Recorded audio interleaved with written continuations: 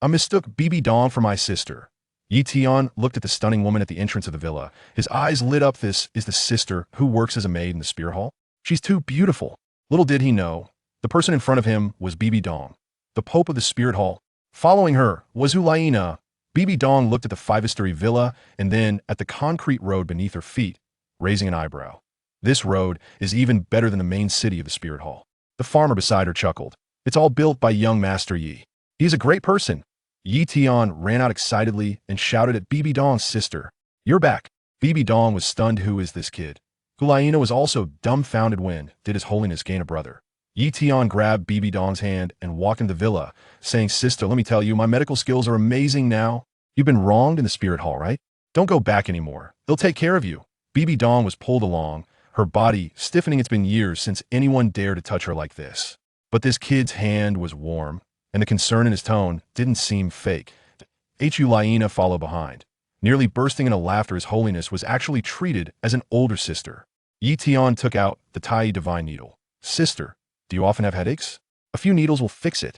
This is a top-tier healing martial soul. It can cure all ailments. Bibi Dong looked at the golden needle, her expression changing. This martial soul she had never seen before. Should she expose Tian? If she admitted it, this free divine doctor would be gone. Ulaina stifled her laughter beside her. Teacher wouldn't really want to be his sister, would she? Tian continued to chatter.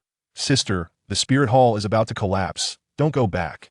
I've saved a lot of money on the EC, and I have an army. No one can bully us.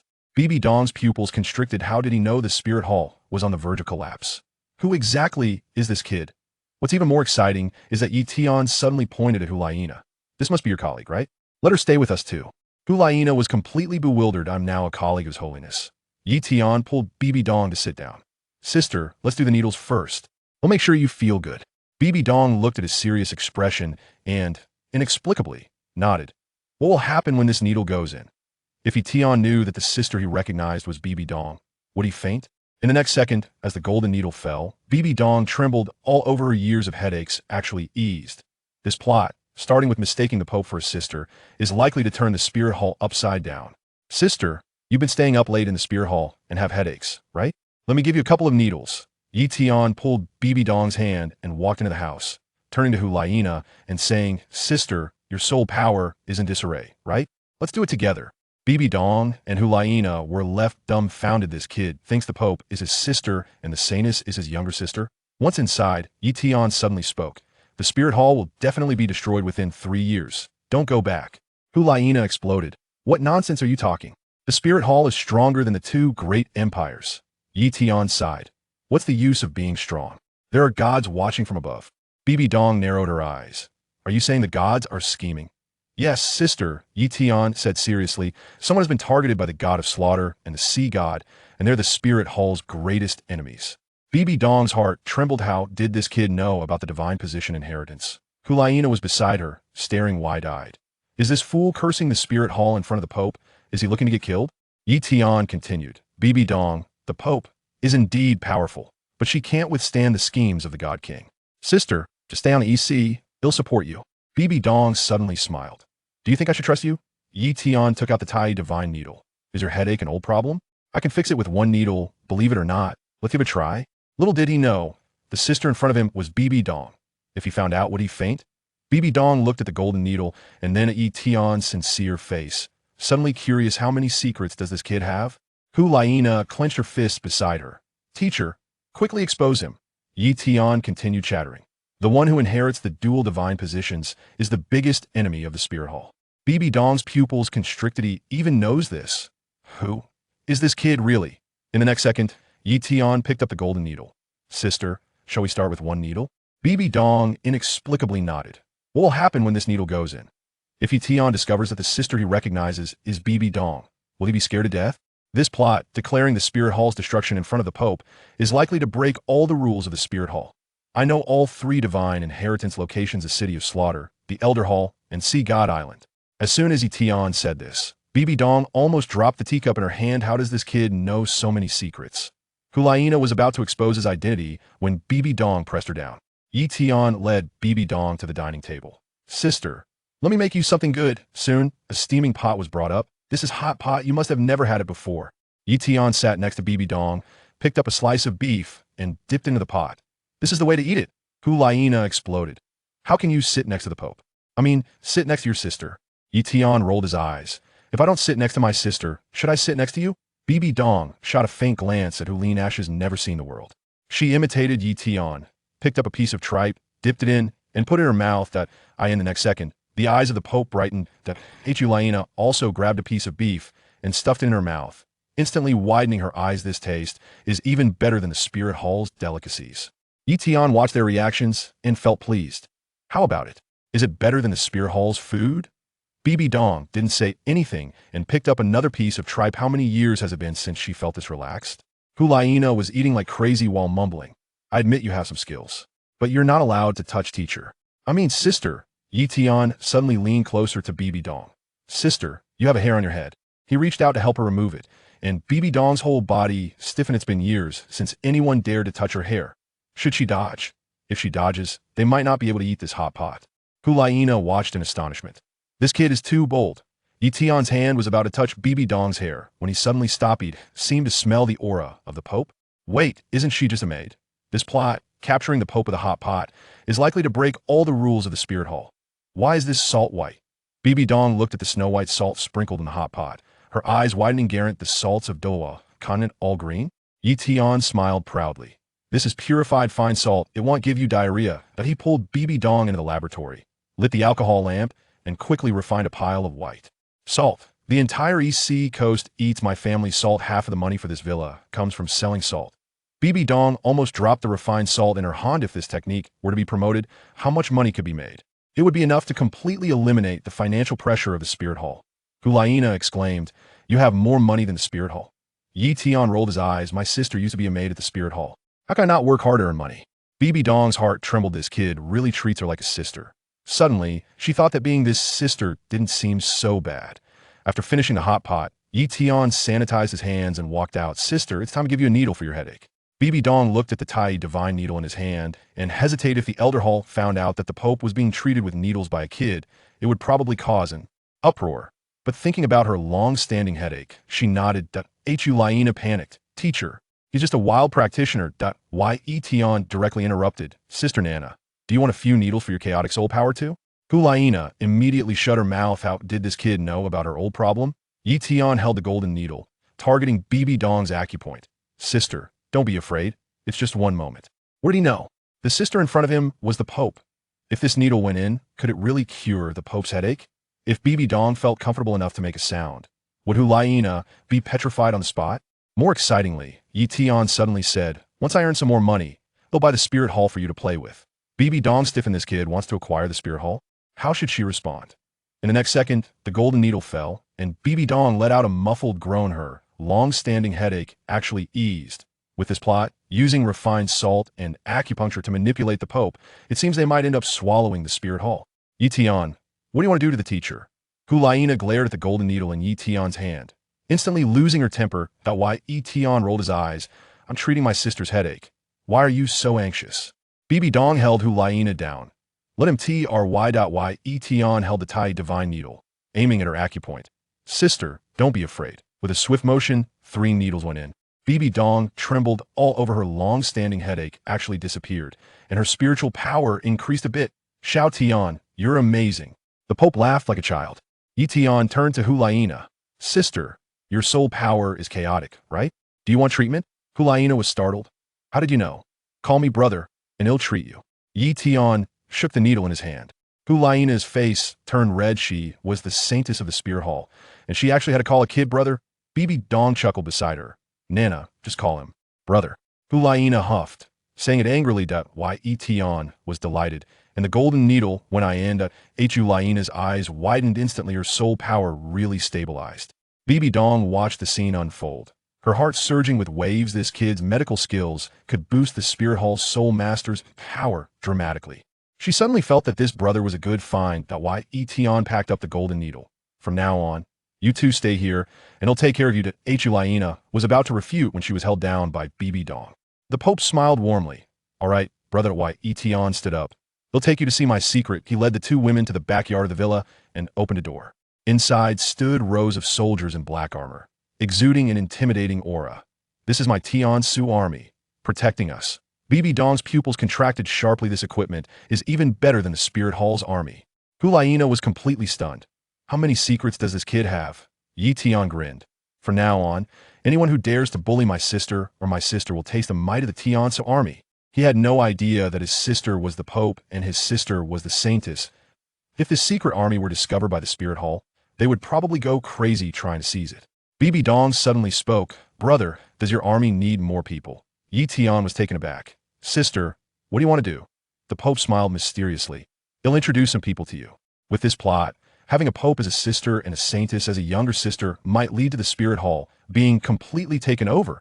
I don't even have half a level of soul power, nor have I ever attached a soul ring. Yi Tian's words left Hulaina dumbfounded. How could the owner of the top-tier martial soul, the Tai Divine Needle, not be a soul master? Bibi Dong was also stunned. Then how do we protect ourselves in this chaotic world? Yi Tian put his arm around her shoulder. Sister, I'm not a soul master, but I have the Tian Su army. Just as they left the villa, a middle-aged man in a black robe knelt halfway. Young master, greetings.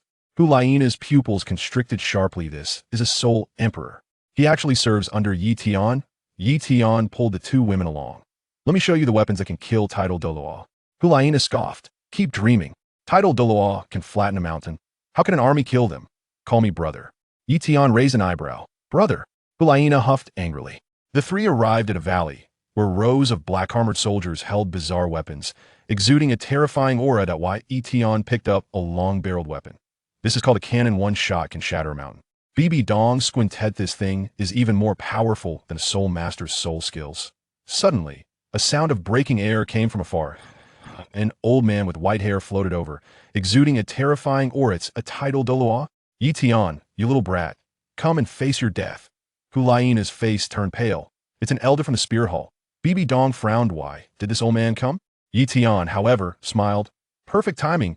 Let me demonstrate for you. He waved his hand. Fire. With a huge bang, the Tidal Douluo was blown away, spitting blood non-stop. Hulaina was petrified on the spot. Was the Tidal Douluo just blown away like that? Bibi Dong was shocked. If this weapon were deployed in the Spirit Hall, unifying the world wouldn't be a dream.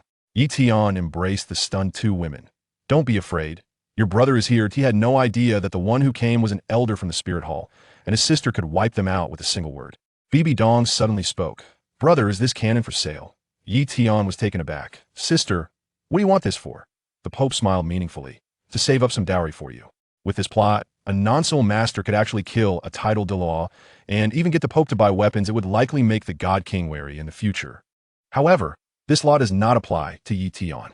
This is a genuine soul emperor. A soul emperor is enough to be the lord of a major city. Yet he is serving under Yi Tian. It's truly unbelievable. Yi Tian chuckled lightly.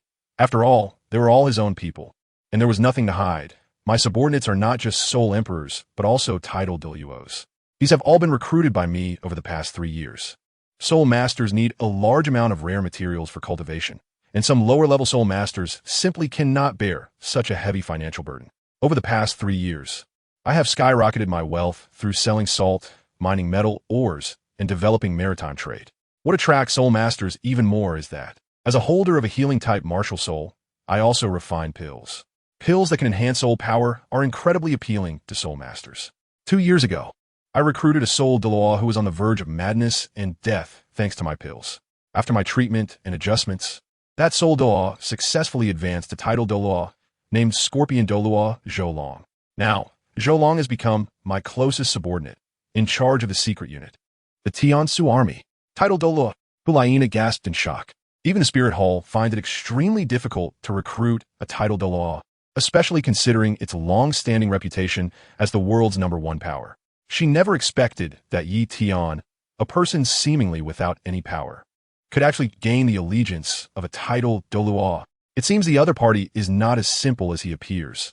No wonder her teacher showed interest in him. Yi Tian gently tapped Hulaina's forehead. Sister, you still need to broaden your horizons. Intelligence is also a part of strength. Just because I don't have cultivation doesn't mean I lack strength. Hulaina rubbed her forehead in annoyance and chuckled. If I knew your sister was a fake, could you still boast about your intelligence? Yi Tian said to the middle-aged man in black robe beside him. 13, go bring the horses. Yes, young master. The man in black immediately sprang into action. Yi Tian introduced to the two women. Since I train the army only for self-defense, I have no intention of exposing it. The army is located in the valley to the north, which is a bit far, so we need to ride horses to get there faster. Hulaina tilted her head and smiled. I'm a bit looking forward to seeing what an army that could defeat a titled Douluo looks like. Yi Tian said calmly. I will definitely surprise you then. 1 hour later, Yi Tian brought the two women to the northern mountains. This tall mountain range, called Haihan Mountain, is a well-known giant mountain by the East China Sea. Inside the mountain, there is a flat valley called Haihan Valley, where the secret troops usually conduct their training. This troop, after all, is for self-defense, so it is not large, only 5,000 people, but they're all elite among elites. From the surface, the valley appears very calm, as if no one has been there. Hulaina, who has strong counter-surveillance abilities, noticed that several gazes were focused on them as soon as she entered the valley.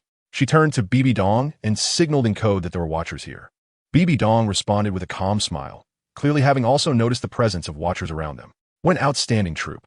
It was unexpected that they were detected immediately upon entering. Hulaina pouted. Yi Tian smiled slightly and said, of course, it took a lot of effort to train them. You are quite impressive too, sister, to have discovered the hidden lookout I arranged. He was about to say, I am someone who has gone through the special training of the Spirit Hall, and even claiming to be among the top tier of Douluo continent wouldn't be an exaggeration. But this was clearly something he couldn't say out loud. The three continued forward and soon encountered a troop marching on foot. The soldiers marched in unison, their military songs ringing out. Upon seeing Yi Tian, they shouted from a distance, hello, young master.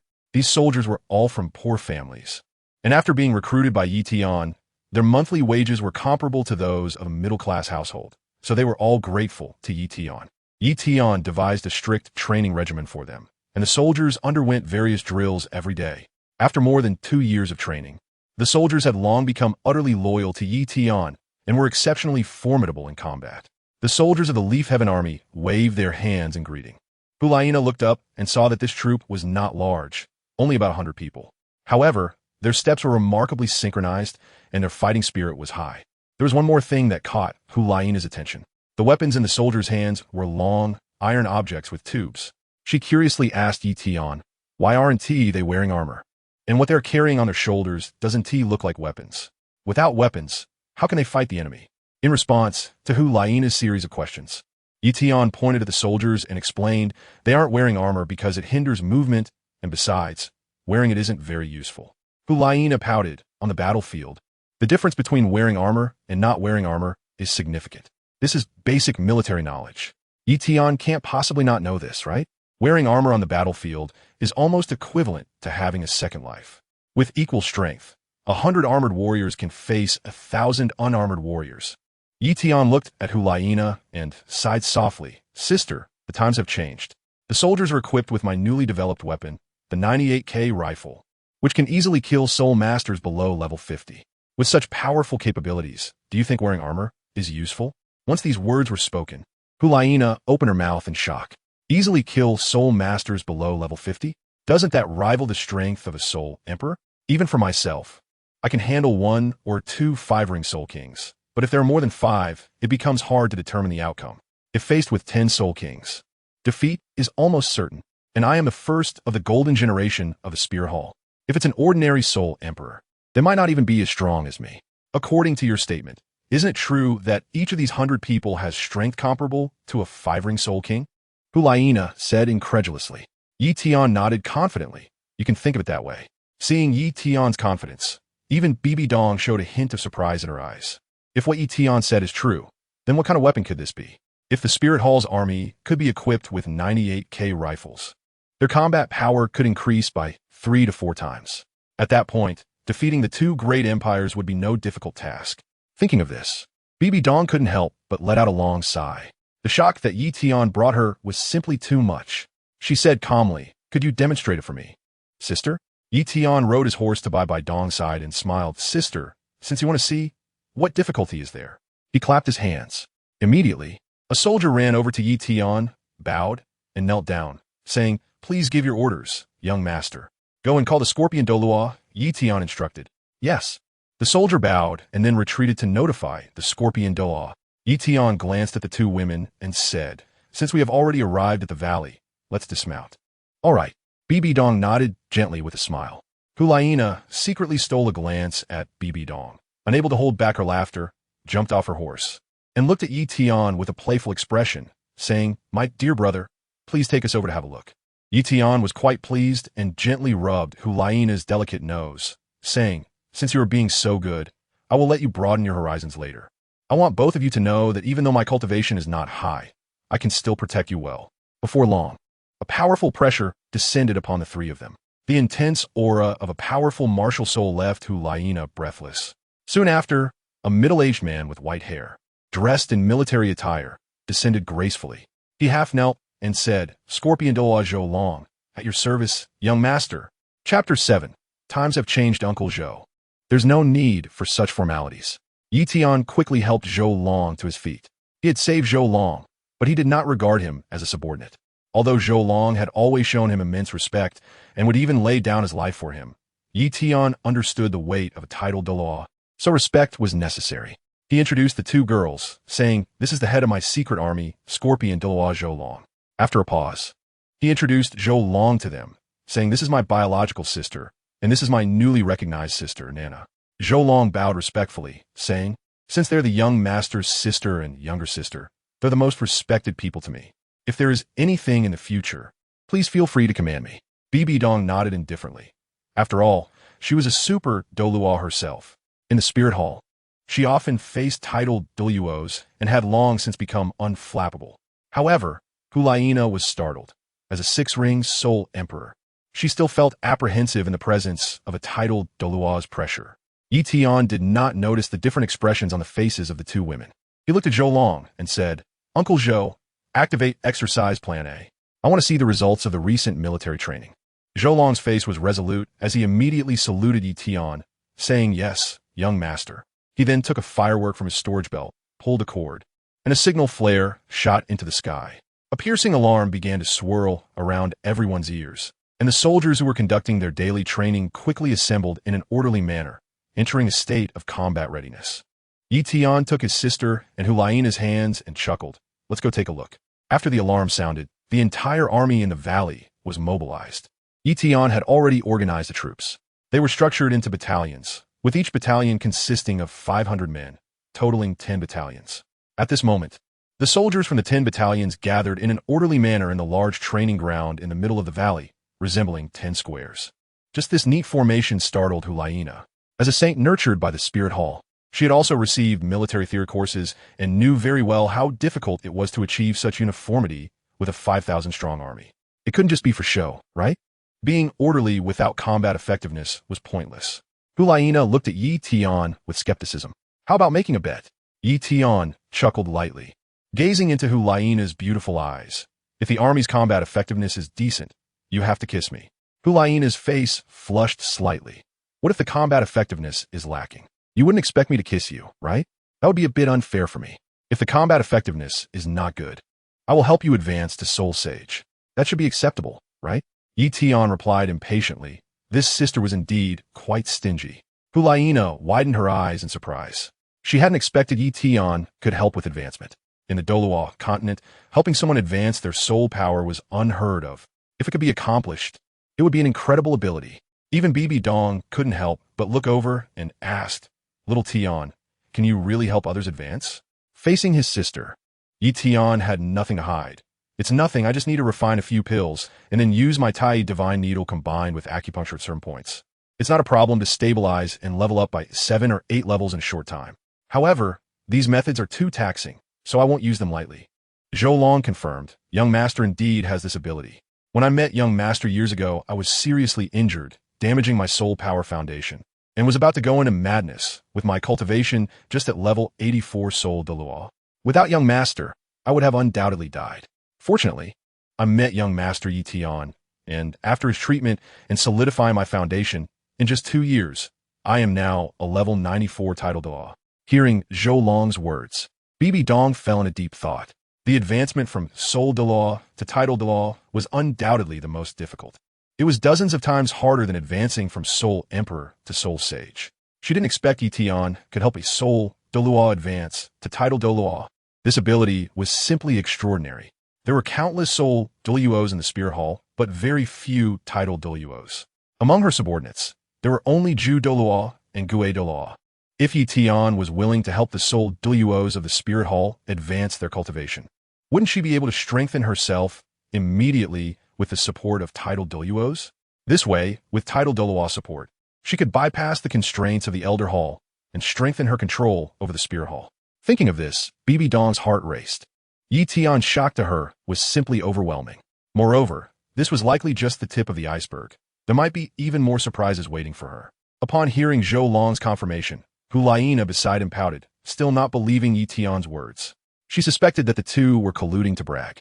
Her strength had been hard-earned, level by level, and she understood that the transition from Soul Emperor to Soul Sage was a significant hurdle in the Soul Master world.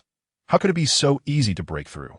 Just as she was having her doubts, Bibi Dong suddenly smiled and said, "Nana, why don't you agree to little Tian?"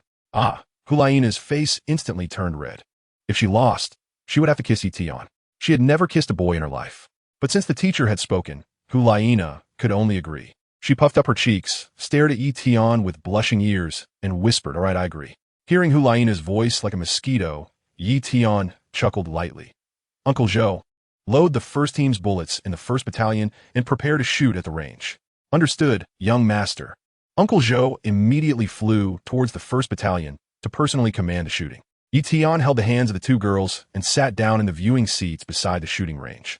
100 people from the 1st Squad were already standing at the shooting position 800 meters away, just waiting for Yi Tian's command. The shooting had not yet started, and Hulaina couldn't help but laugh out loud. "Brother Yi Tian, the soldiers are standing so far away. How are they supposed to shoot? Even a master at the level of Soul Douluo couldn't possibly hit an enemy from 800 meters away, right?" Yi Tian smiled faintly and said, "This is what you don't understand. The longest range of the 98K is 1,200 meters.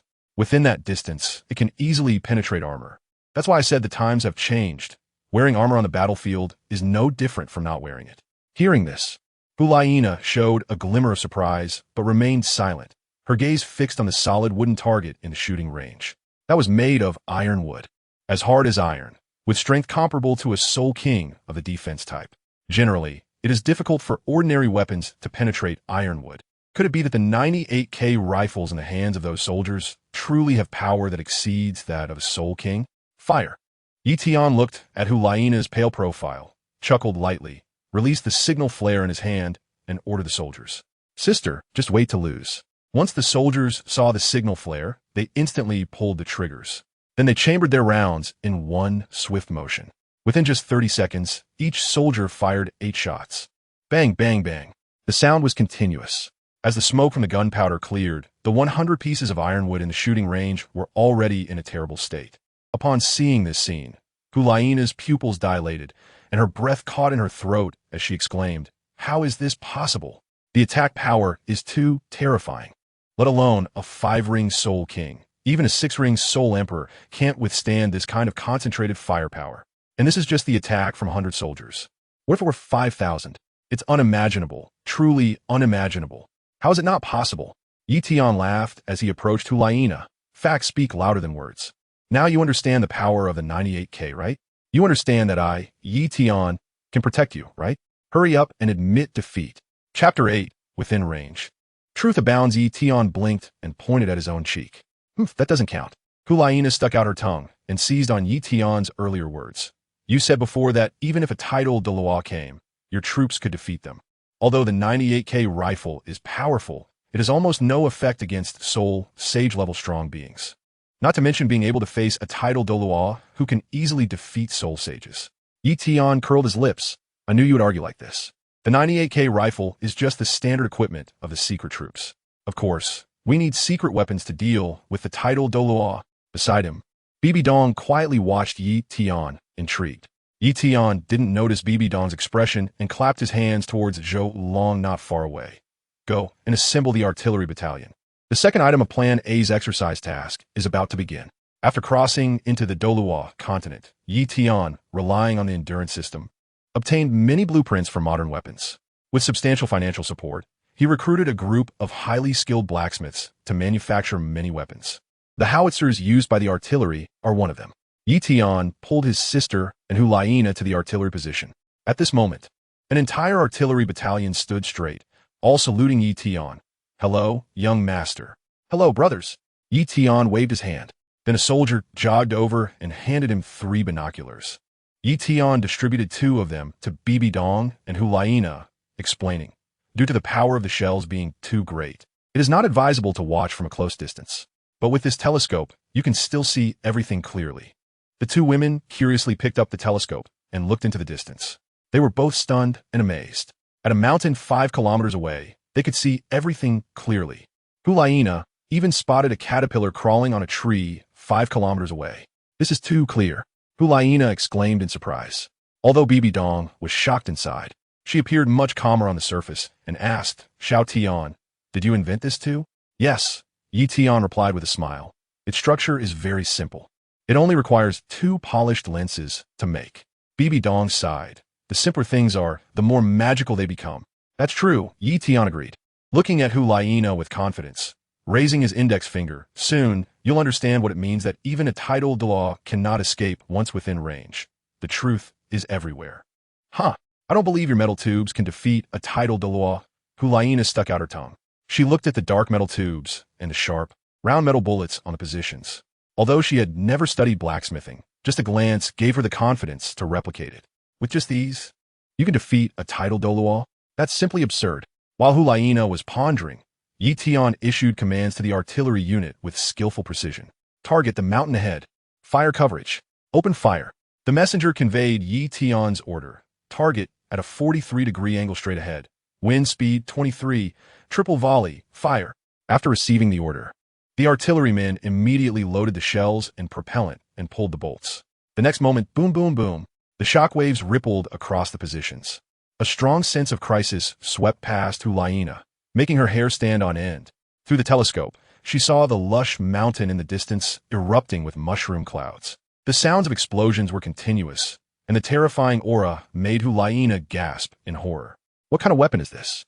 It's truly terrifying." 5 minutes later, the shelling stopped.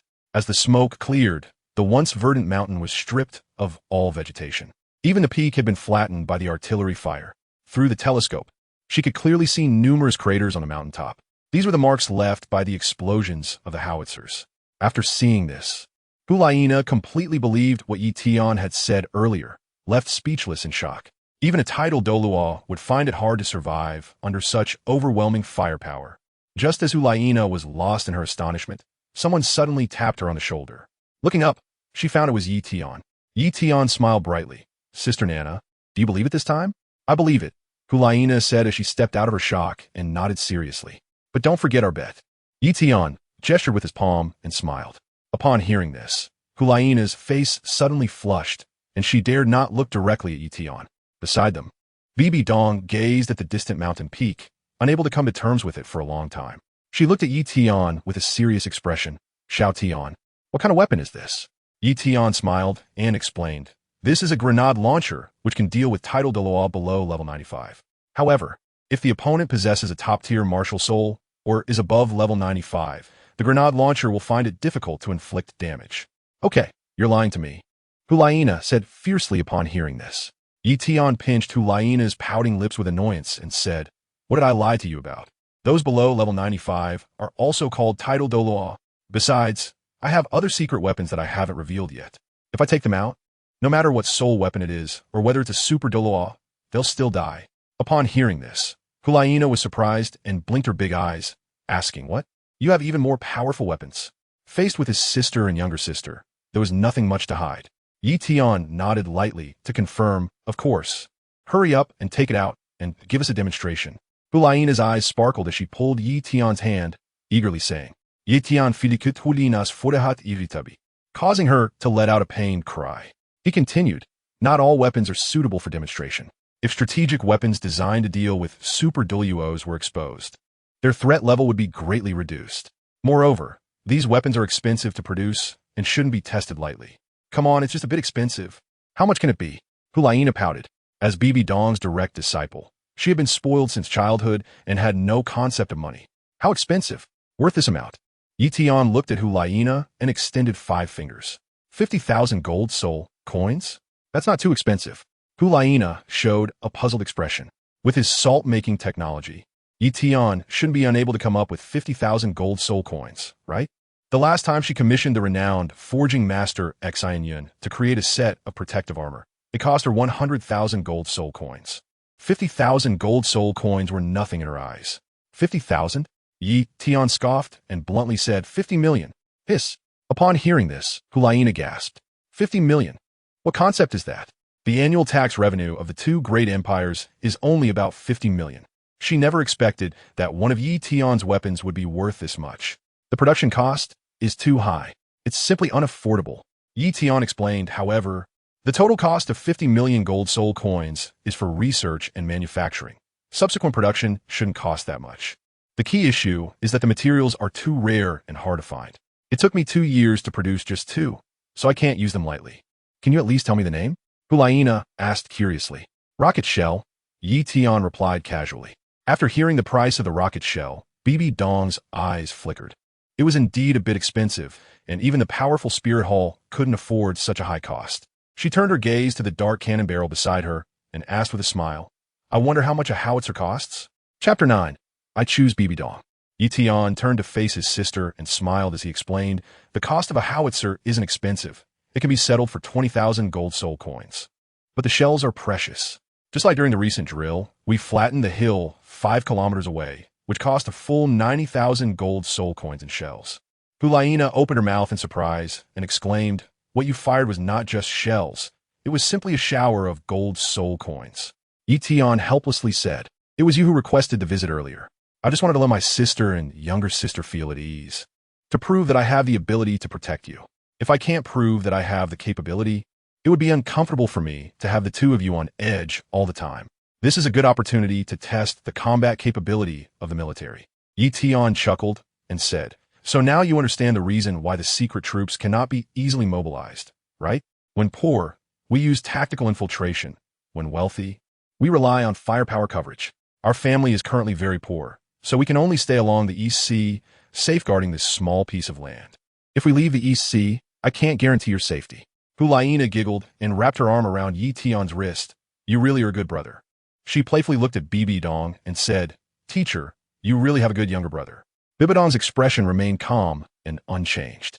Before meeting Yi Tian, she had never considered that there could be weapons to deal with soul masters on the Douluo continent. Now that she had seen what Yi Tian demonstrated, Bibi Dong was actually shocked inside. If the Spirit Hall's army were equipped with powerful artillery, Bibi Dong was confident that she could seize all the power of the Spirit Hall from the Offering Hall and that old man Douluo. Within 3 years, she could lead the Spirit Hall to unify the continent. However, Yi Tian had also mentioned earlier that the cost of shells was expensive. The Spirit Hall's annual tax revenue was only around 70 to 80 million. And among that 80 million, at most half could be applied to the military. At this rate of consumption, the Spirit Hall's economy would collapse in at most a month. It seems she needs to gain Yi Tian's support. With Yi Tian's top-notch intelligence combined with her formidable military power, the Spirit Hall could have a future. Perhaps binding Yi Tian to herself through marriage would be a good choice. Thinking of this, Bibi Dong smiled at Yi Tian. Your performance truly surprises me. Of course, Yi Tian replied nonchalantly. As the saying goes, a scholar should be seen anew after 3 days apart. Not to mention you have been away for 3 years. Today's me is no longer comparable to the past. He opened his arms, looked at the sky, and cheerfully said, from now on, we siblings will focus on developing here by the East Sea, living quietly. No matter how turbulent the Douluo continent is, it won't affect us. After a pause, Yi Tian looked at the golden-haired Hulaina and smiled. And you too, little sister Nana. Hearing this, Hulaina's face turned red, and she playfully complained. I never said I want to stay here. What? Yi Tian suddenly changed his expression. You want to leave? Hulaina raised her neck defiantly and asked, why not? My secret is all known to you. What if you leak it after you leave? Yi Tian gave a glance to Zhou Long beside him. The scorpion Doa, Zhou Long immediately stepped forward, his soul power surging. Upon seeing the scorpion Doa, Hulaina appeared slightly flustered, taking a step back. Her small face warily staring at Yi Tian. What do you want to do? Yi Tian did not pay attention to that, but instead looked at his sister. Sister, is she reliable? Bibi Dong smiled and said, of course she's reliable. Nana has no parents since childhood. She's a pitiful girl. She has been by my side since coming to the Spear Hall, so you can trust her. Hearing his sister's words, Yi Tian waved his hand to Zhou Long, signaling him to step back. He stared at Hulaina and threatened. Why didn't you say you wanted to leave earlier? Since it's for my sister's sake, I won't hold it against you. However, if you dare to leak my secret, I really underestimated this. Nana actually wants to leave. If I had known, I wouldn't have brought her to the Sea Soul Valley. Bibi Dong looked at the two and covered her mouth to laugh, saying to Tian, Xiao Tian, I have a way to ensure Nana won't leak the secret. Hearing this, Tian's eyes lit up, and he stepped forward, asking sister, what is it? Bibi Dong replied, you two should get married.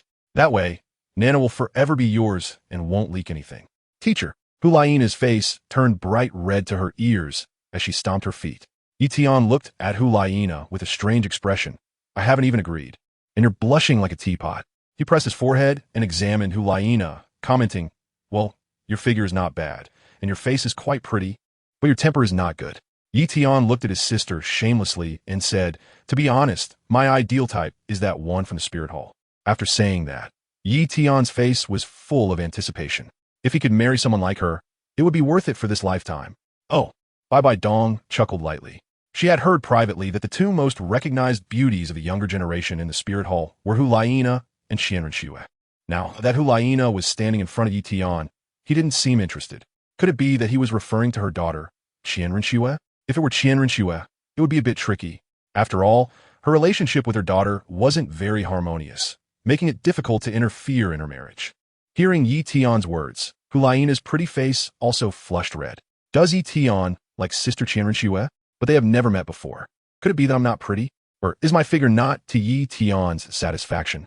As a girl, Hulaina still has a competitive spirit. She raised her eyes, stared at Tian, and asked with a flushed face, Tian, who do you prefer, Hulaina from the spirit hall or Qianrenxue? Hulaina and Qianrenxue? Tian was a bit confused. Although he had never seen the real person, he had read the novel Douluo Continent. Faced with Sister Nana's question, he pondered for a moment before hesitantly saying, in terms of appearance, Hulaina is a bit more beautiful. But in terms of figure, Qianrenxue, with her long legs, is obviously better. In any case, each has its own merits. Oh, Hulaina's fair face was filled with a smile as she said, your answer is quite watertight. You mentioned the strengths of both sides. Then, she fixed her gaze on Tian's eyes and said, but just like there are rankings in studies, there must be a distinction between the two. If you want to marry a wife, which one do you really want from the spirit hall?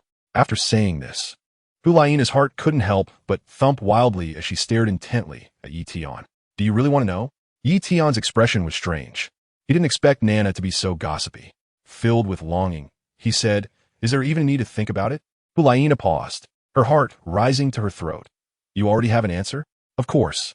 Tian raised his head, his eyes full of yearning as he said, if I had to choose, I would definitely choose the Pope Bibi Dong. As soon as these words came out, Hulaina was dumbfounded, and she instinctively looked at the teacher beside her. Hearing this, Bibi Dong's expression also froze for a moment. Yet Tian ignored the expressions of the two girls and spoke confidently about his thoughts. Think about it. Bibi Dong has such a great figure, fair skin, beautiful looks, long legs, and most importantly, her face is pretty. She practically has all the advantages of a girl. Tian looked at the two girls and said mysteriously with a smile, of course, looks are secondary. When it comes to marriage, what matters most is valuing each other's talents and abilities. Just look at Bibi Dong, who holds a high position and is the current pope of the Wuhuan Hall. Not only that, but she is also one of the only two dual martial soul holders in the world, and at such a young age. She has already become a super Douluo with outstanding strength. I'll let you in on a secret. Bibi Dong is actually the heir of the Rakshasa god. A woman who possesses talent, beauty, and strength like her is my greatest love. Hulaina and Qianrenxue are nothing compared to her. Tian was immensely proud of his own insight. In his moment of pride, however, he noticed that both his sister and his younger sister Nana were staring at him with unfriendly eyes. He was momentarily taken aback and asked with a strange expression, Sister, Nana, what kind of look is that? Did I say something wrong? Are you two feeling jealous? Tian was suddenly enlightened. It seemed that his sister and Nana also counted as members of the spirit hall. Just now, he had only been thinking about Bibi Dong, Hulaina, and Qianrenxue, completely forgetting to include his sister and Nana. It must have been his oversight in not considering them that led to this unfriendly gaze. Indeed, a woman's heart is as deep as the sea, and it's hard to guard against. Tian was at a loss for words, feeling both amused and helpless. At that moment, Hulaina shot a glance at Tian and mechanically turned her head to look at Bibi Dong. This Tian was too arrogant. Not only did he comment on the teacher's appearance in front of her, but he also exposed the teacher's secret. To be honest, she was shocked as well. She didn't expect the teacher to be the heir of the divine throne. This meant that it wouldn't be long before the teacher would become a god. Oh my. The teacher is too powerful. It's over. Tian is done for. Hulaina secretly prayed, hoping the teacher would go easy on him later. However, Bibi Dong's expression was inscrutable as she looked at Tian with a hint of interest. Do you not know that Xianren is my daughter? Tian was full of disdain and lightly scoffed. Sister, what era is it now? So what if you have a daughter? Who knows?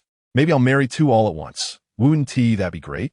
Upon hearing this, Hulaina gasped in shock and silently stepped back. If Tian had a chance to remedy the situation before, it seemed now there was no way to save it. Noticing his sister's displeased expression, Tian scratched his head in confusion and asked, Sister, why are you suddenly unhappy? I was just talking about my ideal wife. The spirit hall is about to collapse. I'm just trying to avoid trouble. How could I possibly bring Bibi Dong home? He added in an attempt to salvage the situation. In my eyes, compared to you, Bibi Dong is like a firefly next to the bright moon. So, in the future, I want to marry someone as gentle as you. At the very least, I should marry a cute wife like little Nana. He had previously been focused on discussing the women of the spirit hall and had forgotten that his sister and Nana were also among them. He hoped this attempt to remedy the situation was still timely. This was a rather nice thing to say. Bibi Dong's eyes smiled, seemingly without any intention of blaming him. However, Hulaina appeared slightly dissatisfied. Smooth talker. In the face of Tian's words, Bibi Dong ultimately did not pursue the matter further. Tian didn't think too deeply. After showing the two women around the Tian Su army's performance, they left the valley. Today was a rare sunny day. Hulaina looked up at the sky, took a deep breath, and cheerfully suggested, Teacher, how about we walk back to the villa? We rode too fast on the way here, and I didn't have time to appreciate the scenery around us. Their initial purpose was to vacation by the East Sea.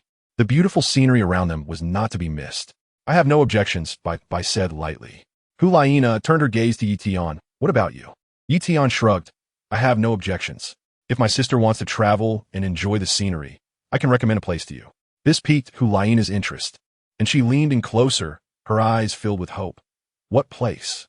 She had been accustomed to the noisy environment of Spirit City for years, and seeing the tall buildings made her yearn for the tranquil and beautiful countryside scenery. This was also why she suggested to her teacher to take a break by the East Sea. Tian Quan pointed to the lush mountains and forests in the distance, chuckling. The butterfly farm must be a place you long for. Butterfly farm?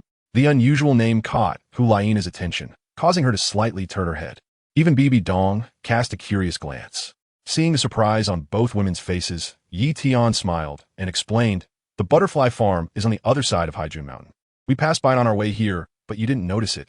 The butterfly farm is a farm I purchased 2 years ago to grow some experimental plants. The scenery there is beautiful, especially with the abundance of butterfly-type soul beasts that dance gracefully every evening, like a startled swan or a gliding dragon. Wow.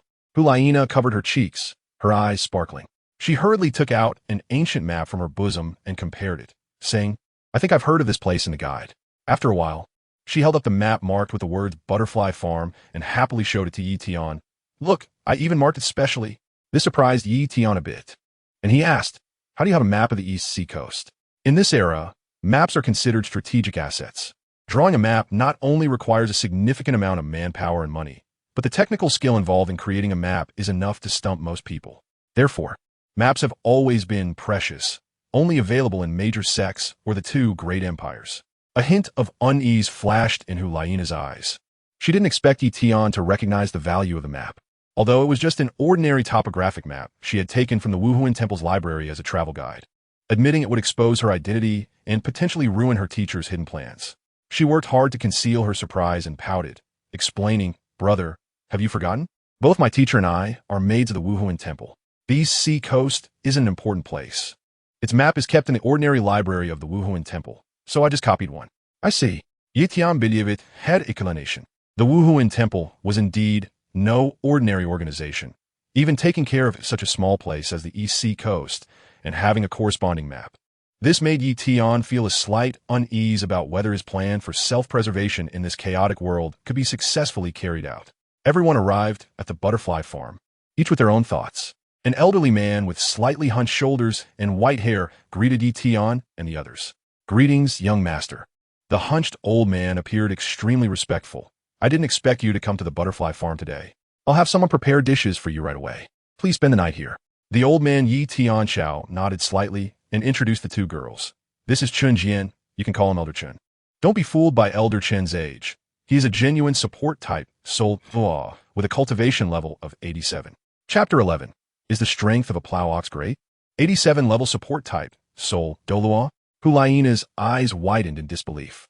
It is well known that support-type martial souls on the Douluo continent find it very difficult to achieve significant accomplishments. Even the powerful seven-treasure glazed tile school has its sect master, Ning Fengji, at only 79 level soul sage, not even a soul Douluo, not to mention other soul masters without the resources provided by sections. However, Tian told her that this hunchbacked old man in front of her is a support-type soul Douluo, and with a cultivation level of 87. Such a level could break the record for support-type levels on the Douluo continent. She asked in disbelief, Elder Chun, what is your martial soul? Elder Chun smiled kindly and released his martial soul in his hand. It's nothing special, just a sunlight mushroom that can assist in the growth of plants. What can assist in the growth of plants? Hulaina stepped back in shock. This is too incredible. On the surface, it seems like there's nothing special about it. But when applied in practice, one understands how extraordinary this martial soul is. The history of the Spirit Hall recorded a 69-level support-type soul master with a sunflower martial soul, whose martial soul also accelerated plant growth. And it could accelerate it by 1,000 times. What does this mean? The growth cycle of a heavenly material and treasure is 1,000 years. With the assistance of Soul Master's aura, it could grow into shape in just 1 year. The enhancement effect of heavenly materials and treasures on a soul master's soul power goes without saying. Having such a soul master means a large supply of heavenly materials and treasures, enhancing the strength of the soul masters. This is simply a strategic figure that a force dreams of having. Seeing the indescribable shock in Hulaina's eyes, the white-haired Chun Jian chuckled, Little girl, there's no need to be so surprised. Before meeting young Master Tian, I didn't even know what my martial soul was capable of. I once thought my martial soul was useless, with soul power only at 48. But after meeting young Master Tian, I realized that planting plants is my talent, and my soul power has quickly improved. All of this is thanks to young Master Tian. Since you're brought here to this butterfly farm by young Master Tian, it shows you have a good relationship with him. As long as you stay by young Master Tian's side for a few years, I believe your achievements will surpass mine. Upon hearing this, Hulaina mechanically turned to look at Tian.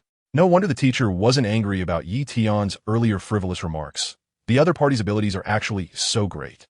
Sister, why are you looking at me like that? Tian felt uncomfortable under her gaze and tried to change the subject. I didn't expect you to have such great abilities. Brother, Hulaina murmured. Just average. Tian waved his hand, downplaying it. He pointed to the farm and said, not only are there beautiful butterfly soul beasts inside, but there are also many delicious things. Let's hurry in. Beside them, Bibi Dong looked at the hunchbacked old man, Chun Jian, with interest. She then shifted her gaze to Tian with a hint of jealousy and said, have you forgotten about me, your sister, now that you have a little sister? How could that be? Tian rolled his eyes and took his sister's hand. How can little sister Laina compare to you, sister? After all, we are family. This made Bibi Dong smile happily. On the other side, Hulaina was somewhat displeased, pouting her lips high, crossing her arms, and muttering softly. Earlier I bet and owe you a kiss. Now I've decided to break the contract and not be the good person anymore. Oomph. I have no opinion if you don't want to be good. Who cares? Tian shot a glance at Nana, took his sister's hand, and strode into the farm. The previous bet was just a joke. He wasn't the kind to see a girl unable to walk. It didn't matter whether there was affection or not. Compared to his sister, this younger sister was not needed. Hulaina was stunned, but she saw the teacher being pulled away by Tian, turning around to make a heart gesture towards her. Hulaina stomped her feet in anger. So infuriating. The elder Chun Jian watched this scene, chuckling and shaking his head, advising Hulaina, the young master and young lady have depended on each other since childhood. You could say the young lady raised the young master. If you insist on comparing yourself to the young lady, how could the young master give way? That's true. Hulaina understood with a sense of loss. Her current identity and the teacher's identity were not comparable in front of Tian. It is normal for Tian to lean toward his teacher. However, Hulaina soon became confused, wondering why she felt jealous. Had she really just competed for attention with her teacher? not wanting to dwell on things she couldn't understand. Hulaina shook her head to clear her mind and quickly followed Yi Tian and the teacher. She grabbed Yi Tian's other hand and said irritably, "At least I'm your sister. Holding my sister's hand isn't too much to ask, right? Then you should fulfill the bet we made earlier." Yi Tian looked at Hulaina's delicate face and said. Hulaina glanced around. On both sides of the farm road, many farmers were working. At this moment, fulfilling the bet would surely draw the attention of most people. Her face flushed. "There are too many people. What's wrong with that?" Nah, you're too timid," Yi Tian said, shaking his head, but he didn't pull his hand away from Hulaina's grip. Bibi Dong curiously looked towards the farmers plowing the land along the sides of the farm road. The farmers leaned on the plow, continuously turning the soil under the pull of the oxen. Initially, Bibi Dong didn't feel that there was anything special about this. Suddenly, her expression froze, and the more she looked, the more surprised she became, even stopping in her tracks. Yi Tian, who suddenly felt the tug on his hand lessen, turned around and looked at Bibi Dong in confusion, asking, "Sister, why did you stop?" Bibi Dong murmured, "It shouldn't be like this." "What shouldn't it be?" Yi Tian asked curiously, walking over to his sister, admiring her beautiful face, and following her gaze to see the farmers working the fields. "Sister, what's wrong?" Yi Tian asked again. Even Hulaina leaned in curiously to look at the plowing farmers, saying, "The oxen are pulling the plow to till the land. There's nothing special about that." However, Bibidong's eyes were filled with shock and astonishment. As a soul master who came from a rural background, Bibi Dong paid a lot of attention to agriculture. Agriculture not only concerns the livelihoods of ordinary people across the Douluo continent, but is also a significant source of tax revenue for the two great empires. It can be said that most of the wealth that soul masters and nobles rely on for their basic needs comes from the farmers. Bibidong's ambition to unify the continent has an important goal: to stop the exploitation of farmers by the nobles. If it were anyone else who wasn't familiar with agriculture, they wouldn't be surprised by the scene before them. But she is Bibi Dong, who knows agriculture inside and out. The speed at which the farmers were plowing was astonishingly fast, at least twice as fast as in other places. This meant that in the same amount of time, farmers could cultivate more land and gain more profits. If this method could be promoted, it would bring about a revolutionary change for farmers across the continent. Bibi Dong, not caring that the roadside was a bit muddy and that the dirt might stain her, walked directly into the field and asked the farmers, "How can you plow so quickly?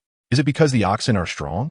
Chapter 12, 5,000 gene per acre. Seeing his sister so concerned about the farmers, Yi Tian had no choice but to follow her. Hulaina hesitated for a moment, then finally took off her expensive shoes and, barefoot, followed behind Yi Tian into the fields. When faced with Bibidong's question, the farmer uncle paused his work and looked up to ask, "Who are you?" "He is my sister," Yi Tian explained as he caught up. The farmer, upon seeing Yi Tian's appearance, was taken aback. "Oh my, young master, what are you doing in the fields? You shouldn't be in such a dirty place." Yi Tian interrupted the farmer's words with a light laugh. "Don't forget, all the farming techniques were personally taught and promoted by me. The farmland isn't unfamiliar to me, and I don't think getting my hands dirty is messy. It's also a joy in life." The farmer looked at Yi Tian with gratitude. Last year, there was a flood by the sea that caused many to starve. Only they were spared from the disaster. The farmers on the farm could live warm and well-fed lives, all thanks to young Master Yi Tian. The farmer then turned to Bibi Dong, realizing that this beautiful woman before him was actually Yi Tian's sister, truly a fairy in the world. Her smile was gentle, and she was indeed a family member of Yi Tian, with no airs about her. Since she was Yi Tian's sister, there was no need to hide anything regarding the plowing issue, so the farmer straightforwardly explained, "Our plowing speed is fast not because the oxen are strong. The secret lies in this plow head." The farmer smiled as he patted the curved plow head.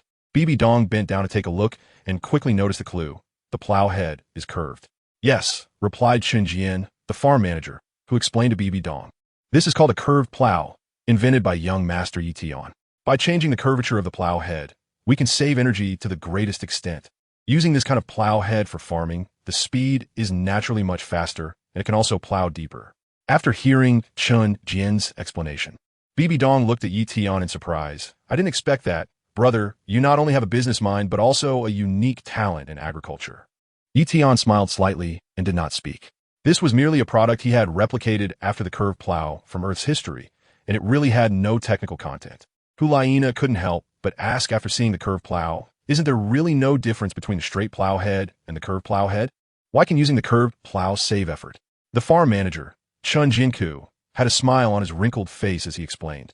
Some things are hard to distinguish on the surface, but the differences can be significant. For example, when lifting a bucket of water, is the effort the same when your arm is vertical to the ground versus when it is parallel to the ground? Obviously, it's different, Hulaina blurted out. Chun Jin chuckled lightly. The curved plow works on the same principle. According to young Master Yi, the point of force application is different, so the useful work done is also different. Hulaina was astonished, her eyes slightly wide. Useful work? What is that term? Young Master Yi said it's called physics. Actually, I understand a bit of it as well, Chun Jin said. Physics?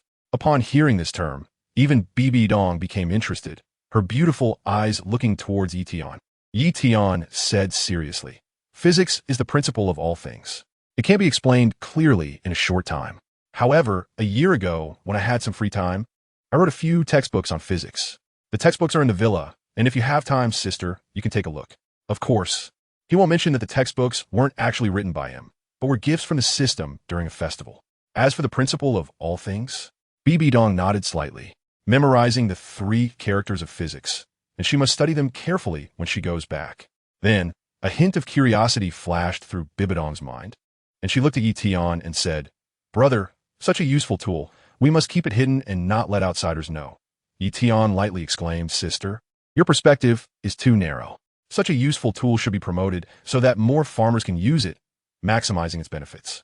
It seems that you're truly afraid of poverty. Keeping the secret of the curved plow may indeed allow your farm to make more money. But that's not the kind of money I want to earn. Moreover, the secret of the curved plow is too simple. It's so simple that you can remember it just by taking a glance and then replicate it. So rather than keeping a secret, it's better to openly announce it and win people's hearts. This response caused a flash of surprise in Bibi Dong's eyes. She didn't expect Tian to be not only clever, but also very principled. As the Pope for many years, she had rarely encountered someone as principled as Tian. Have you already promoted it? Bibi Dong asked, suppressing her surprise.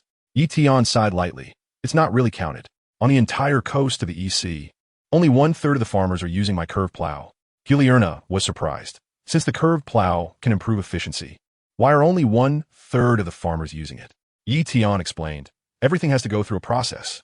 I'm not the ruler of the EC, so I can't force the farmers to use the curved plow. I see. Hulaina expressed regret. It's so difficult to promote, even in a small place like the EC. I wonder how many years it would take to promote it across the entire continent. Yes. Chun Jin deeply agreed. It's truly a pity that such a useful tool cannot be promoted throughout the continent. Bibi Dong said with a smile. What if there were forces behind the scenes pushing for it? For example, the 2 great empires or the spirit hall? Tian heard his sister's words and let out a nasal laugh. How is that possible? The 2 great empires and the spirit hall would pay attention to such a small place like the EC shore? They could even accurately find the invention of the curved plow and promote it. It's like looking for a needle in a haystack. Upon hearing this, Hulaina covered her mouth and let out a chuckle. Tian stared at Hulaina's profile. Sister Nana, what are you laughing at? Am I laughing? Hulaina replied with a sincere expression, denying it. That guy Tian actually said in front of the Pope that the spirit hall wouldn't pay attention to him. It's really too funny. Suddenly, her attention was drawn to a cart on the road, filled with a bunch of round yellow things. She had never seen such a plant before, so she turned to Tian and asked, Brother, what are those round plants? Those are potatoes, Tian replied straightforwardly, having nothing to hide. Potatoes? Even Bibi Dong was intrigued by this term. She had never heard of such a crop before. Seeing the confusion on Bibi Dong and Hulaina's faces, Chun Jinku's expression suddenly became lively as he explained to Bibi Dong, Miss, it's normal that you don't know what potatoes are since you haven't been home for years. This is a crop that young Master Tian discovered in the deep mountains, with a yield of up to 5,000 pounds per acre. Chapter 13. Volcanic fertilizer, huh? Bibi Dong couldn't hold back her expression any longer. Did she just hear that correctly? 5,000 pounds per acre. What kind of crop is this? The main crop on Douluo continent is wheat, which can yield 400 pounds per acre with sufficient irrigation, and that is already considered a bumper harvest. But if potatoes can yield 5,000 pounds per acre, does that mean there will be no more famine on Douluo continent in the future? It is known that tens of thousands of people die from famine each year due to drought or flooding across various regions. Agricultural disasters are a problem that both empires and the Spirit Hall have to face every year. But what did Chen Jian say? Potato is yield 5,000 pounds per acre. Planting 1 acre of potatoes means it can replace 12 acres of good farmland. Bibi Dong was momentarily breathless. This number was simply terrifying, compared to Bibi Dong's inner shock. Hulaina's reaction was more direct. She pouted and said, "Old Chun, are you trying to fool me and the teacher? Although I haven't farmed before, I know that there are very few fields on the entire continent that yield 500 pounds per acre. If you said it was 1,000 pounds, I could still believe it. But 5,000 pounds is just too much. Even if they grow by drinking water, they can't possibly yield that much." Chun Jian stroked his white beard and chuckled. "It's normal not to believe it. When young Master Yi Tian first told me, I also didn't believe it at all. How could there be crops with such high yields in the world? But after I actually saw potato cultivation, I completely believed it." Meanwhile, Yi Tian walked over to Hulaina, patted her shoulder, and said casually, "When have I ever deceived you? Right now is the season for potato harvest. In the southern part of the farm is the potato planting area. If you don't believe it, you can go take a look yourself." This not only attracted Hulaina's interest, but also caught Bibi Dong's attention. The significance of potatoes was immense. If what Yi Tian said was true, the benefits could not be measured with a precise number. This could not only solve the people's food and clothing problems, but also increase the Spirit Hall's tax revenue. This meant the Spirit Hall could recruit more powerful soul masters. Seeing that his sister was also quite interested, Yi Tian suggested, "Why don't we dig up some potatoes ourselves and have the farm kitchen make us a potato dinner?" "Good." Hulaina was the first to raise her hand in response. Eating crops harvested by themselves would be the sweetest. She had been practicing in Spirit City and rarely got to experience such joyful things. Now that she had the chance, she had to try it. Upon hearing Hulaina's agreement, Yi Tian turned his gaze to Bibi Dong. Bibi Dong also nodded lightly. Ever since she became the Pope, she had to deal with numerous political affairs every day, not to mention entertainment. Sometimes she didn't even have time to eat. She truly missed the days of helping her parents harvest crops as a child. Those were some of the few warm memories hidden deep in her heart. Under Yi Tian's lead, everyone headed towards the southern part of the farm. Hulaina didn't forget to jog along the road, pick up her shoes, then returned to Yi Tian's side and took his wrist again. Soon, they arrived at the southern part of the farm and saw large fields of green, mature potato plants. The tall potato vines stood upright, and many farmers were diligently digging for potatoes. Bibi Dong was the first to step forward and pulled up a potato vine.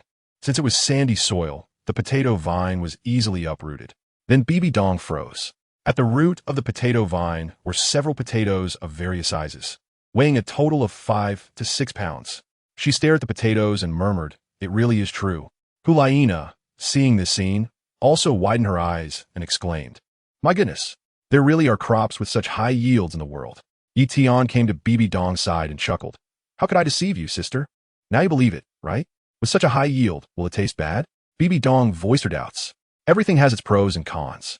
Since potatoes have a high yield, there must be disadvantages in other aspects. "Not all. It's not hard to eat." Yi Tian shook his head in denial. Potatoes can not only be a staple food, but they can also be stir-fried. Moreover, if cut into strips and fried in oil until golden brown, paired with special spices, it can even be a gourmet dish. Chun Jian took over the conversation. Potatoes can be ground into flour, and potato flour can be made. The potato flour produced on the farm has become popular along the East Sea and is well received by everyone. Hearing Yi Tian's words, Hulaina was almost drooling. Stepping forward to grab Yi Tian's collar, looking eagerly and asking, "Brother, is this potato really as delicious as you say? You greedy little thing. You'll know tonight when you try it." Yi Tian pressed Hulaina's forehead, calling her a food lover. Hulaina didn't mind Yi Tian's action at all and nodded seriously. This reminded her of the hot pot she had eaten at Yi Tian's house before, which was simply a delicacy. She even thought about permanently staying by Yi Tian's side, so she could always enjoy delicious food. No, how could I have such thoughts? Being greedy will make me gain weight. Moreover, I am the future saintess of the Spirit Hall. My teacher definitely won't let me stay. Then why not persuade my teacher to stay together? While Hulaina was struggling internally, Bibi Dong, who was deep in thought, suddenly noticed the land next to the potatoes. On the adjacent land, there was a tall stem plant with long vines, unlike the thick roots of potatoes. She looked at Yi Tian, pointed to the nearby land, and curiously asked, "Is this also a potato?" Yi Tian shook his head and pointed out, "This is sweet potato, but it's not fully mature yet. It needs a round of fertilizer, and then we have to wait for about a month before we can harvest." "Fertilizer?" Bibi Dong was taken aback. Following Yi Tian, She often heard new and intriguing terms. The old man Chun Jian stepped forward to explain, fertilizer is the nutrients that plants need to grow. Just like how we humans get plump by eating meat, land that is fertilized can yield more produce. Chun Jian also provided an example. I once conducted an experiment on a farm. In the same wheat test field, the wheat without fertilizer yielded only 500 pounds per acre. However, the wheat that received fertilizer could yield up to 200 pounds per acre. Can wheat really yield 200 pounds per acre? Bibi Dong, who usually had a good grasp of expressions, was completely astonished. It's important to note that increasing wheat yield has been a focus of research for the two empires and the Spirit Hall. The Spirit Hall even has a dedicated department for researching related issues, staffed by food type and support type soul masters.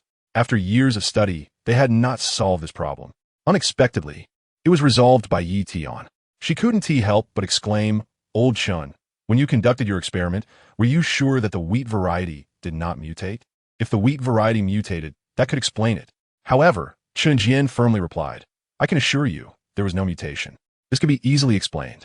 According to young master Tian's theory, in addition to sunlight, plants also need elements like nitrogen, phosphorus, and potassium to grow. Miss, you might know that if a field is fertilized with manure, its growth will be slightly better than other fields." Bibi Dong nodded in understanding. She came from a rural background and knew a saying in the village: not fertilizing the land is equivalent to messing around. This reflects how much farmers value manure. Chun Jian explained, manure is high in nitrogen content, and using manure is essentially adding nitrogen to the soil. Fertilizer is a combination of nitrogen, phosphorus, and potassium, so applying fertilizer will naturally increase the yield. Bibi Dong eagerly asked, "Is fertilizer complicated to make? Is there a possibility of widespread adoption? Is it expensive?" She was very eager to know if the entire continent could use fertilizer. Just based on this, the Spirit Hall could win over most of the people's hearts. With the people's support, victory would be within reach. In that case, the resistance faced during the unification of the continent would be significantly reduced. If potatoes and fertilizer were promoted together, the Douluo continent could completely bid farewell to famine. Isn't this the dream and belief she had pursued for many years? Bibi Dong took a deep breath, suppressing her inner excitement. She had never thought that she was so close to her dream. She subconsciously glanced at Tian, feeling that it was fate to have met him. Chun Jian explained, "As for the production of fertilizer, Miss, you'll have to ask young master Tian. I only know about the effects of fertilizer. I'm not well versed in production." The urgency in her sister's gaze was quite overwhelming, making Tian feel a bit uncomfortable for a moment. He awkwardly scratched his head and said, "Why are you suddenly interested in this area, sister?" Bibi Dong looked seriously at Tian and said, "I see the possibility of agricultural reform for the entire continent. The possibility of allowing all the lower-class people to live better lives." Unexpectedly, Tian replied, "I didn't realize you had such ambitions, sister." He didn't find anything wrong with this. After all, his sister also came from a difficult background and had been in the Spirit Hall for several years. Having such foresight was quite normal. He shrugged and explained, "The fertilizer used on the farm is actually processed from volcanic ash. The cost of raw materials is almost zero, so it's not difficult. The processing does require some technology and money, but overall, the price is still reasonable. And it has already been promoted along the shores of Honghai. The Haiyan mountain beneath their feet was actually a volcano. There is a thick layer of volcanic ash on the ridge, which is rich in nitrogen, phosphorus, and potassium. It only requires relatively simple purification and impurity removal to become qualified fertilizer." Tian established a butterfly farm here, mainly because he valued the convenience of transporting fertilizer. There are several volcanoes like Haihan Mountain along the coast of the East Sea, so there is no need to worry about a shortage of raw materials. Bibi Dong's expression changed slightly. "Xiao Tian, have you thought about promoting the fertilizer across the entire continent?" Tian was taken aback for a moment, then chuckled. "Let's not think about that for now. After all, the continent conflicts are about to begin. Promoting it would be pointless. Sister, you should just stay here with me by the East Sea and enjoy life." Hulaina asked in confusion, "Brother, why do you think a war is about to start on the continent?" As the future heir of the Spirit Hall, she was unaware that the Spirit Hall was about to go to war with the two great empires. Why is Tian so confident? After saying this, Hulaina couldn't help but look at her teacher. Does the teacher expect the war to start? It shouldn't be. Does this need explanation? Tian said confidently, "Have you forgotten the reasons for the war I mentioned earlier? The war may not necessarily be the will of the Spirit Hall and the two great empires. but rather the gods stirring the pot behind the scenes. Hulaina pouted. Isn't that the same as not explaining at all? Brother, didn't you also say that the gods cannot descend on the Douluo continent? Since they can't descend, how can they influence the occurrence of war? Tian sighed softly. This is the effect of the dark law taking place. Now, let's do a little test. Suppose both of you are deities and heirs of the Douluo continent. Sister, you represent Bibi Dong, and Nana, you represent the two great empires. Tian first looked at his sister and asked, if you were Bibi Dong, what would you most hope for the Spirit Hall to do? Bibi Dong was taken aback for a moment, but still replied without hesitation. I hope the Spirit Hall can unify the continent, of course, without the occurrence of large-scale wars. If a large-scale war must happen, I would rather postpone the dream of unifying the continent. Once a large-scale war occurs, it will ultimately harm the interests of the common people. Tian did not continue the conversation with his sister and turned to look at Hulaina. Sister Nana, what about your dream? Standing from the perspective of the two great empires, Hulaina thought for a moment and said seriously, I hope to limit the Spirit Hall's infiltration into the empire, strengthen control over the common people, and strive to maintain the current situation. If the Spirit Hall invades, I will mobilize all forces to resist the invasion, because the invasion of the Spirit Hall would shake my position. Then Hulaina spread her hands in confusion and said, Look, neither of us wants to start a war. Why does brother think a war could happen? Tian sighed and said, This test is not over yet. Don't forget that you have another identity, which is the heir of the gods. He then turned to Bibi Dong and said, If you obtain the divine throne, it will create an absolutely overwhelming power over the two great empires. However, obtaining the divine throne requires exchanging the entire faith of the Douluo continent, which means waging war to unify the continent.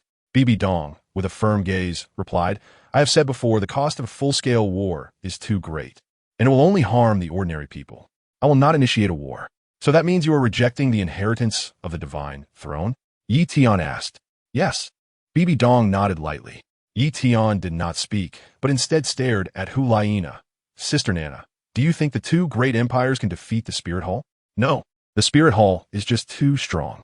Once the war starts, it is very likely that the Spirit Hall will suffer a Pyrrhic victory, and the two great empires will be defeated. Hulaina shook her head. Tian said seriously, All right, next step. The Spirit Hall now possesses a divine mansion. Do you think you could defeat the Spirit Hall? Hulaina was surprised and laughed in disbelief. The Spirit Hall does not possess a divine mansion. Both empires cannot defeat it, and now that it has a divine mansion, it is even more impossible to defeat it. Brother, isn't your question just nonsense? Tian said irritably, Don't refute me, just answer the question. You now have the opportunity to inherit the divine throne. If inheriting, it could defeat the Spirit Hall. Of course, the cost is that you must destroy the Spirit Hall and deliver the faith of Douluo continent to the gods. Will you inherit it? Upon hearing this, Hulaina fell silent and asked, The premise is that I already know my teacher has the divine throne, right? But has not yet inherited it? Of course. Tian confirmed. Hulaina remained silent. This was an extremely difficult choice. The two empires were in a hostile state with the Spirit Hall, and there was simply no trust between them. Chapter 15. Mortal Body. Comparable to the gods, the Spirit Hall already held an implicit advantage over the two empires, and it might even possess the power of the divine throne. For the two empires, this was like a sword hanging over their heads, with the risk of being pierced at any moment. No, it could already be said that defeat was certain. No one wanted the initiative to be in the hands of the enemy. Understanding this, Hulaina knew how to choose. That was to inherit the divine throne and seek power equal to that of the Spirit Hall. If luck was on her side, and she inherited the divine throne first, there was a great possibility of defeating the Spirit Hall. Hulaina slowly raised her head, a glimmer of clarity flashing in her eyes. But her expression was somewhat difficult. I understand what you mean, brother. The two empires cannot be sure whether Bibi Dong will inherit the divine throne. However, even if the probability is very small, it is still a great threat to the two empires. The two empires will definitely do everything possible to prevent Bibi Dong from becoming a god. For the same reason, the Spirit Hall cannot be certain whether the two empires will choose to inherit the divine throne, but they will definitely do everything possible to prevent the other side from becoming a god. Because once one side becomes a god, it will be a devastating blow to the other side. War will not only break out, but it will also accelerate. Only through war can there be a chance of survival. Tian snapped his fingers, patted Hulaina's forehead, and sighed, You understand very correctly. Now you know why I determined that war is bound to break out, right? Upon hearing these words, Bibi Dong fell into a moment of silence. She had never thought that the divine domain was truly the main factor for the outbreak of war. This was a blatant scheme by the gods. Not inheriting the divine domain would only mean waiting for death. Inheriting the divine domain meant an unending struggle with the other side.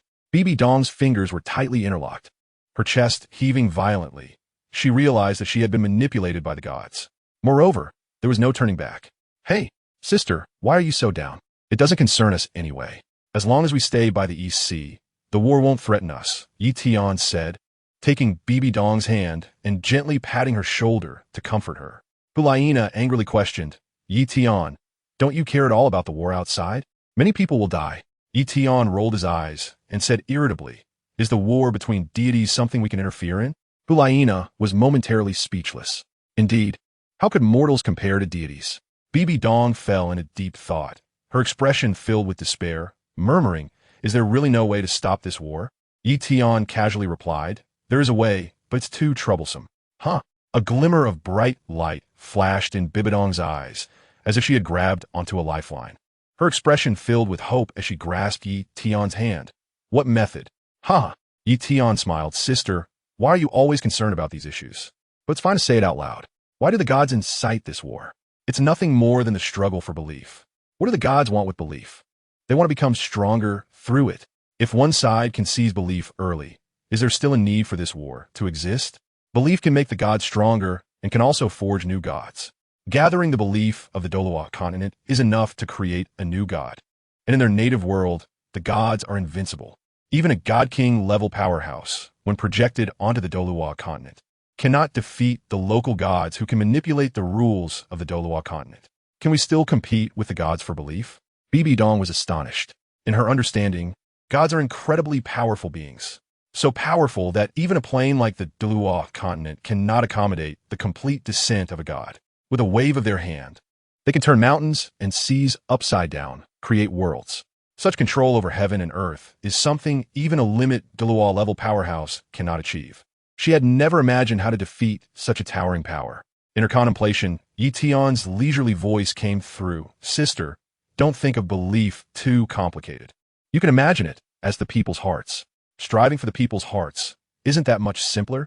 It's just that we are not gods and cannot immediately convert belief into power. But that doesn't mean this power is without great significance. For the gods, belief is both a source of strength and can also lead to their destruction.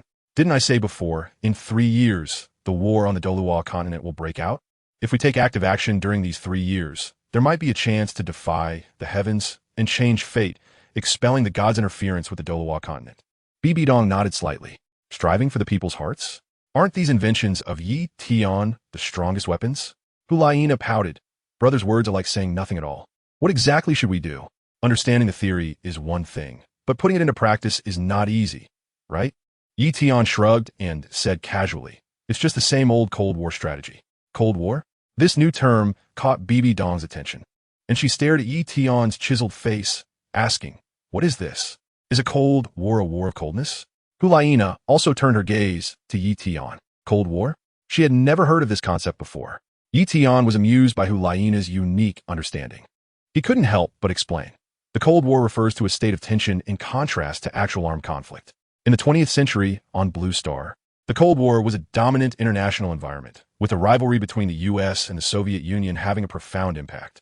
Whether in middle school history class or high school history class, there's a lot of discussion about it. Tian was very familiar with this. He smiled and said, in summary, it is about engaging in all forms of struggle against an opponent except for war, infiltrating economically, invading culturally, deceiving militarily, and fundamentally dismantling the opponent's war capabilities to subtly change their goals. Hulaina listened in a haze, scratching her head. Tian's words were truly perplexing to her. She couldn't quite understand. However, after hearing Tian's words, Bibi Dong was astonished and said with a serious expression, are you saying to assimilate and dismantle the opponent? Isn't this exactly what I want to achieve after unifying the continent? To transform the Douluo continent into a whole, where everyone shares a common ideal of building a beautiful Douluo continent. She hadn't expected that this ultimate dream buried deep in her heart could be realized without resorting to war. If Yi Tian's previous performance had surprised her, his current words truly shocked her. If these theories could be put into practice, the term genius would no longer suffice to describe Yi Tian. A mortal body, comparable to a deity, probably refers to someone like Yi Tian. He was simply too intelligent. Seeing the indescribable shock on his sister's face, Yi Tian said casually, "Sister, you grasp the essence of my words." Bibi Dong suppressed her inner excitement and eagerly asked, "How can the theories you mentioned be specifically implemented in practice?" Yi Tian smiled and said, "If this were to be put into practice, writing the plan would take 3 days and nights without end." "Sister, you're not the Pope of the Spear Hall, so why add unnecessary worries?" He turned his gaze to Laina and continued, "All right, regarding the issue of the divine war, let the Pope Bibi Dong and the Spear Hall worry about it. I'll take you to a good place." Upon hearing this, Laina stole a glance at Bibi Dong and giggled. "Yes, let Her Majesty the Pope worry about it. We're here to have fun, not to think about these profound matters." Chapter 16. Oh My, the Crystal Palace. Bibi Dong squinted her eyes and glanced at Laina without saying a word. But the smile on her delicate face was enough to create a strong sense of pressure. Laina fell silent, quickly suppressing her laughter, and shyly ran to Yi Tian's side, linking her arm with his sleeve. "Brother, didn't you say you would take us to a good place? Let's hurry up and go. The teacher is really scary." It was important to slip away.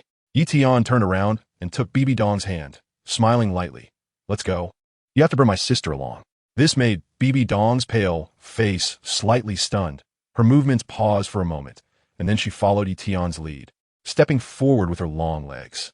This made Laina puff up her cheeks in anger. It turned out that she was the one who was unnecessary. Yi Tian referred to as a good place, which is actually the Butterfly Valley in the farm.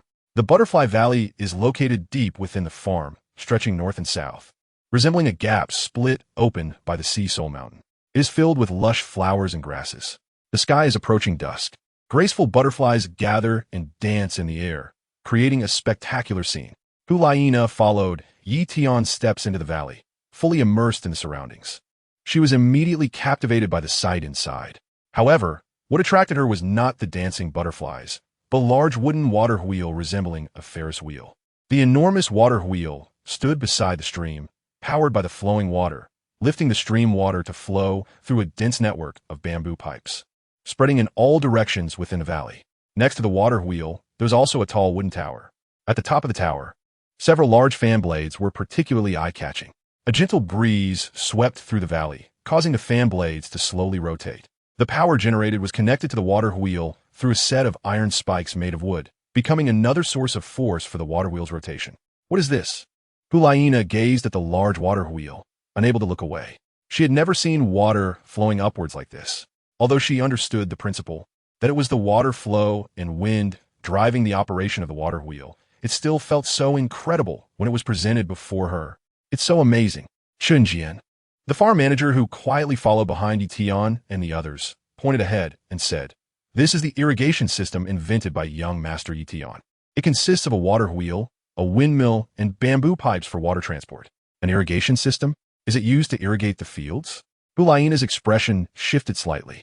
Chunjian nodded. "Yes, that's truly amazing." Laina exclaimed, "I didn't expect such a small device could transport water to faraway places. How much effort this must save." Bibi Dong looked surprised.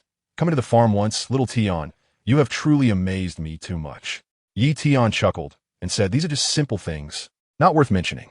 Sister, after you see them, you can make them too. There really isn't any difficulty." On Blue Star, the ancient and wise Easter people had long invented the water wheel. He merely replicated it according to the memories he had. Bibi Dong shook her head and said, "Indeed, it's very simple. But learning and creating have always been two different dimensions. Moreover, the simpler something is, the greater its value." As the Pope of the Spear Hall, Bibi Dong has a wealth of knowledge about the geography of the Douluo continent.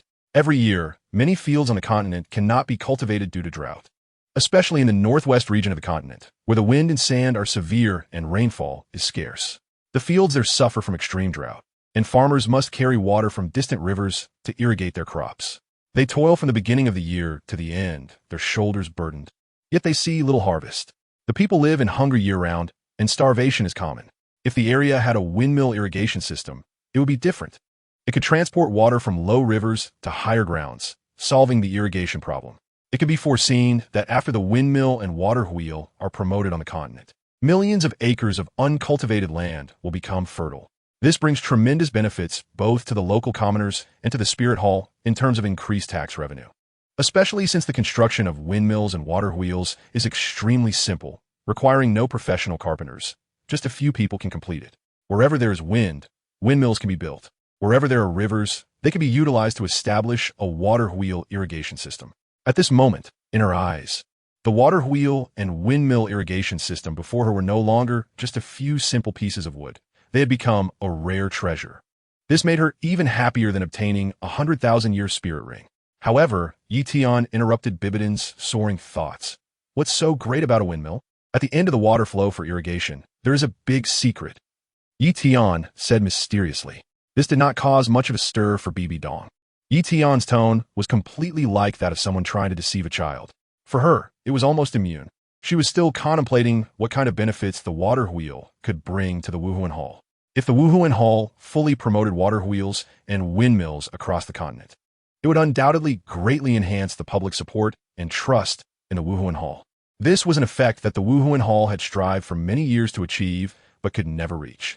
In the face of Tian's tempting words, Hulayina beside her was not so calm. Covering her little face, she stepped forward and curiously asked, "Brother Tian, what is the end?" Tian smiled mysteriously and pointed, "Go take a look and you'll know." His words truly captivated all of Hulayina's curiosity, even making her forget to admire the dancing butterflies. Lightly, she followed the bamboo water pipeline, weaving through the grass to find the mysterious place Tian mentioned. "Teacher, hurry up," Hulayina called back with a sweet smile. Bibi Dong couldn't refuse and shook her head helplessly, following along. This child, Nana, had never smiled so happily before. It seemed that the scheming environment of Seoul Master City was indeed oppressive. She usually managed Hulayina quite strictly. Since today was for sightseeing, she thought it was best to let her enjoy herself. Everything else could be set aside for later. As everyone walked on, the stream and windmills gradually faded into the distance. Nearby, the sound of flowing water could still be heard from the bamboo pipes extending along the stream. They continued forward. A transparent building came into view. Upon seeing this scene, both Bibi Dong and Hulayina were stunned. Hulayina even exclaimed, "Oh my goodness, is this a crystal palace? It's too extravagant. Even the main hall of the Spirit Hall doesn't have such luxurious architecture. It's truly spectacular." Bibi Dong also looked at Tian with reproach. "Little Tian, how much did this cost? Try to avoid such flashy and impractical things in the future." Hearing his sister's reproach, Tian felt wronged. It seemed that his sister was truly afraid of being poor and couldn't stand even a little wastefulness. He couldn't help but point to the transparent building in the distance and explained, "This is a greenhouse made of glass, used to grow fruits and vegetables. And glass is made from sand, which isn't expensive. Are you trying to deceive me, Brother Tian? How can sand be turned into something so transparent? This is clearly crystal." Hulayina stretched her neck and puffed her cheeks. Although she usually focused on her cultivation in Seoul Master City, she wasn't completely ignorant of the outside world. She still had some basic common sense. She could distinguish between sand and crystal. Sand consists of tiny particles and is opaque. Only high-quality crystal can be polished into such transparent crystal panels. Tian is really rich. He previously spent 50 million gold soul coins to develop a missile to deal with Super Douluo. Now he is spending a large amount of money to build a huge and luxurious crystal palace in this tranquil valley. What a waste. Tian, he said unhappily. "Do I really need to deceive my sister and younger sister Nana?" Chun Jian, who was at the back, stepped forward with a smile and explained for Tian. What young Master Tian said is true. The buildings ahead are indeed made of a material called glass. The workshop for making glass is not far from the farm. You can visit it if you have time. To be honest, when I first saw the glass-making process, I was just as surprised as you are. It is indeed amazing. Ordinary sand, after being washed and dried, when mixed with other materials and forged in fierce fire, can really become transparent. Really? Hulayina still had a puzzled expression, seeming to believe Chun Jian's words, but not fully convinced. "If you don't believe it, Miss Nana and Miss, you can take a look in the greenhouse. I'm not exaggerating.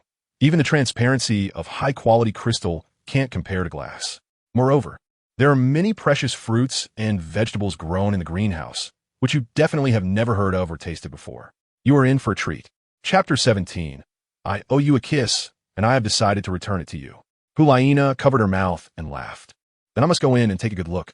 Yi Tian crossed his arms and said confidently, "You mustn't sneak a bite when we go in later." "Humph, I don't care," Hulaina pouted. As the future saintess of a spirit hall, what delicious food hasn't she seen?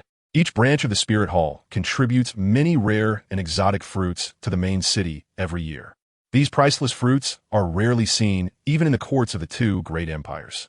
Yet, she can eat them freely and has so many that she can't finish them all. Why would she be tempted? That's a joke. The main reason for going in is merely curiosity. A house made of glass really has its charm. Hulaina stuck out her tongue at Yi Tian, ignored him, and cheerfully moved toward the greenhouse. Yi Tian looked at Hulaina's back, chuckling as he shook his head. Beside him, Bibi Dong elegantly stepped forward with her long legs. Following slowly, before everyone reached the door, they heard Hulaina's astonished voice. "Wow, wow, wow. The plants inside are so lush and green." Following Hulaina's gaze, Bibi Dong curiously looked over. Inside the greenhouse, the greenery was vibrant. Unlike the green in the valley, the green in the greenhouse was bright, extraordinarily bright. All the plants looked like freshly sprouted buds. Together, they created a striking visual impact. Not to mention, against the backdrop of the bright green, the colorful and enticing fruits were even more appealing. Even she, who was used to seeing all kinds of pearls and precious bonsais, found this scene uniquely captivating. This was not just a place for cultivating plants. It was like a large treasure trove of art. As night gradually fell, the supplemental lights in the greenhouse quietly turned on. In this tranquil valley, the white and soft lights felt particularly comfortable. Chun Jian revealed a kind gaze and introduced to Bibi Dong, "Miss, you may not know, but all the plants in the greenhouse were purchased by the young master from a distant island. They have never appeared on the Douluo continent, and each one is exceptionally precious." "Oh." Bibi Dong glanced at Yi Tian with slight surprise. Yi Tian smiled and said, "They're just some fruits and vegetables, actually nothing special. The reason they are planted in the greenhouse is simply to produce more seeds and then promote them. These fruit and vegetable seeds have actually been given to me by the system over the past 2 years during festivals. They weren't bought from a distant island." The reason I say this is, of course, to avoid revealing the system's secrets. Chun Jian's latter half of the sentence is not entirely untrue. These vegetable and fruit seeds have not appeared on the continent before. In fact, the Douluo continent has always focused on sole master cultivation, and apart from farmers growing crops, almost no one pays attention to agriculture. On the continent, the variety of vegetables is pitifully small.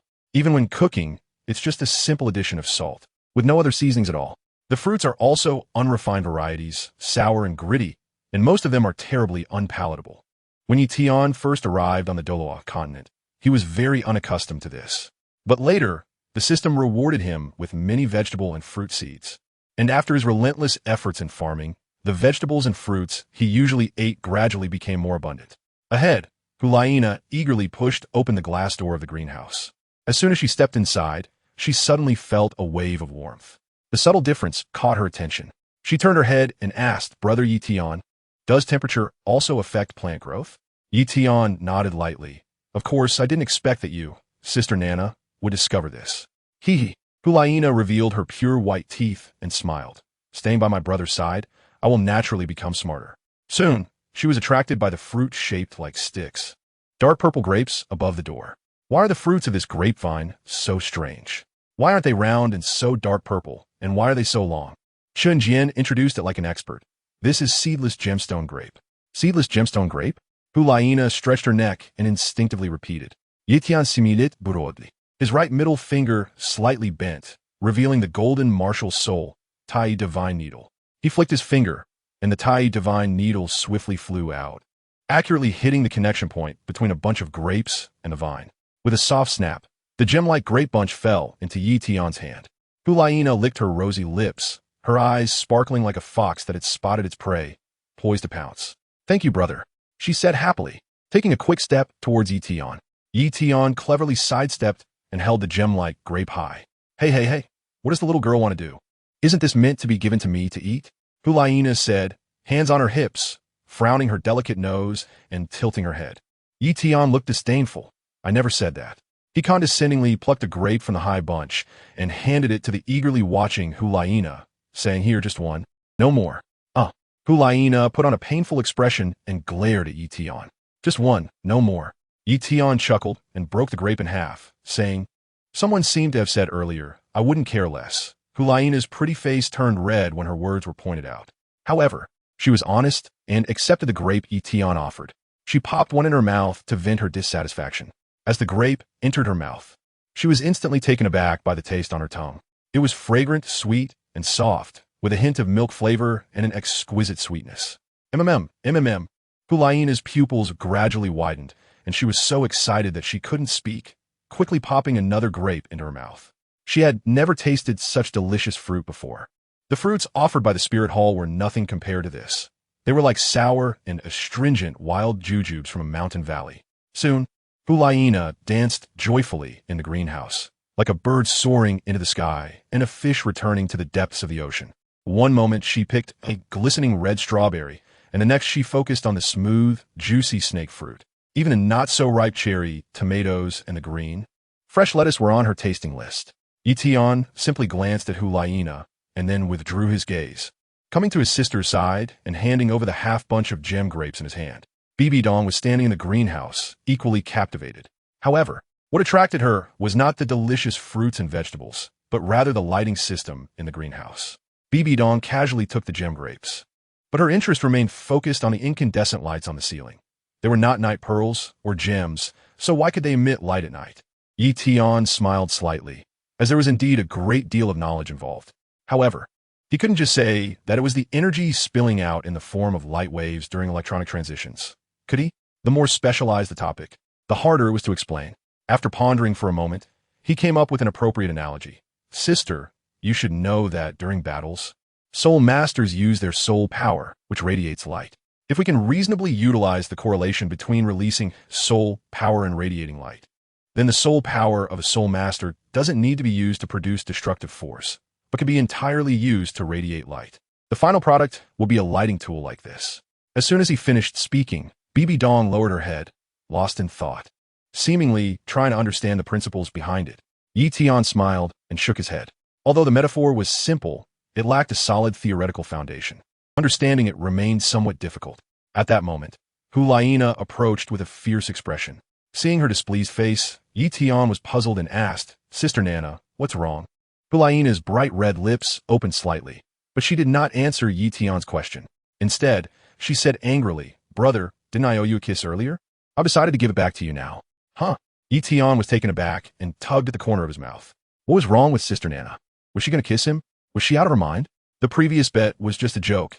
He would never force anything.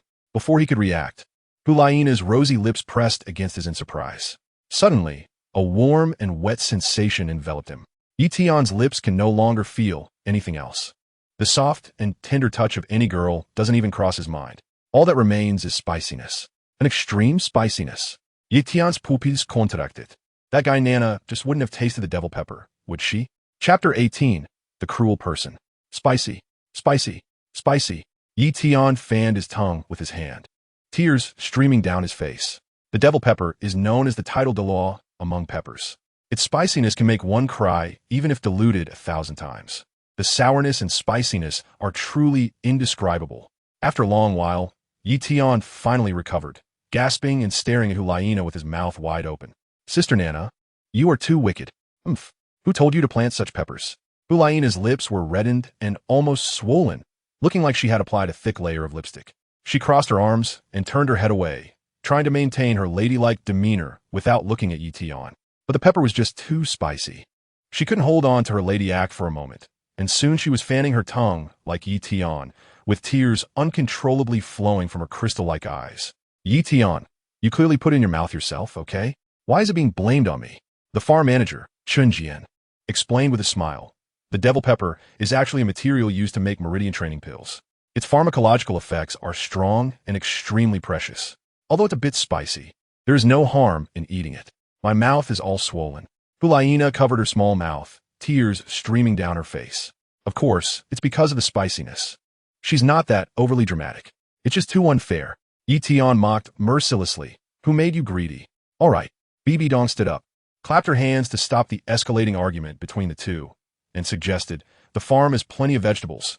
How about we have a barbecue? Hearing the word barbecue, Hulaina's aggrieved face brightened up a lot, and she nodded eagerly. Okay. Nowadays, only by eating something delicious could she soothe her wounded heart. Yi Tingu sighed lightly and waved to Chun Jian. Old Chun, help Sister Nana get a glass of milk with ice. That will reduce the burning sensation from the devil chili.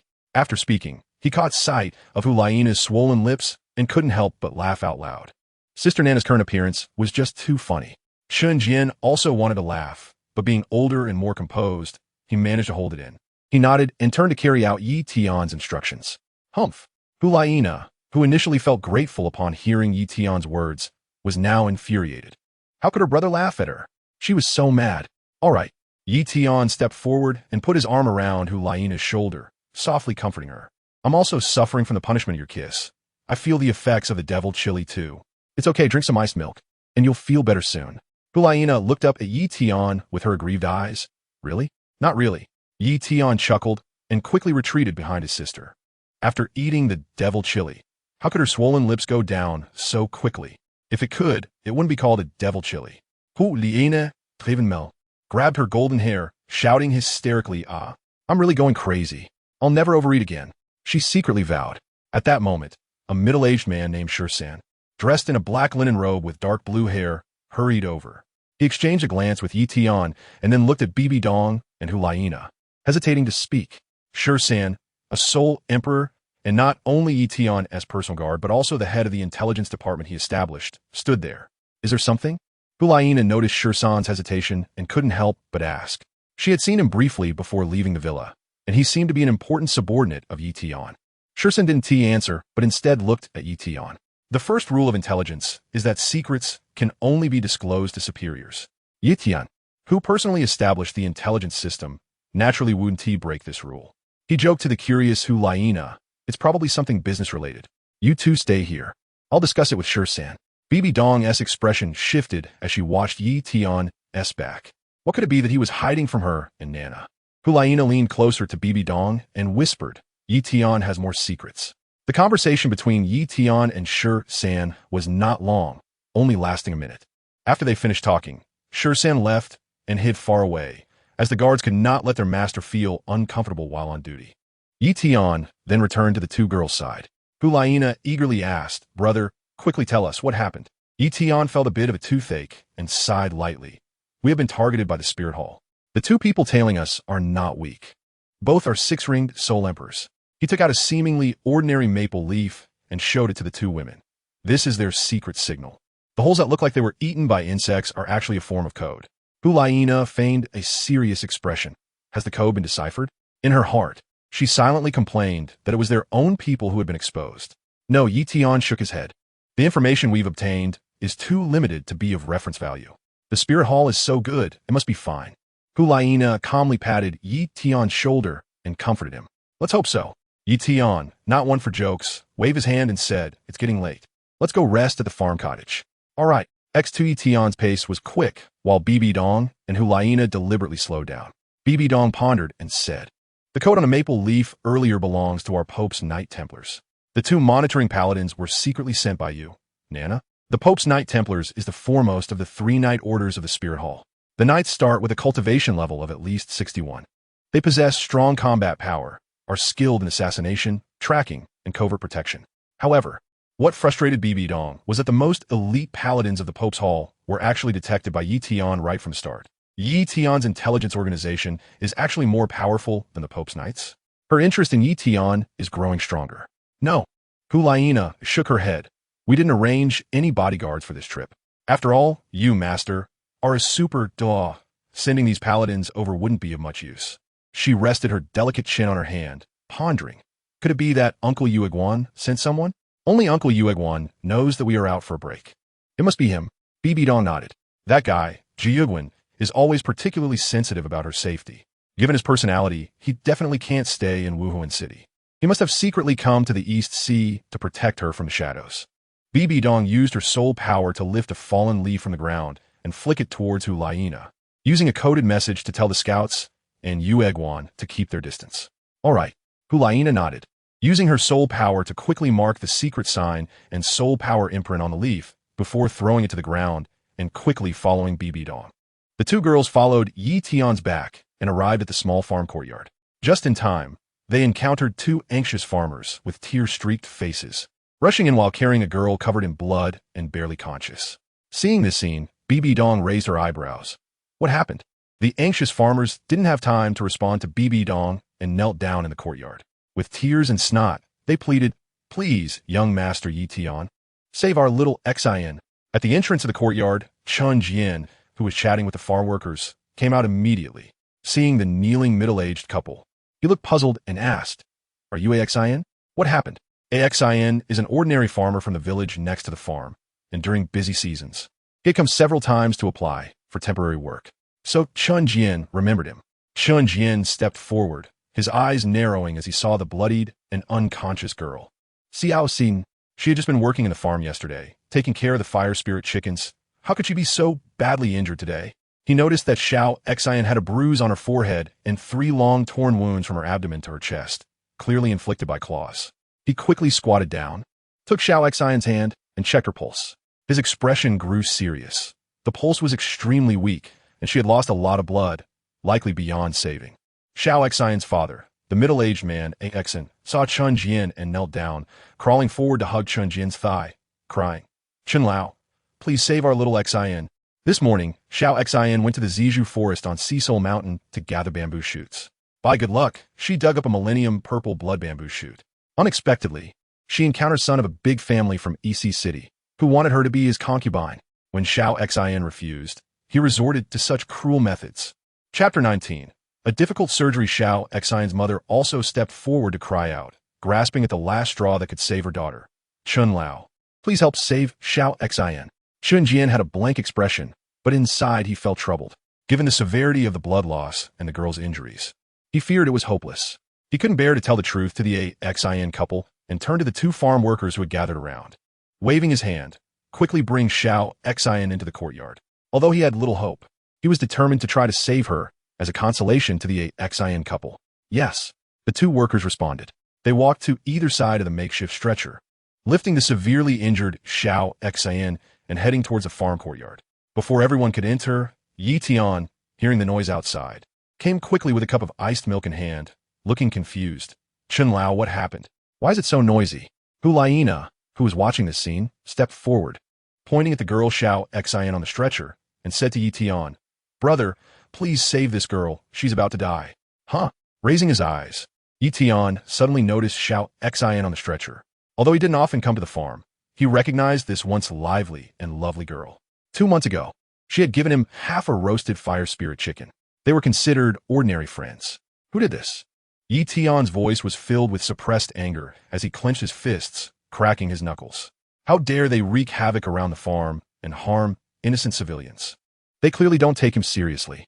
Xiao Xin's father, Xin, teared up, hesitating to speak, finally saying, "Young Master Yi Tian, please don't ask. The other party is a son from a big family in EC City. We can't afford to offend him." The same was true for San, who also rushed over, looking exasperated as he glared at Xin and his wife. "Let young master take charge. Just speak up." Xin stammered, revealing a hint of reluctance in his eyes.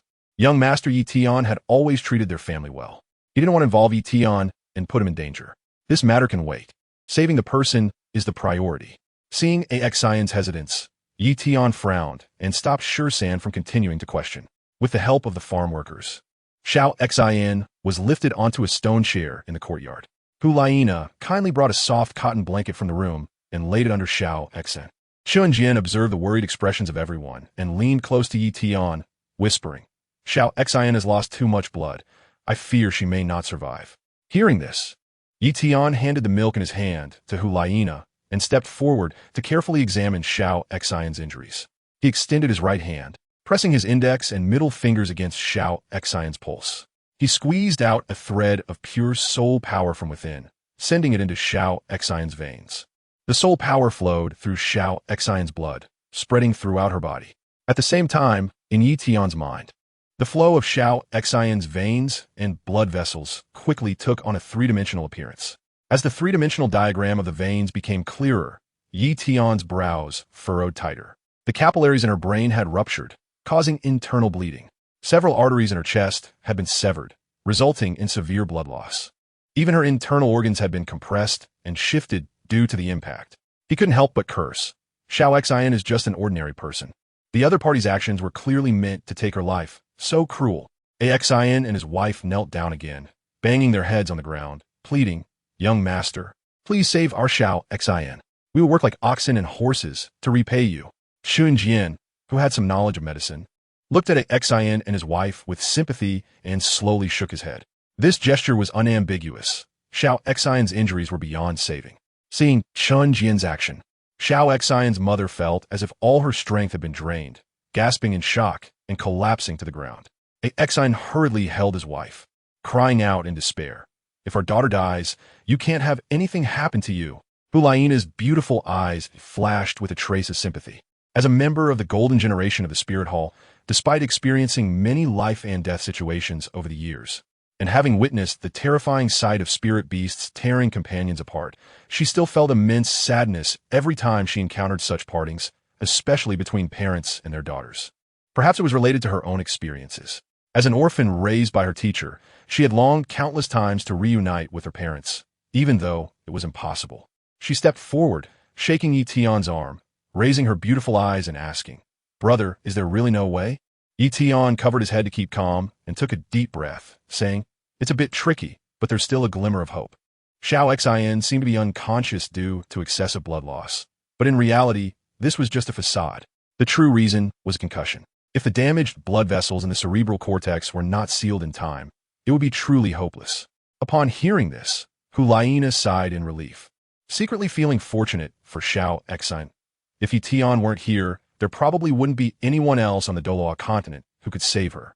Jian was also shocked and exclaimed, "I didn't expect your medical skills to have reached this level, young master." He remembered 2 years ago when he had just met Tian. Back then, Tian often asked him questions about medical knowledge. One could say that part of Tian's medical theories was established with his help. Who would have thought that in just 2 years, Tian had surpassed his teacher? If he had handled such a condition alone, he would have likely declared the person dead. Beside them, Bibi Dong asked, "Do you need her help?" Her eyes flickered with a hint of darkness. She hadn't expected to encounter such violent and life-threatening events in such a picturesque place by the East Sea. After this, she must investigate the local Spirit Hall's branch for their negligence. Not for now. Tian rolled up his sleeves and took another deep breath, adjusting his mental energy to its best state. He stepped forward, focusing on Xian's head, comparing it with a meridian diagram he had obtained earlier in his spiritual sea. There were a total of 6 capillary ruptures in her cerebral cortex. The first step in treatment was to drain the stagnant blood and seal the meridians. However, the human brain is a 3-dimensional and intricate organ, and if the treatment is misaligned, the person could instantly fall into irretrievable despair. This required that every needle he used must be precise. After contemplating for 2 minutes, his hand slowly raised, rubbing out a Tai divine needle. When he inserted the needle, it was not slow like when he raised it. Instead, it was extremely swift. In the blink of an eye, 6 golden divine needles formed from soul power had already pierced into Xian's brain. Soon, the black stagnant blood began to flow out along the Tai divine needles. Accompanying this was Xian's chest rising and falling violently. Seeing this scene, the Xian couple was overjoyed, tears in their eyes, saying, "Xian, you're saved, you're saved." They immediately knelt down and bowed, saying, "Thank you, young master Tian. We will repay your kindness, even if it means working like oxen or horses." Tian did not speak. Beside him, he had someone he was trying hard to protect, yet such a terrible incident still occurred.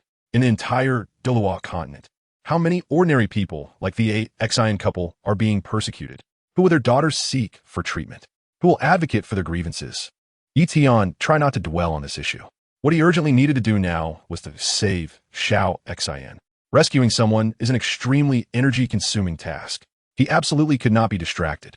Releasing the blood stasis in the cerebral cortex was just the first step. Next, sealing the meridians would be even trickier. Of the 6 damaged meridians, 4 were extremely fine capillaries. For such meridians, sealing them directly with the divine needle would be acceptable. After all, there are countless capillaries in the human body, and it can still function even if a few are missing. However, the remaining 2 meridians are crucial, responsible for delivering nutrients to the brain. If these were sealed as well, it could lead to a sluggish brain at best, or direct dementia at worst. Therefore, these 2 meridians must be bridged to connect them. Bridging is not too troublesome, but the concern is that Xian might wake up during the process. If she wakes up at that moment, The stimulation from the Tai divine needle, combined with the broken blood vessels, would cause her nerves to feel agonizing pain. When a person is in pain, their body will involuntarily tense up. Under such tension, the blood vessels would increase in pressure, and the damaged meridians would produce an even larger scale of blood stasis. Even the Tai divine needle would not be able to seal such a large volume of blood stasis. At that point, even a deity would not be able to save her. Therefore, if he wanted to proceed with the meridian bridging, he would first have to anesthetize Xiao Tian lowered his head in thought. In the villa where he lived, there was indeed anesthetic, but going to get it and returning might take too long for Xiao. Chapter 20. Is the murderer from the spirit hall? Strong liquor? Chun Jian shook his head, looking embarrassed. The farm is filled with farmers. No one drinks, so there's no stock. This is going to be difficult. Tian sighed lightly and checked Xiao's pulse. She couldn't hold on for much longer. As he sighed, Hulaina stepped forward and asked, "Does anesthesia mean putting her into a coma? If so, I can give it a try." Tian's eyes brightened, and he nodded, saying, "Yes, that's right. Good." Hulaina walked over with her long, white legs, bent down, and placed her delicate hand on Xiao's head. She silently chanted in her heart, "Second soul skill, charm." A wave of pink soul power radiated from the tip of her right index finger, spreading across Xiao's body. As the skill took effect, Xiao's chest gradually settled down. This is the effect of charm, which can induce a brief state of unconsciousness in the target, similar to the effect of an anesthetic. "All right," Hulaina stood up and said casually. "This little task is completely a piece of cake for her." Tian's attention was entirely focused on Xiao. After hearing Hulaina confirm that the anesthesia was completed, he immediately manipulated the Tai divine needle to bridge the damaged meridians in Xiao's cerebral cortex. Under Tian's operation, several strands of soul power thinner than a hair appeared at the tip of the Tai divine needle. These soul power strands were extremely tough, capable of remaining in the human body for half a month. After half a month, they would slowly dissipate, transforming into nourishment for the body, making them the best suturing material. After determining the meridian suturing route in his mental realm, Tian took a deep breath and closed his eyes. He relied completely on his mental memory circuits to stitch the damaged meridians. Deep in Xiaoxin's cerebral cortex, golden threads moved like wandering spirits, weaving back and forth along the meridian. After 5 minutes, the two broken meridians were finally sutured seamlessly. However, beads of fine sweat had already formed on Tian's forehead. Although the time was short, each stitch required immense mental energy to control. Even with his top-tier martial soul, the Tai divine needle, he would likely have fainted if not for his powerful mental strength as support. Watching Tian intently, Hulaina saw that the suturing was complete. She took out a handkerchief scented with honeysuckle and wiped the sweat from his forehead, then looked up and asked, "How is Xiaoxin?" Tian Song took a deep breath and said, "We are temporarily out of danger, but she has lost too much blood." Hearing this, Chun Jian felt a tightness in his heart. Xiao has lost too much blood. I'm afraid her life is hanging by a thread. Tian glanced at Chun Jian and said, "So, we need to give her a blood transfusion to save her." Blood transfusion? Chun Jian was surprised. "Young master, can we really give Xiao a blood transfusion? This is something that has never appeared in medical books. Medical books only state that if a person loses too much blood, they will undoubtedly die. It has never mentioned that a blood transfusion can extend life." As expected of young master Tian, "You know so much." Hulaina, with a pained expression, stretched out her arm and said, "I'm a girl just like her. Draw for me. For the sake of saving this little sister in front of her, losing a bit of blood was worth it." This made Tian laugh. Not everyone's blood can be used. Blood types vary. Only blood of the same type can be transfused. Generally speaking, there is a hereditary relationship between parents and children, so the matching probability is the highest. Hulaina nodded, somewhat understanding. "I see, but how we test blood types? Isn't blood all red?" Confused, she thought that Tian knew a lot of things that she had never heard of. "Of course, it can't be observed with the naked eye." Tian chuckled lightly. "However, due to the special nature of my martial soul, testing blood types is not a difficult task." Upon hearing Tian's words, the panicked Xian trembled as she stepped forward and extended her hand, saying, "Young master Tian, draw for me. As long as it can save my daughter, you can take as much as you need. And me." Xiao's mother gently glanced at Xiao and said with a determined look. Tian shook his head. Xiaoxin needs at least 2,000 milliliters of blood. And even if your blood types match, you can only contribute 200 milliliters. In this era, the common people are malnourished and very frail.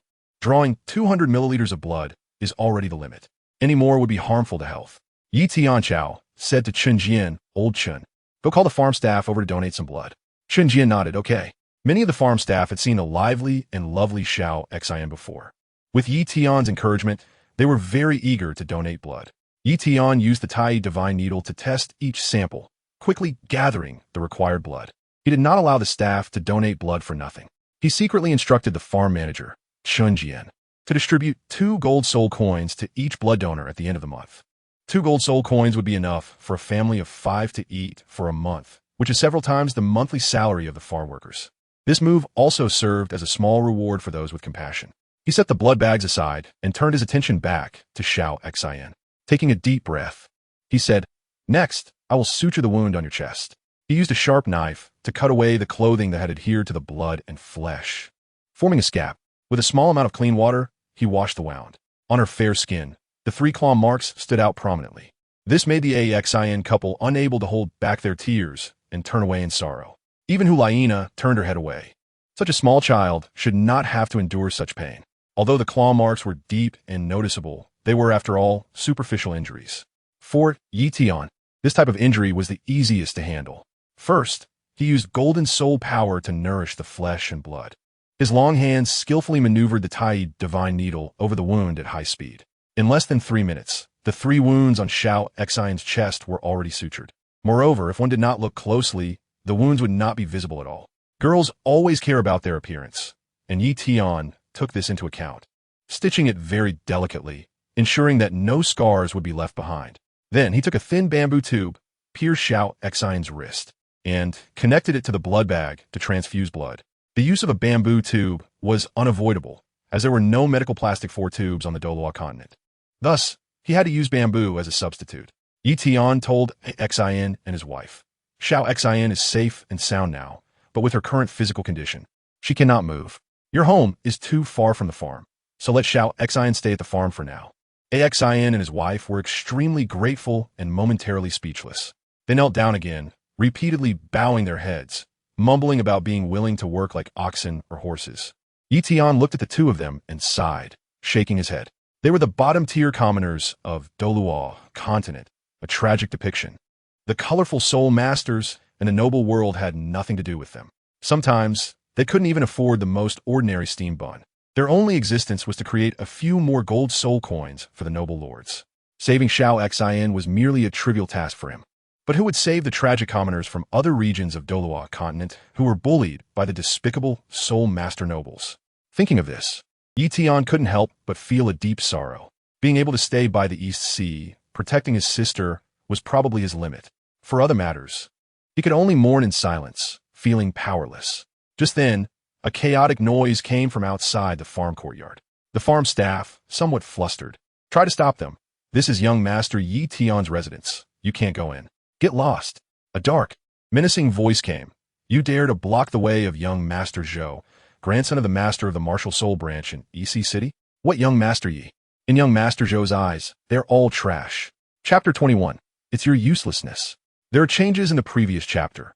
Not long after the cold voice came, a group of unfriendly soul masters arrived in the farm courtyard. Yi Tian looked up to see a young man in his 20s leading the group with a muscular build, fiery red hair, and a playful smile at the corner of his mouth. This person was probably the so-called young Master Zhou. Before he could speak, Bibi Dong raised an eyebrow, showing her displeasure. People from the Spear Hall branch in Donghai City? The middle-aged, domineering guard opposite him stepped forward and coldly scanned Yi Tian and his group, bowing to young Master Zhou and arrogantly stating, "That's right, this is Zhou Wu, the grandson of the branch master of the Spear Hall in Donghai City. You were the one who harmed Xiao Xian." Bibi Dong clenched her jade hand. Her eyes filled with a hint of killing intent as she looked at Zhou Wu. If it was indeed him who committed such a heinous act, it would be a slap in the face for her as the Pope. Facing Bibi Dong's murderous gaze, Zhou Wu felt a chill, but he did not attribute it to her. A small farm. Could anyone really deal with him? He was a soul master himself. His personal guard, Black Scar, was even at the level of a soul emperor. Zhou Wu chuckled as he glanced at Yi Tian and Bibi Dong. interlocking his fingers and casually moving them in front of him, saying nonchalantly, "That's right, it was done by this young master. If I find something good on the shores of Donghai, it naturally belongs to me." That dead girl not only hid things, but also dared to oppose me. Giving her a claw was merely a light punishment.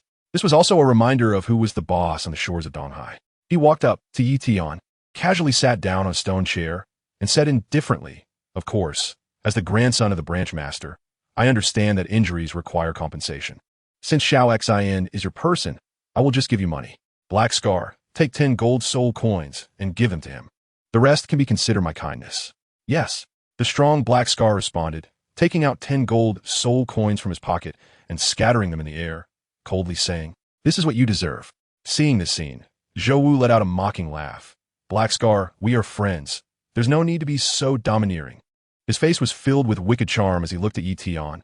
"I didn't come here to pick a fight today, but to talk business with you, Yi Tian." Upon hearing this, Yi Tian couldn't help but feel disgusted.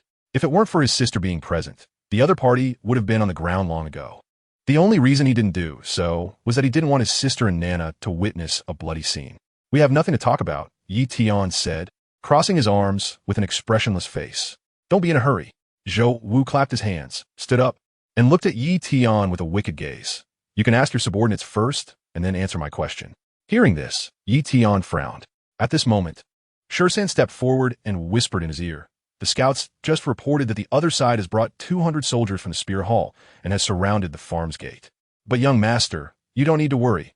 Our hidden forces are enough to deal with them." Processing Shursan's information, Yi Tian's expression became serious. Killing Zhou Wu alone was not a pity. However, the other party's identity was tied to the Spirit Hall, which made things a bit troublesome. Seeing Shursan quietly informing Yi Tian about their forces, Zhou Wu laughed heartily. "Yi Tian, can we sit down and talk properly now? You need to understand that offending our Spirit Hall won't end well." Coldly watching Zhou Wu's smug expression, Hulaina stepped forward, indignantly saying, "You dare to claim to be from the Spirit Hall? How bold!" The Gar Black Scar suddenly stepped forward, his voice cold. "You dare to smear our Spirit Hall? Are you tired of living?" This made Hulaina laugh in anger.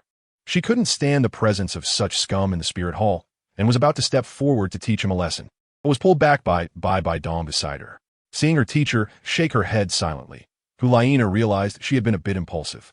She snorted coldly, glared at Black Scar, and said nothing further. In Zhou Wu's view, this was Black Scar's threat to Hulaina. He felt it was necessary to clarify things. So he lightly patted the dust off his clothes and carelessly said, "Your industry on the shores of Donghai is quite profitable, right? People like you, without power or influence, should understand the principle of having a jade can lead to disaster, right?" In fact, Zhou had only recently learned from his grandfather that there was a hidden rich man like Yi Tian on the shores of Donghai.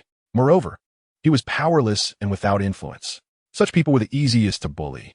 The reason they were able to investigate Yi Tian's situation was that the Zhou family, as a leading family among the 4 great families of Donghai City, controlled the Donghai City docks. During the year-end accounting at the docks, the Zhou family was shocked to discover that the volume of goods at the Donghai City docks had increased tenfold in the past 2 years.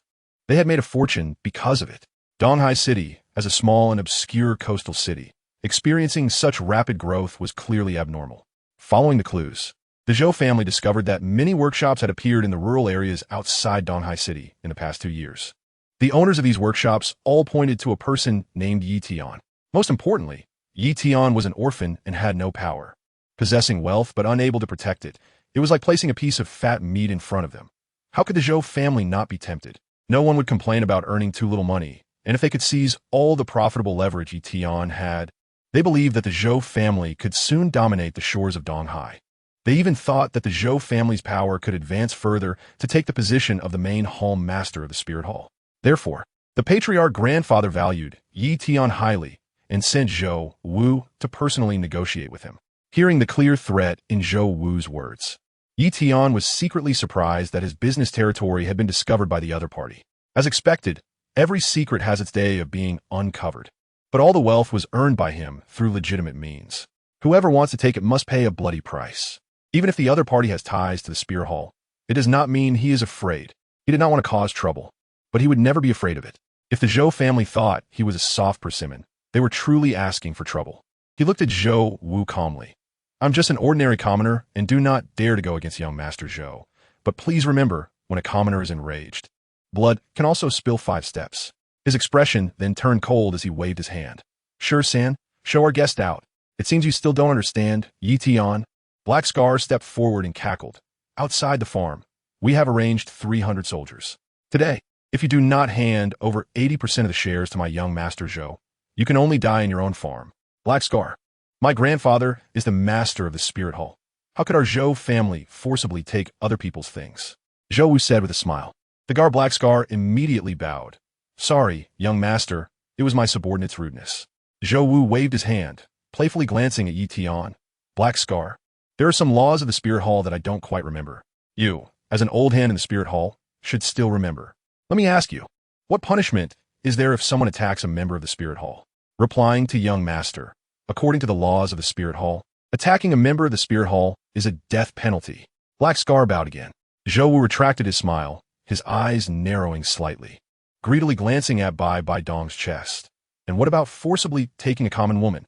Black Scar replied, replying to young master, there is no punishment for this. Even according to noble laws, based on your identity, young master, you would receive a lighter punishment. After hearing Black Scar's answer, Zhou Wu pretended to be surprised.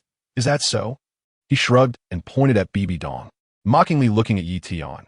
If this young master wanted to make a move on your sister, do you think you would resist and attack me? He Jiao stepped forward to add, Yi Tian, my young master is a reasonable person. I hope you think it over again. Otherwise, he chuckled, we'll have to be unreasonable. Upon hearing this, Yi Tian's expression turned extremely cold. To dare harm his sister was undoubtedly to touch his reverse scale, regardless of whether a move was made.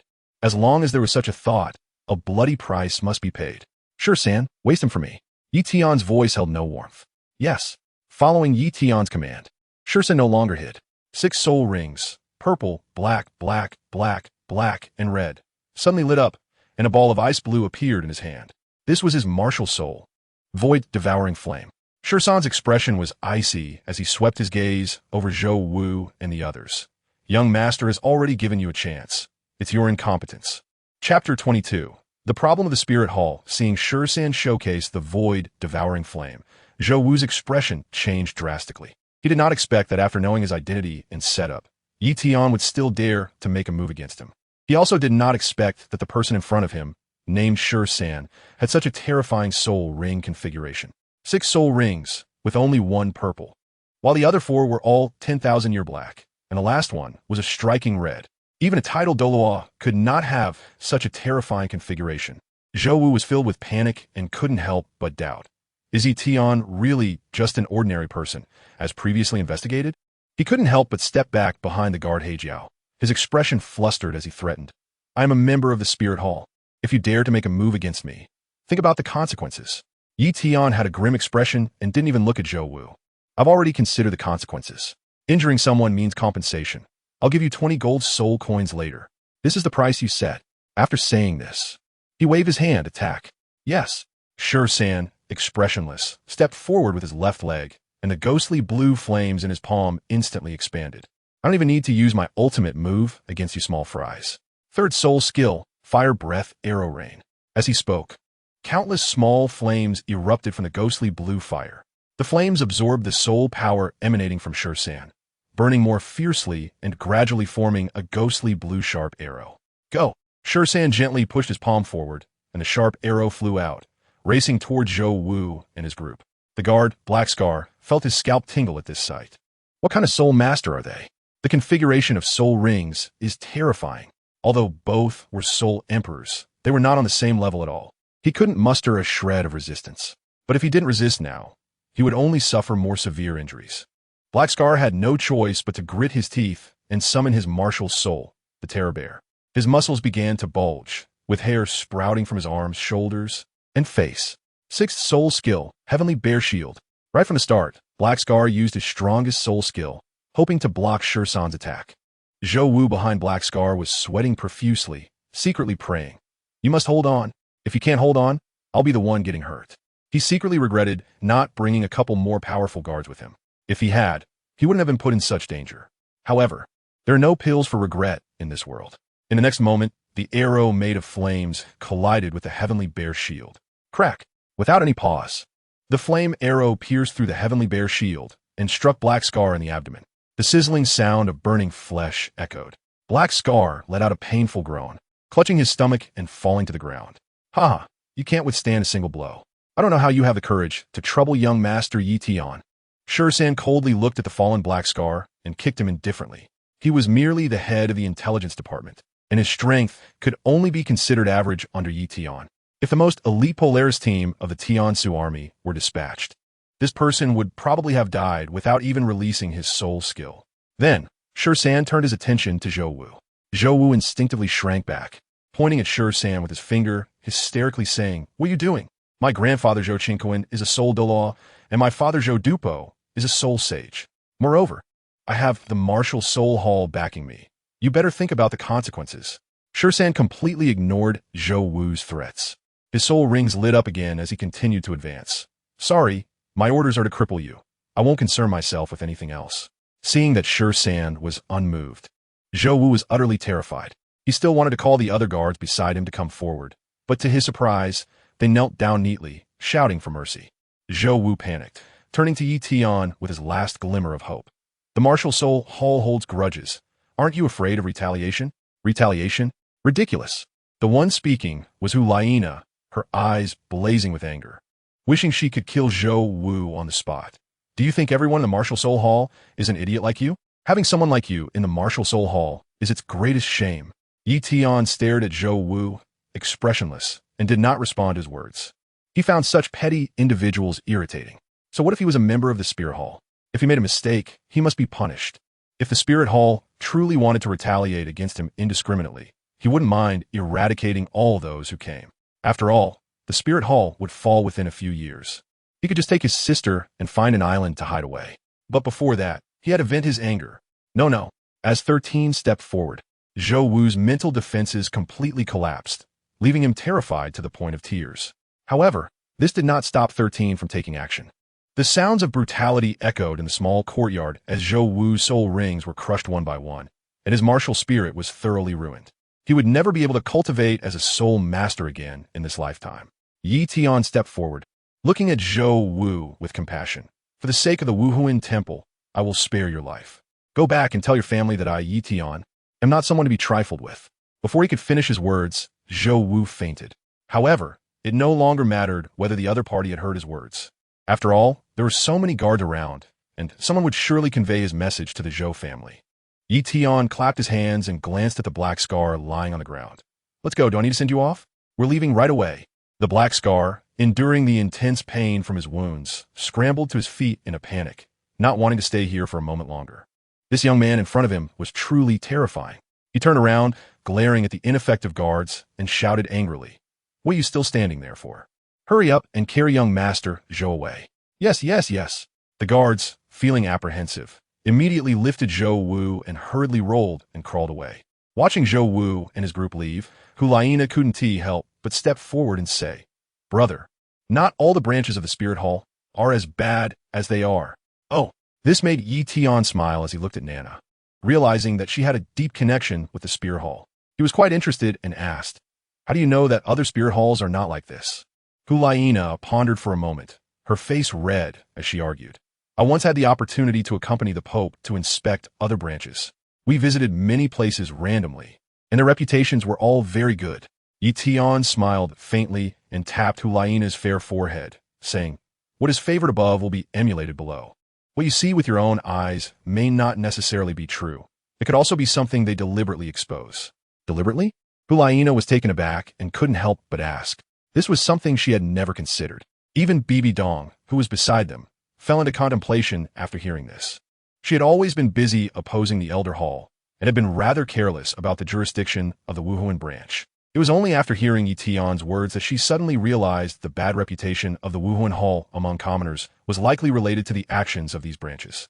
Seeing that both her sister and Nana were confused, Yi Tian explained while standing with his hands behind his back, "You have been in the strictly managed Wuhuan city for a long time, so you may not be aware of the situation in the Wuhuan branches.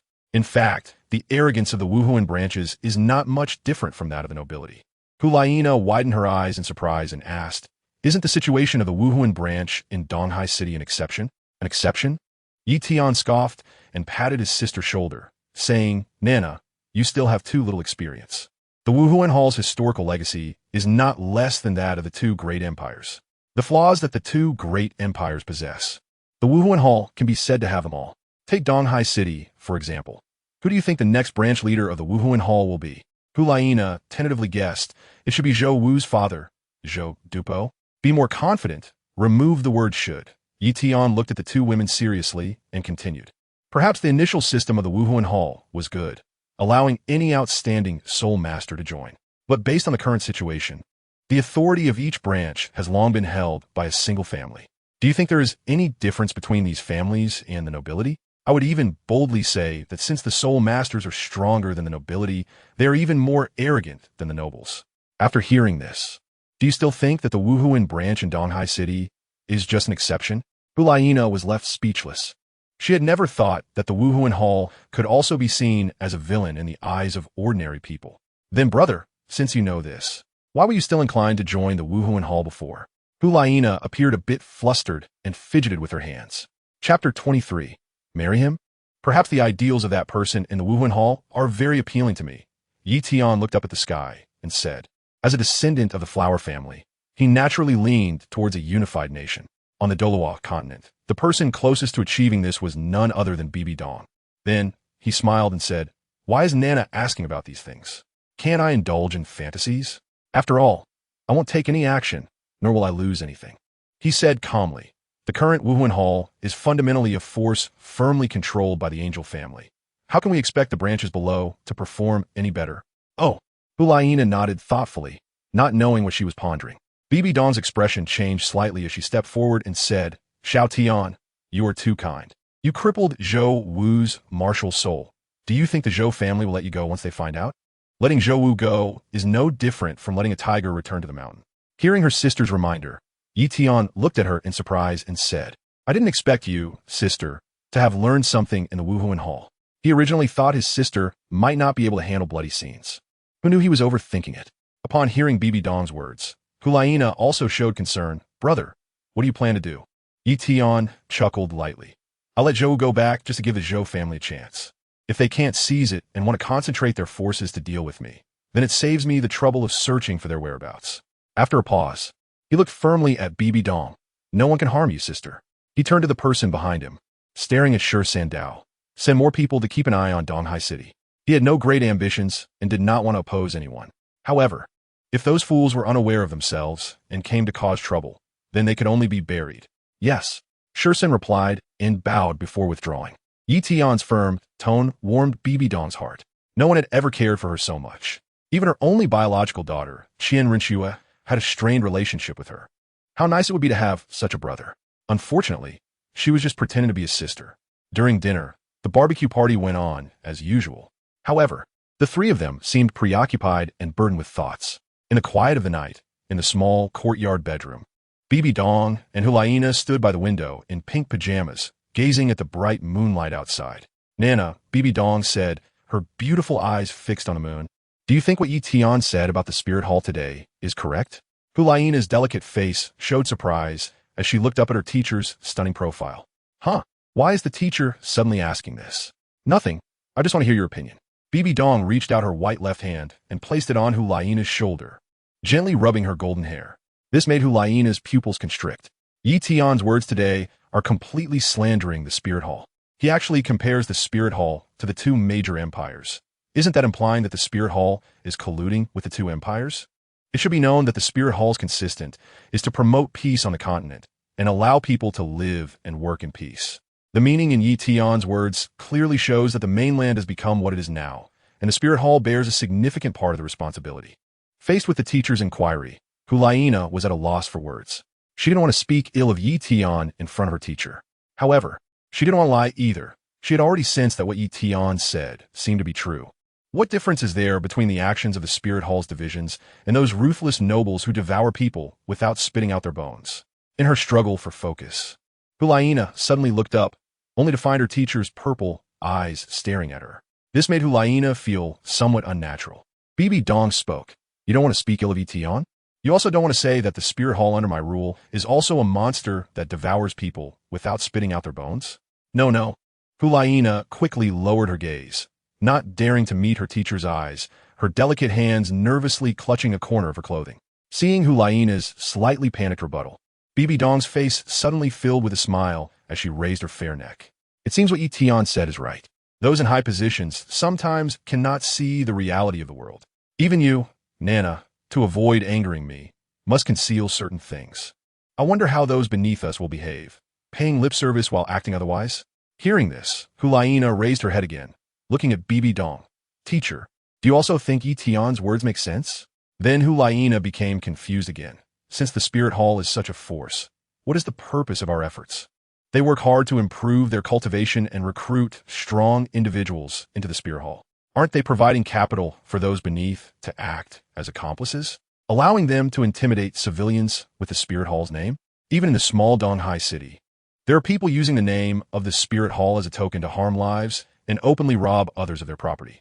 How many heinous incidents are happening across the mainland every day? While pondering, the teacher's voice came from his side. To change all of this, Nana.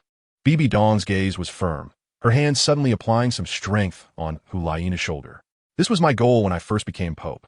It is also my ultimate purpose in seizing the power of the Elder Hall.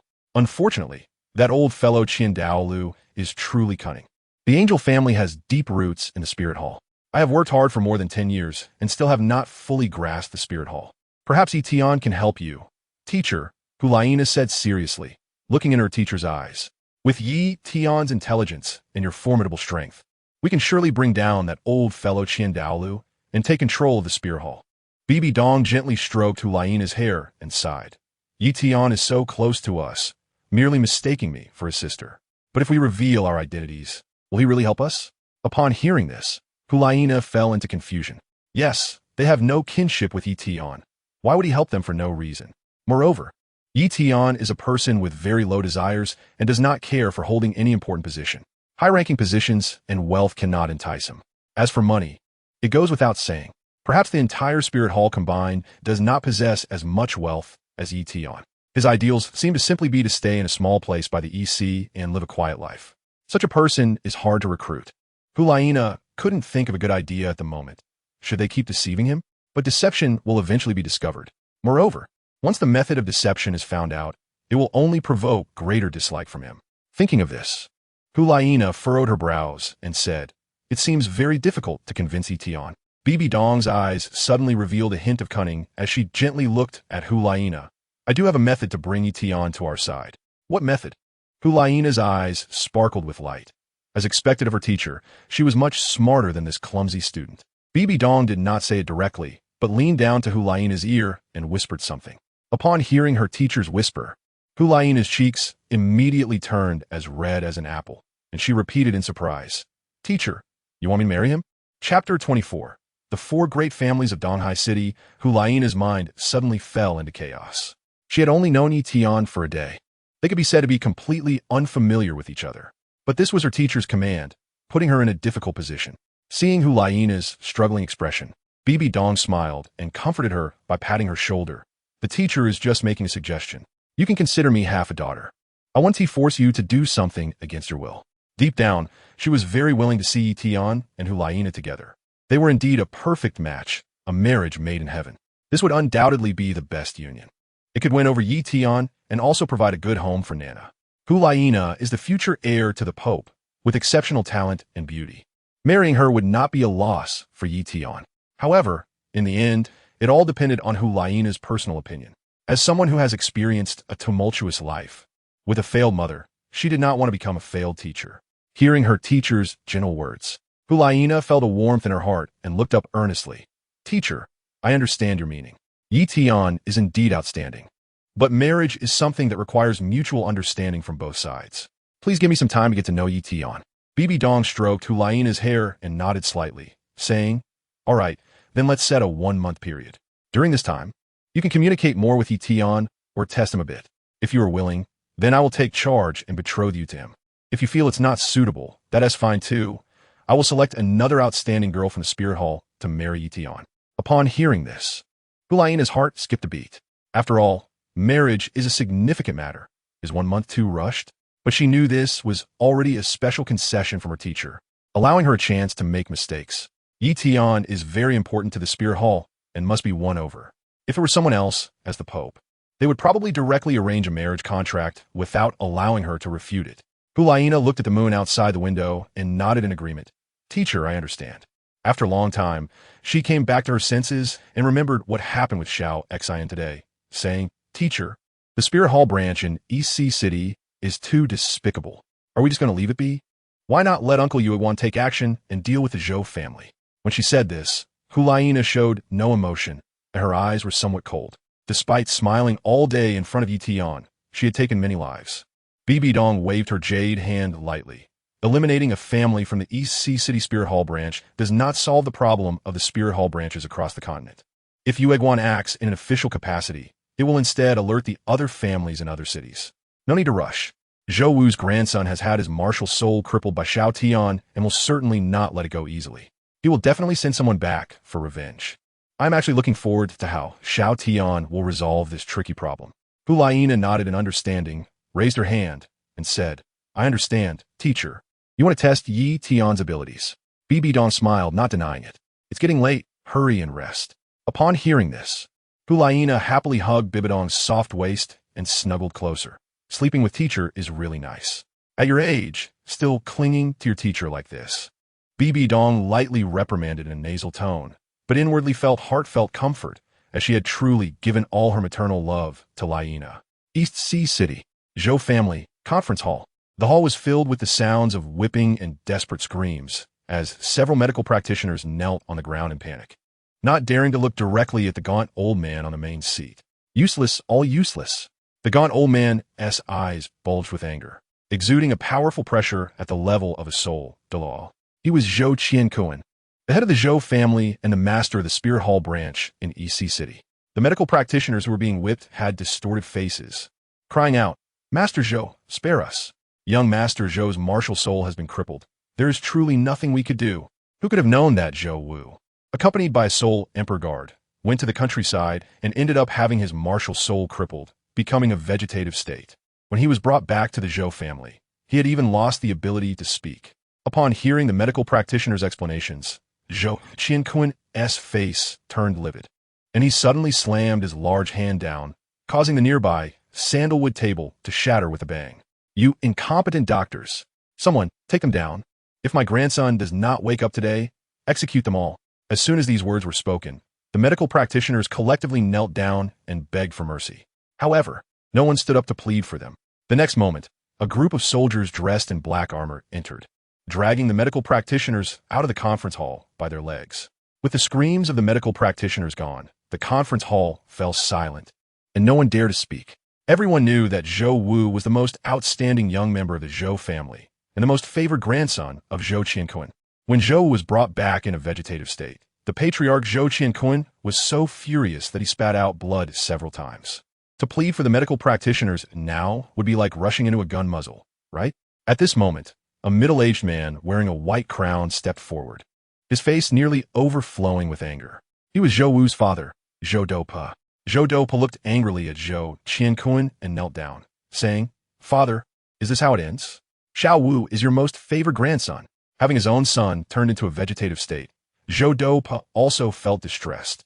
His Zhou family was the foremost of the four great families in East Sea City and a family with a long-standing lineage as the masters of the Spirit Hall branch. He never expected that someone would have their eyes on his family. This absolutely cannot be left as is. Tian snorted in anger. His old face wrinkled enough to crush a mosquito.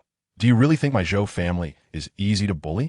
He clenched his fists, making cracking sounds. This time, I will not only take away all of Yi Tian's wealth, but I will also make him pay with his life for Wu heir, and his sister will be forever enslaved to Wu heir. After saying this, he looked at the person kneeling in the corner of the conference hall and spoke in a commanding tone. Haibian, come forward and tell me about Yi Tian's cultivation level. Haibian approached in fear and trepidation, saying, Master, I did not see Yi Tian make a move. However, one of the soul emperors beside him has a configuration of purple, black, and red soul rings. I asked the master to think carefully. Yi Tian is probably not simple. Zhou Doupa scoffed. Is this your excuse to evade punishment? Even a title Douluo level powerhouse might not be able to withstand the backlash of a 100,000-year soul ring. You say he has a soul emperor beside him with such a level of soul ring configuration. That is simply absurd. Bibi directly knelt on the ground, his forehead touching the floor. Master, young master, what I said is all true. Zhou Qianquan angrily slammed his sleeve and coldly snorted. As the master of the Spirit Hall branch, I have never seen such a monstrous figure, even in the Spirit Hall. You blind guard must have been deceived by some soul skill. Always here to diminish my prestige and raise other spirits. Upon hearing this, Bibi seemed to have an epiphany. Indeed, how could a soul emperor have such a terrifying soul ring configuration? This must be the opponent's deceptive tactics. Bibi secretly regretted that he should have directly sent soldiers to launch an attack. Perhaps Tian would have been captured. He understood that since Zhou would have been turned into a vegetative state, he could not escape responsibility. So he hurriedly knelt down and said, Patriarch, I am willing to take the lead in attacking Tian in consideration of your loyalty to the Zhou family. I will allow you to achieve meritorious service despite your guilt. Zhou Qianquan waved his sleeve and coldly huffed. He then scanned the members of the Zhou family in the conference hall and said coldly, I command all family powerhouses to gather. 3 days later, we will capture Tian. Zhou Douluo expressed his concern. Father, is it a bit unsafe to only use our family strength? That Tian, being able to rise in 3 years, does not seem to lack strength. I have already communicated with the other 3 great families in the city. 3 days later, the 4 great families will jointly annihilate Tian and divide his wealth. Chapter 25, Deep Night Reflection. Late at night, in the small courtyard of the farm, Tian had not yet rested at the antique desk. He stared at the history of Douluo in his hand, his pupils dilating as he became entranced. At this moment, a shadow flashed past the window. The shadow had no intention of entering the room, standing respectfully in the darkness by the window, cupping his hands and bowing, saying, Young master, we have investigated clearly. The Zhou family in East Sea City is stirring and has colluded with the other 3 great families, preparing to take action against you in 3 days. This news has already been conveyed to the Scorpion Douluo. The Scorpion Douluo instructed me to inform you that the Polaris team has already infiltrated East Sea City. As long as you give the order, the 4 great families will immediately fall. Okay, I understand. Hearing this voice, Tian came back to his senses and said lightly. In fact, he wasn't concerned about the actions of the Zhou family. In his eyes, their behavior was no different from that of a clown, a moth flying into the flame. The other 3 major families were equally foolish, actually thinking they could conspire with the Zhou family to seize his wealth. Greed is like a snake trying to swallow an elephant, and they didn't even weigh their own strength. He wouldn't mind wiping out the 4 major families of Donghai City together. For him, it was completely effortless. The only thing he needed to worry about was the reaction of the Spirit Hall. If the 4 major families were to be destroyed simultaneously, Donghai City would inevitably be shaken, prompting an investigation from the higher-ups of the Spirit Hall. This concern was not unfounded. This afternoon, the intelligence organization led by Shisan discovered that Spirit Hall scouts were active near the farm. In terms of cultivation and organizational capability, the other party was a high-level intelligence team. If it weren't for Shisan and their use of modern reconnaissance thinking, they probably wouldn't have discovered the existence of the other party at all. Having such a high-level intelligence team lurking on the shores of Donghai made him worry that this would bring about greater trouble. Tian sighed lightly patting his forehead. Truly a headache. The consequences of dealing with the 4 major families were not just this. The public security of Donghai City would also be affected. The Tiansu army could step in, disguised as ordinary soldiers, to maintain order. But that goes against his initial intention of hiding in obscurity. Annoying. Tian frowned and slammed the book shut with a thud. He merely wanted to live in seclusion in Donghai City, protecting his sister while leading a peaceful life without conflict. Yet there were always some ungrateful scoundrels who came knocking. His hand gradually clenched into a fist, pounding heavily on the desk. Sometimes, if one does not strike with a heavy fist, the enemy will never know how foolish their decisions were. Tian slowly raised his right palm, his piercing eyes fixed on the darkness outside the window. He spoke slowly and deliberately. Send my orders. At midnight tomorrow, eradicate the 4 great families. Understood. A voice responded from the darkness. Then there was no further sound. It was as if no one had ever been there, and no one had responded. Tian slowly stood up, walked to the window, glanced at the clear night sky, and slowly pulled the curtains shut. The night was deep. Time to sleep. In Donghai City, inside a hotel, Jiue Guan held the intelligence papers he had just gathered, his expression cold. Or rather, his expression had always been cold, but at this moment, it added a touch of chill. The family of the Wuhuan Temple in Donghai City was really foolish. They actually dared to act recklessly in front of the Pope.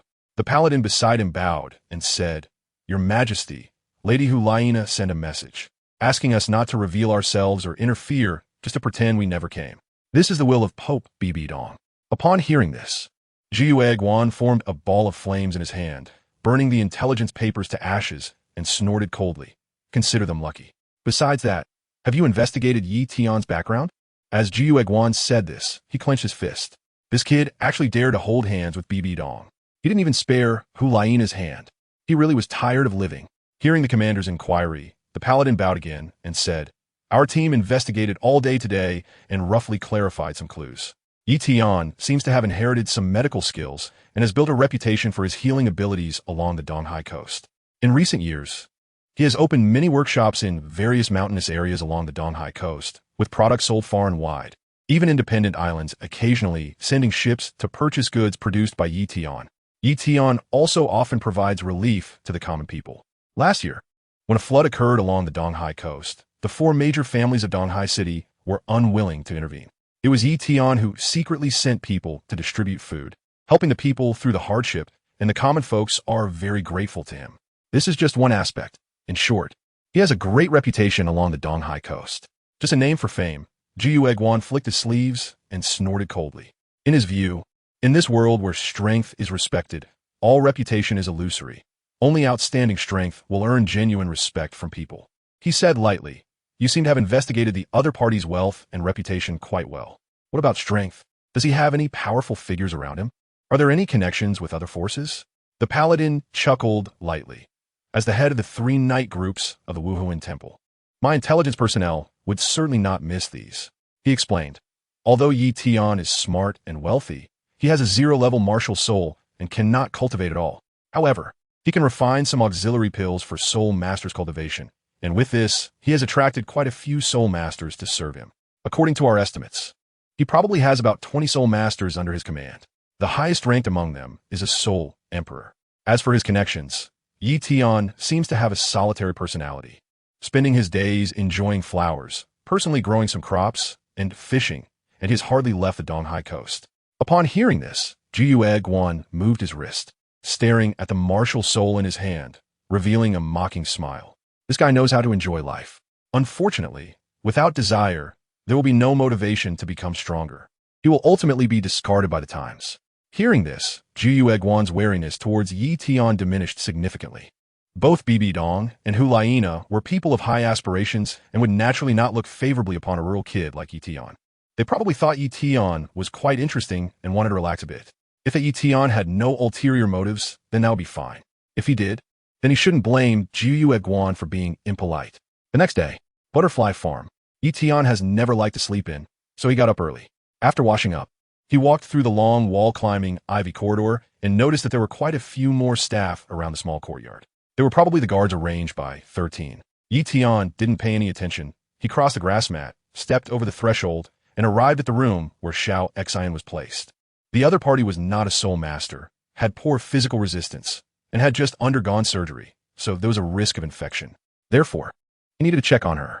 Hearing the sound of the door opening, a young woman walked over and slightly bowed to Yi Tian, saying, "Young master, good morning." Yi Tian nodded and acknowledged.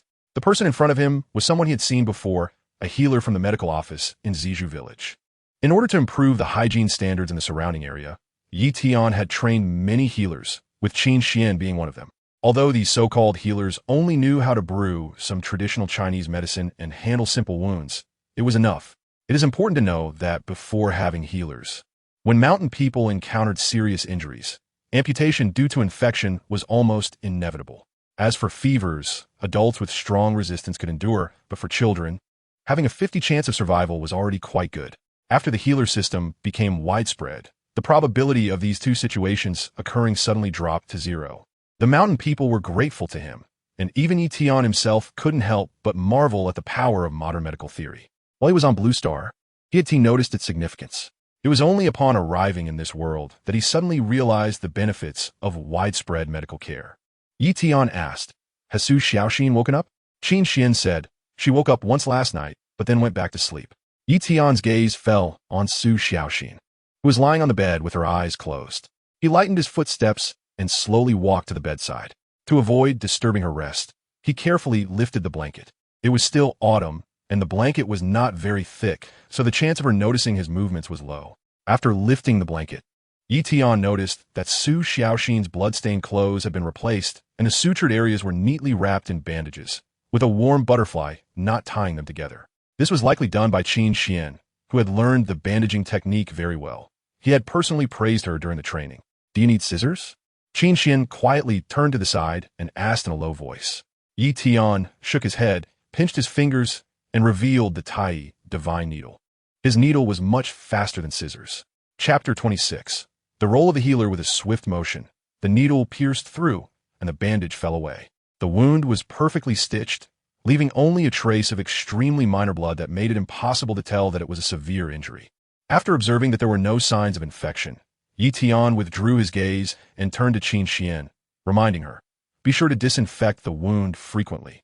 Change the bandages often, and don't let Xiao Xian move too much. The wound is too deep, and I'm afraid that movement could cause it to tear again, which carries the risk of infection."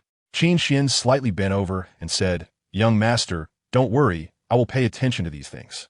Then, she instinctively glanced at Su Xiao Xian beside her. She found that the other girl had already woken up and was secretly staring at her and young master Yi Tian. She smiled warmly and said, "Xiao Xian, you're awake. Just in time, breakfast time at the farm is almost here. I'll get you some in a bit." Su Xiao Xian felt a bit exposed, her face flushed with embarrassment. She looked at Yi Tian beside her, tears welling up in her eyes. "Thank you. Young master Yi Tian, thank you for saving me." When she woke up last night, she learned through Qin Xian that Yi Tian had saved her. Su Xiao Xian was so moved that she couldn't find the words. In the moment when she was severely injured by the martial spirit, while facing Zhou Wu yesterday, she had even seen the Grim Reaper beckoning to her. She never expected that it was young master Yi Tian who pulled her back from the gates of hell. Young master Yi Tian is truly a wonderful person. "It's no trouble at all." Yi Tian waved his hand and said. Just then, a voice came from the doorway. "Brother, so you're here." The speaker was Hulaina, who sounded cheerful, but when she saw Su Xiaoxin on the bed, she felt that her laughter was somewhat inappropriate and suppressed it. Instead of coming directly to Yi Tian, she walked over to Xiaoxin and asked with concern, "Little sister, how are you feeling?" "I'm fine. Much better," Su Xiaoxin replied, feeling a bit awkward under the caring gaze. "You're shy." Qin Xian smiled as she looked at Su Xiaoxin, picking up a bottle of medical disinfectant from the side table and twisting open the cap. At the same time, she took a fluffy ball of white cotton, dipped it in the disinfectant, and approached Xiaoxin with a smile, saying, "After disinfecting, I'll help you cover up with a blanket." Hearing this, Hulaina's face turned a bit red, and she looked at Yi Tian with jealousy, saying, "You've seen her like this often, haven't you?" "Huh." Yi Tian was taken aback and lightly tapped Hulaina's forehead, saying, "What are you thinking about?" "Ouch!" Hulaina winced in pain, covering her head and looking at Yi Tian with a resentful expression. In the blink of an eye, the two of them were playfully teasing each other again. Bibi Dong covered her mouth and laughed as she walked in. Then, she was attracted by Qin Xian's actions and asked, "What are you doing?" "Disinfecting," Qin Xian replied, glancing back at Bibi Dong. Hearing the word disinfect, Bibi Dong frowned slightly in confusion and asked, "Did Xiaoxin get poisoned yesterday?" Seeing her sister's puzzled expression, Yi Tian couldn't help but smile and said, "Sister, disinfection and detoxification are not the same concept. The disinfection here is actually to prevent bacterial infection." He casually pointed around. "There are many invisible bacteria in the air around us." Then he seemed to realize something and said, "Bacteria can be understood as a kind of parasitic toxin." After hearing Yi Tian's explanation, Bibi Dong lightly touched her forehead, deep in thought. Hulaina opened her mouth. She understood every word Yi Tian said. But why was it so difficult to piece them together? Seeing that the two didn't understand, Yi Tian further explained, "Perhaps you should know that if a wound is severe, it can become infected and ooze pus. That is actually caused by bacterial infection. If disinfection is not done in time to kill the bacteria, the injured person might have to amputate or even die within a few days." Upon hearing Yi Tian's example, Hulaina quickly recalled a street in the Soul Master City called Veterans Alley.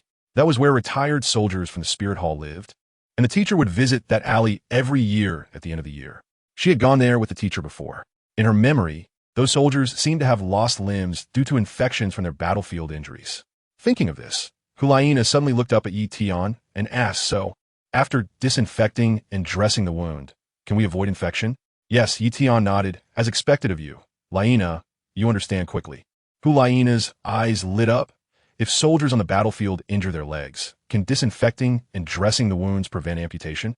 If it's just a cut from a sword or a knife, amputation can basically be avoided, Tian answered directly without thinking much. Upon hearing this, Hulaina looked at the teacher with sparkling eyes.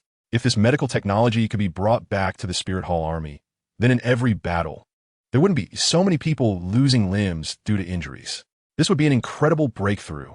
Tian is really amazing. Bibi Dong replied with a smile, calmly approaching Qin Xian and thoughtfully saying, "Miss Qin Xian, you shouldn't be a soul master, right?" Qin Xian hesitated a bit at why Bibi Dong would ask that, but still answered, "Yes, I'm just an ordinary person." "How long did it take you to learn these medical skills?" "About 2 months, I guess. I don't remember the specifics." At that time, Master Tian trained many people as a trainer. He should know. Upon hearing this, Bibi Dong was shocked. "Are you saying you were trained in batches? And you only studied for 2 months?" Batch training and a short training period imply the possibility of replication. This is incredible. She initially thought Tian only had outstanding talent in training the army. Unexpectedly, Tian could also make such a significant contribution in medicine. In just 2 months, he could teach a qualified healer. Indeed, outstanding people are great no matter which industry they enter. Hearing this somewhat strange comment, Qin Xian awkwardly smiled. "You could say that. In fact, every village by the East Sea has healers like me. Although we can't treat major illnesses, we can easily handle injuries and fevers. Every village has them." Bibi Dong's surprise was hard to conceal. "Yes." Qin Xian smiled and replied, feeling that Tian's sister didn't seem very close to him. Why did she know nothing? Seemingly noticing Qin Xian's awkwardness, Tian smiled and said, "My sister hasn't been home for many years and is always curious about the huge changes in her hometown." "So that's how it is," Qin Xian understood. Indeed, 3 years ago, the village of Zizhu was still living in poverty. But this year, almost every family has built new houses, and there's more than enough food. Even on ordinary days, they can eat meat. All of this was brought to Zizhu by the appearance of Master Tian. After a long time, Bibi Dong, having come out of her astonishment, approached Tian and asked, "Are you still training healers?" "I have been training, but I just don't participate in it anymore. My villa is right behind the healer school. If you like this job, sister, you can go there to learn. Anyway, since you're not going back to the Wuhuan Hall to be a maid, with your personality, you probably won't be able to stay idle. The work of a healer is very suitable for women. It's a good choice." "All right, I will go." Bibi Dong smiled brightly. Tian always manages to give her unexpected surprises inadvertently. The role of a healer is self-evident, as they are greatly beneficial both to the Wuhuan Temple's army and to the civilians. Moreover, this is in terms of both reputation and utility. Chapter 27. A Special Breakfast? In the small courtyard of the farm, Tian, Bibi Dong and others sat on stone benches around a stone table eating breakfast. The breakfast was simple, consisting of deep-fried dough sticks and spicy soup. On the stone table, there were also 2 plates of pickled vegetables, namely spicy kelp strips and fermented black bean yellow croaker. The pickled vegetables were a sideline of the farm, located by the East China Sea near the coast, where kelp and yellow croaker were abundant. During the slack farming season, the restless farmers would take their small boats and go in groups to the near sea to gather kelp and yellow croaker. Although their fishing techniques were still quite primitive, after a month of hard work, they could not only have enough for daily use, but also sell the surplus to merchants, earning a little extra money. For the coastal people, kelp and yellow croaker were among the few vegetables and meats they could eat throughout the year. 2 years ago, after the establishment of Butterfly Farm, under the leadership of Chun Jian, the farm used its surplus funds to purchase several large boats. Since then, the fishing teams of nearby farmers gradually became more professional. Whether it was the trawling specifically for fish or the surrounding tactics to chase fish schools, they became more refined. Specialized staff would go out to sea every month to catch yellow croaker and kelp. Nowadays, this industry accounted for nearly half of the farm's income. The kelp and yellow croaker caught at that time were sold directly after being dried. Kelp was fine, as soaking it in water after drying made it taste similar to when it was freshly caught. However, yellow croaker was different. After drying, it became tasteless and dry, making it unappetizing yet still a waste to throw away. After learning about these situations, Tian thought of the pickling process from Blue Star. Pickles can preserve the freshness of vegetables to a certain extent. Prior to this, he had received many crop seeds from the system, including commonly used seasonings like chili peppers and soybeans. Moreover, he owned a large workshop for salt production, where the salt, considered expensive by commoners, was no different from sand in his eyes. Utilizing these resources, a new industrial chain was quickly formed. Thus, the pickling workshop of Butterfly Farm was born. Furthermore, the previously unheard of seasonings like chili peppers and fermented black beans quickly captivated everyone's taste buds. People rushed to buy them, leading to a shortage of pickles. Today, even along the coast of Donghai, the pickling production area, pickles have become synonymous with luxury. In distant places, a bottle of pickles could even sell for dozens of gold soul coins. Opposite Yi Tian, Hulaina's chopsticks hardly stopped moving. Her mouth was stuffed full, making indistinct sounds. Crispy and delicious. Is this really kelp? It's so good. She stared longingly at a small plate of spicy kelp strips, seeing the bottom. Only then did Hulaina reluctantly shift her gaze away, looking at Yi Tian in amazement. And this fish, how come I've never eaten it before? This scene made Bibi Dong, who was sitting nearby, chuckle. Nana, you've only been at the East Sea for 2 days, and even your teacher can see you've gained a bit of weight. Hulaina hurriedly looked down to check, patting her belly, which remained slim and proportionate. She quietly breathed a sigh of relief, not panicking. It was not a big issue.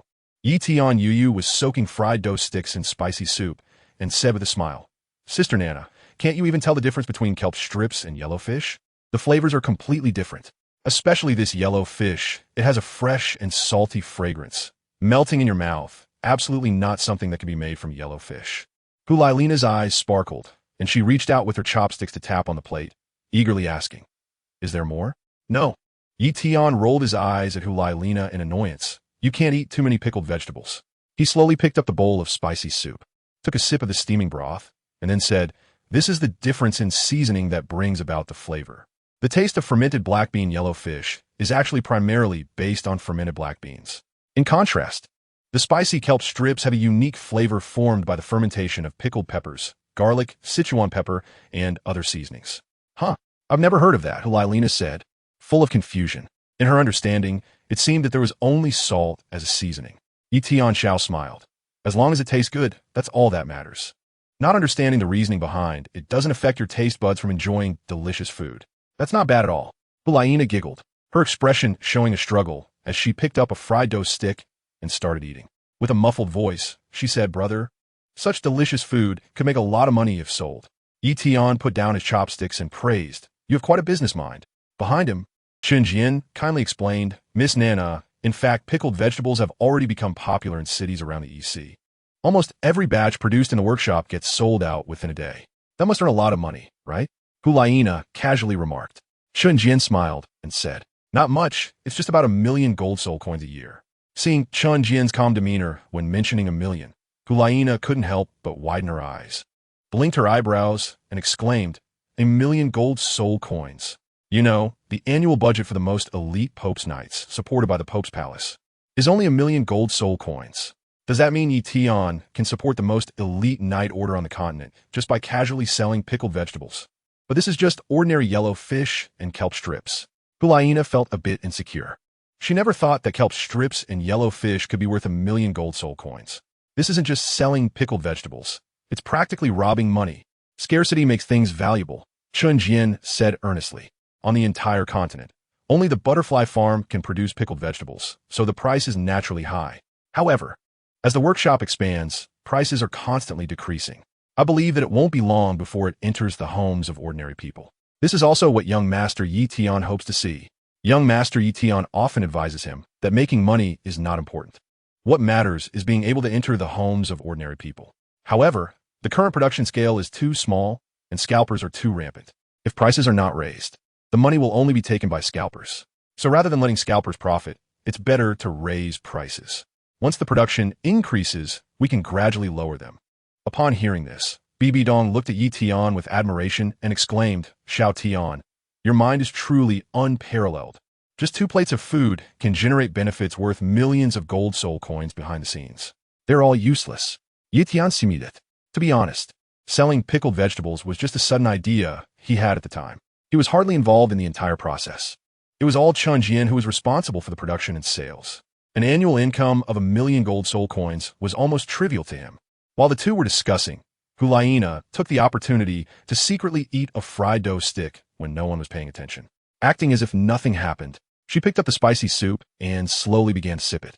As soon as it entered her mouth, her eyes widened. What kind of soup is this? A hint of spiciness, rich aroma. Once swallowed, a warm sensation spread through her. This feeling is incredible. She never expected that the breakfast at the farm would be so exquisite. Even the soup. At the Spear Hall, her breakfast standard could be said to be the same as her teacher's, one of the most luxurious in the Spear Hall. Yet she had never tasted such a delicious breakfast.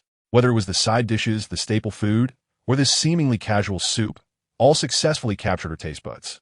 Hulaina showed a touched expression. Her face flushed and looked at Tian. Brother, is this breakfast specially prepared for us? You are really thoughtful.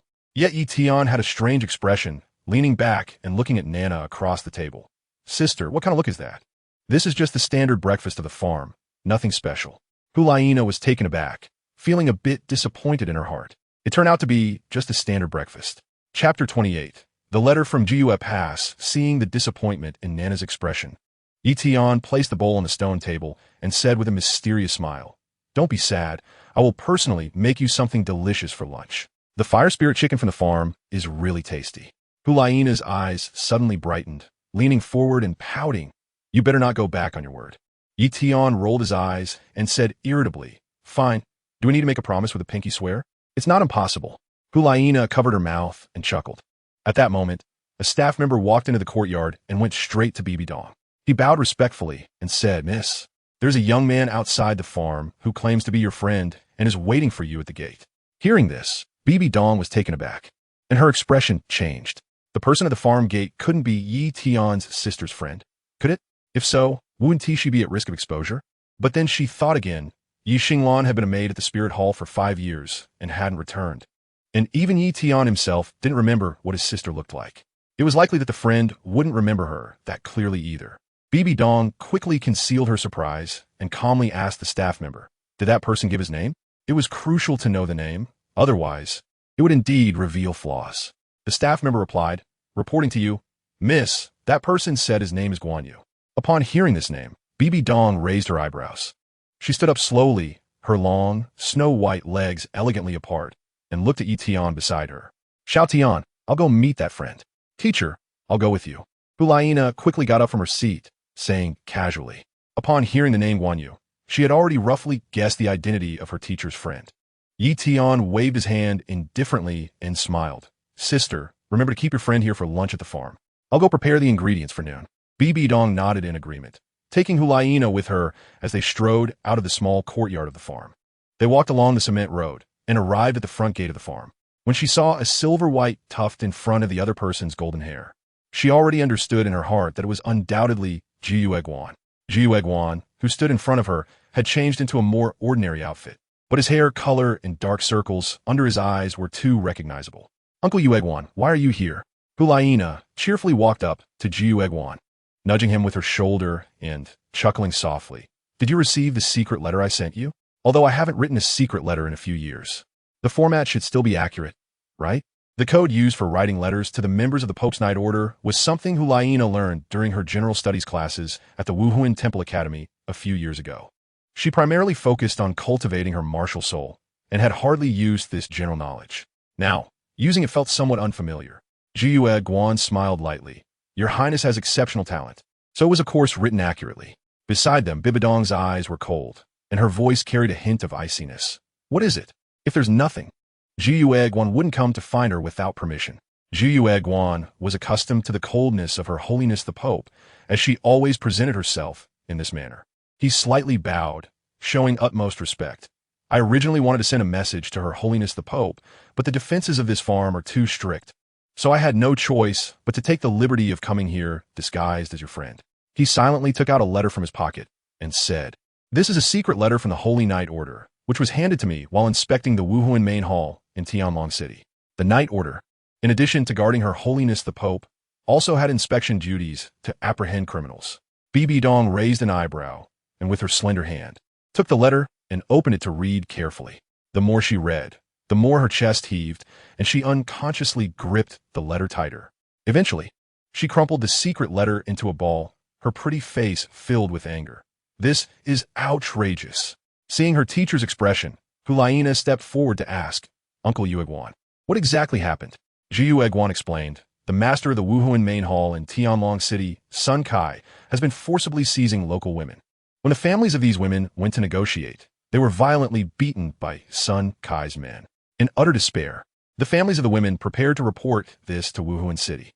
Upon learning this, Sun Kai actually killed the entire family in broad daylight. He even claimed that in Tianlong City, he is the one who makes the rules. What? That Sun Kai is too despicable. Hulaina exclaimed in surprise, not expecting such a scoundrel to exist within the Wuhuan temple. Bibi Dong's expression turned frosty as she looked at Yueguan. This kind of heinous act, which seriously affects the reputation of the Wuhuan temple, do I still need to ask you? Remove his position, drag him to the market, and execute him publicly. Yueguan said softly, Sun Kai's family holds considerable power in Tianlong City. From the officers of the Wuhuan temple to various positions, they are all from the Sun family. The law enforcement night order patrolling, there is simply no match for them. Then you should go there personally. Bibi Dong angrily tossed her sleeves, saying coldly, there is absolutely no reason to tolerate such vile individuals. Yueguan replied, there is another complication. Sun Kai is a direct disciple of the Elder Hall's fifth offering, Qianjun Douluo. In fact, several years ago, many people wrote numerous complaint letters to Your Holiness about Sun Kai, but they were suppressed by the fifth offering. This was only discovered by the law enforcement night order after their investigation. The fifth offering knows this matter cannot be suppressed any longer, so he personally wrote to you, Your Holiness, asking you not to interfere with the affairs of Tianlong City, and that he will personally deal with Sun Kai. After saying this, Yueguan handed Bibi Dong the fifth offering's handwritten letter. However, Bibi Dong did not even glance at it, her cold eyes fixed on Yueguan. The fifth offering personally intervening? This is clearly trying to shield Sun Kai. I am now personally issuing an order in the name of the Pope to immediately take the holy knights of the Pope's Hall and bring Sun Kai to justice. As for the reaction of the Elder Hall, you need not concern yourself. I understand, Your Holiness. Yueguan placed his right hand on his chest, bowed, and turned to leave. Watching Yueguan's retreating figure, Bibi Dong's pretty face was filled with frost. Did the Elder Hall really think she was a puppet pope to be manipulated at will? Then she would let the elders see whether she had the strength. Bibi Dong gazed into the distance, lost in thought. If the malpractices of the various Wuhuan subhalls were not resolved, it might really be, as Tian said. They would surely be destroyed within 3 years. These issues must be changed. Hulaina approached Bibi Dong, her face showing concern. Teacher, won't this lead to a complete fallout between the Pope's Hall and the Elder Hall? No, Bibi Dong replied calmly. Although that old thing, Douluo, is despicable, he won't allow the Wuhuan temple to appear divided on the surface. As for the cooperation between the two halls, there has never been any. She did not expect any either. Come, let's go back. Bibi Dong waved to Hulaina. By the time the incident in Tianlong City was resolved and reached the ears of the Elder Hall in Wuhuan City, it would probably be a week later. Worrying during this time would only add to their troubles. The two returned to the small courtyard of the farm and saw Tian using a shovel to construct an earthen stove. Tian looked up and saw that the two had unsightly expressions. Curiously, he asked, Sister, Nana, what's wrong with you? Hulaina sighed and said, I heard a tragic piece of news from a friend of my teacher. Tian inquired, what about your friend? Why didn't he come back with you? Bibi Dong replied calmly. He was returning from business, passing by here to see me. He hurried back home to find his family. I see. Tian said in realization, continuing to shovel dirt without stopping, and smiled at Hulaina. What tragic event could make you so sad? Hulaina sighed and said, the Pope of the Wuhuan Hall in Tianlong City cruelly killed an entire family of civilians. Upon hearing this, Tian paused his actions for a moment, and the smile on his face disappeared as he casually asked, has the other party faced punishment from Wuhuan City? Hulaina glanced at Bibi Dong and said, it is said that His Holiness the Pope has already sent someone to Tianlong City. Given His Holiness's character, that Hall Master is undoubtedly doomed. I hope so. Tian said silently. Hulaina was filled with emotion, her eyes full of complexity. Is there really no way to stop the Hall Masters of the Wuhuan Hall from doing whatever they want? Tian Jesua Livipiet. There is indeed a way, but we need to see the determination of Pope Bibi Dong. Do you have a solution? Hulaina exclaimed in shock. As soon as these words were spoken, Bibi Dong, who was originally deep in thought with her head down, suddenly raised her head and looked at Tian. He has a solution? Chapter 29. Collapse of the Wuhuan palace family. Yi Tian put down the shovel in his hand, patted his hands, stood up, and said, "To solve the problems of the Spirit Hall, one must take decisive action and eliminate all the families associated with the Spirit Hall. The gradual decline of the Spirit Hall and its low administrative efficiency are all due to these families that are entrenched in various cities, sucking the lifeblood. If these rotten and malignant growths are not completely eradicated, the massive entity of the Spirit Hall will eventually rot to its core and collapse. Without this determination, no matter how hard the Spirit Hall tries, it will be in vain. In fact, it's not just the Spirit Hall. Even the two great empires are the same. If the situation of the nobility dominating the local regions is not resolved, the empire will eventually face disintegration. Yi Tian has also watched Douluo and knows that not long after the destruction of the Spirit Hall, the two great empires fell into chaos. The Heavendo Empire was even split into two countries, Tianhun and Doling. However, the two great empires are currently facing the enormous enemy of the Spirit Hall, and the external pressure has masked the internal conflicts. But the problem is that these families of the Spirit Hall are the pillars of the Spirit Hall. Eliminating them would be equivalent to completely denying the existence of the Spirit Hall, Hulaina said with a worried expression. Yi Tian's perspective is too one-sided. It's not just about eliminating all the Spirit Hall families. Even if a few Spirit Hall families are targeted, those families will likely unite to confront the Papal Palace. It's important to note that a significant portion of the Spirit Hall's power still lies with the Elder Hall. The authority that the Papal Palace can actually exercise is quite limited. If all the Spirit Hall families are offended and driven to ally with the Elder Hall, it would effectively reduce the power of the Papal Palace, which is truly not worth the loss. This is also the tricky and complex aspect of the Spirit Hall families. Moreover, not all Spirit Hall families will have ruthless individuals like the Lord of Tianlong City. At most, they might resort to some illegal means to make money, but the crimes wouldn't be severe enough to warrant death. Hulaina said. Yi Tian came to Hulaina's side and said with a light laugh, "Sister, you may have misunderstood my words. When I said eliminate, I did not mean to kill them. Rather, I meant to dismantle their family-based power. Only by dismantling these deeply rooted families can we unblock the meridians of the Spirit Hall, allowing the Pope's commands to be executed smoothly and forming a powerful administrative machine to drive the enormous and formidable giant that is the Spirit Hall. What methods do we use to dismantle them?" Bibi Dong's expression shifted slightly. Yi Tian's words truly resonated with her. However, dismantling these families that have been entrenched for hundreds of years is no easy task. Decades ago, the Spirit Hall conducted a prolonged siege against the super families of the world, namely the sect forces. Yet, even after she became the Pope, these major families remained as stable as a mountain over the past 10 years. The only change was their transition from the front stage to behind the scenes, acting less ostentatiously. The only way to completely dismantle these super families, as Bibi Dong thought, was to resort to force. Gathering the high-level combat power of the Spirit Hall, they could swiftly destroy these families. To this end, the Pope's Hall had formulated a plan codenamed Soul Hunt several years ago. However, due to the lack of unified goals among the high ranks of the Spirit Hall, the Soul Hunt plan remained on paper. The strength of small families is not as great as that of major families. However, there's so many of them that even a single action can cause a ripple effect. When dealing with major families, the Spirit Hall could weave reasons, claiming that these families acted unjustly and brought it upon themselves. After all, as behemoths, major families would inevitably have some stains, as long as they provided a slight justification. Even if the Spirit Hall sent troops to eliminate these families, no one would stand up against it. Who would dare empathize with a major family? But small families are different. Not to mention taking action against all of them. Even unjustly targeting one small family would immediately instill fear in the others. This sense of crisis among small families would create a formidable resistance, potentially toppling her as the Pope. If they wanted to resolve the small family issue, this resistance could not be ignored.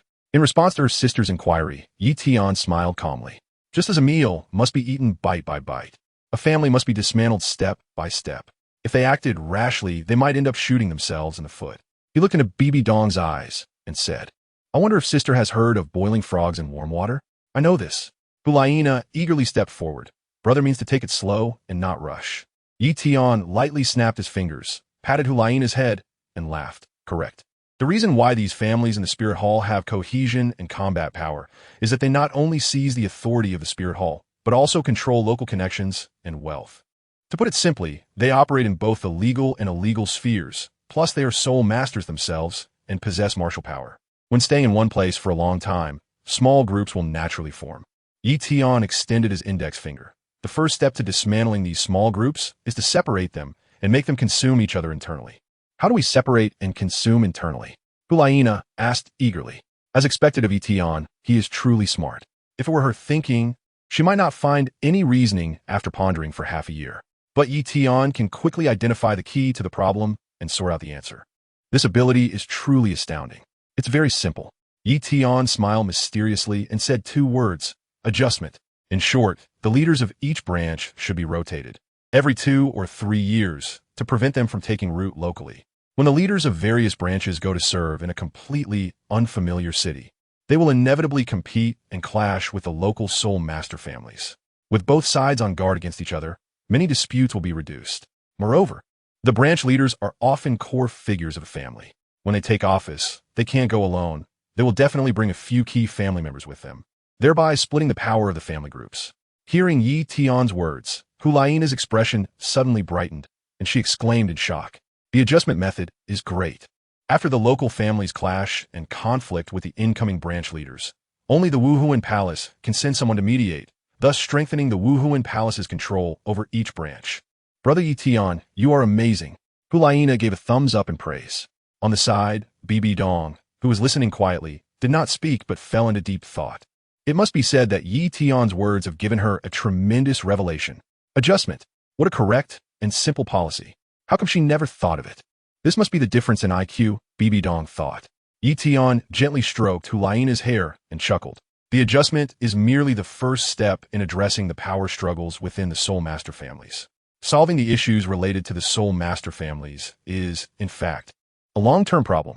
The adjustment can quickly eliminate the internal conflicts that the Spirit Hall is facing at present and reduce public criticism, but it cannot fundamentally resolve the issue. After all, even with the adjustment, the families within the Spirit Hall still objectively exist. Hulaina raised her head and asked, "So what should we do next?" Tian patted Hulaina's head and laughed. After breaking them apart, the next step, of course, is to beat them up. Chapter 30. Who is this girl? Seeing that both girls didn't understand the meaning behind it, Tian clasped his hands behind his back and said leisurely, "To dismantle the small groups of Soul Master families in various places, we naturally have to deal with them. Otherwise, it will be treating the symptoms but not the root cause. After the adjustments, we can also transfer some young core members of the Soul Master families under the guise of training to the Spirit City. I believe once they hear that the Spirit Hall is personally training Soul Masters, they will eagerly sign up without much promotion. In this way, the strength of each Soul Master family will be further weakened." Upon hearing this, Hulaina's eyes sparkled with joy. She took over Tian's words, saying, "With this, the Spirit Hall can investigate and deal with any illegal activities of the families during the training period. One must say, Tian's idea is truly brilliant. The Spirit Hall can completely isolate the training Soul Masters from the outside world, preventing them from communicating with each other. In a sense, aren't these trainees a form of hostages? Even if the families want to create chaos during the investigation, they have to think twice. Otherwise, the entire family would be implicated." Sister Nana is really smart, Tian smiled and said, making position adjustments a norm and frequently clearing out illegal families. Once these actions are completed, the tumors of the Spirit Hall will basically be eradicated. The families that control the Spirit Hall's power in various places will also be weakened. After listening to Tian, Bibi Dong was deeply shocked. She had never thought that she could dismantle the Soul Master families of the Spirit Hall in various places through these means. If this feat could be accomplished, the power of the Spirit Hall would further consolidate. Moreover, the Pope Hall's control over the branch halls would undoubtedly be greatly strengthened. This way, she could directly bypass the Elder Hall and issue orders to various places, becoming a true Pope who holds power. Bibi Dong took a deep breath. The inability to truly control the Spirit Hall had always been a lingering concern for her. She never expected that one day she would see hope for a solution. Bibidon's chest heaved slightly. To be honest, she was too excited. If it weren't for Tian being right in front of her, she would almost be unable to wait to implement the ideas Tian had proposed. Tian chuckled and said, "I didn't expect you two to care about the Spirit Hall so much. Of course, after doing all this, it will largely weaken the various families. If we want to completely disband these families, We need to establish a system with reasonable mobility, without fresh blood joining the spirit hall, and without the elders stepping down from their positions. The spirit hall will ultimately remain stagnant. Even if we clean out the filth in the stagnant water, it will grow back over time. Therefore, reasonable mobility is necessary. In this regard, the ancient Eastern dynasty had already created the imperial examination system early on, allowing commoners to have room for advancement. The spirit hall can actually learn from this. We can no longer allow the branch master in Donghai City to be someone from the Zhou family forever, working until retirement and then passing the position to their son. Reasonable mobility? Hulaina and Qian Renshua looked at him with wide eyes, filled with confusion. Qian Renshua leaned closer to Yi Tian and playfully asked, "Can you elaborate, brother?" Yi Tian lightly tapped Hulaina's forehead and said with a chuckle, "Sister Nana, your curiosity is really strong." "Hee, I just want to know," Hulaina said, placing her small hand on her ear and pouting, looking adorable. "Really want to know?" Yi Tian asked. Hulaina nodded seriously, full of anticipation. "I won't tell you." Yi Tian waved his hand and turned to leave. He still needed to gather firewood to prepare roasted chicken and had no time for these troublesome theoretical discussions. As for the problems of the spear hall, let Pope Bibi Dong worry about them. Anyway, it had nothing to do with them. Watching Yi Tian walk away bluntly, Hulaina was momentarily stunned, looking dryly at her teacher beside her. Bibi Dong smiled slightly and pressed her hand down, saying, "No need to rush. Just the adjustment of the branch hall masters will keep us busy for months, so it's not urgent right now." Hulaina sighed. Brother Yi Tian is really smart. Although he is not part of the spirit hall system, he understands the spirit hall so thoroughly. Talents like him probably won't appear once in 1,000 years on the continent. Hearing this, Bibi Dong's beautiful eyes sparkled, her jade hand resting on Hulaina's shoulder as they exchanged glances. "What are you thinking? Once this opportunity is gone, you want to find a husband as outstanding as Yi Tian." Hulaina's pretty face suddenly flushed. Her voice became somewhat unnatural as she stuck out her tongue and said, "We've only known each other for 3 days." Seeing Hulaina's reaction on her lovely face, Bibi Dong smiled gently, not refuting her. In her heart, she understood that while the little girl might verbally object, her heart had probably already run off to Yi Tian. She walked straight to the lounge chair in front of the small courtyard and sat down, softly saying, "Nana, write what Yi Tian said today into a document, and find a chance to send it to Spirit City. Let Elder Gui may take someone to draft an adjustment list within a week." Hulaina suddenly looked up. "Are we going to execute it now? Isn't that a bit hasty?" Implementing a large adjustment plan would undoubtedly cause turmoil in the various branches of the Spirit Hall. The hidden forces in the darkness of the continent might seize the opportunity to attack the Spirit Hall. Moreover, the Elder Hall would also be difficult to deal with. The High Priest Douluo would likely disagree with this matter. Bibi Dong's eyes were deep as she gazed at the distant sky. Time waits for no one, and if any problems arise, we will just resolve them. As the Pope, she could sense that dark clouds were brewing in both the Soul Master world and the two great empires on the continent. If the Spirit Hall, this large ship, did not patch its leaks in time, it might sink before even colliding with other ships. "All right," Hulaina nodded seriously, as the two discussed on the distant road. Yi Tian walked over with a girl in a blue dress and deep blue hair. The girl had a picturesque face, beautiful enough to attract the attention of passing farm workers. However, this stunning girl was carrying a bundle of bamboo sticks, which seemed rather out of place. A woman working on the farm saw the girl sweating profusely on her forehead, but the girl politely declined. From a distance, Hulaina observed this scene, and a hint of jealousy appeared on her pretty face.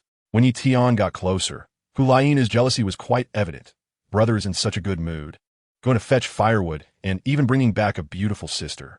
After saying this, she pouted and silently walked over to Bibi Dong, looking quite aggrieved. Bibi Dong watched this scene calmly, without saying a word. Yi Tian glanced at the girl beside him and helplessly shrugged, "I don't want to either." The girl with deep blue hair placed the bamboo sticks on the ground, wiped the fine sweat from her forehead, and approached Hulaina with a smile, saying, "Little sister, you misunderstood. It was my initiative." "Initiative?" Hulaina looked at the girl with deep blue hair warily. Was this statement a challenge directed at her? Then her heart suddenly trembled. Perhaps Yi Tian had known this girl for a long time. Perhaps she was the third party. Thinking of this, Hulaina found it hard to breathe. She dared not think further. She even felt like crying. Yi Tian Gij, obviously.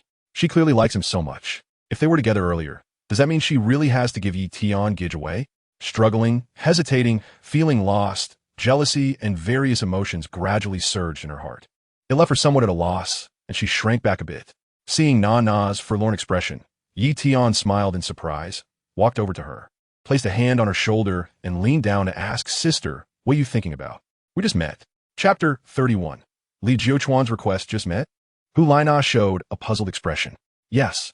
Yi Tian lightly tugged at Hu Laina's golden hair, causing her to wince and involuntarily furrow her beautiful brows. Casting her gaze over, he pointed to the girl in the blue dress and explained, "This is Li Jiuchuan from the Li family of Golden-Aod Island. The Li family's fleet is quite large along the East Sea coast, and we have business dealings. So, you're here as a guest?"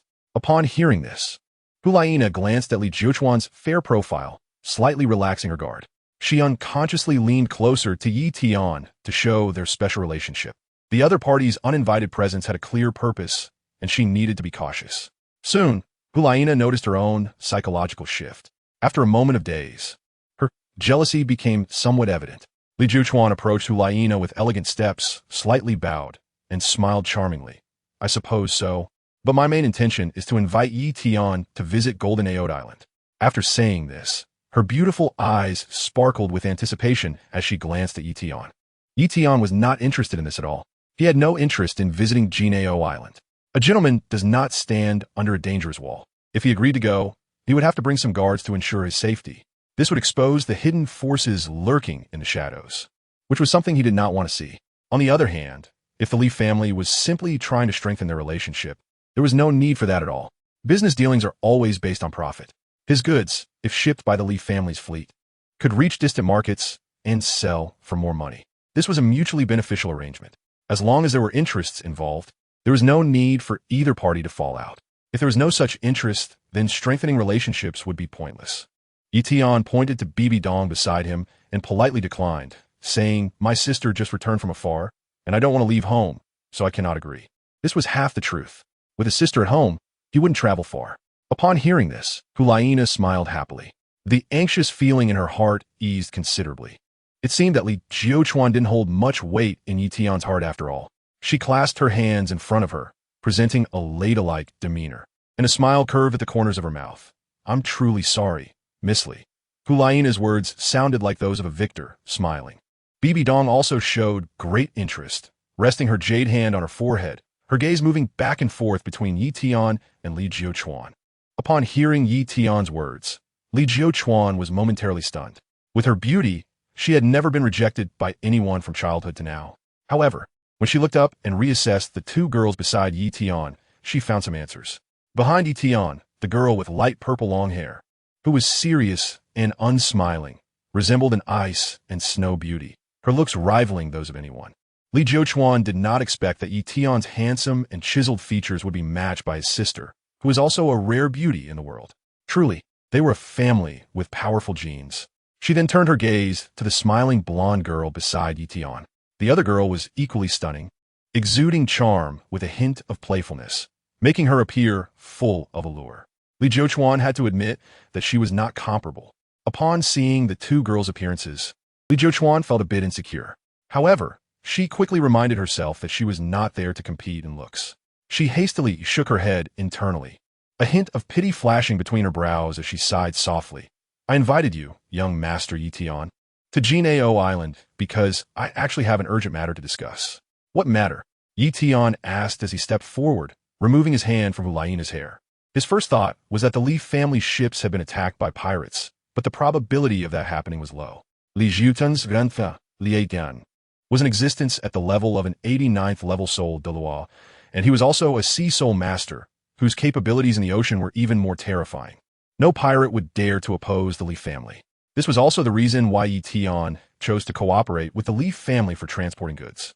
Li Jiuchuan's expression darkened as she leaned forward, preparing to whisper in Yi Tian's ear. However, before she could do so, Hu Laina quickly pulled Yi Tian behind her. With vigilance in her large eyes, she spoke in a somewhat unnatural tone. "There are no outsiders here. Just say it out loud." After a pause, she quietly told Yi Tian, "Be careful, others may have ulterior motives." Seeing Hu Laina's actions, Yi Tian felt somewhat helpless. He had to admit that Sister Nana was quite strong. She had easily thrown him behind her. Perhaps this was for his own good. He chuckled awkwardly, stepping out from behind Hu Laina to face the dim-faced Li Jiuchuan.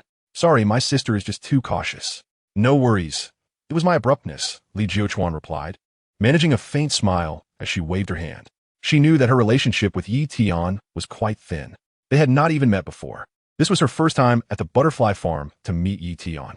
If her family were not business partners with Yi Tian, she might not even have the chance to see him. Her eyes showed complexity, and she ultimately decided to be honest, extending her hand to bow once more. To be honest, I came here to ask you to go and treat my grandfather.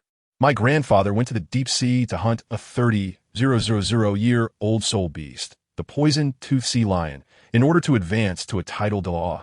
During the battle, he was severely poisoned. At first, he didn't realize it, but after absorbing the soul ring and returning home, he began to feel excruciating pain in his heart and lungs every day, and his forehead has become increasingly dark. The time he spends awake is getting shorter and shorter. She looked earnestly at Yi Tian. I hope, young Master Yi Tian, that you can consider our family's business dealings and go to Douluo Island to save my grandfather. My Li family is willing to offer a reward of 1 million gold soul coins. Upon hearing this, Yi Tian furrowed his brows. Li Haitian was poisoned? This was a serious matter. Douluo Island was located at a critical shipping route, making it extremely important. Countless pirates were eyeing this golden territory. And the reason the Li family could stand firm amidst the lurking wolves was that Li Haitian was an 89th level soul, Douluo, capable of exerting the power of a tidal Douluo in the ocean. Now, the Li Haitian was severely poisoned. How could those pirates remain calm? They would definitely have designs on Douluo Island and the Li family. This trip to Douluo Island would likely be more than just a simple medical treatment. Danger was inevitable. Thinking of this, Yi Tian shook his head internally. He did not want to get involved. 1 million gold soul coins were merely a drop in the bucket for him and did not catch his interest. The benefits did not match the risks, so it would be better not to go. Moreover, his greatest dream was simply to live quietly by the East Sea. Yi Tian stared into Li Jiuchuan's beautiful eyes and sighed lightly. I am still young, and my medical skills are quite shallow. The reason I have a good reputation in the East Sea is merely because I often treat people for free, and they are grateful to me. He spread his hands and said, in reality, the illnesses I treat are just fevers, colds, and minor injuries. There's really not much technical skill involved.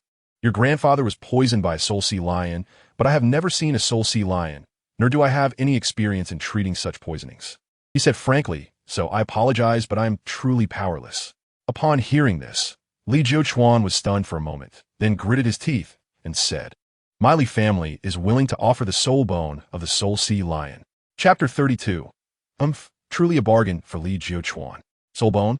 Hearing Li Jiuchuan's offer, Hulaina beside them took a deep breath. Soul bones are even more precious than 10,000-year soul rings. Even in the spirit hall, soul bones are extremely valuable items that cannot be easily obtained. It seems that the head of the Li family is really in a desperate situation. Otherwise, he wouldn't be willing to part with such a precious item. Yi Tian was indifferent upon hearing this. Since he didn't practice cultivation, what use would a soul bone be to him? If Li Haitian lived by the EC, he could have done a favor by helping him expel some toxins. However, Douluo Island was indeed a bit too far and dangerous, not worth the effort. He sighed and said, Miss Jiuchuan, why don't you understand? It's not a matter of price. It's that I am powerless. Li Jiuchuan's eyes turned red, and she knelt on the ground. Completely disregarding the gazes of the surrounding staff, her voice choked with sobs.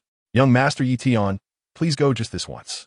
Even if there is a slight chance. If young Master Yi Tian is willing to take action to save him, Jiuchuan is willing to swear an oath to stay by your side forever as a maid. Doing anything you ask. After speaking, Li Jiuchuan lowered her gaze. For someone as proud as her, saying such words indeed required great courage. It was equivalent to indirectly selling herself to Yi Tian. Upon hearing this, Hulaina was the first to step forward, cautiously rebutting, Miss Jiuchuan. Oaths cannot be made lightly. Li Jiuchuan's words clearly intended to take advantage of Yi Tian. She even began to doubt whether the other party's motives were pure. Miss Jiuchuan, please don't do this. Yi Tian tugged at the corner of his mouth and reached out to pull Li Jiuchuan up from the ground. The series of behaviors from the other party raised his suspicion.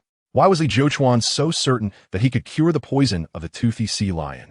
It should be known that although he had said some modest things earlier, most of it was true. He had never treated a case of poisoning before. Logically speaking, no one should know about it. The other party kept pestering him, which was indeed too suspicious.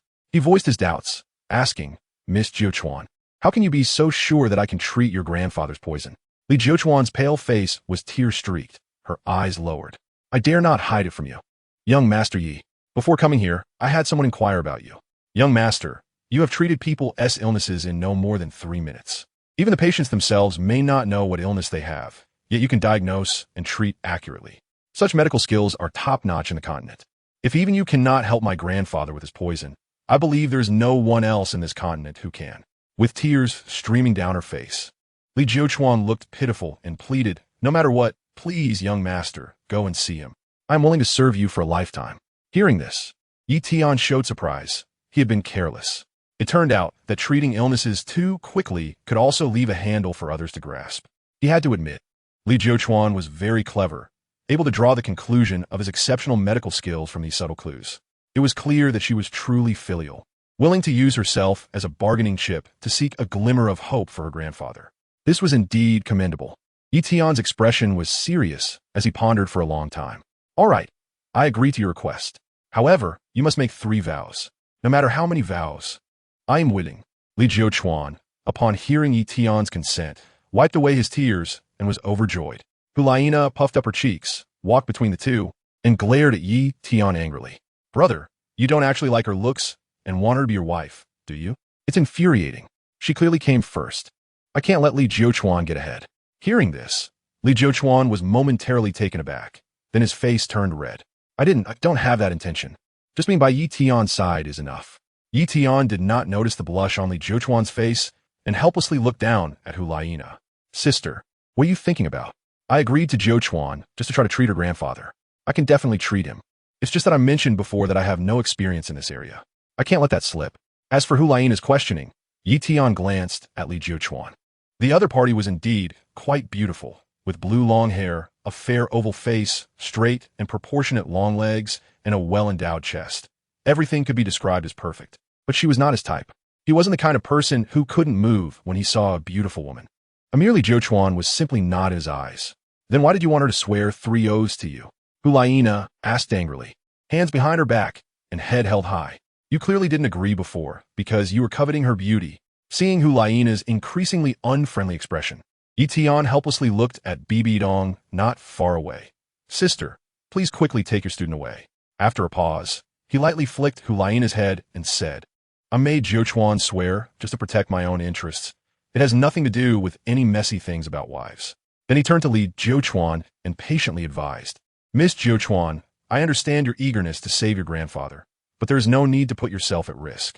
Upon hearing this, Li Jiuquan lowered her brows and nodded lightly. Bibi Dong, who was behind Hulaina, approached with a smile, took Hulaina's arm, and teased, Why are you sulking? Xiao Tian is my younger brother. Isn't it normal for him to look for a girlfriend? Hulaina wilted, drooping her head and looking up at Bibi Dong, her pretty face full of grievances. Yi Tian is not a fool. How could he not hear the hidden meaning in his sister's words? Looking at Hulaina's expression and combining it with her previous behavior, he suddenly realized that this little sister was up to something.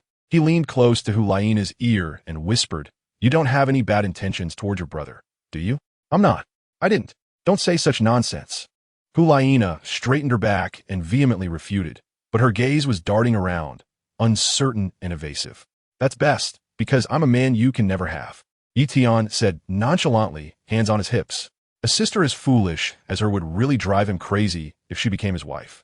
He then turned to Li Jiuquan and waved his hand, saying, To treat your grandfather's illness, we need some medicinal herbs as assistance. Many medicines have to be fetched from other places.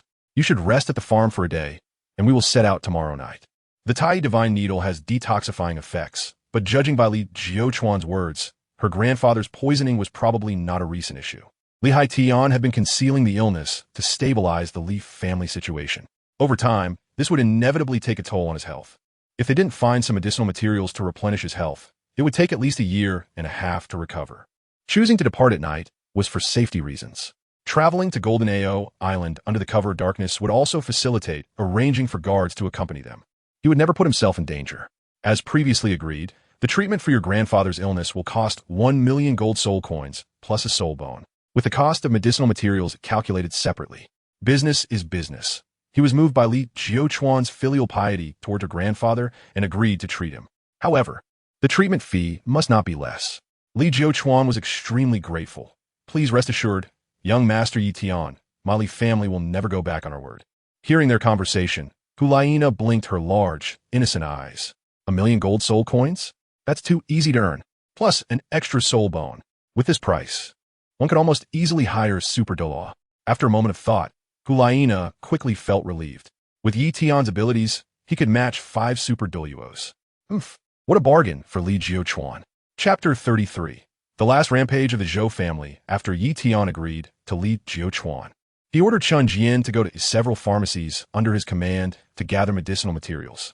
The Li family, as a prestigious family with a history of hundreds of years, can be regarded as the richest in the East China Sea.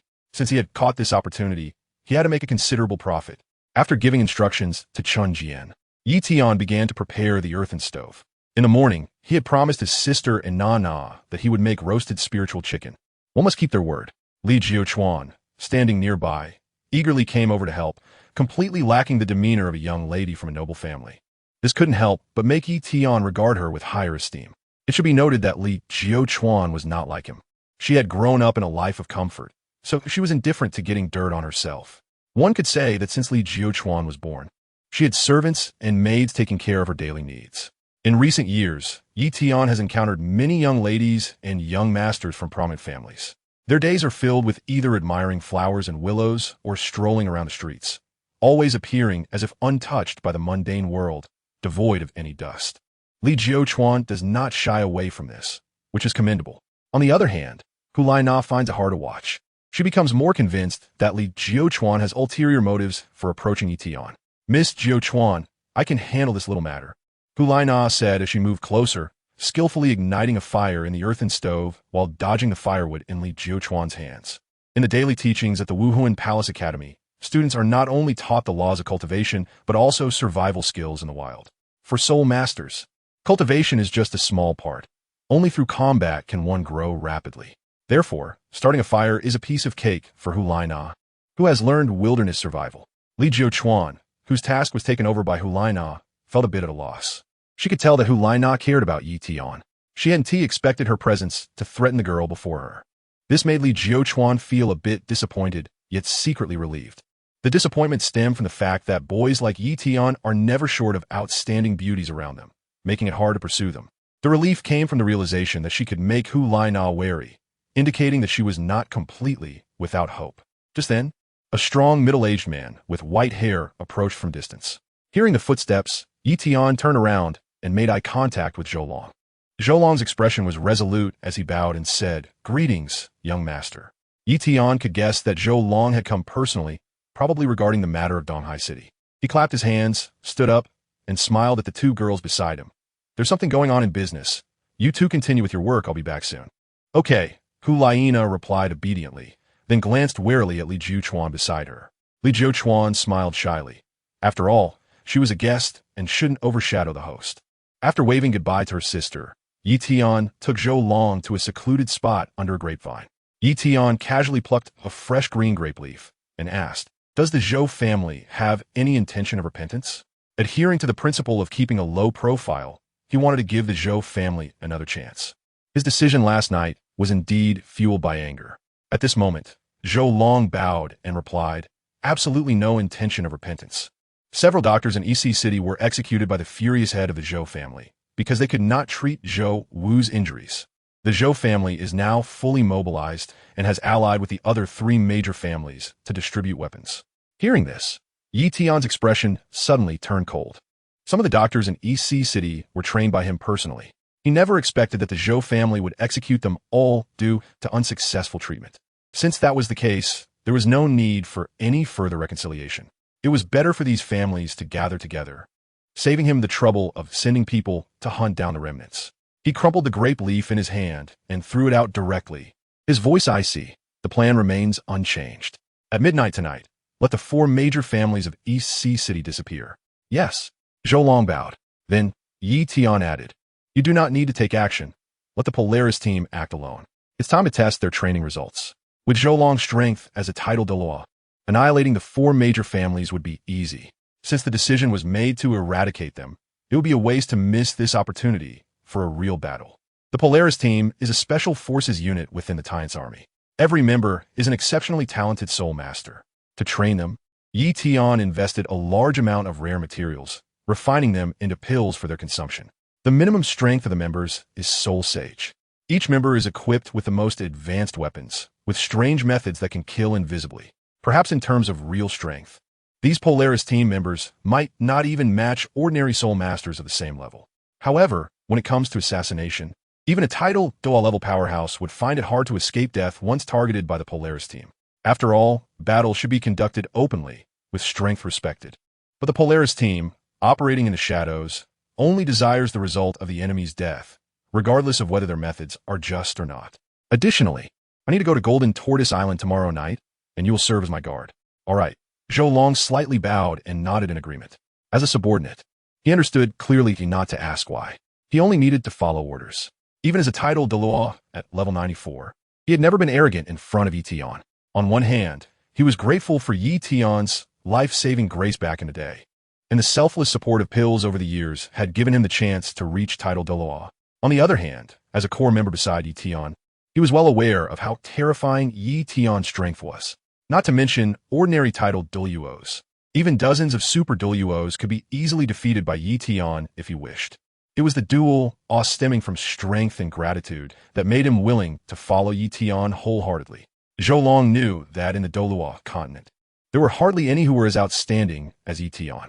Staying by Yi Tian's side brought benefits far greater than the costs. After finishing the discussion with Zhou Long, Yi Tian returned to the small courtyard. Hu Laina and Li Jiuquan had already started a fire, slowly adding bamboo to the earth stove. The bamboo crackled in the fierce flames. Seeing this, Yi Tian walked over, covering his face in exasperation, and said, "Sisters, we are not roasting. If you burn them one by one like this, by the time they're all burnt, the fire will probably be out. We need to fill all the bamboo in, burn them into charcoal, and then we can barbecue." Upon hearing this, Hu Laina looked at Yi Tian with wide eyes like a child who had made a mistake. "Brother, I was wrong." After saying that, she glanced proudly at Li Jiuquan beside her. Clearly, admitting her mistake was not the goal. Showing her closeness to Yi Tian was her true intention. Li Jiuquan, on the other hand, looked a bit awkward and involuntarily stood up, wanting to step back.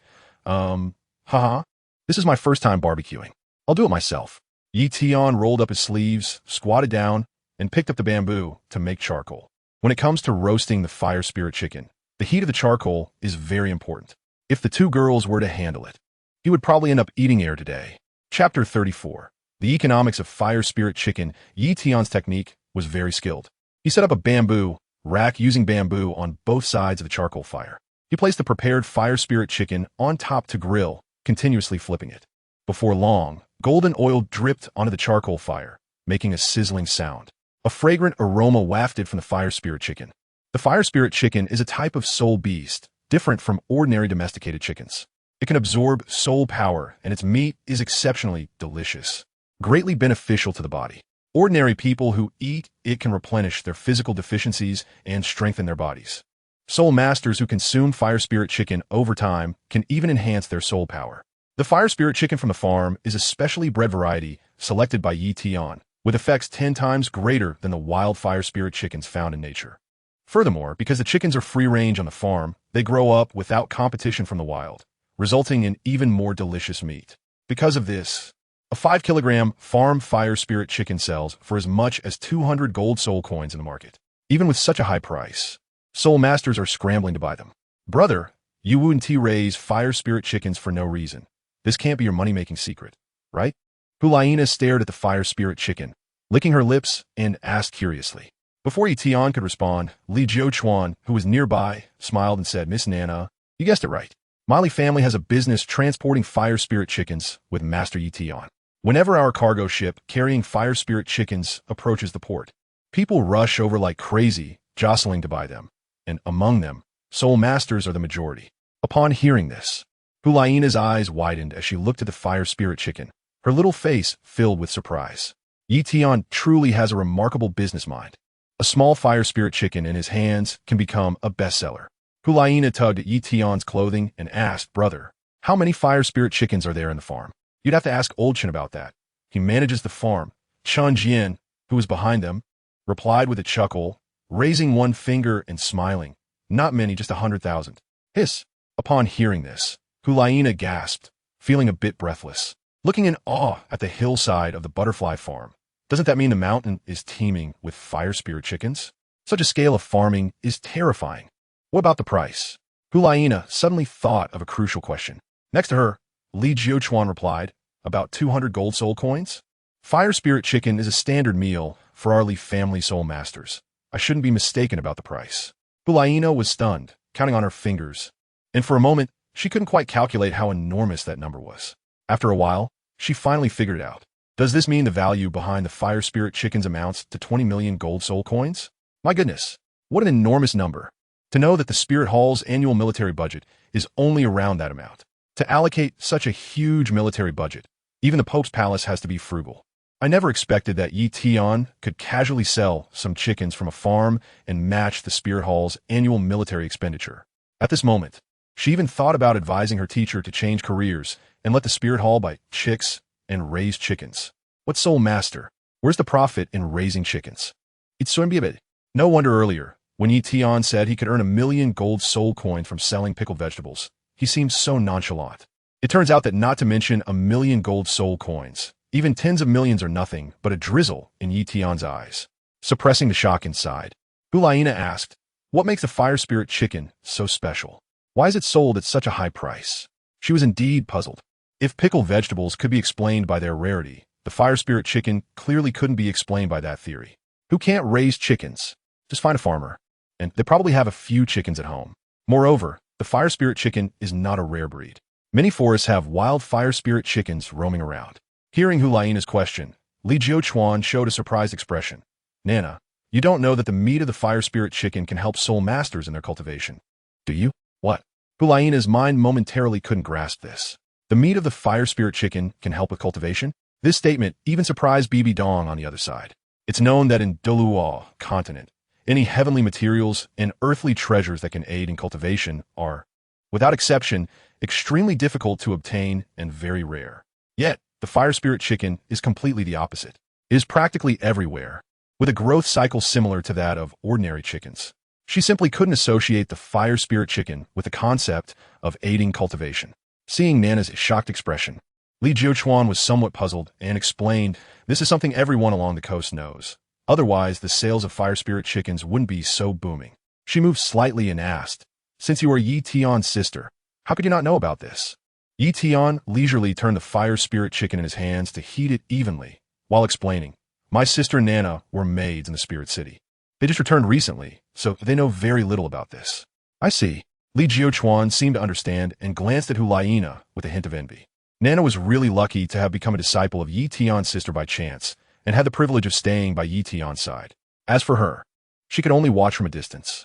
She didn't even have the qualification to make friends. At most, she could only be considered as an acquaintance. Li Jiuchuan's gaze fell, and her expression inevitably became a bit lost. But soon, she concealed it again. After all, she was merely an outsider. Moreover, before this, she had only heard of Tian's abilities from her grandfather. This was her first time meeting Tian. In a way, wasn't this also a form of attraction? Thinking of this, Li Jiuchuan couldn't help but smile. It turned out she was also a superficial person. Beside her, Tian saw that the fire spirit chicken was almost done. He took out many bottles and jars from his pocket and sprinkled some seasonings on the chicken. The combination of the heat, seasonings, and grease on the fire spirit chicken immediately produced a different, enticing fragrance that was distinct from the smell of the chicken itself. It made people unable to help but focus their attention on the fire spirit chicken. Hulaina fell silent, her big eyes wide and eagerly watching the chicken, nearly drooling. She nudged Tian beside her and tentatively said, why don't you let me taste it to see if it's cooked? Upon hearing this, Tian smiled and glanced at Hulaina. If you take a bite, I'm afraid you could swallow the whole chicken. Of course not, Hulaina pouted, wiping her palm on her clothes, her expression uncertain. Tian continued to flip the fire spirit chickens. Don't worry, there's enough for you. 15 minutes later, the 2 fire spirit chickens on the grill were finally cooked, their golden brown exterior giving off a delicious aroma that could be smelled even from dozens of meters away. So fragrant. Hulaina propped her chin on her hand, gazing eagerly, wanted to take a bite, but feeling the need to maintain her ladylike demeanor in front of Li Jiuchuan. As a guest, Li Jiuchuan maintained good etiquette, simply smiling beside Tian. The only one unaffected by the food was Bibi Dong. Her expression was calm as she looked into the distance. Her thoughts clearly not on the fire spirit chickens, but rather on the resistance faced regarding the relocation of Seoul Palace officials to other regions. Large-scale relocations inevitably lead to chaos. It would be quite difficult to get past the High Priest Tian Douluo. Bibi Dong revealed a determined expression, her delicate hands gradually tightening into fists as her resolve solidified. No matter what, she would carry it out. Chapter 35. The Reaper So Fragrant. Hulaina, who had received a chicken leg, took a sniff and eagerly started to taste it. With the addition of pepper, the crispy, numbing sensation filled her mouth, perfectly complementing the chicken's fresh flavor, leaving her utterly amazed. Casually, she exclaimed, "This is too delicious." Li Jiuchuan also praised it endlessly. "I often eat fire spirit chicken in my family, but I have never tasted anything this delicious." She looked at Yi Tian while holding the chicken leg. "Is this your unique cooking method, young master?" Yi Tian chuckled softly, raising the several small bottles of seasoning in his hand, and said, "There is a method called standardized production process. When the addition of each seasoning is measured precisely to the gram, and the roasting time is strictly controlled, creating the uniquely flavored roasted fire spirit chicken is really not a big deal." Standardized production process? The two girls blinked, their faces filled with confusion. Yi Tian simulated faintly, did not explain in detail, stood up, walked to Bibi Dong's side, and handed a chicken leg to her. "Sister here." Bibi Dong, lost in thought, was interrupted by Yi Tian's action, a faint smile appearing on her fair face. She accepted it with one hand. "Thank you, Xiao Tian." "Oh, why are we being polite?" Yi Tian said earnestly. Bibi Dong's lips curved into a smile as she gazed at Yi Tian's face, her smile growing deeper. That night, on the farm road, Bibi Dong strolled leisurely. Ahead, the sound of hooves approached, getting closer to her. Eventually, a person dismounted from a horse. It was Hulaina. She spoke, "Teacher, the secret letter has been delivered to the Holy Night Corps." Bibi Dong's expression was calm as she nodded lightly. "Then we leave the next steps to Elder Gui Mei." After that, Hulaina seemed hesitant to say something. Noticing this, Bibi Dong squinted her eyes. "What's wrong? Do you have something on your mind?" Nana's temperament is ultimately too shallow. A little concern would show on her face. Bibi Dong knew that it was probably Li Jiuchuan's arrival that stirred up Nana's competitive spirit. Considering this, Li Jiuchuan coming to find Yi Tian could be seen as a good thing. She smiled at Hulaina. "You must seize the opportunity." Hulaina's pretty face flushed. "What are you talking about, teacher? We have only known each other for less than a week. It's too early to talk about that." She straightened her chest, justifying herself. "I can't get flustered." Upon hearing this, Bibi Dong chuckled and said no more. Her disciple was truly wandering further down the path of ignorance. But that's fine. At least she had settled one aspect. It was time to find an opportunity to lay everything out with Yi Tian. Regardless, this marriage must be established. Then, she raised her head and asked, "When you handed over to the Holy Night Corps, did they mention any news from Donghai City?" "Yes, I almost forgot to tell you, teacher. The 4 major families have already mobilized, and they will make their move on Yi Tian in 2 days.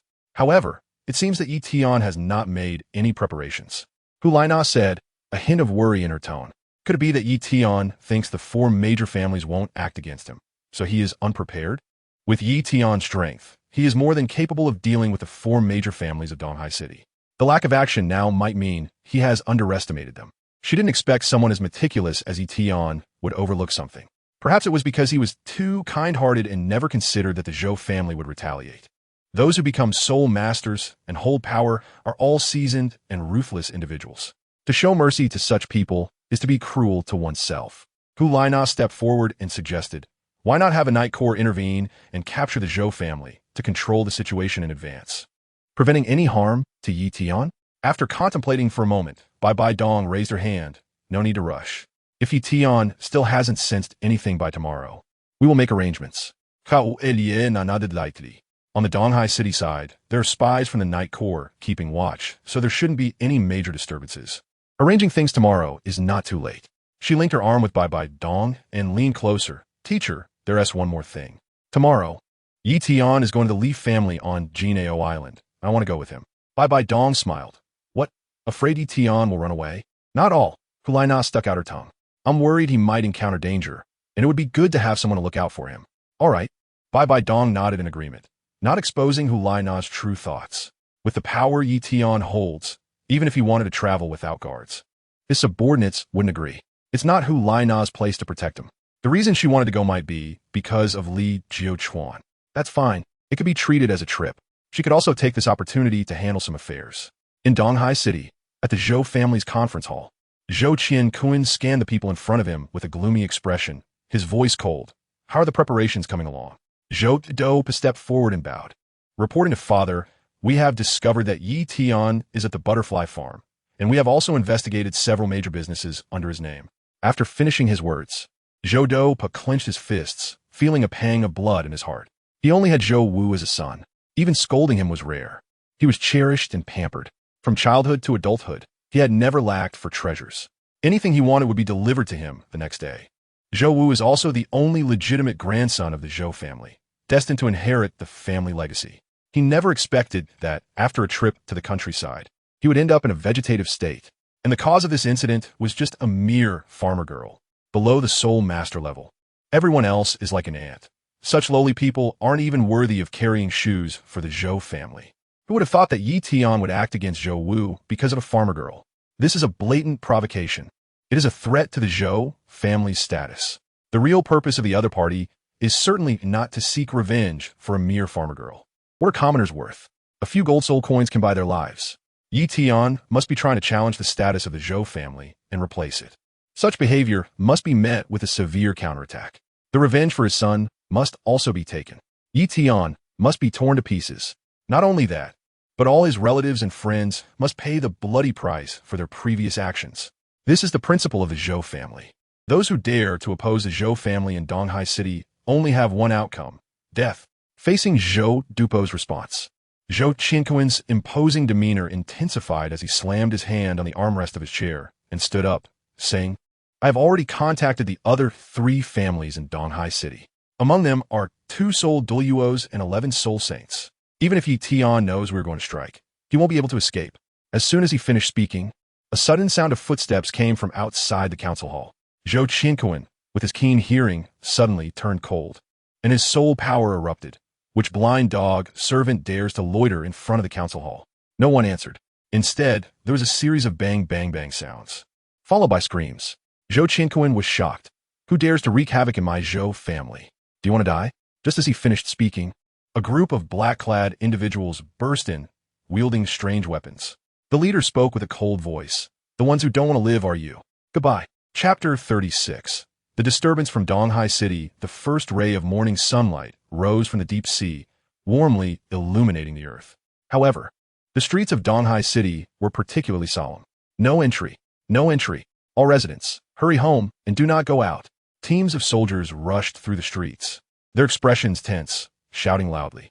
The soldiers seemed to have just received orders. Some hadn't even had time to fasten their armor and were wielding weapons, maintaining vigilance in the streets. The early risers who had come to the market were confused and discussing among themselves. What's going on? Why are we being sent back? Can I still buy my vegetables? Some well-informed people were smugly revealing. You guys don't know yet? Last night, a major event happened in Donghai City. The 4 major families led by the Zhou family all perished overnight. Does that mean the city lord and the leader of the Spear Hall are dead? Of course. This is a good thing. Those oppressive bloodsuckers are better off dead. Exactly. My neighbor's daughter was tormented by the Zhou family and couldn't take it anymore, committing suicide. Now, there's a hero to avenge her. You all should be careful with your words. There are still those dog soldiers on the street. At this point, those discussing exchanged glances and hurried home. At the Zhou family, members of the Pope's Holy Night Order, who rushed over upon hearing the news, approached the Zhou family gate but were stopped by the local guards. The guard frowned, glancing at a few of them, and said, No entry for idle persons at the crime scene. A few holy knights exchanged smiles, and one of them curiously took out a gilded token. Upon seeing it, the guard's pupils constricted. As a soldier of the Spirit Hall, he knew this was a token of the highest rank of the Spirit Hall, only possessed by holy knights. The guard immediately understood and stepped forward to open the door, not daring to show any negligence. Please, sirs. The holy knights had no intention of blaming him. Their task was to investigate the situation clearly and report back to His Holiness the Pope. Time was of the essence, and there was no need to waste effort on a mere guard. As soon as they entered the door, an inexplicable sense of oppression hit them. The bodies of the Zhou family members lay scattered everywhere. One holy knight stepped forward to examine them, and found that there was no expression of panic on their faces. Standing up from beside the corpses, the holy knight's expression gradually stiffened. These people had died without awareness.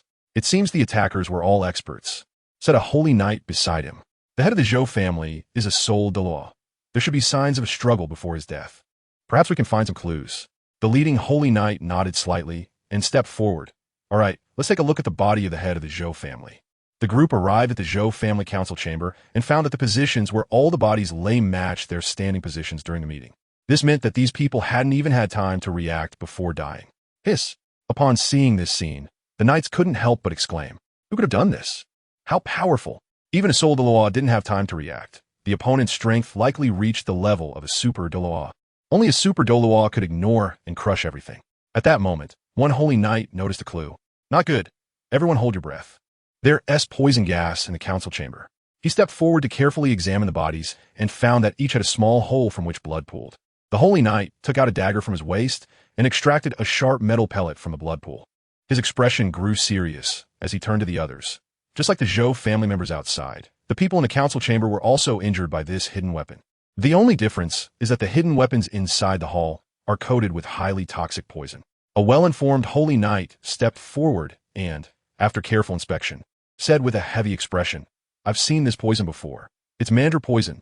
The toxin is extremely domineering and takes effect immediately upon poisoning. Moreover, mandra poison is very rare. Our spirit hall only has one bottle as a sample."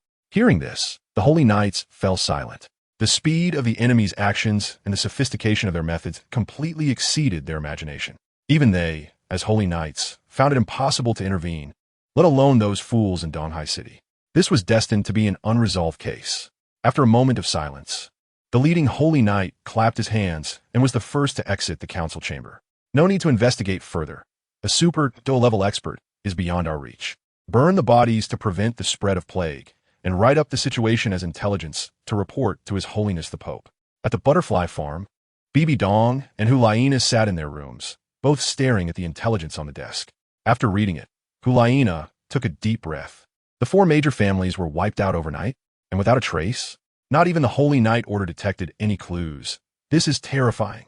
After expressing her astonishment, Hulaina suddenly looked up, staring at her teacher's dark brows.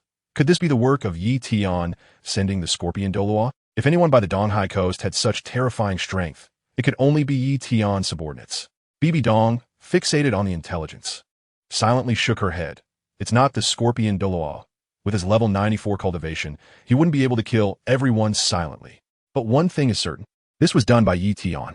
When she learned from the intelligence that all the victims had remarkably consistent wounds, having died from bullets, the answer became clear. She didn't expect Tian's subordinates to be so impressive. Bibi Dong's beautiful eyes flickered. Nana had been worried last night that Tian might suffer retaliation from his Zhou family. To her surprise, early in the morning, she received such a pleasant surprise. It seemed that Tian's methods were not as simple as they appeared on the surface. Hulaina became serious. Suddenly, she felt a bit cold. What if Tian, after learning the truth, did not stand with the spirit hall? Given her teacher's personality, she didn't dare to think further. That was a tragedy she did not want to see. Across from the 2 girls' room, Tian had just finished washing up and came out of his room. Zhou Long had been waiting at the door. When he saw Tian come out, he casually handed over a piece of intelligence and respectfully said, "Young master, everything has been handled. The warehouses of the 4 great families have also been quietly emptied and stored in the city's secret base." Taking the intelligence from Zhou Long's hand, Tian smiled lightly and said, "Thank you for your hard work, Uncle Zhou." The order to empty the warehouses of the 4 great families was given by him. Since he was determined to destroy the 4 great families, their wealth could not be overlooked. Otherwise, who would reimburse the ammunition expenses for the Polaris team? After carefully examining the list of gains from the warehouses on the intelligence, Tian gradually squinted his eyes. The 4 major families were indeed a few little fat sheep. Chapter 37, Journey to Golden Ao Island.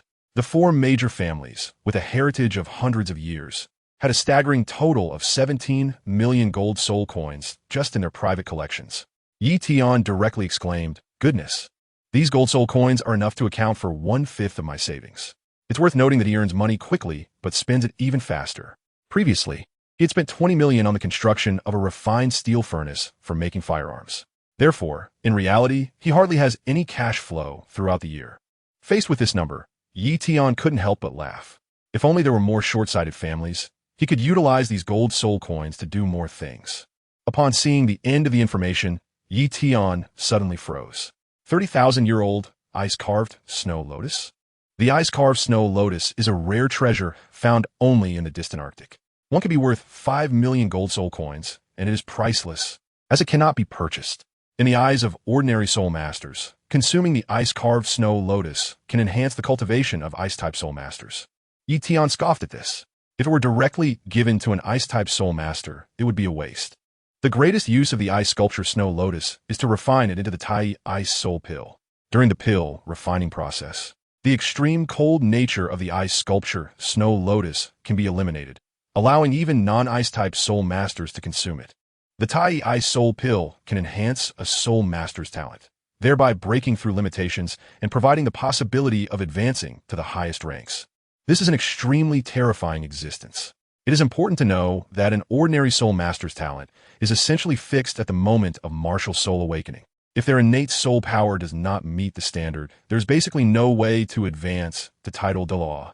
However, if one consumes the Tai soul pill, it can basically guarantee their advancement to title Douluo. If the effects of the Tai soul pill were to spread across the continent, it is likely that all soul masters would flock to it, fighting fiercely for it. However, this recipe was gifted to Tian by the system, and only he knows about it. The soul masters of the continent are not fortunate enough to enjoy it, although he may not need it himself. His future wife will definitely be able to use it. Tian handed the paper back to Zhou Long and instructed, "Take this ice sculpture of the snow lotus and store it properly in the warehouse at the Haijun mountain base. I will need it for something important in the future." "Yes," Zhou Long replied, bowing deeply and respectfully. Breakfast time. Tian and others were dining at the stone table in the courtyard. The latecomer Li Jiuchuan looked troubled. She walked over to sit opposite Tian, her beautiful eyes filled with worry. "Have you heard? Something big has happened in Donghai City." "What big thing?" Tian asked calmly, continuing to pick at his food. Li Jiuchuan's face turned pale as she picked up her chopsticks and sighed lightly. "I just learned from a guard that the 4 major families in Donghai City were destroyed overnight." Hulaina, eating a warm bun, mumbled, "Do you have relatives among them?" "No." Li Jiuchuan shook her head gravely. "Then why are you so worried?" Hulaina took a big bite of her bun, chewing and asking in confusion. Li Jiuchuan absent-mindedly picked up a piece of spicy cabbage. Her expression complex. "This might be related to pirates. I don't know if my Li family can escape this disaster." Upon hearing this, Hulaina chuckled and lightly patted Li Jiuchuan's shoulder. "Sister Jiuchuan, you're overthinking it. How could this possibly be related to pirates?" After saying this, Hulaina couldn't help but want to see Tian's expression, but held back. Hearing Hulaina's reassurance, Li Jiuchuan nodded seriously. "I hope it's not related to pirates." Due to her grandfather's serious illness, she had indeed been overly worried these days. At the slightest disturbance, she felt like a startled bird. Tian put down his chopsticks and said nonchalantly, "The incident in East Sea City was probably done by the Spirit Hall. After all, the actions of the 4 major families are too despicable. How could it be the Spirit Hall?" Hulaina shot him a glare and immediately retorted, "Even if the Spirit Hall intervened, they wouldn't launch a surprise attack at night." Oh, Nana, you've withdrawn from the Spirit Hall, haven't you?" Tian squinted and said, "Nana seems to have deep feelings for the Spirit Hall. She has never spoken ill of it in my presence. Anyway, it definitely wasn't done by the Spirit Hall." Hulaina stretched her neck, looking unnatural, and said, "Everyone, let's not bring this up anymore." Bibi Dong spoke up, "It's early in the morning. Eating is more important." "All right, The others continued to eat. Before long, Hulaina stared at Tian and tapped his bowl with her chopsticks. "Brother, I have a request." "What is it?" Tian, sipping his porridge, looked at Hulaina's expectant face. "I want to go with you to Golden Island. I want to protect you, brother." Hulaina raised her arm to show her strength. This made Tian laugh. He put down his bowl and said, "You protect me?" Hulaina pouted and said unhappily, "What's wrong with that?" With her soul emperor strength, she could take on 100 Tian. Saying she would protect him was not an exaggeration. "Okay." Tian nodded indifferently, knowing that with Zhou Long around, even if Nana went, there wouldn't be any danger. Seeing Nana's smug expression, Tian couldn't help but shake his head. The other party's mindset really wasn't very mature. If she were to date in the future, she would probably be just a lovesick fool. If she encountered a bad person, she would likely be sold and still happily help count the money. This remark made Li Jiuchuan, who was nearby, feel envious as he took small bites of his meat bun, not daring to raise his head. The two of them really were a match made in heaven. In the evening, Tian and his companions rowed to the port of Donghai City. Looking at the azure sea, Hulaina felt relaxed and happy. It was her first time seeing the ocean after so many days by the shores of Donghai. As she gazed at the sunset, she sighed, "It's so beautiful. If we go to Jinao Island, we might see an even more beautiful sunrise." Li Jiuchuan, wearing a long windbreaker, walked over and smiled slightly. "Really?" Hulaina looked up at Tian beside her and said, "Why don't we watch the sunrise together when we get to Jinao Island, brother?" Not interested. Tian looked at the shimmering sea surface, glistening with golden light. The wind on the sea was strong, so he wore a formal jacket. Hulaina lowered her head, looking a bit dejected. She slowly approached Tian, silently taking his hand. Raising her head, her big eyes were eagerly looking at Tian. She extended her right index finger, and, with her left hand, she swayed Tian. "Just this once, brother, please agree." Tian looked at Hulaina in surprise and couldn't help but take a step back. "Sister, where did you learn that look from? Who can withstand this?" Helpless, he waved his hand and said, "All right, I promise you." Hulaina showed a victorious expression, tilted her head to the side, and made a gesture of victory. "Brother, you're really nice." "That's enough."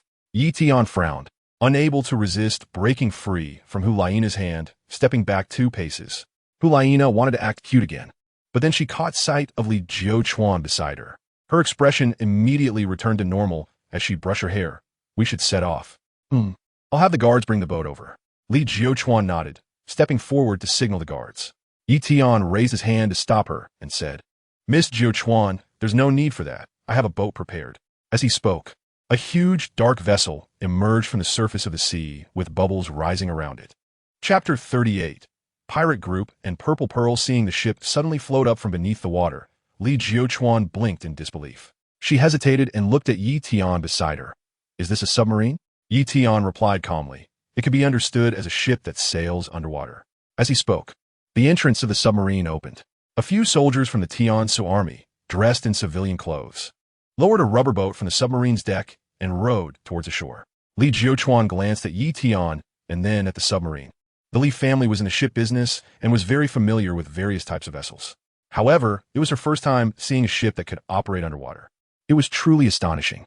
She had never thought that ships could also sail beneath the water. She couldn't help but be secretly amazed by Tian's capabilities. To own such a vessel. Beside her, Hulaina was equally astonished. Gazing at the submarine from a distance, she couldn't help but exclaim, "It seems like a hunk of iron. How can iron float on the water?" The materials used for the submarine were indeed beyond Hulaina's imagination. Normally, iron placed on the surface of the sea would sink, wouldn't it? Tian chuckled lightly, placing his hand on Hulaina's shoulder, and explained, "An object will only sink when its overall density is greater than the buoyancy. Right now, the submarine is completely empty inside, with only the outer layer made of iron, so its relative density is very small and it won't sink." Hulaina, scratching her head, looked completely puzzled. What is Tian talking about? She clearly recognizes every word, yet she doesn't understand a thing. Seeing Nana's expression, Tian couldn't help but chuckle. With her level of physics knowledge, she might not even be as good as an elementary school student. It seems that the world's mathematics and science need him to save it, having been so absorbed in cultivation. He doesn't realize that science and technology are the primary productive forces. This reminds Tian of a saying, "Cultivation cannot save the Douluo continent." Tian smiled calmly and stepped onto the rubber boat. "Stop thinking and get on quickly." Hulaina scratched her head and followed closely behind. Li Jiuchuan paused and asked, "Do you need my family's boat to follow behind?" "No need," Tian replied a bit speechlessly. His intention in taking the submarine was to avoid exposing his whereabouts and to use Li's boat as a smokescreen. If it followed behind, there would be no secrets left in what he did. "You inform the captain to delay their departure and take another route to Jinao Island," Tian instructed.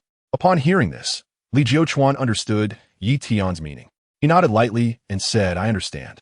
Zhou Long was the last to enter the submarine.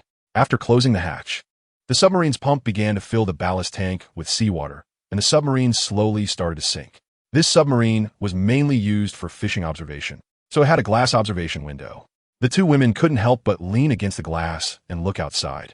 By this time, night had fallen, and visibility was quite poor outside, but they could vaguely see schools of fish swimming around the submarine, along with some glowing jellyfish emitting fluorescence.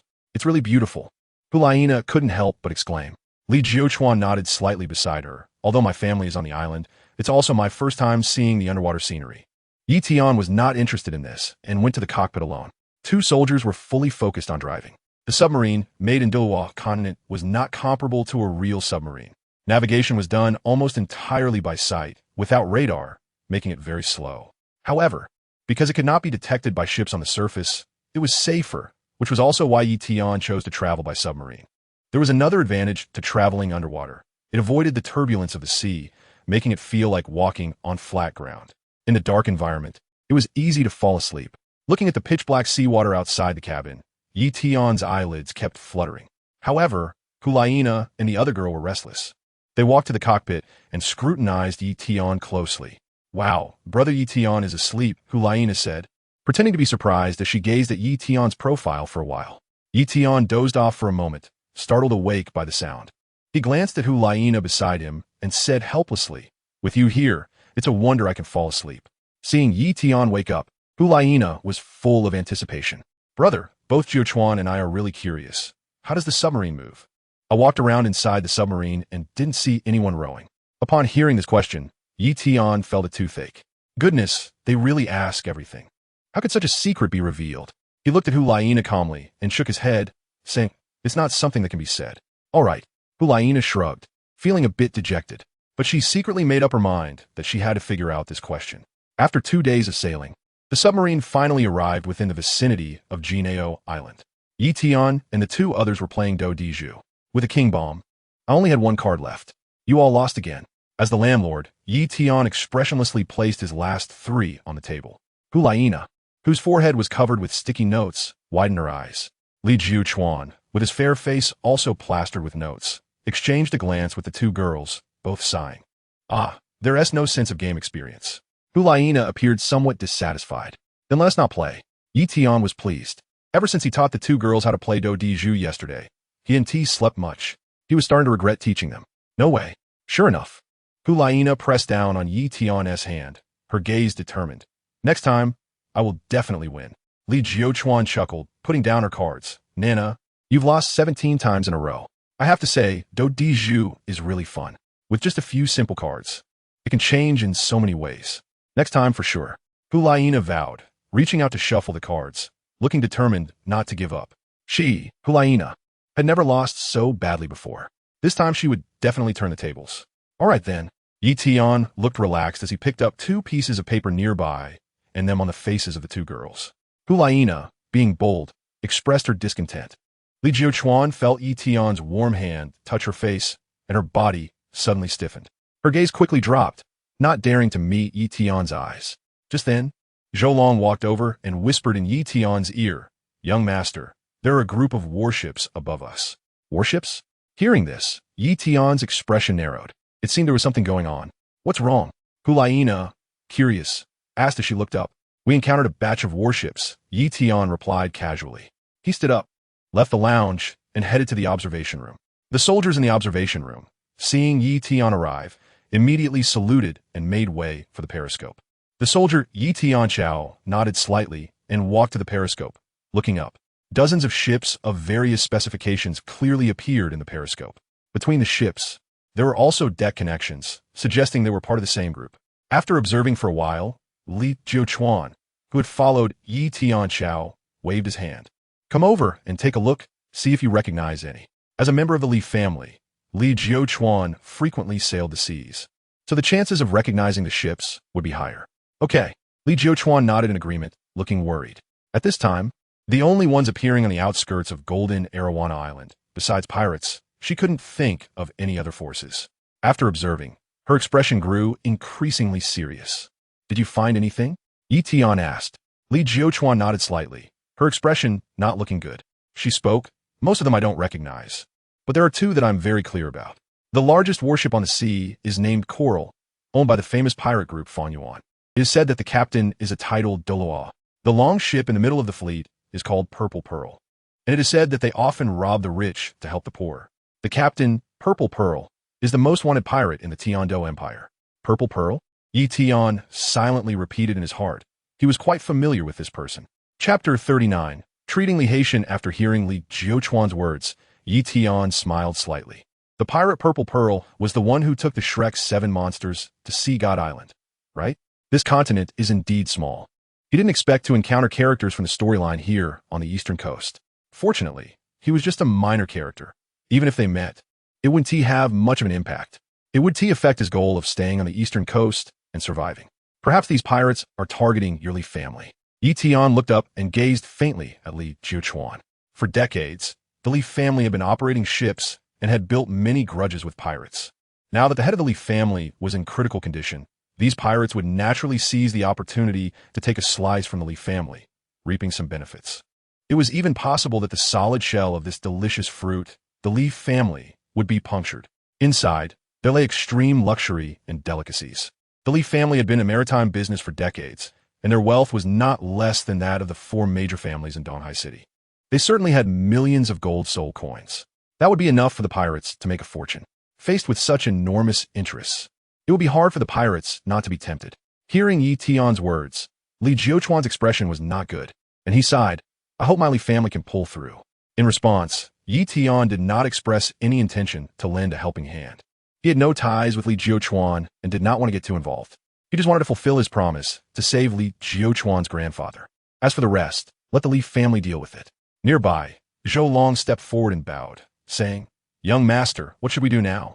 He subtly moved his fingers, signaling whether they should attack. For defense, the submarine had brought 8 torpedoes when arrived. Although these torpedoes did not possess the extraordinary power to shake mountains and split seas, they could hardly kill even a soul master of the soul fighting level at sea. However, if they were just used to deal with wooden warships, it would be very easy. A single shot could turn the pirate ship's bottom into ruins, and the enemy wouldn't even be able to find the source of the attack. Yi Tian raised his hand, chuckled, and stared at Zhou Long, waving his hand. "What else can we do? We can't fight. Let's go around." Zhou Long understood that the young master didn't want to cause trouble. He immediately bowed and said, "Understood." Li Jiuquan looked at Yi Tian and said, "There is a secret port of my Li family on the back mountain of Jinao Island. We can enter the island from there." "All right, Jiuquan, you lead the way to the cockpit." Yi Tian nodded lightly. After bypassing the pirate fleet, under Li Jiuquan's guidance, the submarine successfully arrived at the secret port of Jinao Island. Subsequently, the submarine surfaced and delivered Yi Tian and the others to the shore. Yi Tian turned to the submarine commander and said, "You all dive down first to avoid being detected." "Yes." The commander respectfully replied to Yi Tian. After giving instructions to the submarine commander, he caught up with the others and headed towards the Li family. Jinao Island is actually not large. Half of it is steep mountains, while the other half has a tall castle surrounded by high walls. Looking out, the castle is heavily guarded, with soldiers stationed every meter. This also indicates that the Li family has recognized the impending crisis. The soldiers guarding the castle clearly knew Li Jiuquan. As they approached the castle walls, a small gate was quickly opened. Once Yi Tian stepped through the small gate, he discovered that the Li family's castle had a duplex structure. Inside, there was another wall, with a level of defense that was no less strict than the outer one. This made Yi Tian nod in approval.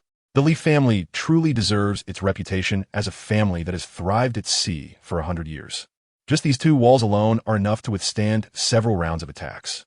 After passing through the second wall, Li Jiuquan could no longer contain his eagerness to return home and quickened his pace towards the ancestral residence. Yi Tian curiously surveyed the buildings inside the castle. The streets were narrow, and there were many corridors. With just a little carelessness, one could easily get lost. As he was observing, Li Jiuquan had already nearly disappeared from sight. Yi Tian then withdrew his thoughts and quickly followed. After entering the ancestral home, Yi Tian and his group encountered a thin old man.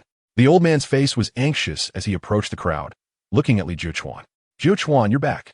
It's so dangerous outside. I was just about to send someone to find you." Li Jiuquan stepped forward to comfort him, saying, "I just went to Donghai City." "Second elder, you don't need to worry. How's my grandfather?" Hearing Li Jiuquan's inquiry, the old man fell silent and sighed. He woke up once yesterday, but his mind is still a bit unclear. He had some porridge. After speaking, the old man fell into another bout of silence. Li Jiuquan also knew about the patriarch's condition, so there was no need to say more.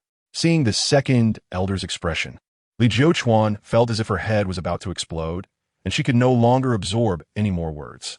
With red-rimmed eyes, she quickly walked towards her grandfather's bedroom. Yi Tian followed closely behind and entered a luxuriously decorated bedroom. On the bed made of pear would lay a middle-aged man with gray-white hair. Judging by his appearance, he was almost 40 years old. However, his face was as withered as a dry bone, resembling a lamp running out of oil. Tian was not surprised by this. People in the Douluo continent generally marry early, and since the other party was already a titled Douluo, his lifespan was almost twice that of an ordinary person. Looking young was quite normal. Li Jiuquan glanced at his grandfather, his eyes reddening as he turned back to Tian, struggling to control his trembling emotions, and said, "Please." Tian nodded seriously. He stepped forward and placed his hand on Li Hayton's pulse. The pulse was weak, even weaker than that of an ordinary person. Feeling a trace of poison emanating from the pulse, Tian's expression changed slightly as he looked up and asked, "How many days has your grandfather been poisoned?" This question, Li Jiuquan had never answered before. At this moment, Li Jiuquan slowly said for the first time, half a year. Hearing this answer, Tian felt a chill run down his spine. They really could drag it out. However, upon further reflection, it was understandable. The Li family only had Li Haitan as their sole fighter. If news of his incident spread, the Li family would likely have already been reduced to nothing. To be able to conceal it for half a year was already quite a burden on the Li family. Over the past 6 months, they must have consulted many famous doctors. Otherwise, they wouldn't have heard of him. With these thoughts clarified, everything made sense. Li Jiuquan's eyes were red, and with trembling hands on his chest, he asked, "My grandfather, I didn't say not to grieve," Tian said lightly, which eased the other person's expression considerably. But the next sentence raised Li Jiuquan's heart again. "Your grandfather's condition is quite serious. Fortunately, I am here." Li Jiuquan's heart relaxed again. Hulaina couldn't help but step forward to comment, "Goodness, you're sliding down a slope here, wave after wave." To ease the atmosphere, Tian said casually. He then began to treat Li Haitan, summoning his martial spirit, the Tai Divine Needle, and holding it between his index and middle fingers. What he had said earlier was not empty words. Li Haitan's problems were indeed very serious. Upon arriving, he had already discovered that the poison affecting Li Haitan was not just the venom from the sea lion. There was also a deadly toxin from the river Styx jellyfish.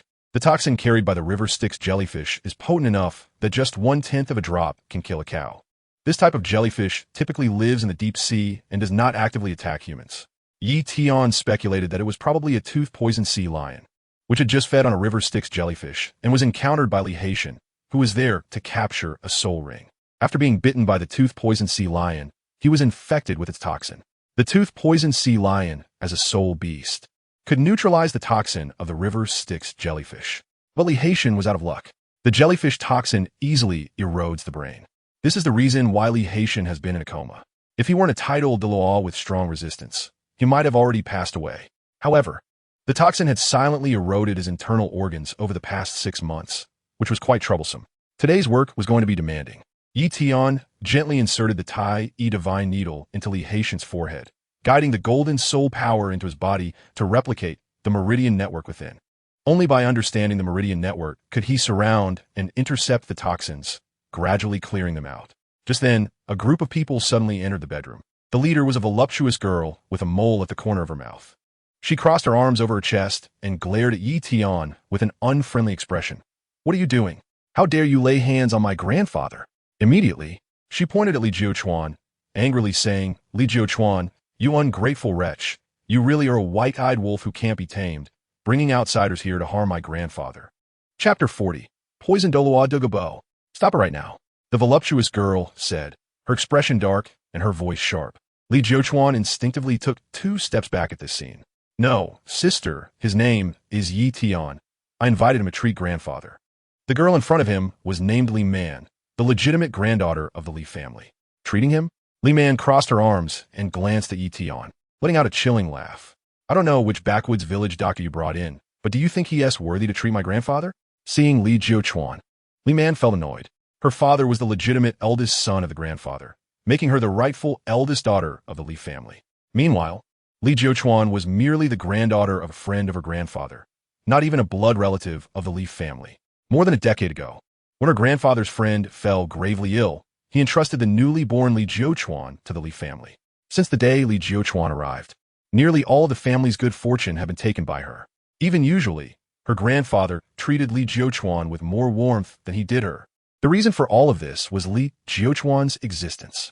It could be said that Li Jiuquan was the unshakable shadow of her childhood. Over time, Li Man even felt that her grandfather would eventually pass the inheritance of the Li family to Li Jiuquan.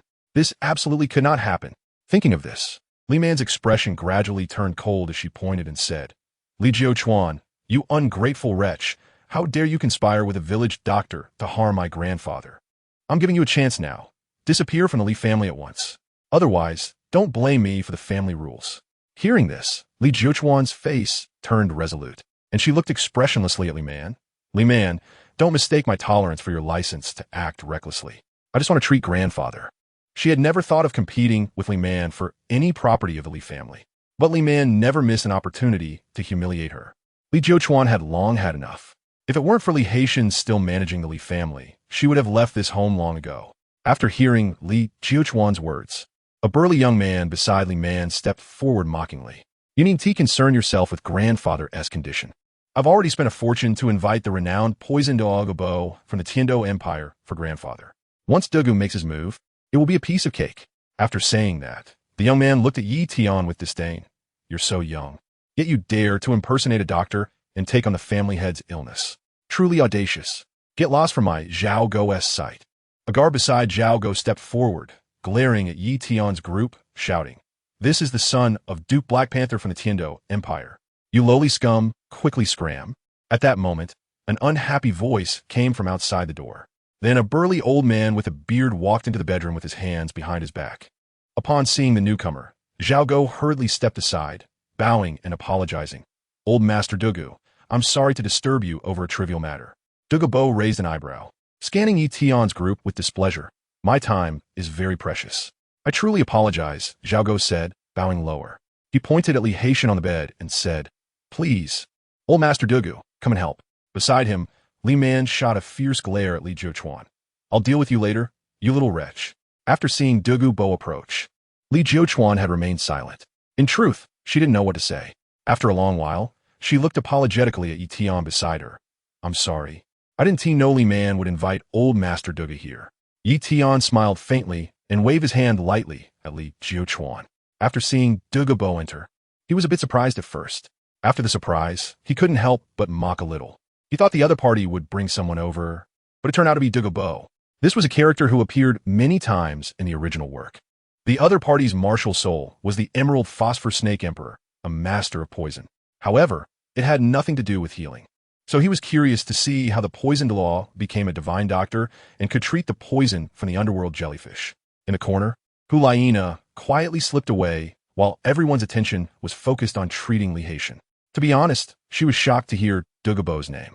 As a member of the Golden Generation of the Spear Hall, she had personally observed Douluo's titled law coronation ceremony back in the day. Moreover, she had encountered him multiple times, so they could be considered acquaintances. If she were to be recognized at this moment, it would be disastrous. If she had known Douluo would come here, she definitely wouldn't have come to Golden AO Island.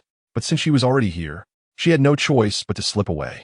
She concealed her aura and quietly walked towards the bedroom exit. But as soon as she took a step out, she was spotted by Zhou Long. Zhou Long looked at Hulayina with confusion in his eyes. Noticing Zhou Long's expression, Hulayina blushed and put her index finger to her lips, silently saying, "I have a stomachache." Hearing this, Zhou Long nodded lightly, not suspecting anything. This made Hulayina breathe a sigh of relief and continue to slip out, eventually escaping the bedroom. At the same time, Douluo began to treat Li Haitian. Standing aside, Tian watched as Douluo explored Li Haitian's body, guiding the other's essence blood to flow towards the right arm. He couldn't help but let out a chuckle. Wasn't this just the method Tang San taught Douluo to eliminate the backlash of the Emerald Phosphor Snake Emperor, guiding the toxins in the body to a soul bone? This old guy had actually learned it quite well. However, this method was really harmful, inflicting 80 damage on the enemy while self-harming 100. Not only would it halt one's cultivation, but once the soul bone fused into the body, it would merge with one's own bones. Integrating the toxins into the soul bone would cause a significant portion to run into the bones. At best, it would greatly reduce lifespan. At worst, it would directly affect the neurons, leading to paralysis of the whole body. More importantly, this method only worked on ordinary toxins. If Li Haitian was only poisoned by the tooth-poisoned sea lion, Douluo might accidentally cure him. But the underworld jellyfish toxin had already penetrated deep into the brain and could not be guided out through the bloodline. This treatment method was essentially worthless. Upon hearing a chuckle from behind, Douluo immediately turned his head, frowning and saying, "Kid, what are you laughing at?" Hearing this, Xiaogo beside him became furious, pointing at Tian and saying, "What are you? How dare you stay in my Li family? Even with Elder Douluo here, you still dare to be impudent. Someone, throw him out, give him 80 lashes, and drag him to the sea to feed the fish. Who dares to make a move?" Li Jiuchuan stood up with a stiff face. She had already let Tian leave empty-handed, and if he got hurt again, her sin would be great. Li Man saw this scene, crossed her arms, and was full of mockery. The traitorous little thing, finally shows her true nature. Then her expression turned cold. "Guards, get up and throw those two out." Yes. Two burly soul saints walked in from outside and strode forward. Li Jiuchuan looked at Tian in a panic, feeling a bit at a loss. But after all, Tian was her invited guest. At this moment, she absolutely could not let him be humiliated. Suddenly, 5 soul rings of yellow, purple, and black lit up, and she looked at Li Man vigilantly. "Don't bully people too much." "Oh, I didn't expect my little sister to fight back," Li Man said with a playful smile. Then her expression turned cold. "You little brat, don't you see what cultivation you have? Someone drag her out." "Yes." The 2 soul saints responded and stepped forward. Tian, standing by, watched the scene calmly. It seemed that Li Jiuchuan was not well regarded in the Li family. Even though she wasn't well regarded, she still went to the East Sea to invite him to treat Li Haitian, even using herself as a bargaining chip. This further revealed her character, which was commendable. Faced with the aggressively approaching 2 soul saints, Tian was completely unperturbed. He looked at Li Jiuchuan and sighed lightly. "Jiuchuan, don't be too sad. It seems I won't be able to earn this money. Goodbye." As soon as this was said, Li Jiuchuan's heart skipped a beat. She knew Tian wouldn't say such things without reason. Grandpa's illness, I'm afraid only Tian could treat it. If Tian leaves, then it would truly be hopeless. On the other side, Li Man became furious after hearing Tian's words. "You dare to curse my grandfather to death."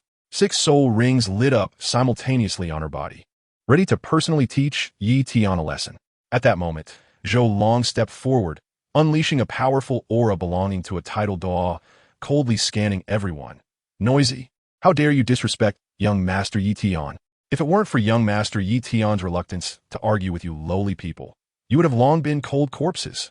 The overwhelming aura emanating from Zhou Long shocked everyone present. 2 soul saints were knocked to the ground, especially Li Man, who was so shaken that she spat out blood. She looked at Zhou Long in disbelief, her hands trembling. The other party was actually a titled Douluo.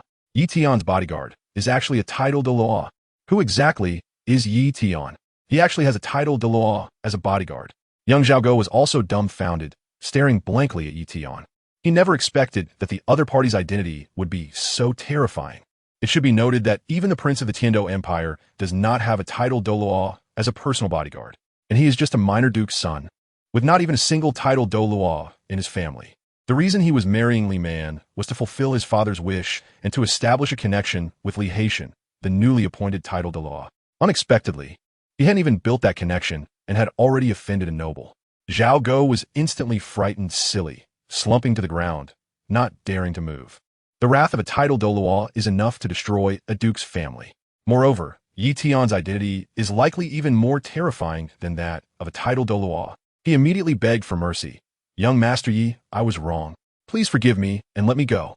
Li Man glared at Xiaogo angrily, saying, "What a spineless guy." Xiaogo shot a glance at Li Man. "What's the use of being tough? Can save my life?" Tian didn't pay any attention to the 2 of them. Such characters were not worthy of his notice. He calmly looked at Douluo, chuckled lightly, and shook his head. "You can't even solve your own snake poison, yet you want to help others with their ailments. How ridiculous." Upon hearing this, Douluo furrowed his brows and stared at Tian. Just now, when he sensed Zhou Long's strength, to be honest, he was surprised. But it was just a moment of surprise. So what if the other party was a titled Douluo? He was also a titled Douluo and was not afraid at all. However, Tian's words did leave him quite shocked. How could Tian know that he was suffering from the torment of the Wuhuan snake venom? And what does it mean that it hasn't been resolved yet? A few years ago, in the Sunset Forest, that kid Tang, San told him the method to solve it. He also thought the treatment was very effective. It was precisely because of this confidence that he agreed to Zhao Go's generous invitation to come and treat Li Haidan. To think the other party would say it was ineffective is truly ridiculous. Douluo waved his large sleeves and sneered. Humph. Don't think that just because you know a bit of mediocre skill, you can point fingers at the world. As soon as he finished speaking, a coughing sound came from behind him. Douluo turned around and saw that Li Haitan had woken up. With a look of pride, he pointed and said, "See, this is what a divine doctor is. When I make a move, the illness is cured." He approached Li Haitan and smiled. "Patriarchally, how do you feel?" The fact that the patient woke up was the best evidence of his skill. This little guy beside him was truly too arrogant. Patriarch Li let out a long sigh, and the murkiness in his eyes dissipated considerably, revealing a relaxed smile. "Thank you. Poison Douluo, I feel much better." TSK. Seriously ill, yet still unaware. Tian glanced at Li Haitan with indifference and couldn't help but shake his head. The performance of the Li family truly disappointed him. He had already decided not to get involved any further and was about to leave. However, Douluo was relentless and blocked his path. "Kid, if you don't clarify things today, won't you be unjustly tarnishing my reputation?" Seeing this scene, Zhou Long was ready to step forward and teach the Poison Douluo a lesson. But Tian raised his hand to stop him. He looked at Li Haitan with a calm expression and smiled lightly. "Let clan leaderly circulate his soul power, and everything will become clear." Upon hearing this, Li Haitan began to operate his own soul power. However, before he could complete a full cycle, he suddenly felt a surge of pin-up energy in his chest.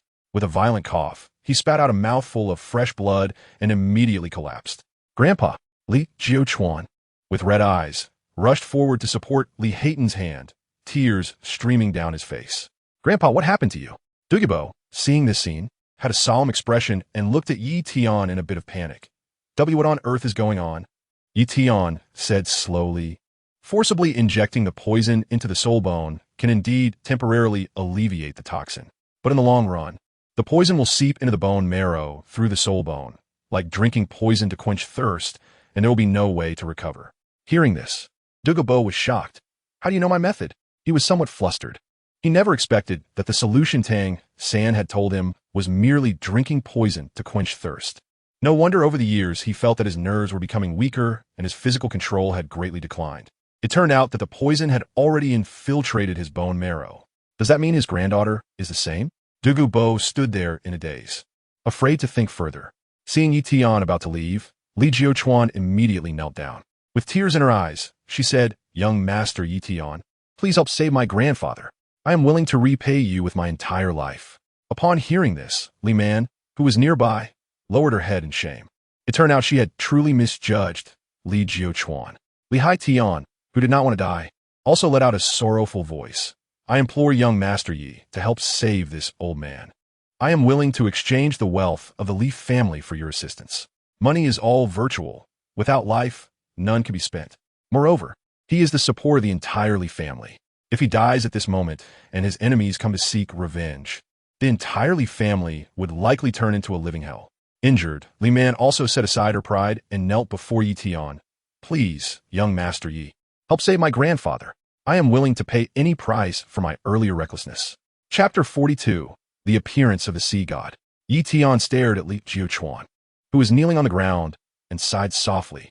If it weren't for the other party's sincerity that moved him, he wouldn't care about Li Haitan's life or death.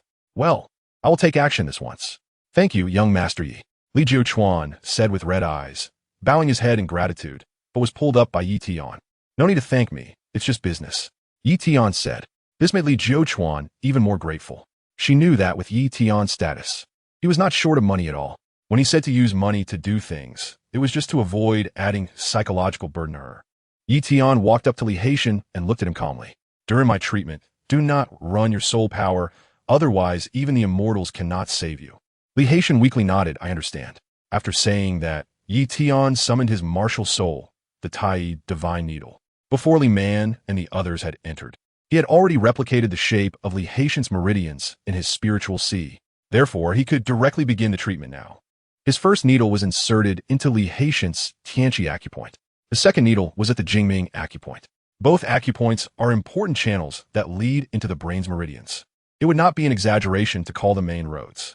If one wants to seal all the meridians in the brain, starting from these points and then gradually penetrating is the most appropriate method. After occupying the two major acupoints, Tian began to operate his technique. He was not a soul master, and solely relying on his own soul power was insufficient to seal the meridians of a title Douluo. Therefore, he needed the technique as an aid. The cultivation method that Tian practices is the heaven and earth chi drawing technique, which is compatible with his martial soul. It could draw the power of heaven and earth for his own use. This is a technique specifically used for medical treatment and cannot be used for cultivation. What Tian needs to do now is to use himself as a furnace, guiding the power of heaven and earth through the Tai divine needle into Li Haitian's body, thereby sealing his meridians. This process cannot have any mistakes. Otherwise, it will provoke a backlash from the forces of heaven and earth, causing the treated person to explode and die. Therefore, Tian is very cautious with each cycle he completes. An hour quickly passes. Tian's actions continued without pause. Although there were many people in the bedroom, it was exceptionally quiet, as everyone was afraid of disturbing Tian. All eyes were focused on him, filled with anxiety. Especially Li Jiuchuan, who was in tears. Li Haitian could be said to be her only relative in the Li family. If anything went wrong, she would truly become an orphan. At the back, standing silently, was Douluo, watching Tian, his eyes filled with astonishment that never wavered. He did not expect that the other party's martial soul was actually the Tai divine needle. Wasn't this the long-lost martial soul of the Taishan sect? Very few people knew that there were two mysterious sects on the continent, namely the Taishan sect and the Body sect. Their level of mystery was even above that of the Hao Tian sect. Perhaps these two sects were not the most powerful on the continent, but their inheritance was definitely the longest. No other sect could compare. For 1,000 years, the two sects had almost vanished from the continent.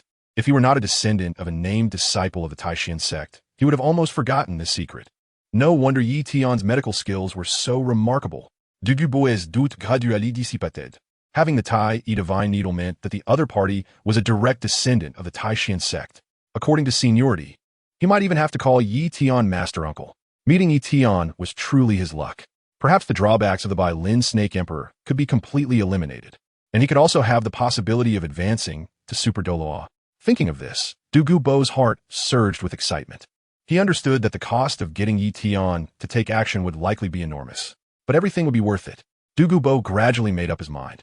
No matter what, he had to cling to Tian's strong support.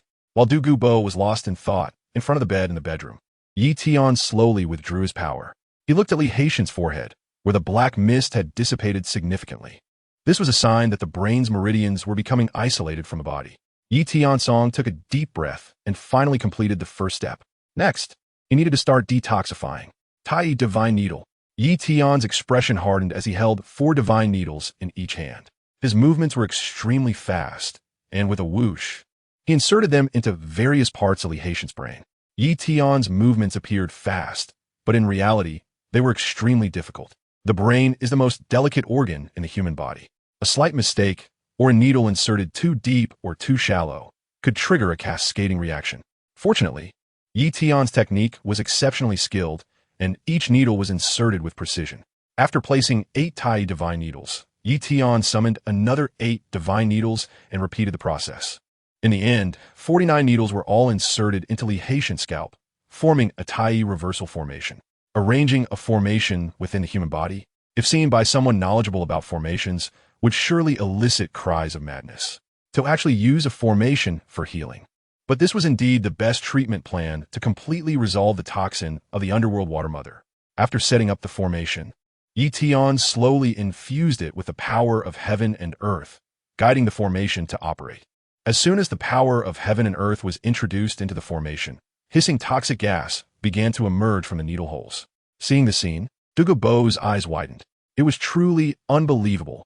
Tian's technique can simply be called heavenly. Is this the power of the Taishan sect? Douluo's hands trembled with excitement. He actually witnessed a miracle today. The entire process lasted a full half hour. When each divine needle was inserted and no longer emitted black poisonous gas, Tian Kai slowly withdrew his hand.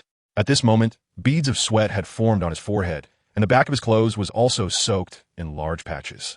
Li Jiuchuan, feeling compassion, took out his handkerchief and stepped forward to wipe Tian's face. He then asked, "Young Master Tian, is the treatment complete?" Tian shook his head expressionlessly. "I only cleared the toxins from the brain. Other areas haven't been cleaned yet. The most difficult part is done, and the rest will be much simpler. However, this hour and a half has truly exhausted me. I need to rest for a while before I can continue the treatment. Keeping myself in a vigorous state is also a responsibility towards Li Haitian. As Yi Tian drew upon the powers of heaven and earth to treat Li Haitian. On a distant island, a gigantic statue suddenly revealed a golden phantom. The phantom looked calmly towards the direction of Golden Ao Island, a slight smile on its lips, drawing upon the great powers of heaven and earth. Interesting. Not long after the phantom appeared, a woman with a phoenix crown, holding a purple crystal scepter, and with long white hair appeared before the phantom. The woman placed her right hand on her chest and slightly bowed. Your Excellency, the sea god. The phantom glanced at the woman indifferently and casually threw out a beam of golden light. This is my inheritance mark. You will personally deliver it to the one who just drew upon the great powers of heaven and earth. Upon seeing the inheritance mark, the woman was greatly shocked. Her eyes filled with disbelief. Your Excellency, but the inheritor of your divine position has already been designated to Tang San, hasn't it? He, who said the inheritance mark can only be given to one person. Choose the one who is better. This person is far superior to Tang San. Just do as I instructed.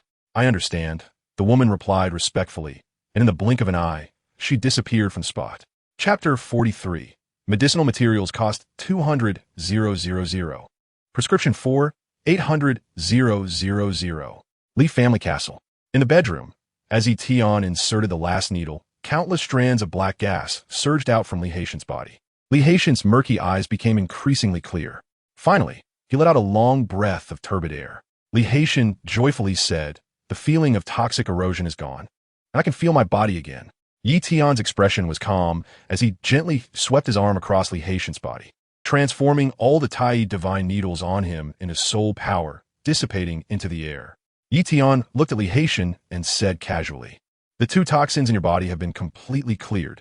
I also brought some treasures of heaven and earth to replenish your body's deficiencies. If you take them on schedule, you will be able to return to your peak condition in less than 2 months. After finishing, Yi Tian waved his hand at Zhou Long. Zhou Long indifferently took out a bag of herbs from his storage belt and handed it to Li Jiuquan. Then Yi Tian took out a prescription from his pocket and also handed it to Li Jiuquan.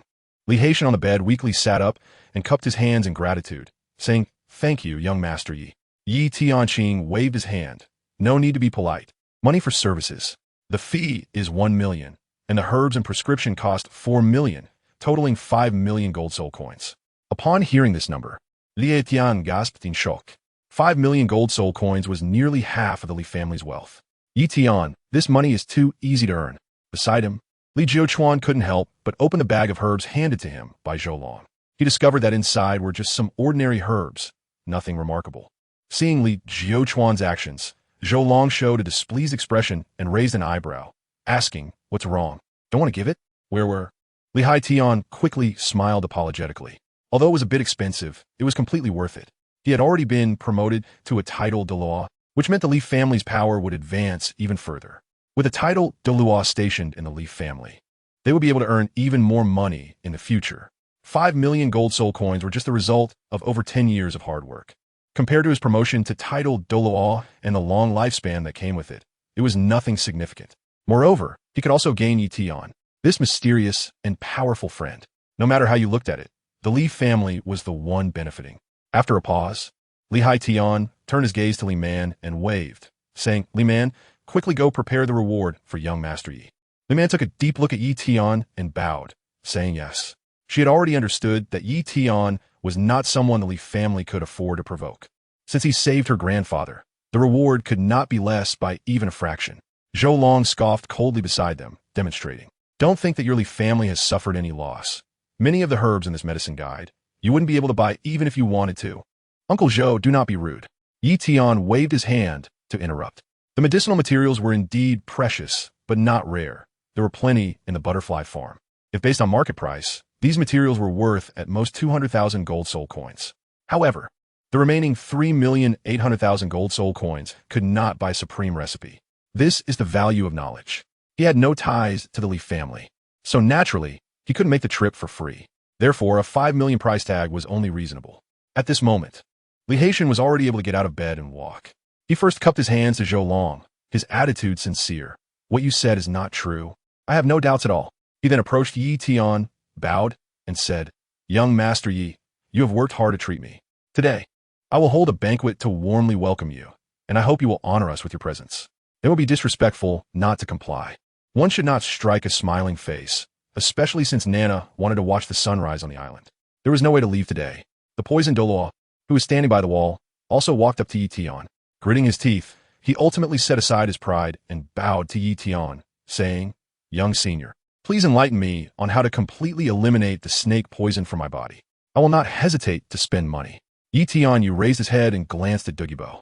He remembered that in the original work, this old guy was very close to Tang San and was also the honorary dean of Shrek Academy. During the process of the Shrek 7 monsters defeating the Spirit Hall, Douluo contributed a significant part of his strength. However, he was not an enemy of Tang San, nor did he have a malicious intent to trip him up. In business matters, one should act in good faith. Since Douluo came forward to request treatment, there was no reason for him to refuse. Tian stretched out his index finger and slowly said, "A flat price for 1,000,000 gold soul coins. I'll provide the herbs and the prescription all at once, and the payment must also be made in full at once. This price is very reasonable. Douluo has been afflicted by a chronic poison of the martial soul. Although it has penetrated deeply into the marrow, it is not highly toxic. Therefore, it can be easily dealt with, and there is no need to use the Tai Divine Needle. You only need to take a few doses of herbs that counteract the Bai Lin snake venom, allowing Douluo to develop resistance to the snake venom. Hence, there is no consultation fee, only the cost of the herbs. 4 million? Douluo found it hard to believe. That's too expensive. I'm not from a prestigious family like the Leaf family, which has been accumulating wealth for hundreds of years. I'm just a lone wanderer. Besides, cultivating is a process that consumes a lot of money. If I had the money, I would have rushed to buy rare treasures that can enhance my cultivation. Right now, my entire fortune doesn't even add up to 1,000,000 gold soul coins. If I had money, I wouldn't have traveled all the way to Jinao Island to take on the task of treating Li Haitian for 1,000,000 gold soul coins. I really can't come up with that. Seeing Douluo's hesitant expression, Tian shrugged. It seems this deal can't be done. After saying that, he turned and walked out of the bedroom. Just as he had taken a couple of steps, Douluo caught up and asked politely, "Yishao, would it be possible to only buy the prescription? The money needed for just the prescription shouldn't be too much, right? This way he could afford it." Tian subconsciously touched his chin and smiled. "The prescription is worth 380,000 gold soul coins, and the herbs are 200,000 gold soul coins. Moreover, most of the herbs can only be obtained by me. If you only take the prescription back, it won't be of much use." Upon hearing this, Douluo was stunned. 380,000 gold soul coins for the prescription? That's really expensive. Even if it's extortion, you can't demand that much all at once. It must be said that with Tian's abilities, it truly is worth that price. But he was only a level 92 titled Douluo, and unless there were unexpected circumstances, he wouldn't be able to gather that kind of money in less than 20 years. Douluo completely gave up on the idea of purchasing with money. He tentatively asked, "Yishao, I wonder if there is a way to obtain it without spending money?" At this moment, Zhou Long stepped forward with a cold smile and looked at Douluo. "There is, and that is to rob." Hearing this, Douluo's face fell, and he stopped speaking. He understood that Zhou Long was warning him not to try any petty tricks. He also knew that Zhou Long's cultivation was above his, and in a one-on-one fight, he was not his opponent. Tian looked at Douluo indifferently and smiled. "My medicinal materials and prescriptions didn't come from the wind. If Lord Douluo has no money, then I have no way to help." After saying this, he walked out of the bedroom without looking back, leaving Douluo in deep thought. Chapter 44. Preparing for Li Jiuchuan. Li Haitian saw that Douluo was lost in thought and stepped forward politely. "The poisoned Douluo has come from afar to treat my poisoning. Although there is no merit, there is still hard work involved. Why not stay with young Master Yi and be our guest?" "No need." Douluo waved his hand and strode out of the bedroom. Glaring at Tian's back, Douluo gritted his teeth. It seemed that without shedding some blood, the other party wouldn't help him. But if he could advance further and become a super Douluo, it would all be worth it. With this in mind, he stepped forward again and called out to stop Tian. "Young Master Yi, please wait." Zhou Long, who stood behind Tian, showed his displeasure and raised an eyebrow, saying, "Poison Douluo, what do you mean by that? It's already been said that young Master Yi won't act without reason." Douluo ignored Zhou Long and instead focused on Tian, who had turned around, saying, "I know a place called Ice and Fire Yin Yang where there are countless heavenly materials and earthly treasures, right?" Tian chuckled lightly and shrugged. "Doesn't Douluo see?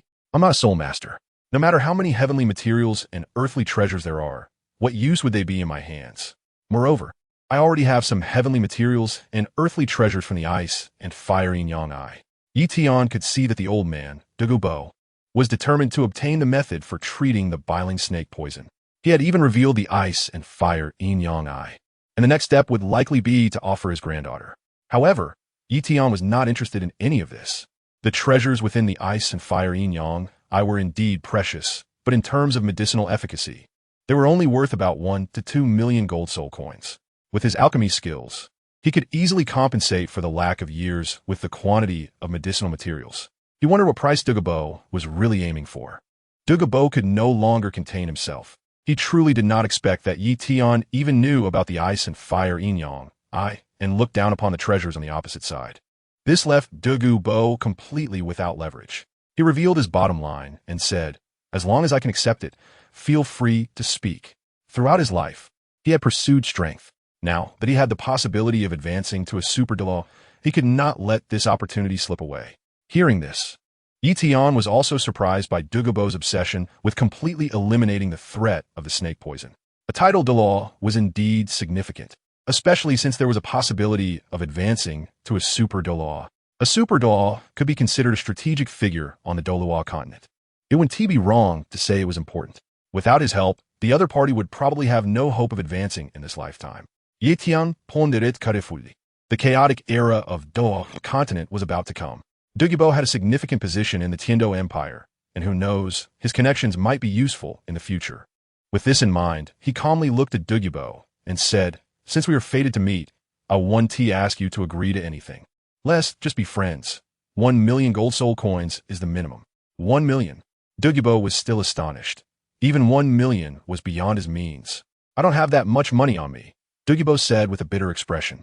This made Yi Tian lightly slap his forehead, feeling speechless. Was the other party really that poor?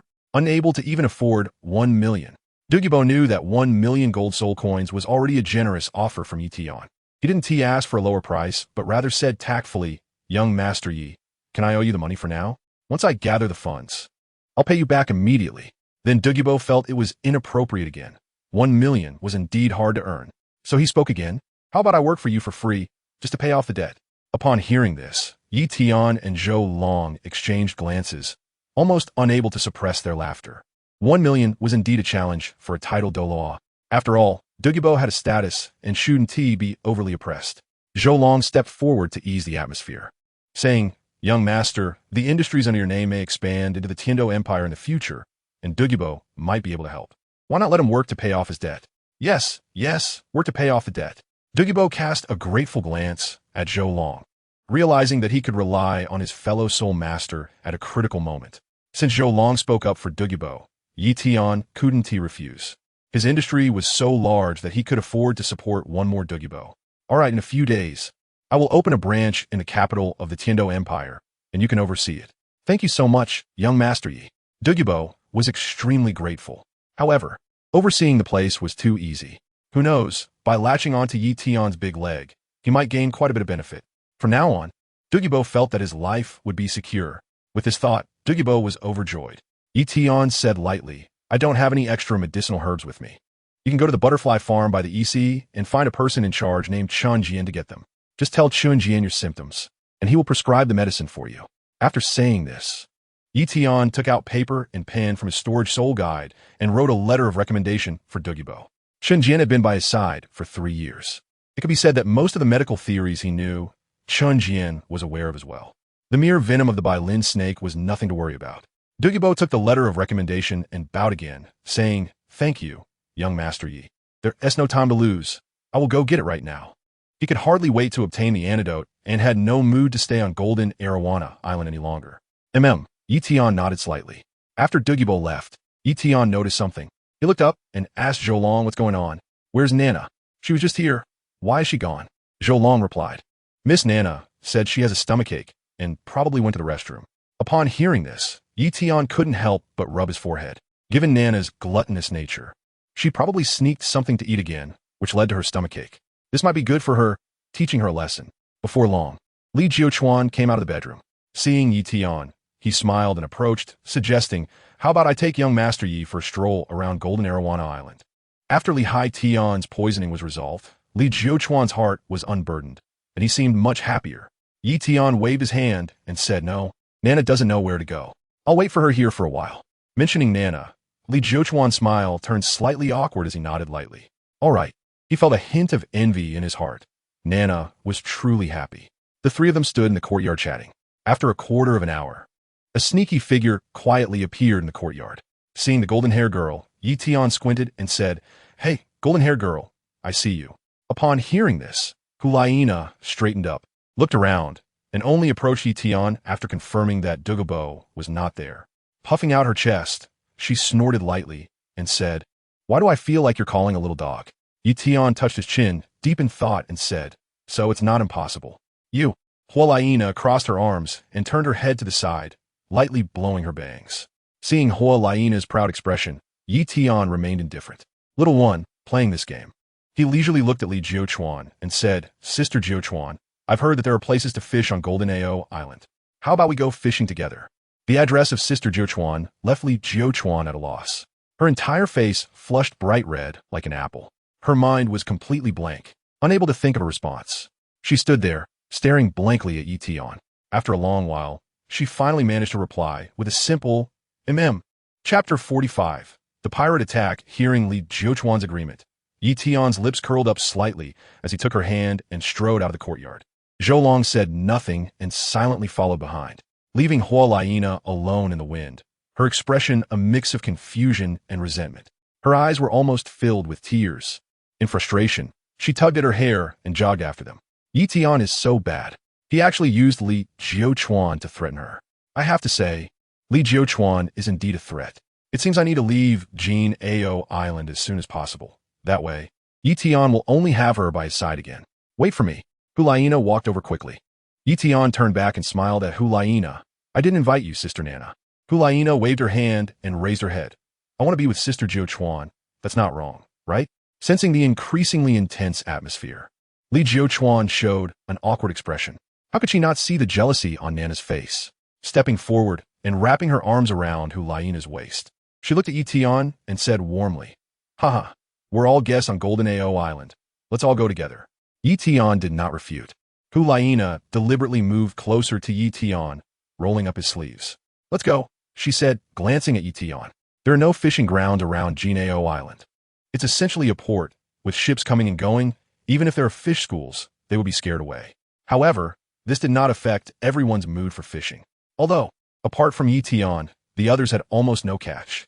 Nearby, Zhou Long, seeing a few fish in his basket, couldn't help but use his spiritual power to probe the sea.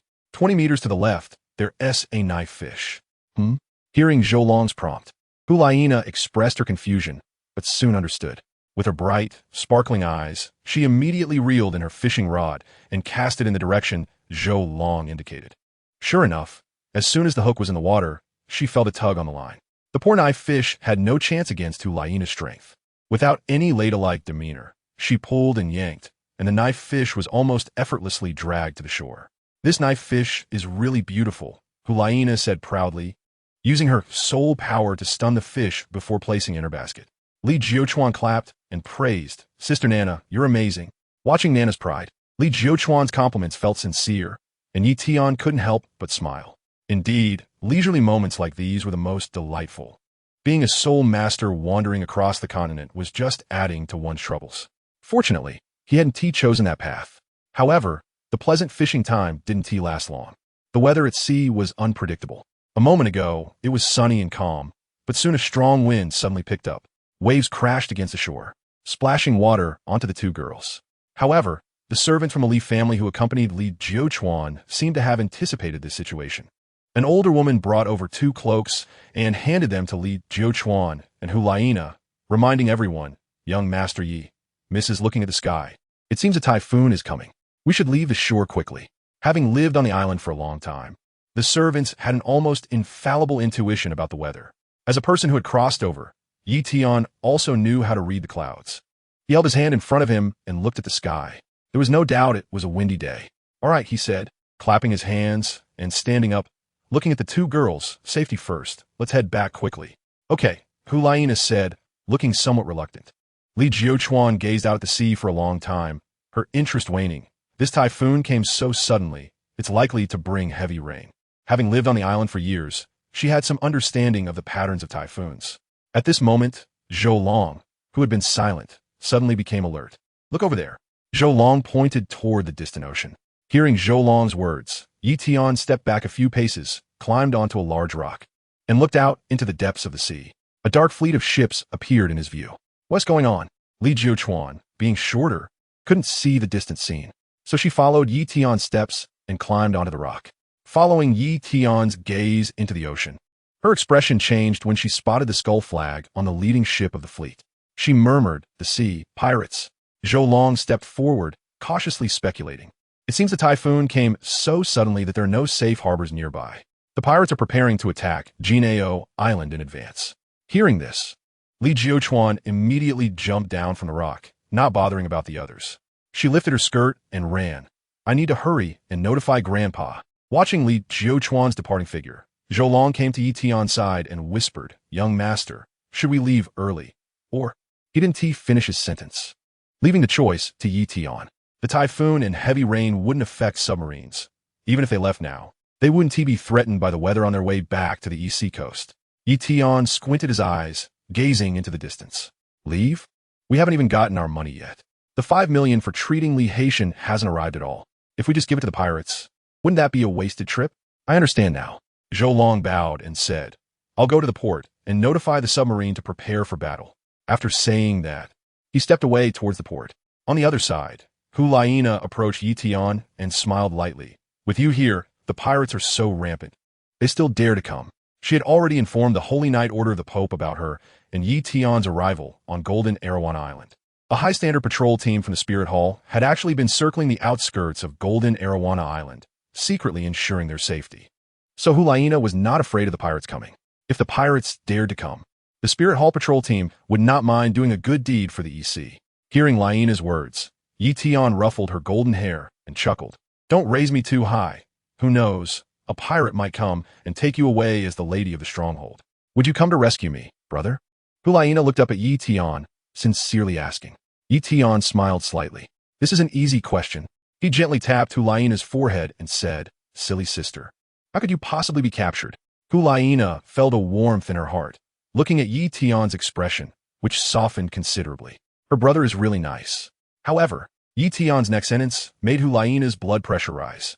"If you were captured, it must be because I colluded with the pirates. So why would I go to save you?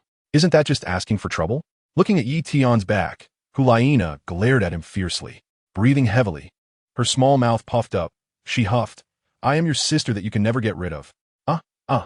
Tian tugged at the corner of his mouth, squinting his eyes. "You can't say such things too definitively. You'll eventually get married one day." Upon hearing this, Hu Laina's small face turned red, and she lowered her head.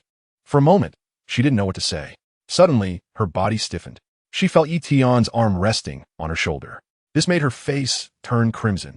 Looking at Tian, who was so close. "What do you want to do?" Hu Laina covered her chest, her heart racing. "What do I want to do?" Tian revealed a perfectly timed smile, staring into Hu Laina's eyes. "Your thoughts are too obvious, aren't they?" Chapter 46. "I like you, what thoughts?" Hu Laina's expression fluctuated, feeling a bit panicked, and instinctively took a half step back. Tian stared into Hu Laina's eyes, getting closer and closer. This made her unable to bear it. Her heart racing almost to the point of jumping out, and she instinctively closed her eyes. It's best not to have any inappropriate thoughts. "Huh?" Hu Laina suddenly opened her eyes, her beautiful gaze filled with disbelief. "You're all prepared, and you say this to me? Just this? I can't take it." Suddenly, she wrapped her arms around Tian, her soft, moist lips instinctively kissing him. After all, it wasn't the first time.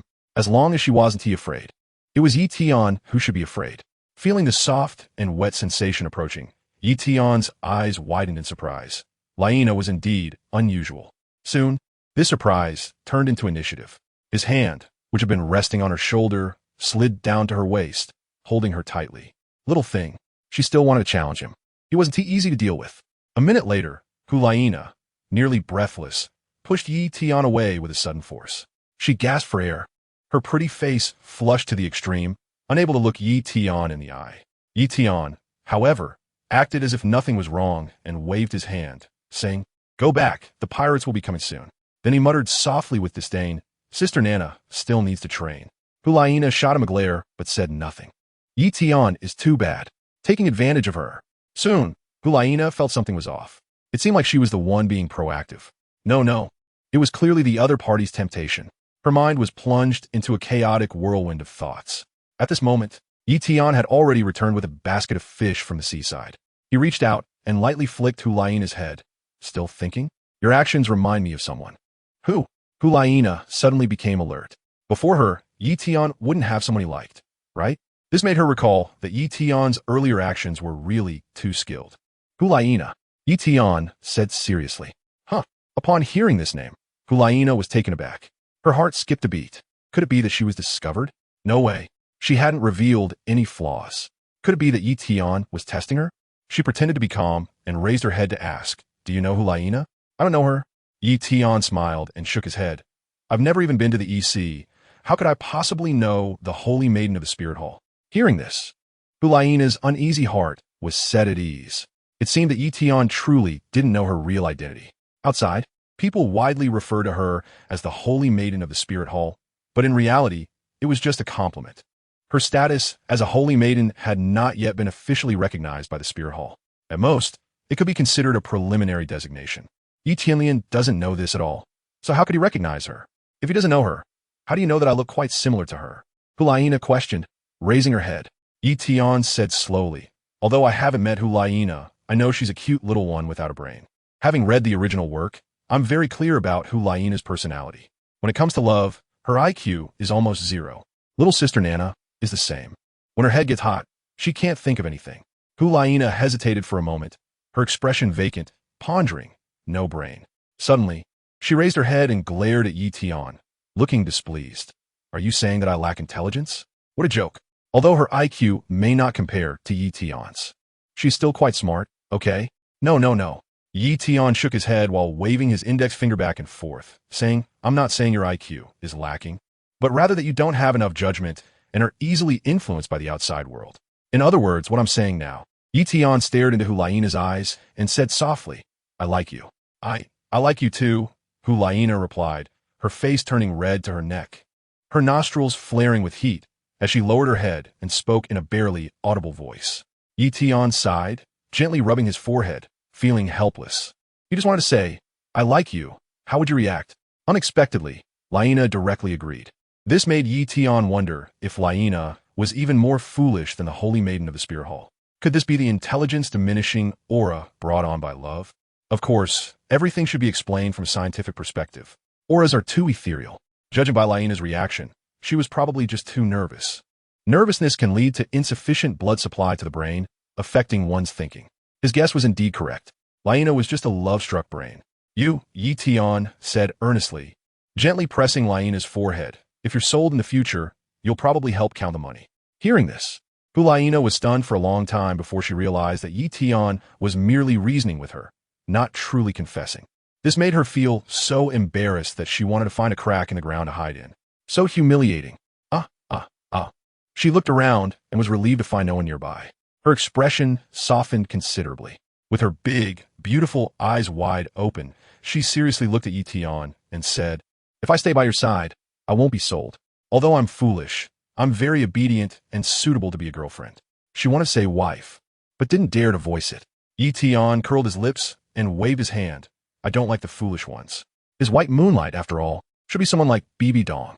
Sister Nana is just too far off. Upon hearing this, Hulaina couldn't help but feel disappointed and dejected. She drooped her head, instantly losing all her spirit. Let's go back. Yi Tian took Hulaina's hand and said casually. Feeling the warmth of Yi Tian's fingers made Hulaina feel invigorated again. There are no girls around Yi Tian. The one who is close to the water platform gets the moon first. She has a great chance. Thinking of this, Hulaina instantly felt full of fighting spirit. Yi Tian, sooner or later, she'll easily have him under control. Outside Jinao Island, on the pirate flagship, the Coral, a group of fierce-looking pirate leaders gathered together, discussing the attack on the Lee family. This time, the captain of the Coral issued an order to assemble us brother fleets. Truly a grand event. I heard that the Lee family possesses wealth like a small mountain, especially Lee Haitian's two granddaughters, TSK. Damn it, look at your ambitions. As long as we can destroy the Leaf family, the entire EC will fall into our brother's control. That's right, then we'll have as much wealth as we want. As everyone talked, a pirate leader in dirty clothes and a skinny figure cast his lecherous gaze on a voluptuous woman beside him. His fingers were not behaving, groping her perky butt. Captain Purple Pearl, don't you think so? Purple Pearl raised her eyebrow. The next moment, a dagger was pressed against the dirty-clothed pirate leader's neck. The pirate leader felt a chill on his neck and immediately knelt down. Captain Purple Pearl, I was wrong. Purple Pearl's voice was cold. You better keep your dirty thoughts to yourself. Killing you would dirty my dagger. If it weren't for the powerful Coral captain issuing the order, her Purple Pearl ship wouldn't have gotten involved in robbing the Leaf family. Seeing this scene, the other pirate leaders were all silent. Who doesn't know the reputation of Purple Pearl on the EC? To provoke her is simply asking for trouble. Enough. At this moment, a cold voice came from the cabin of the Coral. A middle-aged man draped in a white naval cloak with a prominent scar on his face walked out from the deck with a gloomy expression, scanning the crowd. This made the crowd immediately quiet down. Even Purple Pearl instinctively lowered her dagger. Everyone bowed and saluted Captain Coral. The person before them was the biggest pirate on the East Sea, the leader of the Coral Fleet, known as Douluo, nicknamed Coral. As for his real name, no one ever knew. Chapter 47. I come to protect Brother Tian. The sea wind howled, rustling the clothes of the pirate leaders. Cold as ice. Coral's arrival made the hearts of the pirate leaders chill sharply. This chill was the coldness of being watched by murderous intent. It was far more frightening than the sea wind. Who doesn't know that on the East Sea, the great pirate Coral kills without mercy? Encountering Coral and losing an arm or a leg is considered great luck. Most pirate leaders were seeing Coral for the first time today. Unlike the fierce rumors, the scar-faced Coral could even be considered somewhat handsome. However, the killing intent emanating from him overshadowed all his other traits, making those nearby dare not look him in the eye. Purple Pearl stood among the pirates, silently watching Coral. There was a hint of dissatisfaction in her heart. Clearly, Coral summoned these pirates not with good intentions. Most likely, they were to act as the vanguard for Coral's pirate group and fight against the Leaf family. The pirate group she led had always been about robbing the rich to help the poor, targeting the wicked wealthy, and aiding the truly poor. Attacking the Leaf family went against the original intention of Purple Pearl's pirate group. However, they had no choice but to respond to Coral's call. After all, Coral was notoriously ruthless. To dare defy him would only lead to a tragic end. She herself was alone, without family, and was not afraid of Coral's threat. But most of her subordinates were already married. More importantly, over the years, she had not only robbed the rich to help the poor, but had also taken in many refugees who could not survive on the mainland. These refugees and her subordinates' families lived on several islands in the East Sea. If she did not agree to Coral's demands, the refugees on the islands would likely face death. After much contemplation, Purple Pearl ultimately decided to comply. Before her, the scar-faced Coral slowly spoke. We are about to enter the Leaf family's Douluo island territory. I do not wish for any internal strife or self-preservation tactics among you at this critical moment. Although his tone was calm, the coldness in his words made everyone feel particularly fearful. Coral's sharp eyes looked towards Douluo Island. Then he slowly raised his gaze to the dark sky and continued, a typhoon is about to hit. So today, if we cannot capture Douluo Island, we'll all be fish food. Upon hearing this, the pirates fell silent. They had been active at sea for a long time and understood the signs of an approaching typhoon. Initially, they thought Coral was being reckless, not checking the weather before heading out. Now it seemed that Coral was preparing for a do-or-die battle. The pirates suddenly felt a chill. If today's attack on the Leaf family fails, they would be doomed. Among the crowd, Purple Pearl was also secretly surprised upon hearing Coral's words. She did not expect Coral to be so ruthless, using the typhoon to force them to attack Douluo Island. It should be noted that the only sheltering island nearby was Douluo Island. If they failed to capture it, they would likely meet a watery grave in the storm. Go back and command your fleets, and everything will follow my orders. Coral did not elaborate further, waving his hand to signal everyone to return to their pirate ships. What a joke! The Leaf family couldn't be captured in a day. At this moment, a red-clad pirate captain complained loudly. In his view, Coral was completely giving nonsensical commands. Who fights in a typhoon? One idiot. He looked at everyone and grumbled. You all go play by yourselves. I don't care for the Leaf family's wealth, goodbye. After saying that, he turned to leave. Seeing such a defiant pirate captain, the crowd fell silent, murmuring among themselves. Has he gone mad? daring to challenge Captain Coral. Is this brother really that bold? It's over for him. The crowd sighed, but more were gloating. A pirate leader who was friendly with the red-clad captain stepped forward and whispered, "The strongest patriarch of the Leaf family is already poisoned and cannot wake up. With so many of us, capturing Jineo Island is not impossible. Quickly apologize to Captain Coral. You might still have a way out." The red-clad pirate captain snorted coldly, his soul power surging. "I am an 83rd level soul, Douluo. I don't believe that bastard Coral dares to do anything to me." Before he could finish his words, the red-clad pirate captain clutched his throat, unable to speak. His eyes widened as he looked down to see his neck pierced by a spear. At the other end of the spear was Coral. After killing the red-clad pirate captain, Coral, as if nothing had happened, withdrew his spear martial soul and calmly glanced at the crowd. Are there any other dissenters? The pirates were stunned. Just moments ago, they all knew that Coral would make a move. They were all watching closely. Yet, in such a situation, they failed to catch even a glimpse of Coral's actions.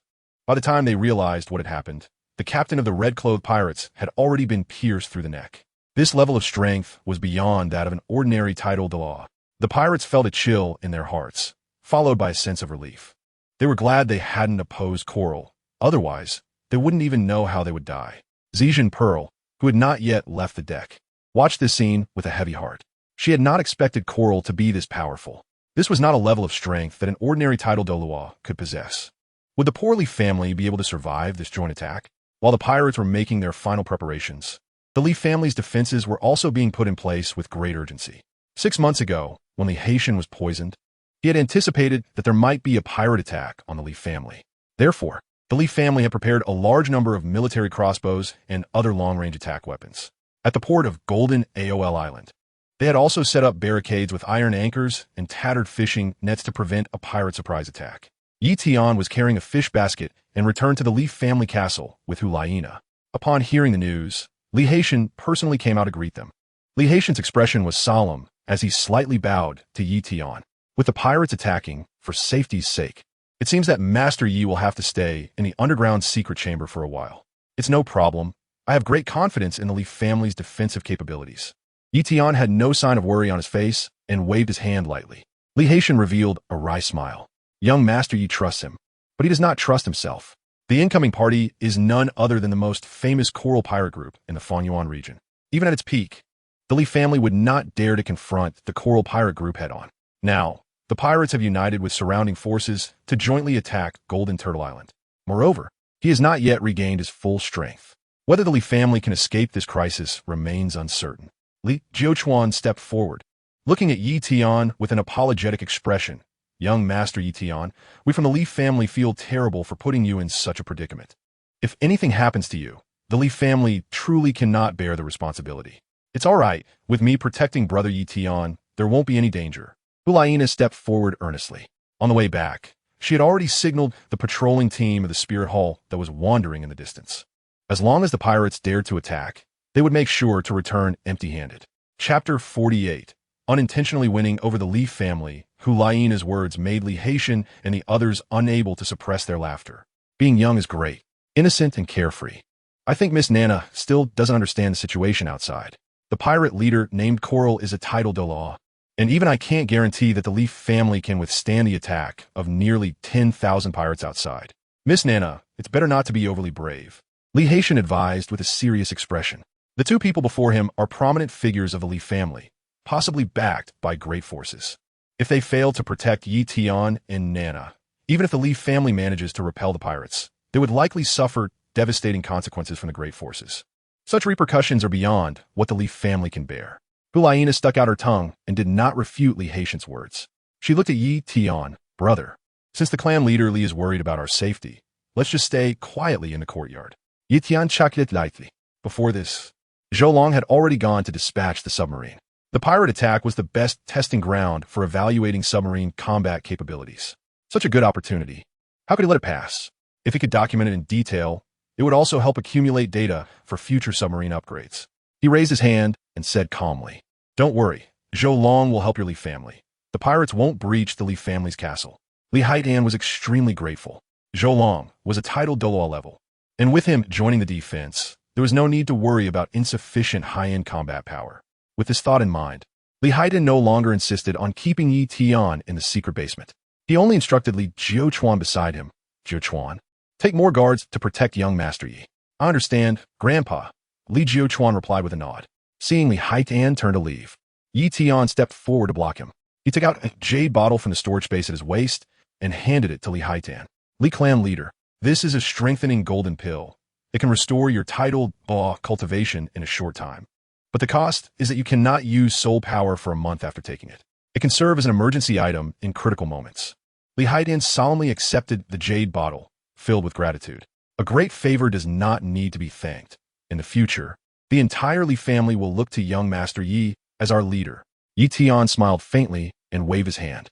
He didn't expect that it would be so easy to win over Li Haitian. Having one more vassal family seemed nice. Before long, several elite guards arranged by Li Haitian arrived in the courtyard and greeted him, saying, Young Master Yi, Miss Jiuquan as well. Li Jiuquan stepped forward and looked at Yi Tian, saying, Young Master Yi, what are your plans? The task assigned to her by her grandfather was to protect Yi Tian. If Yi Tian wanted to personally go into battle, she absolutely could not agree. That would be too dangerous. On the city wall, Yi Tian appeared calm. He only wanted to record data on submarine operations and was not concerned about anything else. On the city wall, Li Jiuquan hesitated a bit. Being on the front line was nearly as dangerous as fighting personally. Seeing the worry in her eyes, Yi Tian waved his hand, saying, Don't worry, I know what I'm doing. Indeed, no matter how rampant the pirates were, they were still just pirates, who Laina said, extending her pink fist. She was quite happy that Yi Tian was going to watch the battle from the city wall, as he would clearly see the Spirit Hall patrol casually passing by Golden Turtle Island and taking care of the pirates. This would undoubtedly increase Yi Tian's goodwill towards the Spirit Hall. Thinking of this, Hulaina smiled mischievously. She was indeed a little clever girl. All right, Li Jiuquan no longer argued and instead appeared determined, saying, If the pirates attack you, young master, I will stand in front of you. This made Hulaina feel a sense of crisis. Wow, is she trying to win Yi Tian's favor? She took a step forward, stood in front of Yi Tian, and smiled at Li Jiuquan, more vigilant than anything. Sister Jiuquan, you don't need to worry so much. I will protect my brother well. Li Jiuquan showed an awkward expression, did not speak, and lightly nodded. Yi Tian glanced at Hulaina lightly. Is she treating him as her subconscious boyfriend? That's tricky. However, he didn't say anything. After all, Nana is still young.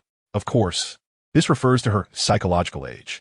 Under Yi Tian's lead, everyone arrived at a remote section of the city wall. This section of the wall is a certain distance from the port, which can effectively avoid being attacked, yet it has a wide view that doesn't hinder their observation. In fact, Yi Tian originally planned to watch from the main city wall, but he was strongly discouraged by Li Jiuquan. With no other choice, he had to come to this section of the wall. Unfortunately, he didn't bring a telescope. Otherwise, he could see more clearly. Looking at the pirate ships in the distance, Yi Tian sighed softly. A telescope? Li Jiuquan, who heard this term for the first time, allowed a soft "oh," placing his finger on the corner of his mouth, looking puzzled. It's a mirror that can see far away. Hulaina covered her mouth and chuckled. Li Jiuquan's expression resembled her own when she first saw a telescope. Oh, Li Jiuquan nodded in understanding, albeit not fully. At that moment, a voice came from the pirate ship. The people on Golden Turtle Island listened as the voice echoed. This is our grudge with the patriarch of the Li family. Everyone put down your weapons. We do not kill the innocent. The voice reached the island through soul power, almost spreading across the entire island.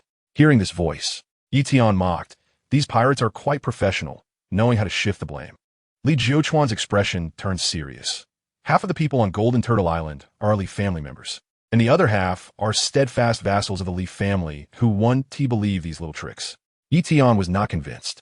If Li Haitian had not regained his strength, the pirates' shouting might have had some effect.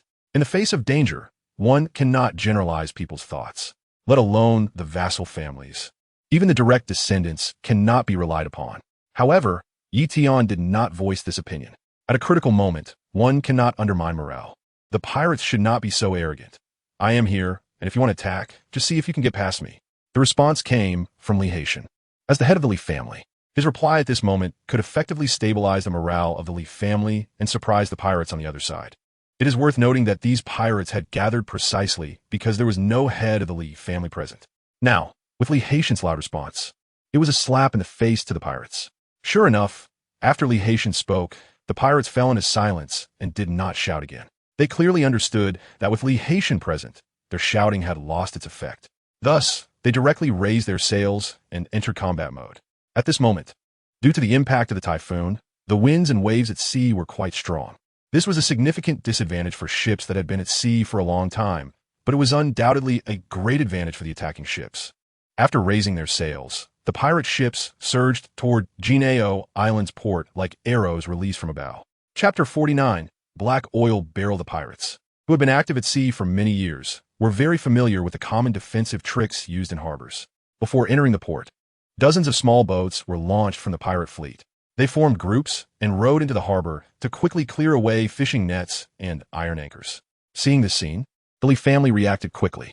Under Lee Haitian's command, 5 attack ships shot arrows at the pirate boats. In an instant, arrows rained down, causing numerous casualties. However, this kind of death toll only lasted for 1 round of attack.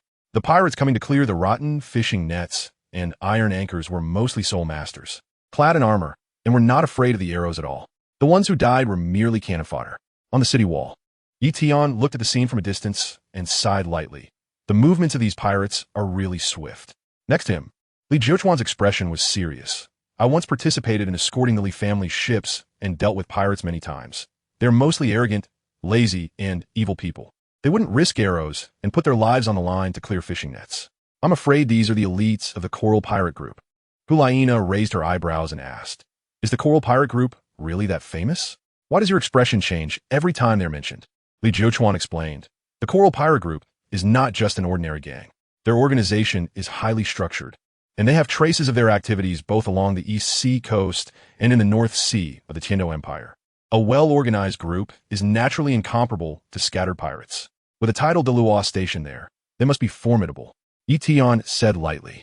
Hulaina nodded in agreement, secretly pleased in her heart, thinking that this would further showcase the strength of the Wuhuan Hall patrol team. Before long, a shadow flew towards Tian and his group, which made the guards from the Li family behind them tense up. Upon seeing this, Li Jiuquan waved his hand to signal, "Don't worry, this is Lord Zhou Long, the guard of young master Tian." Zhou Long slowly landed on the city wall, pointed to the distant port, and bowed to Tian. "Young master, the submarine has entered the main port from the secret harbor in the back mountain." Tian nodded slightly. "Since the submarine is in position, there will be a good show to watch next." Upon hearing that the submarine in Tian's hands was about to launch an attack, Li Jiuquan showed a look of gratitude and bowed to Tian. "I'm really sorry to trouble you, young master Tian." "It's no trouble at all." Tian smiled slightly and waved his hand. "After the war, you just need to pay for the weapons. My Li family will definitely pay double," Li Jiuquan said with a determined gaze. In her view, although the attacking power of the submarine is not great, its symbolic significance is enormous. At the same time, it can catch the pirates off guard. Paying Tian double the money is a way to build goodwill and compensate the other party. "Oh," Tian smiled and stared at Li Jiuquan, casually asking Zhou Long behind him, "Uncle Zhou, how much is a torpedo?" Zhou Long reported truthfully, "Young master, 1 torpedo costs 200,000 gold soul coins, and the submarine is equipped with a total of 8. 200,000 for 8, that's 1.6 million. Li Jiuquan's pupils gradually dilated. "What kind of weapon is this? It's too expensive. Moreover, what she just mentioned was the double price. Wouldn't that be 3.2 million? Adding in Tian's fee from earlier, the Li family's fortune could be drained in one go. Selling her wouldn't even be worth that price." Thinking of this, Li Jiuquan felt like crying without tears. Seeing the person beside her remain silent for a long time, Tian chuckled lightly and patted Li Jiuquan's shoulder. "We won't need the double price, but 1.6 million can't be less." Although it was to test the submarine's attack power, overall, it was also helping the Li family. It's only natural for the Li family to pay. "All right," Li Jiuquan agreed slowly, her heart racing, secretly clicking her tongue. Tian's price was a bit high. However, considering Zhou Long beside her as a titled law would also help the Li family, she felt much more balanced. If they simply invited a titled Douluo to fight, it would cost around 1 million gold soul coins. Adding the price of the torpedoes, the Li family could still stabilize at the cost line. While everyone was discussing, the fishing nets at the port had been cleared by the pirates. The pirate ship set sail again, collectively rushing into the port. Hulaina stared at this scene and asked, "Brother Tian, when will you make your move?" As someone who knew Tian's direct lineage, Hulaina was more eager than Li Jiuquan to see the submarine in action. It's important to note that the Tiansu army under Yi Tian was enough to deal with super Douluos. A large submarine would most likely not be weak. Yi Tian slowly waved his hand and said, "No need to rush.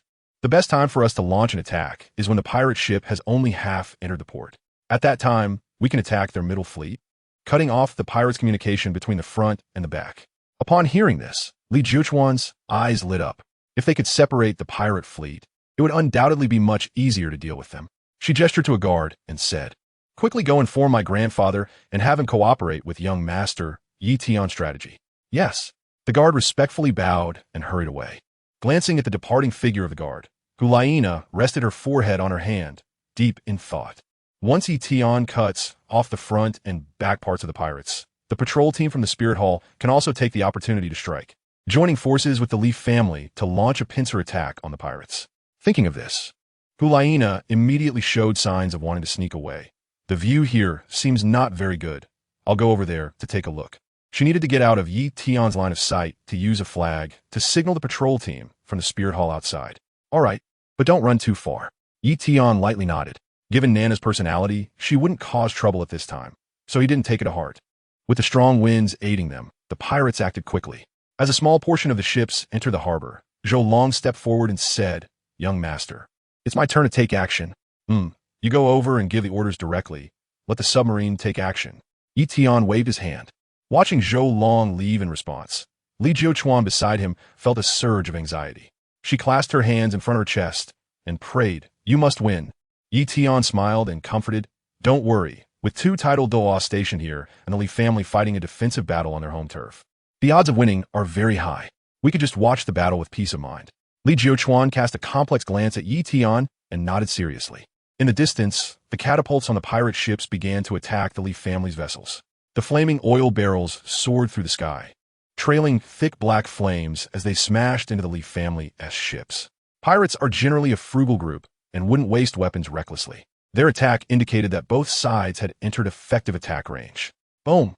The oil barrel exploded on the sea, and the scalding, burning oil spread instantly, creating a sea of fire on the surface. The Li family's warships were all made of wood. If hit by an oil barrel, it would create flames that are extremely difficult to extinguish, causing great damage to the hull.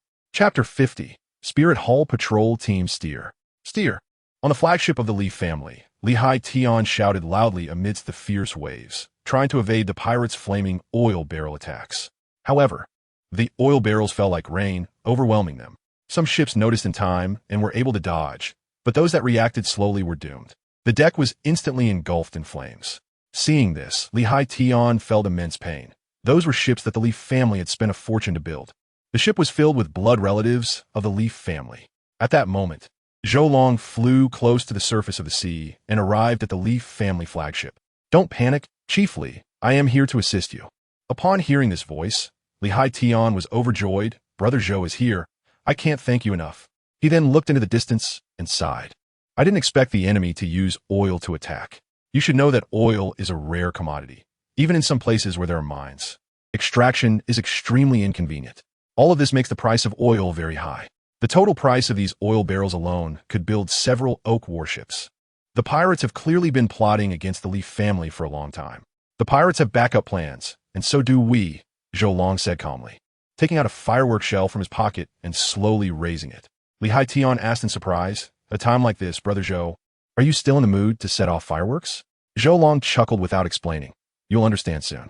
He pulled the fuse, and with a bang, the firework shell shot into the sky, bursting into a large, colorful firework. The Li family members participating in the battle saw the fireworks rising from the flagship and began to discuss among themselves. "What's going on? Is this a signal?" The chief didn't say anything.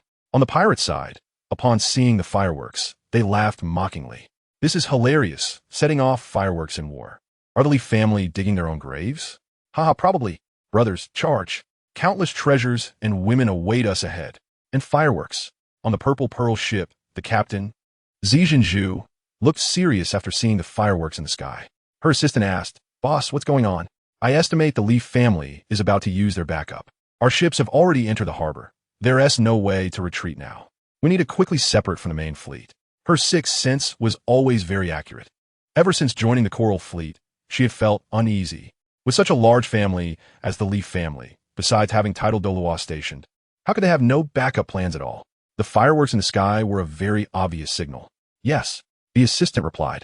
Zi Jinju had great prestige and authority in the pirate group, so the assistant had no doubts. Just as the Purple Pearl ship separated from the fleet, a strong tremor came from beneath the water. Seeing the rapidly moving figure underwater, the assistant was horrified. Could this be a sea spirit beast raised by the Leaf family? He knew that some prestigious families had the habit of raising guardian beasts. Zi Jianju's beautiful eyes flickered, but she remained silent, staring intently at the movements beneath the water. They seemed to be heading towards the fleet. To be honest, she had never seen a sea monster move so fast.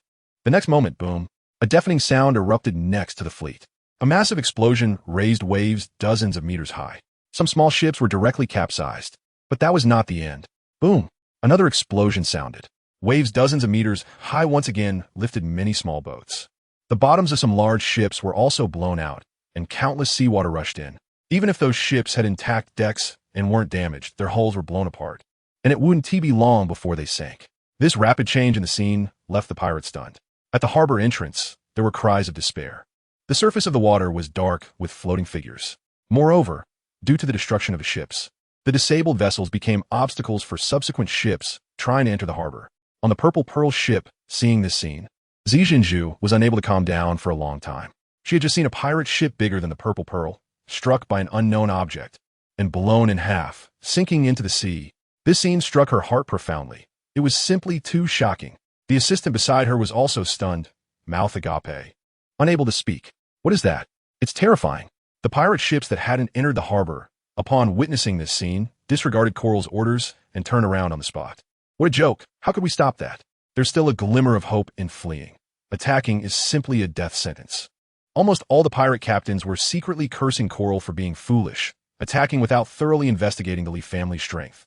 On the city wall, Li Jiuchuan smacked her lips, trembling as she said, "Young Master Yi, is this an attack from submarine?" The shock was simply overwhelming. She had taken a submarine back to Golden Turtle Island. The submarine was only of medium-sized ship dimensions, and at the time, she hadn't felt any pressure at all. Now it seemed that its power was even stronger than a 100,000-year sea spirit beast. Her heart raced. Next to her, Tian was truly unfathomable. Seeing that scene in the distance, Hulaina was also deeply shocked. Her pupils widened. She originally thought that Tian's troops could only display great power on land. Now it seemed she was completely wrong, and absurdly so.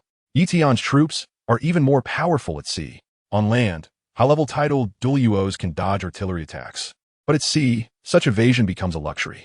Moving at the turtle speed of ships makes them sitting ducks. Consequently, a shocking scene unfolded before our eyes.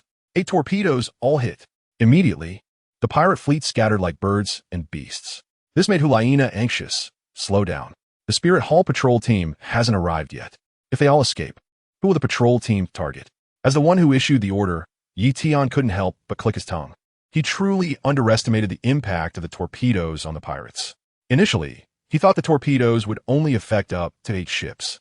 However, after witnessing their power, the pirates were completely stunned. They lost all courage to continue attacking, whether it was the ships in the harbor or the pirate ships outside. They all turned tail and fled. This display of deterrent power exceeding offensive capability was something Tian hadn't anticipated. However, the effect was extremely favorable for the situation. It could be considered a form of positive feedback. No retreat. At that moment, a furious roar came from among the pirate ships, loud enough for Tian to hear clearly. "Whoever retreats, I will kill." He was anxious. Hulaina covered her mouth and laughed. Li Jiuchuan's expression turned serious. Coral has a great reputation among the pirates. His anger could scare many of them into turning back. Our danger hasn't been eliminated yet. Hulaina chuckled lightly. Not necessarily. Look at the distance. Everyone followed her gaze and looked into the distance. Suddenly, they saw a fleet of the same caliber quickly sailing toward the harbor. Li Jiuchuan panicked. Could this be reinforcements for the Coral Pirates? Haha, Jiuchuan. Are you silly? Didn't you see the Spirit Hall flag flying on the fleet? Is there? Tian showed an expression of surprise and turned to Hulaina. How did you see that from so far away? I have good eyesight, Hulaina said, her expression fluctuating. Chapter 51. Coral makes a move. The aura of a super Douluo. In response to Hulaina's lie about her good eyesight, Li Jiuchuan, completely unaware, complimented her. Sister Nana, great eyesight. The distance from the city wall to the Spirit Hall fleet is at least 5 kilometers. To see the flags on the ships from this distance is not something ordinary people can do. If Nana can see it, she must have a special talent. Gazing at the distant shadow of the Spirit Hall ships, Li Jiuquan's eyes flickered. She couldn't understand why the Spirit Hall fleet would appear here. What was their purpose? These days, the Spirit Hall's reputation is similar to that of street thugs. Personnel from a Spirit Hall often extort merchants, and the Li family, having been in business for decades, has had their fair share of exploitation by the Spirit Hall. Therefore, Li Jiuquan's impression of the Spirit Hall is not good. She wondered if the Spirit Hall was in cahoots with the pirates. If they took advantage of the situation, it would be a disaster for the Li family. Li Jiuquan's gaze lowered, and she sighed lightly, her hands feeling somewhat powerless. In the face of such great power, what does the Li family count for? Just a floating weed, a lamb to the slaughter. What are you talking about, Jiuquan? Hulaina pouted, frowning slightly in dissatisfaction. How could the Spirit Hall, as an entity that punishes evil and promotes good, be in league with pirates? Moreover, the patrol team from the Spirit Hall was specifically dispatched to help the Li family. Unexpectedly, it was directly defined as an evil entity by Li Jiuquan due to her preconceived notions. Is the Spirit Hall's reputation really that bad? This made Hulaina fall into a bit of self-doubt. Previously, she had witnessed the corruption at the grassroots level of the Spirit Hall through the incident at the Spirit Branch in EC City. She originally thought this was due to the Spirit Hall's insufficient governance and weak control over remote areas. However, the Li family, as a business family, had visited many places. She did not expect them to also consider the Spirit Hall a somewhat dark force. This implies that the dark phenomena of the Spirit Hall are widespread. Upon realizing this, Hulaina lightly tapped her forehead, her expression troubled. It seems that, just as Tian said, if the Spirit Hall doesn't reform soon, they might truly face a united attack from other forces on the continent. Nana had previously been a maid in Spirit City and couldn't stand others speaking ill of the Spirit Hall. Tian smiled, gently ruffled Hulaina's hair to comfort her, and explained to Li Jiuquan. I see. Li Jiuquan came to a realization and glanced at Hulaina in surprise. It turned out that she had even worked in the Spirit City. No wonder her demeanor was so calm. She was used to grand scenes. Sister Nana, you may not know, but the reason I have such thoughts is that the Spirit Hall has committed too many evil deeds. Last year, my family went to a port in the Heaven-Do Empire, and we had already paid taxes at the port. However, the patrolling personnel of the Spirit Hall, seeing our booming sales, accused us of violating regulations to enter the port and extorted several thousand gold soul coins from us. This was a personal experience of mine. Every year, my family encounters many similar incidents. And my family, the Li family, is considered a large family. The Spirit Hall does not dare to go too far. If it were a smaller family, the exploitation by the Spirit Hall would be even harsher, even directly robbing them. Li Jiuquan sighed lightly. The Spirit Hall has the most soul masters in the world and is powerful. Ordinary forces do not dare to oppose it or go against it. When threatened, they can only pay to settle the matter. This left Hulaina with a complex expression, unsure of what to say for a moment.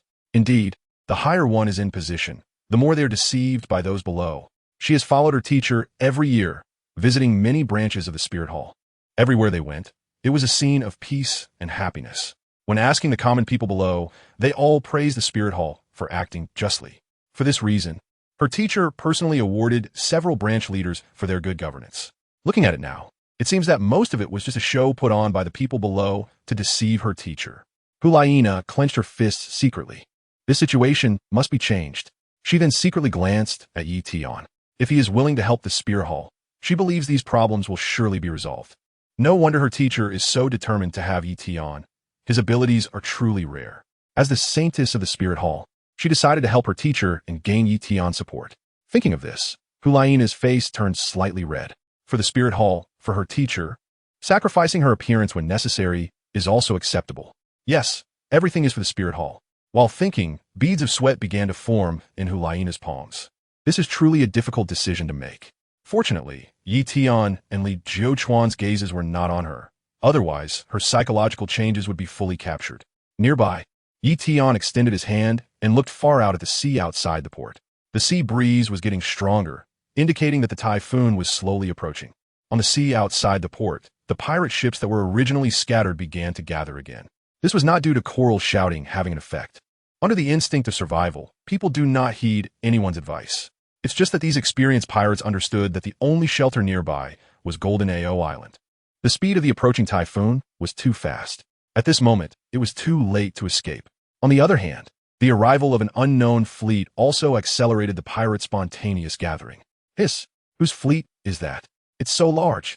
The first pirate to spot the Spirit Hall patrol boats exclaimed. This quickly attracted the attention of many pirates.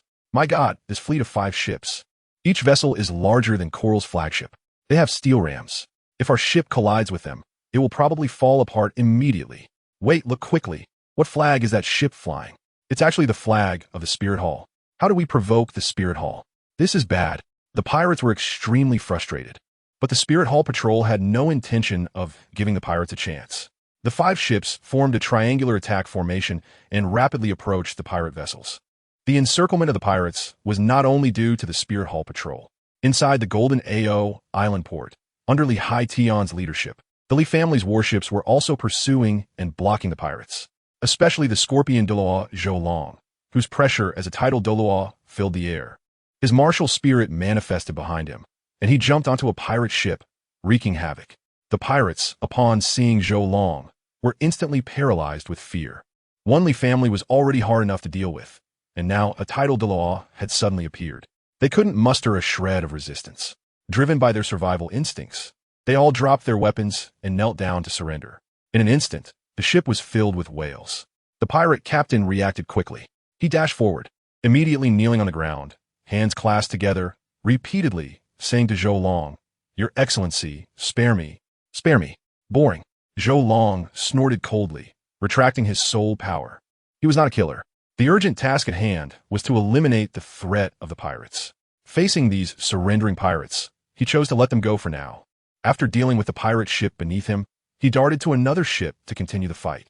Just then, at the entrance of the port, a powerful killing intent erupted from the coral pirate ship. An aura belonging to a super Douluo rose from the coral pirate ship. Tian, do you remember me? Chapter 52. The weapons on Zhou Coral's voice was extremely cold, even carrying a hint of mockery.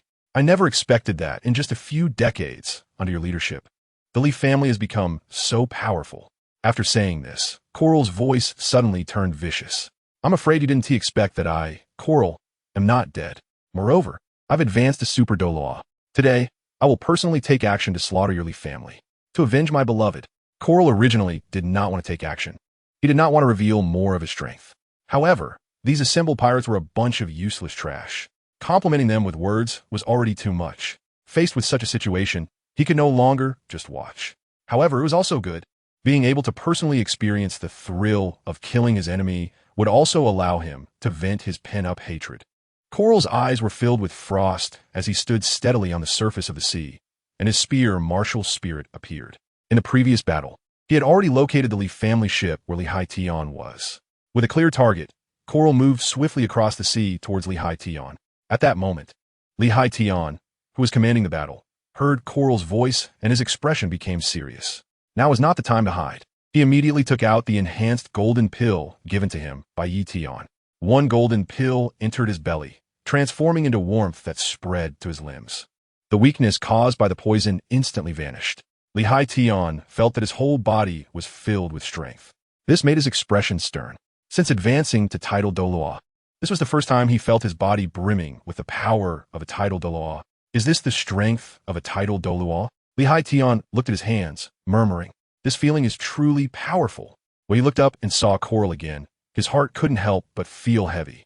Even the tidal Douluo was so strong. How powerful must Coral, a super Douluo, be? You don't need to worry. Chiefly, I'll come to assist you. A loud voice came from nearby. Tian looked up and saw Scorpion Douluo Zhou quickly moving toward him. This eased his heart a bit. He had fully observed Zhou performance just now. With 2 tidal Douluo against 1 super Douluo, the situation didn't seem so bad. However, this meant that the Li family owed a huge debt to Tian.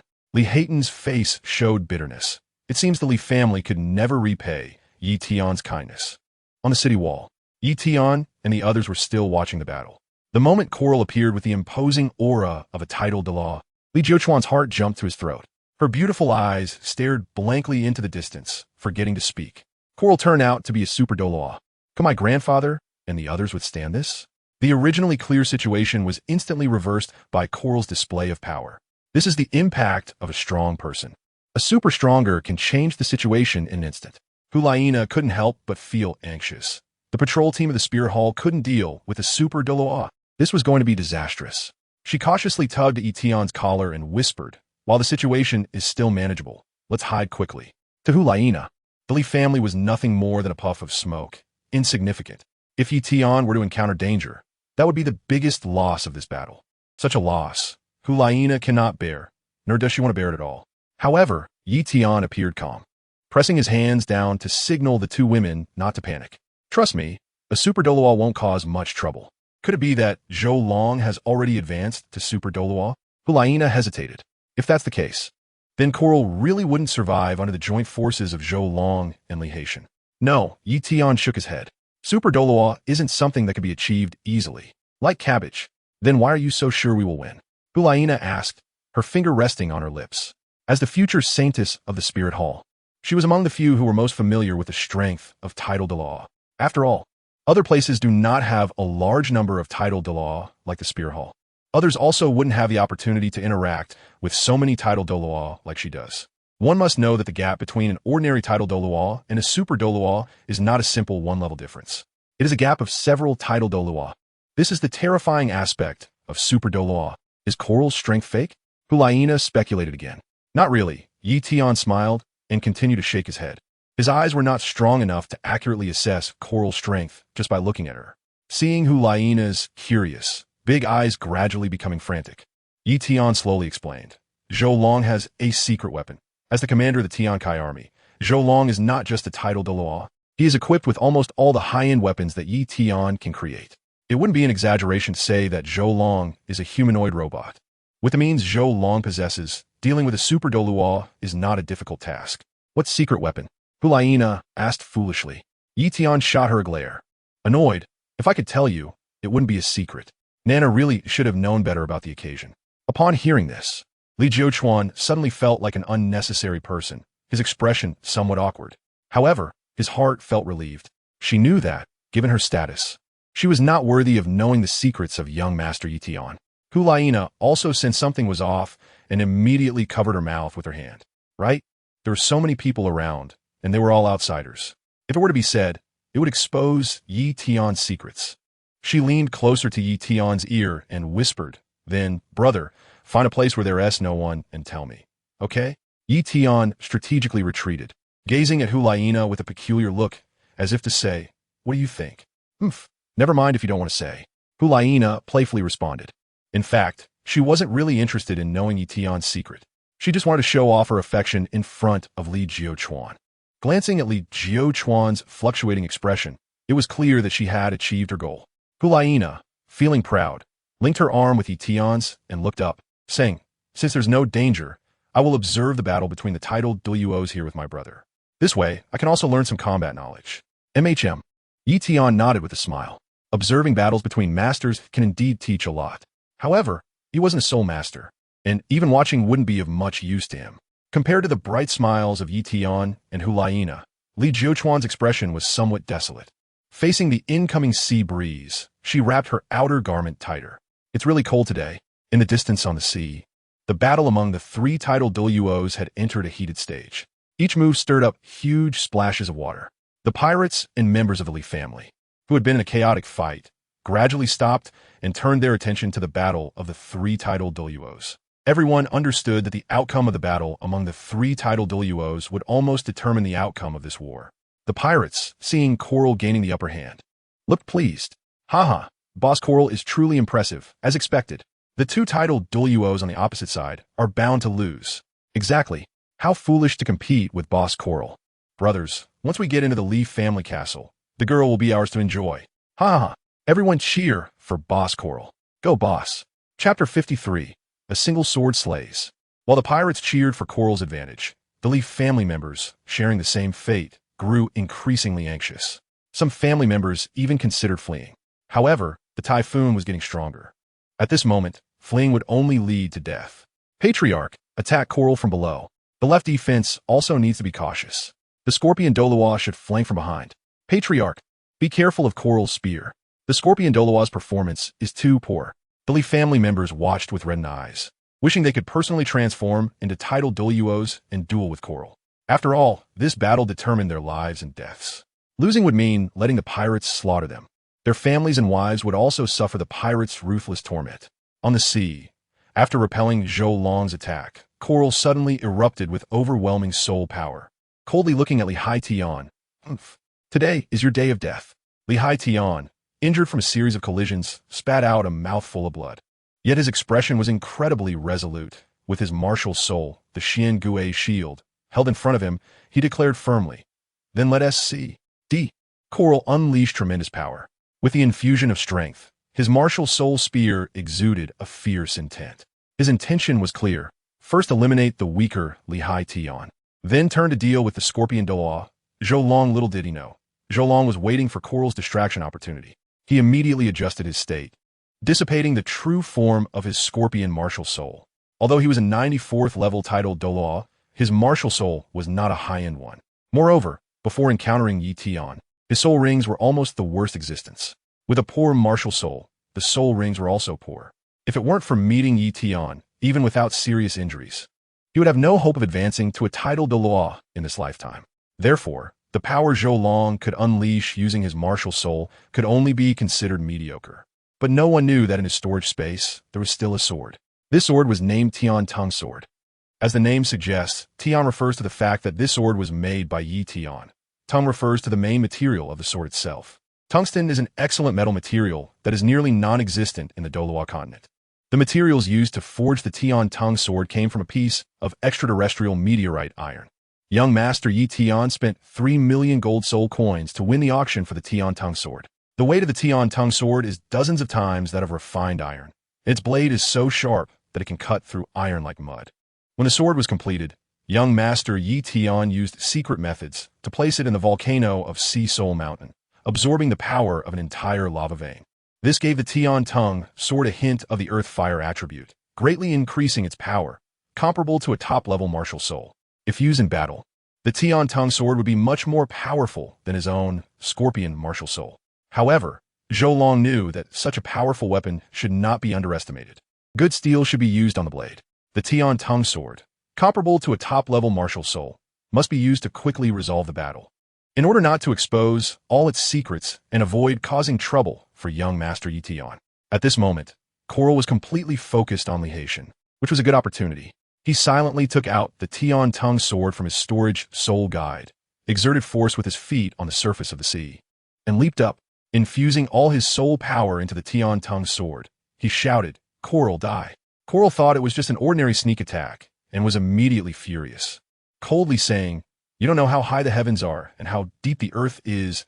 Messing around here." He tensed the muscles around his waist, turned the spearhead, and redirected his attack toward Zhou Long. "Since you want to die so badly, then I'll send you off first." As soon as he finished speaking, Coral's expression changed. The Tian Tongue Sword collided with his spear martial soul. With a crack, the spear broke in half. The damage to the martial soul caused Coral to suffer backlash, violently spitting out several mouthfuls of essence blood, staining himself horribly. Coral's eyes were filled with disbelief as he pointed at Zhou Long and said, "How is this possible? You actually have a dual martial soul." Zhou Long's beast martial soul had suddenly transformed into a weapon martial soul, shocking him greatly. "No matter what my martial soul is." Zhou Long did not stop his attack, swinging the sword down to behead Coral. Until death, Coral never realized that it was merely a large sword that killed him. Lihation, who witnessed the scene up close, was left speechless. "Zhou, brother Zhou, you actually have a dual martial soul." Lihation no longer dared to call him brother Zhou. After all, Zhou Long was truly too powerful. He could even deal with a super Douluo of level 95. It left him utterly shocked. Zhou Long did not explain. Being mistaken for having a dual martial soul was fine. After all, creating a weapon comparable to a top-level martial soul was the most incredible thing. If this secret were to be exposed, it would inevitably bring a lot of trouble to young Master Yi Tian. He looked earnestly at Lihation and said, patriarchally, "Please do not reveal my secret." Lihation immediately affirmed, "Brother Zhou, don't worry. My lips are absolutely reliable." He understood that if the secret were leaked, it would not only ruin the relationship between the Li family and Yi Tian, but the Li family might also suffer a catastrophic disaster. This made Lihation deeply feel the terrifying identity of Yi Tian. The guard around him were all dual martial souls, with combat power comparable to a super Douluo. How powerful must Yi Tian's backing be? It was likely not weaker than the #1 sect in the world, the Haotian sect. Thinking of this, Li Haitian couldn't help but gasp. His body swayed a bit. Terrifying, it was truly too terrifying. Zhou Long looked at Li Haitian's unsteady form and said lightly, "Although Coral is dead, the pirate chaos has not been eradicated. You, and I still need to work hard." What Brother Zhou said is right, Li Haitian bowed. He truly did not dare to treat Zhou Long as an equal. After all, the person before him had just beheaded a super Douluo with a single sword. An hour later, with the joint efforts of the Spirit Hall patrol team and the Li family, the pirate turmoil was finally quelled. All pirate ships were anchored along the port coast. Apart from the over 2,000 pirates who had died or were injured in the previous battle, the remaining more than 6,000 pirates surrendered and were taken to the Li family's castle for detention. At this moment, a gray rain began to fall from the sky, and the wind grew stronger. On the city wall, looking at the gray and disheveled pirates waiting to be imprisoned, Li Jiuquan finally felt relieved. She couldn't help but shed tears, leaning on Yi Tian's chest and crying. The Li family has finally been saved. Thank you, young Master Yi Tian. Without your help, it is certain that the Li family would have perished today. Yi Tian is truly a great benefactor to the Li family. Li Jiuquan, for a moment, didn't know what words of thanks to say. Hey, no need to be too polite. Hulai Na quickly stood in the middle, pushing the two apart. This Li Jiuquan clearly wanted to take advantage of Yi Tian. Thanking him? What is there to thank for? The Spirit Hall patrol team also contributed. Why doesn't Li Jiuquan thank them? She must stop this behavior of using excuses for ulterior motives to get close. She and Yi Tian have barely hugged a few times. How can she let Li Jiuquan take advantage of the situation? Chapter 54. Dealing with pirates. Hulai Na took Yi Tian's hand, her star-like eyes gently fixed on him. Brother, let's go back. Okay. Yi Tian nodded. Since the pirates have all been captured and the power of the submarine has been recorded, there's no need to be drenched in the rain on the city wall. He took the lead, walking along the city tower. Hulai Na, being pulled along, followed behind. As they were about to leave, her cunning eyes did not forget to glance at Li Jiuquan. The smile on her face was incredibly sweet, with a hint of provocation. Li Jiuquan couldn't help but feel ashamed and lowered his head, not daring to meet Hulai Na's gaze, his expression carrying a touch of loneliness. He understood that Yi Tian was not someone he could reach. Thus, he followed with heavy, disappointed steps. When Yi Tian and the others returned to the Li family's courtyard again, Li Haitian and Zhou Long had already come back. Although Li Haitian was injured during the battle, he still looked spirited. Being able to defeat a super Douluo was incredibly satisfying. If this news spread, the Li family status would undoubtedly rise to another level. Such fame was much greater than having a titled Douluo in residence. Li Haitian, caught up in his excitement, accidentally overdid it and coughed violently, spitting out a mouthful of blood. This made Li Jiuquan, who was coming towards him, feel heartbroken, and he hurried over. However, he was preempted by Li Man, who was already by Li Haitian's side. "Grandpa, what's wrong?" Li Man asked with concern, gently patting Li Haitian's shoulder. Upon seeing Li Man, Li Jiuquan's expression dimmed a bit. His forward motion slowed down, but he didn't retract his words of concern. "Grandpa, are you okay?" "I'm fine." Li Haitian still smiled, waving his hand to indicate that Li Man didn't need to help him. "I'm just too happy. I didn't expect our Li family to achieve victory against the strong attack of the Pirate Alliance." After saying this, he looked gratefully at Yi Tian and bowed. "Meeting young Master Yi is truly the greatest fortune for our Li family." Hearing this, Yi Tian smiled lightly and waved his hand, saying, "Li clan leader, you're being too modest. I'm just a merchant with some medical skills, not a prominent figure." Calling it fortune is truly an overstatement. Li Haitian knew in his heart that this was Yi Tian's humble words. However, he didn't continue to flatter. He understood that someone as young, talented, and exceptionally low-key as Yi Tian did not like flattery. Li Haitian bowed again. Great kindness does not require thanks. From now on, our Li family will surely follow young Master Yi.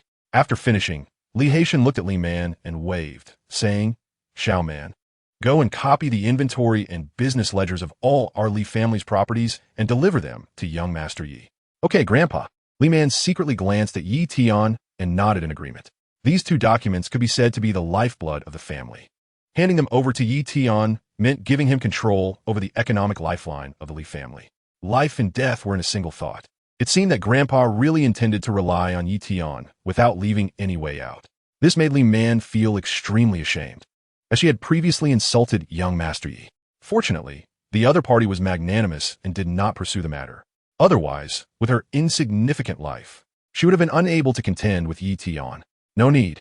As Li Man turned to leave, she was stopped by Yi Tian. Yi Tian calmly waved his hand. It is more appropriate for you to handle the management of the Li family's assets yourself. The Li family's business territory is only slightly significant in shipping. To me, it is insignificant. I want to help others for no reason, nor will I acquire wealth that doesn't belong to me. Such ill-gotten gains would make me uneasy. Hearing this, Li Haitian was taken aback, slightly shocked. He did not expect Yi Tian to be indifferent to the Li family's wealth. This exceeded his judgment of Yi Tian. It should be noted that although the Li family is not a top family on the continent, they can still be considered a prominent family. The family's annual income exceeds $1 million, with a pure profit of several hundred thousand. Such wealth could attract nearly 10,000 pirates to covet it. Yet, presented before Yi Tian, he remained unmoved. This made Li Haitian respect Yi Tian even more. Young Master Yi Tian is a person worth befriending. Moreover, he will definitely bring tremendous benefits to the Li family. Report to the Patriarch. All the pirates have been detained in the city of Wang. What should we do next? At that moment, the lean second elder of the Li family approached and inquired about Li Haitian's thoughts on dealing with the pirates. Li Haitian didn't dare to be presumptuous and looked at Yi Tian and Zhou Long, respectfully saying, "What does young Master Yi think we should do with these pirates?" Dealing with the pirates? Yi Tian raised his eyebrows and replied calmly, "It's fine to leave it to the government of the Tian Empire or the Spear Hall to handle. Do we really need to ask him about such matters? He doesn't want to get involved." However, Li Haitian was put in a difficult position, rubbing his hands and saying, "This is indeed a tricky problem." Hulaina leaned closer to Yi Tian, deliberately nudging him, and asked in confusion, "Chief Li, what's so difficult about this?" Miss Nana doesn't know. Li Haitian glanced at Hulaina and shook his head. Recently, most officials of the Spirit Hall in East Sea City were slaughtered by a mysterious force, and they can no longer function. But if we hand the pirates over to the officials of the Tian Empire, given their bad habits, they might indiscriminately capture and behead not only the pirates, but also their families. Li Jiuchuan stepped forward to explain his grandfather's words. Among these pirates, many were oppressed and exploited by the Tian Empire and the Spirit Hall, which is why they joined the pirates. Most of them do not deserve death. If they are killed indiscriminately, it will lead to nearly 10,000 grieving families. Hearing this, Hulaina couldn't help but feel disheartened. Why is it that bad deeds always involve the Spirit Hall? After listening to everyone's accounts, Yi Tian had a rough understanding of the situation. Indeed, if the pirates were handed over to the officials of the Tian Empire, given their nature of pursuing profit and prestige, they would definitely label all pirates as criminals of the highest order. Killing these pirates indiscriminately would not only enhance their political achievements, but also provide a temporary strengthening of local security. This was very tempting for the officials' career advancement. Little did they know, the oppression of the common people by the nobility and the Spirit Hall was the greatest source of the pirates' numbers. Even if all pirates were killed, it wouldn't be long before new pirate forces emerged. Thinking of this, Yi Tian sighed lightly and waved his hand, saying, "First, detain the pirates in Wang City. After the typhoon passes, transport them to the East Sea for local civilians to identify. Those who are truly heinous will be executed. The rest will be managed by your Li family, arranging some jobs for them to give them hope for survival." This approach can maintain fairness and justice as much as possible. For the pirates, it can also be considered a kind of grace. "Yes," Li Haitian replied respectfully. Chapter 55. Summoning Zijin Pearl. After making a definitive decision regarding the pirates, Li Haitian hesitated for a moment and said to Yi Tian, "Young Master Yi, I remembered someone." "Who?" Yi Tian asked. "Zijin Pearl," Li Haitian replied. Zijin Pearl is a well-known pirate along the East Sea. The pirate group she leads punishes evil and promotes good, helping the poor, and has gained quite a reputation.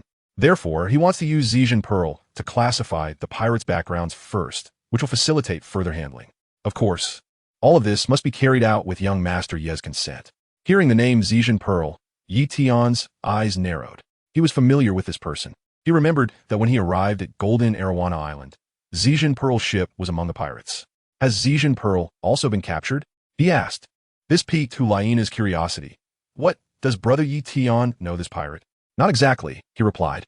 I have lived along the East Sea for a long time and have heard a bit about her reputation. Yi Tian explained, I see. Hulaina suddenly lost interest. At this moment, Li Haitian expressed his thoughts. The Purple Pearl is quite reputable among the pirates and is known for her righteousness. I believe we can understand the extent of wrongdoing by each pirate through her. It will also facilitate the subsequent judgment on the pirates. On the other hand, the heavy rain that comes with the typhoon is about to arrive. We can't let such a heroic figure be caught in the rain. It would reflect poorly on the reputation of the Li family. Tian nodded and waved to the second elder beside Li Haitian, saying, "Please, second elder, bring the Purple Pearl here." The second elder nodded in agreement. He could tell that the clan leader held great respect for Tian. Tian's words have become a mandate in the Li family. Therefore, without waiting for Li Haitian to give further instructions, the second elder set off, showing respect for Tian. While waiting, Li Haitian waved for Li Jiuchuan to make tea. The arrival of the typhoon had significantly cooled the air. Drinking some hot tea would be a good way to warm up.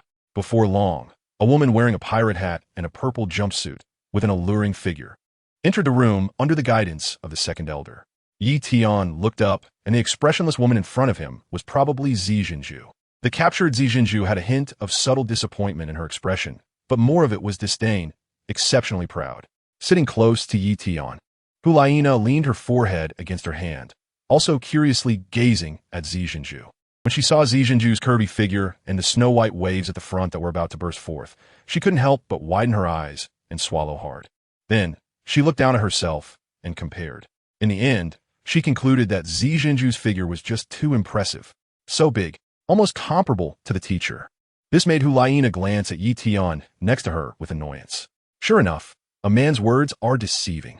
Just a moment ago, he said he didn't know who Zijinju was. Now it seemed that was just a lie. This guy, having stayed by the East Sea for so long, must have heard of Zijinju's figure and beauty long ago and had been coveting it for a long time, harboring unlawful thoughts. No wonder Tian had said before that he liked women like the teacher. It turns out he likes curvy figures. Hulaina lowered her head and looked at her own chest again, grinding her teeth in frustration. Damn it, Tian must have a bias against body shapes. He even said he doesn't like his clumsy appearance. It's all just excuses. The Purple Pearl in front of him doesn't seem very smart either. And looking at Tian's expression, he looks like someone whose soul has been taken away. Hulaina became more and more angry, and finally, all her pent-up frustration turned into a haughty snort. Hearing Nana's snort, Tian turned his head, ruffled her hair, and asked, "What's wrong? Why are you so unhappy?" Hulaina expressed her dissatisfaction, puffing up her cheeks, and said, "I'm just afraid that a certain bad brother's thoughts aren't on his little sister." After saying this, she shot a fierce glare at the Purple Pearl with malice. Following Hulaina's gaze, Tian looked at the Purple Pearl again and couldn't help but smile. He probably understood why Nana was angry. That haughty expression couldn't escape the meaning of jealousy.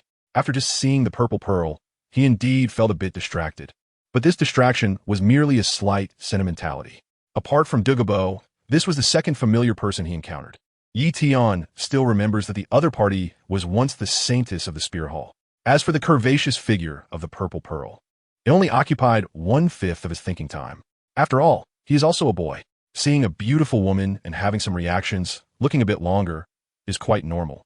Tian glanced at Hulaina's proud and aggrieved expression. He stroked her hair again and comforted her. "All right, what's there to be angry about? Look, I'm sitting right next to you, aren't I?" Facing Laina, Tian felt somewhat helpless. The other party naturally had a bit of charm, and when she showed her grievances, it was truly hard to bear. With such a younger sister, all he could do was comfort her with love.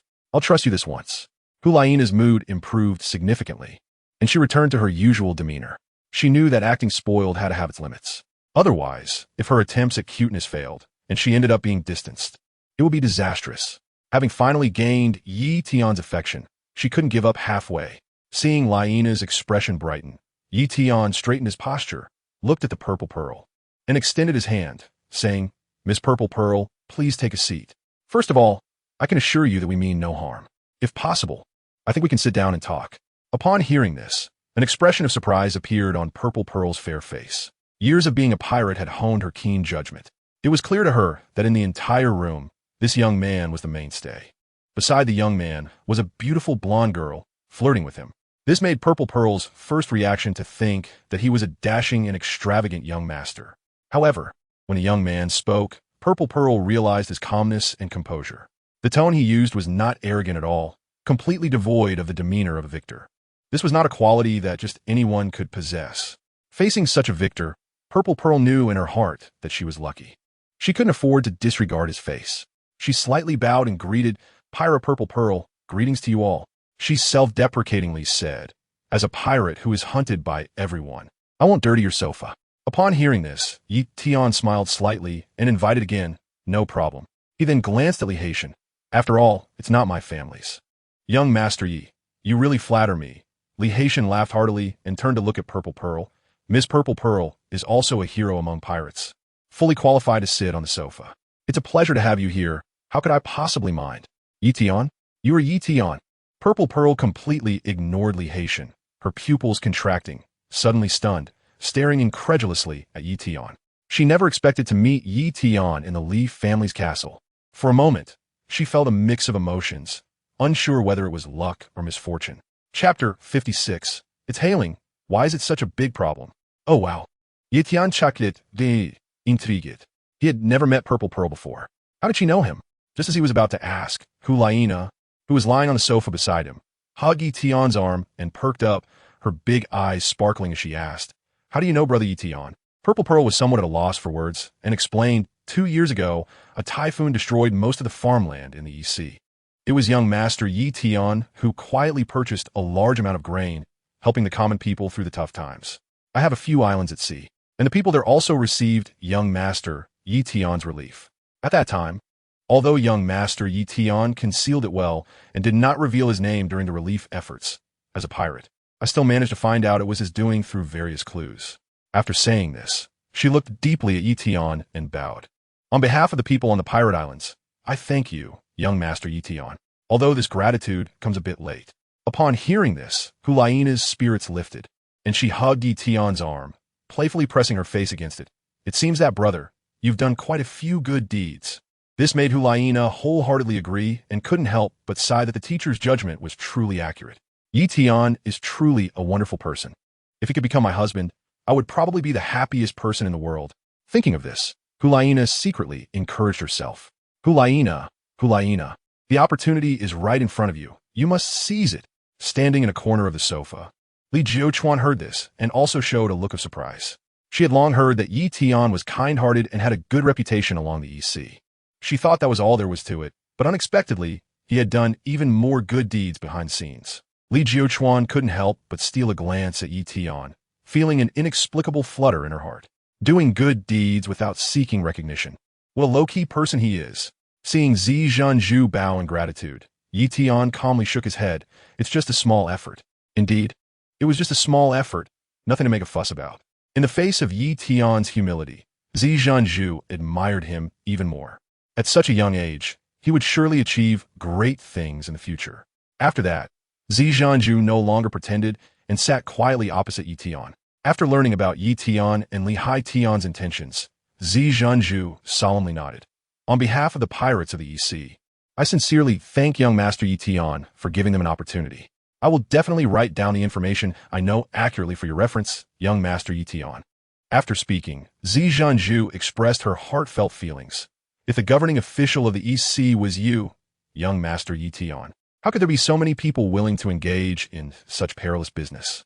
Yi Tian smiled, but did not deny it. However, there was not a trace of longing in him. Seeking an official position was truly not something he wanted to do. In the evening, after dinner, the typhoon arrived as scheduled.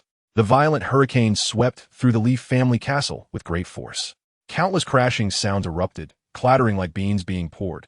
After dinner, Yi Tian was assigned to a luxurious bedroom to rest. Although it was called a luxurious bedroom, it was only relative. The soundproofing of the bedroom was very poor, and the noise of the howling wind outside was like it was right next to his ear. The clattering was irritating. At that moment, Hulaina tiptoed in through the door. Yi Tian immediately noticed her and raised an eyebrow. "Why didn't you knock?" "I did." Hulaina tilted her head, her eyes wide open, looking completely unfazed. "It's just that you didn't hear it." Yi Tian let out a light laugh through his nose, moving his wrist a bit, and said, "My hearing is quite good. How could I not know whether you knock or not?" "Nana, your courage is really getting bigger." Fortunately, he was still wearing pajamas at that moment. If she had come in while he was sleeping, it would have been a huge loss for him. "Anyway, I did knock," Hulaina said, pouting, looking as if she didn't care whether he believed her or not. Yi Tian was already accustomed to Hulaina's little actions. He shook his head, poured himself a cup of hot tea, and handed it over. Hulaina happily accepted the tea poured by Tian, eagerly took a sip, and immediately stuck out her tongue. It's really hot. Tian couldn't help but chuckle. Silly sister, can't you feel it? Is this hot tea? I just wanted to feel the warmth that brother brings me, right away. Hulaina pouted, feeling wronged. That's enough. It's getting more and more ridiculous. Although she complained, Tian's smile remained bright. Who wouldn't like having such a sister? Of course, if it were to be a wife, it would be a bit lacking. Hulaina cradled the warm cup with both hands, walked to the bedside, and sat down. It's hailing outside. Just now when I entered your room, I glanced into the courtyard, and the hail was huge. The scene was really spectacular, Hulaina exclaimed. She hadn't seen hail many times growing up. Seeing it today on Golden Ao Island was truly magnificent. As she spoke, she didn't forget to extend her delicate hand, using her thumb and index finger to demonstrate the size of the hail to Tian. It's this big. No wonder it sounds so loud. Tian looked at the tightly closed window, deep in thought. Typhoons accompanied by hail are rare, but considered a normal phenomenon. Hail often comes with extremely cold weather. This is not a good sign. The typhoon has already caused enough damage to the crops. If it is further compounded by the freeze brought by hail, I'm afraid this year will yield nothing. Tian's expression gradually became serious. After pondering for a moment, he ultimately decided to go outside to take a look. What are you going to do, big brother? Hulaina asked, covering her hot teacup with her hands as she saw Tian step towards the door. Just going outside to take a look, Tian replied. Upon hearing this, Hulaina quickly set down her hot teacup and hurried to catch up. Wait for me. To see the spectacular hail, of course, it has to be with two people. However, when she reached the door and caught up with Tian, Hulaina noticed that his expression was not very happy. Tian didn't seem to be there to admire the hail. This made her glance back and forth between the hail and Tian, and she couldn't help but ask, is there a problem with this hail? The problem was serious. Looking at the hail falling like beans, with at least 10 centimeters thick on the ground, Tian's expression was extremely grave. It was certain that this year, the East Sea coast would probably suffer complete loss. Thinking of this, Tian's mood inevitably became heavy. This disaster would likely lead to many civilians going bankrupt and starving to death. No, this kind of situation cannot happen under his watch. It seems it's time to make some preparations in advance. Tian had no intention of continuing to watch and turned back to the bedroom. This left Hulaina quite surprised, her mind unable to comprehend, her beautiful eyes gazing at Tian's departing figure. Brother Tian, it's just hail. Why is it such a big problem? Chapter 57. Silver Snow Eel Economy. Following Tian back to the bedroom, Hulaina wore a puzzled expression, a hint of speculation emerging. Brother, could the hail cause a disaster? The hailstones outside are really quite large. If they hit someone on the head, it would hurt a lot. Yeah, Tian replied irritably. This severe hail weather is too extreme. I estimate that the industries in my hands will also be affected. Not to mention the 100,000 fire spirit chickens on the Sea Soul Mountain. They are bound to suffer. If the hail hits their heads, they might not die, but will definitely be seriously injured. Just this alone could result in a loss of nearly 10 million gold soul coins. As for the crops on the farm, there's no need to mention it. I don't just have one planting base, the butterfly farm. Any farm growing crops will probably suffer losses. Business is going to be tough this year. Tian couldn't help but sigh. A typhoon and hail weather had truly given him a big surprise. With a frown, he looked at Hulaina and waved his hand lightly. It's getting late. Sister Nana should go back and rest. Oh, it was clear that Tian was not very happy. Hulaina felt sorry to disturb him further and left with her head down. The hail and typhoon lasted for a whole week. The weather gradually cleared up only after that. After the typhoon dissipated, Li Haitian immediately sent someone to assess the damage on Golden Turtle Island. The results were serious. Many small boats at the port had been destroyed. Additionally, the independent outposts on the island, most of the wooden houses were almost completely damaged. The hail on the ground had formed a solid mass, resembling an ice crystal continent. Fortunately, the Li family had many servants, and soon the pathways connecting the various courtyards were cleared out. Tian walked from the bedroom to the courtyard and looked up at the not-so-bright sun in the sky. He stretched lazily.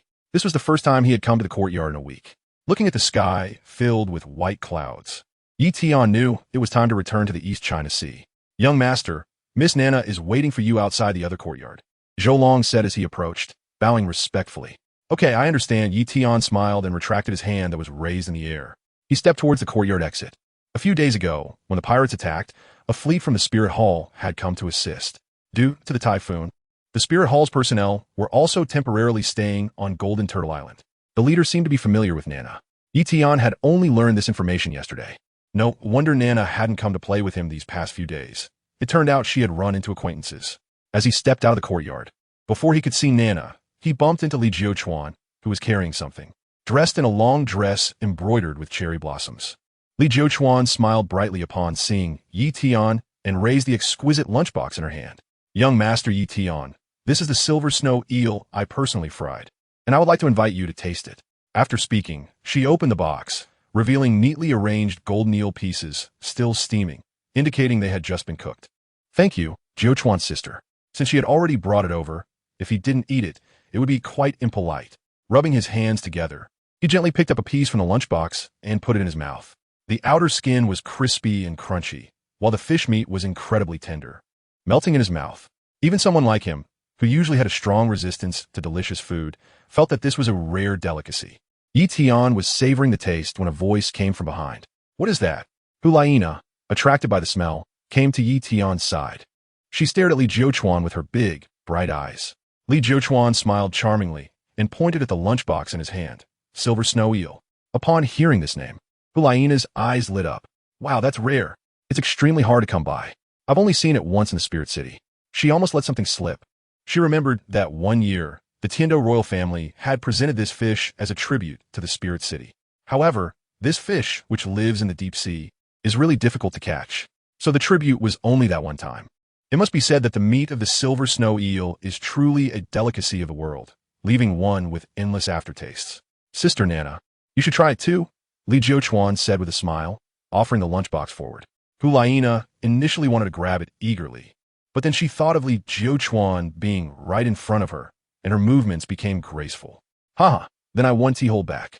She took a small bite, nodded, and praised it's really delicious. I wish I could eat it more often. The silver snow eel lives in the deep sea, so it's not commonly seen. Li Jiuchuan also took a small piece and began to eat, explaining to the two, it's just that recently, a typhoon stirred up the ocean currents, causing a group of silver snow eels to be disoriented and swim into the near shore. The fishermen, who were catching sea creatures, caught a dozen of them. She raised the exquisite lunchbox in her hand and smiled. So, it won't be easy to have it again next time. Yi Tian stared at the remaining half-piece of silver snow eel in his hand, lost in thought. Jiuchuan, do you have any left? Li Jiuchuan replied. The fishermen are reluctant to eat it. They all sold it to my family, the Leaf family, and are raising them in the kitchen. Young Master Yi, if you want, I can give you all of them. Hulaina thought that Yi Tian was helping her ask for it. Her eyes brightened as she nudged Yi Tian beside her. Brother is the best. Turning to see Hulaina's sparkling eyes, Yi Tian helplessly said, but this isn't for eating. The silver snow eel can grow not only in the deep sea, but also in shallow waters. So, I want to take them away for breeding. Breeding? Hearing Yi Tian's thoughts, Hulaina immediately felt discouraged. If she couldn't eat it right away, her interest diminished by half. At the same time, she couldn't help but admire Yi Tian's intellect. If silver snow eels could be bred on a large scale and sold to nobles, it would probably earn a huge profit. Next to them, Li Jiuchuan was surprised. Young Master Yi, you understand fish farming? A little. Yi Tian chuckled lightly and humbly replied. It's not a big deal. Ever since the system rewarded him with books on breeding, he had been exploring various breeding techniques. Not for anything else, but to cultivate a group of skilled talents to ensure that he could utilize them at the first opportunity when needed. The fire spirit chickens bred in the butterfly farm were a good example. Before the hailstorm arrived, breeding fire spirit chickens brought him annual profits of over 1 million gold soul coins. In fact, he had not only sold beast breeding, but also several fish farms. However, they were all at a break-even point and even incurred some losses each year. The reason was simple. The ocean development in Douluo continent was still in its initial stages. There were plenty of fish in the sea. Catching them was far more profitable than breeding. But varieties like silver snow eels were different. They were not easy to catch, so the price remained high. However, they were entirely suitable for breeding. As long as he could obtain fry, he could breed them in large quantities in a short time. A new profitable industry chain was slowly rising. Hearing Yi Tian's affirmative words, Li Jiuchuan was astonished. Indeed, excellent people are excellent in every aspect. She also understood that silver snow eels were valuable, selling for over 1,000 gold coins each. But she had never thought of breeding them. Perhaps the gap between her and Yi Tian lay in this aspect. It had to be said that Yi Tian was really impressive. He could quickly discover the value of silver snow eels and had corresponding methods to convert it into gold soul coins. Chapter 58. I am no Saint Nana. What are you discussing? At that moment, a middle-aged man with a golden earring on his left ear and a beard approached with his hands behind his back. Hulaina turned and smiled. Uncle Shilong, we're discussing making money by breeding silver snow eels. Then she introduced Yi Tian and Li Jiuchuan. This is Elder Shilong from the Spirit Hall, who came to investigate the assassination case in EC City a while ago. Shilong took over the conversation and said calmly, when we arrived in EC City to prepare for the investigation at sea, we didn't expect to encounter pirates attacking the Li family. After dealing with the pirates, we were hit by a typhoon, so we were temporarily staying on Golden Ao Island. This was the script that Hulaina had arranged beforehand, and Shilong recounted it word for word without showing any emotional fluctuations. The performance was almost perfect. It should be able to pass off as genuine. Hulaina chuckled, linking her arm with Yi Tian's, and added, when I was a maid in the Spirit Hall, I received plenty of guidance from Elder Shilong on cultivation, so we could be considered good friends. The latter half of the sentence was the truth. As a candidate for the Saint of the Spirit Hall, the plan to cultivate her was of the highest standard, with every instructor being a title de law. Shilong was one of them. Hearing this, Li Jiuchuan felt envious. Nana actually had a mentor-student relationship with an elder from the Spirit Hall. Her background was truly impressive. The elders of the Spirit Hall held high authority, incomparable to their small Li family. Facing Shilong, Yi Tian showed a slight smile and slightly bowed. Greetings, Elder Shilong. It's truly disrespectful that I haven't visited you these past few days. Shilong's purpose was to investigate the case in EC City. Then he had indeed found the right person. However, with the current investigative methods of the Spirit Hall, it was not certain they could find anything on him, so there was no need to worry. Watching Yi Tian maintain a calm demeanor and respectfully bow to him, Shilong was secretly surprised. No wonder he could earn Hulaina's favor as an ordinary person. His temperament was not something ordinary people could compare to. However, the fact that he was not a soul master made his identity quite awkward. After all, Hulaina was the future saint, destined to inherit the position of pope. Such a noble status could not possibly marry an ordinary person who wasn't even a soul master. It seemed necessary to find an opportunity to remind Hulaina. Since the other party was courteous, he couldn't act high and mighty. So he responded with a light laugh. Not bad, young man. You're quite young, but already have a business mind. You will surely become a wealthy man in the future. Hearing this, Yi Tian smiled. A wealthy man?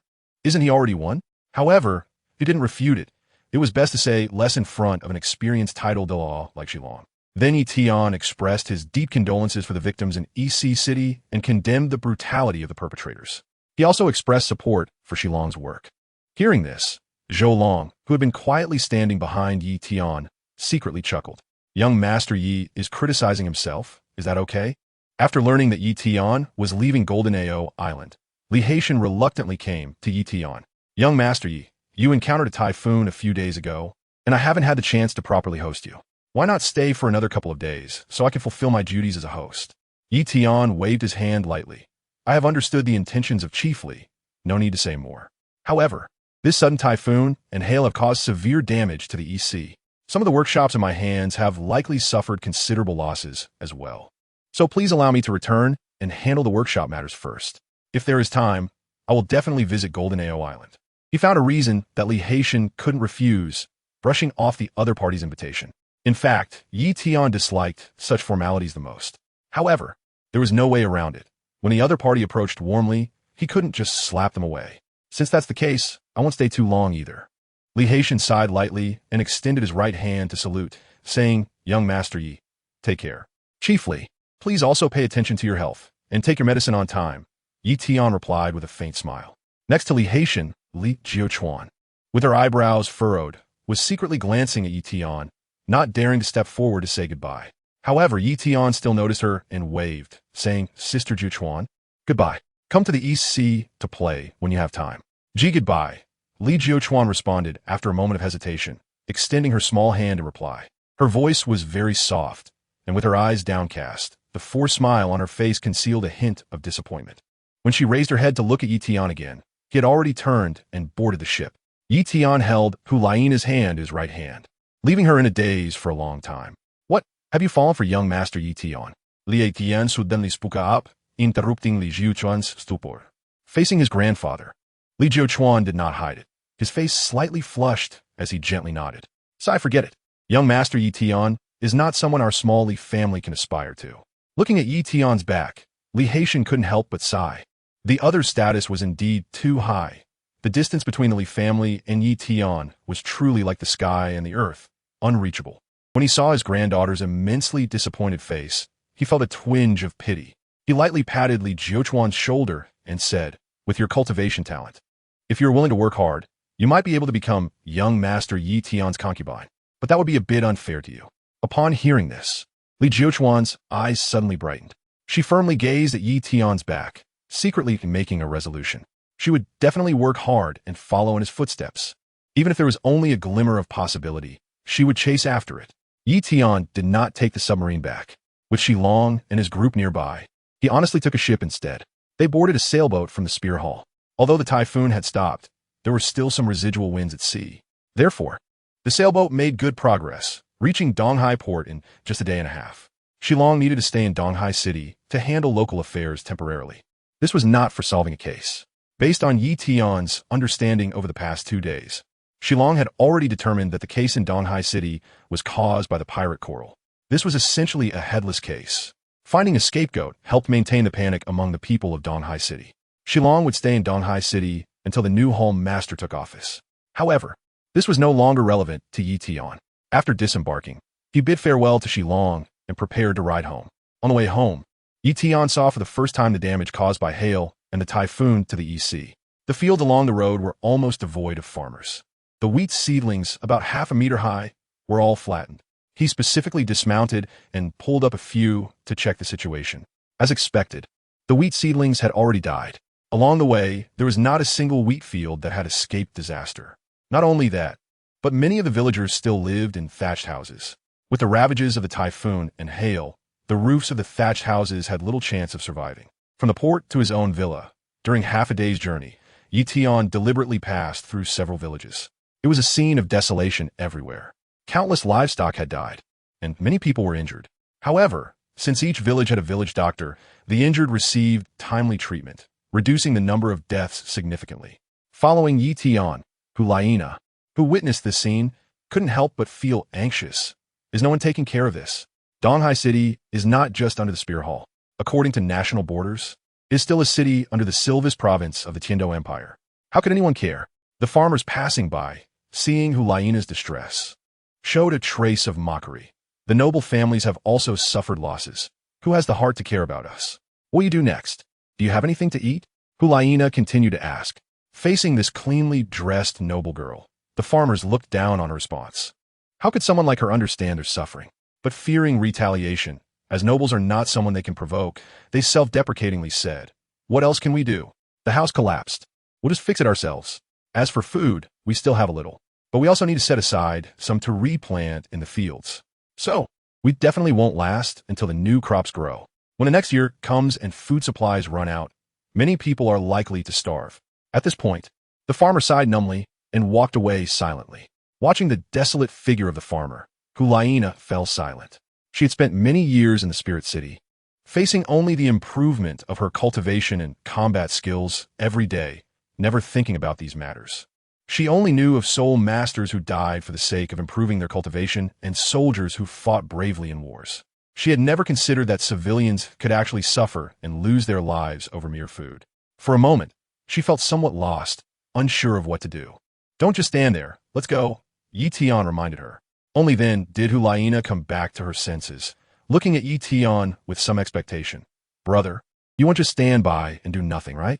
With Yi Tian's abilities, if he were willing to spend money to support these disaster victims, he could definitely help them through this difficult time. However, Yi Tian calmly responded, "I am not a saint and cannot help all of them. Moreover, the areas affected by this typhoon are just too vast. The number of affected people is probably unimaginable. If I were to conduct large-scale relief efforts, my identity would be exposed. This would only attract the attention of those with ulterior motives and put me in unnecessary danger, which is not worth it. To help others, I must at least ensure that it does not harm me. I have not reached the level of sacrificing myself to save others. I will help those I can, but I will never disregard my own safety." Hearing this, Hulaina's eyes were blank, but after thinking it over carefully, she felt relieved. Indeed, she should not criticize others for not selflessly contributing. This matter should be discussed with her teacher as soon as possible. The Spirit Hall, being the largest force on the continent, cannot just sit idly by while the disaster victims suffer. Chapter 59. Yi Tian's doubts. Yi Tian and his companions rode back to the farm. Upon learning that Bibi Dong was reading in her study, he walked straight up and knocked on the door. Knock, knock. Sister, I'm back. Inside the study, Bibi Dong, who was focused on handling official business, heard Yi Tian's voice and looked outside with her beautiful eyes. At the same time, her hands didn't slow down at all as she put important documents from the table into her storage ring. She casually picked up a book and placed it on the table, pretending to read. After a moment, Yi Tian pushed the door and entered. Bibi Dong put down her book and smiled.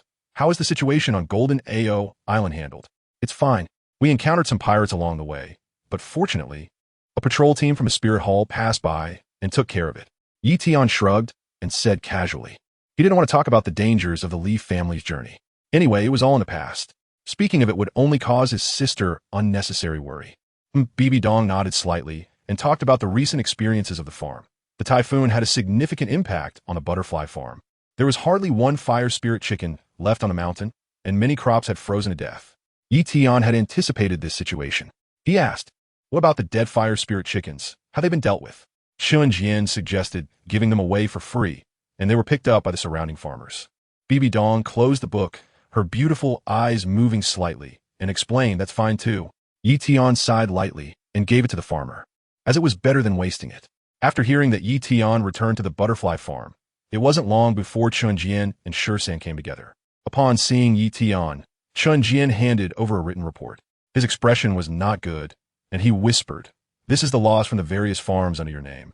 Young master, the conservative estimate is that the loss exceeds 20 million gold soul coins. Hearing this number, Yi Tian raised his eyebrows slightly. However, natural disasters are beyond one's control. He simply glanced at the report and handed it back to Chun Jian. There was no need to worry about the losses anymore. Chen Lao, please organize the reserves of my major farms next. We're going to take significant action soon. Behind the disaster, prices often soar, and people live in misery. There will inevitably be some speculators who inflate prices and profit from the disaster. What Yi Tian is about to do is to teach a lesson to these speculators. Along the way, he will recover the losses incurred from the disaster. Hearing this, Chun Jian's eyes flickered as he nodded and said, I understand. Then, Yi Tian looked up at Shursan and waved his hand, saying, let's talk somewhere else. Shursan understood and followed Yi Tian to a deserted patch of grass. After confirming that there was no one around, Yi Tian spoke calmly. You sent an elite team to Wuhuan City to investigate the recent movements of the Wuhuan Hall. Investigate the Wuhuan Hall? Shursan was somewhat puzzled. This was the first time for the intelligence agency he led to carry out a remote mission. Moreover, the target was the #1 power in the world, the Wuhuan Hall. This made Shursan a bit excited. Could it be that young Master Yi Tian is starting to plan for the competition for dominance over Douluo? Of course, as a subordinate. He knew not to ask what he shouldn't. Despite the myriad of doubts, he immediately bowed and replied, understood. Yi Tian notiget Shisan's hesitation. His expression became serious as he explained. I have a feeling that the Wuhuan Hall will make some moves in EC City. This is not just a wild guess, but a conclusion drawn from careful consideration. The branch master of EC City was assassinated, and under normal circumstances, it should be the Wuhuan main hall from a Silvis province that sends someone to investigate. If it were at a higher level, it would only be the Wuhuan Sacred Hall in Tiando City that would send someone over. Yet, Wuhuan City immediately dispatched a titled law elder to investigate after the assassination. This is very abnormal. This is just one aspect. We must also know that prior to this, there were already elite scouts from the Wuhuan Hall active along the East Sea coastline. Based on the strength and reconnaissance abilities displayed by these scouts, they at least belong to one of the 3 elite knight regiments of the Wuhuan Hall. The problem is the East Sea coastline is just an inconspicuous little place. It's nothing special. The Wuhuan Hall has invested high-end forces in this area in a short time. It's hard not to raise suspicions. Hearing Yi Tian's explanation, Shursan still had some doubts. Young master, what kind of intelligence do we need to gather once our intelligence team arrives at Wuhuan City? Yi Tian waved his hand lightly. There's no need for deliberate infiltration. Just need to find out the recent movements of the Spirit Hall on the surface. If the Spirit Hall has any external actions, it will inevitably mobilize military forces and soul masters in key positions on a large scale. These people coming in and out of Spirit City can't be hidden, and with just a bit of inquiry, we can obtain that information. All right. 13 nodded seriously. already understanding in his heart. Since there's no need for deliberate probing, the danger level of this operation is greatly reduced. It can be treated as an exercise for a remote intelligence operation. Then Tian asked, "In recent days, has there been any movement along the East Sea?" 13 replied, "After the typhoon passed, various places along the East Sea are in recovery, and there's nothing noteworthy. However, our intelligence personnel in the Silvis province reported a few days ago that the naval admiral of the Tian Empire, Xuanxiang Douluo Wu Fushuan, has gone missing.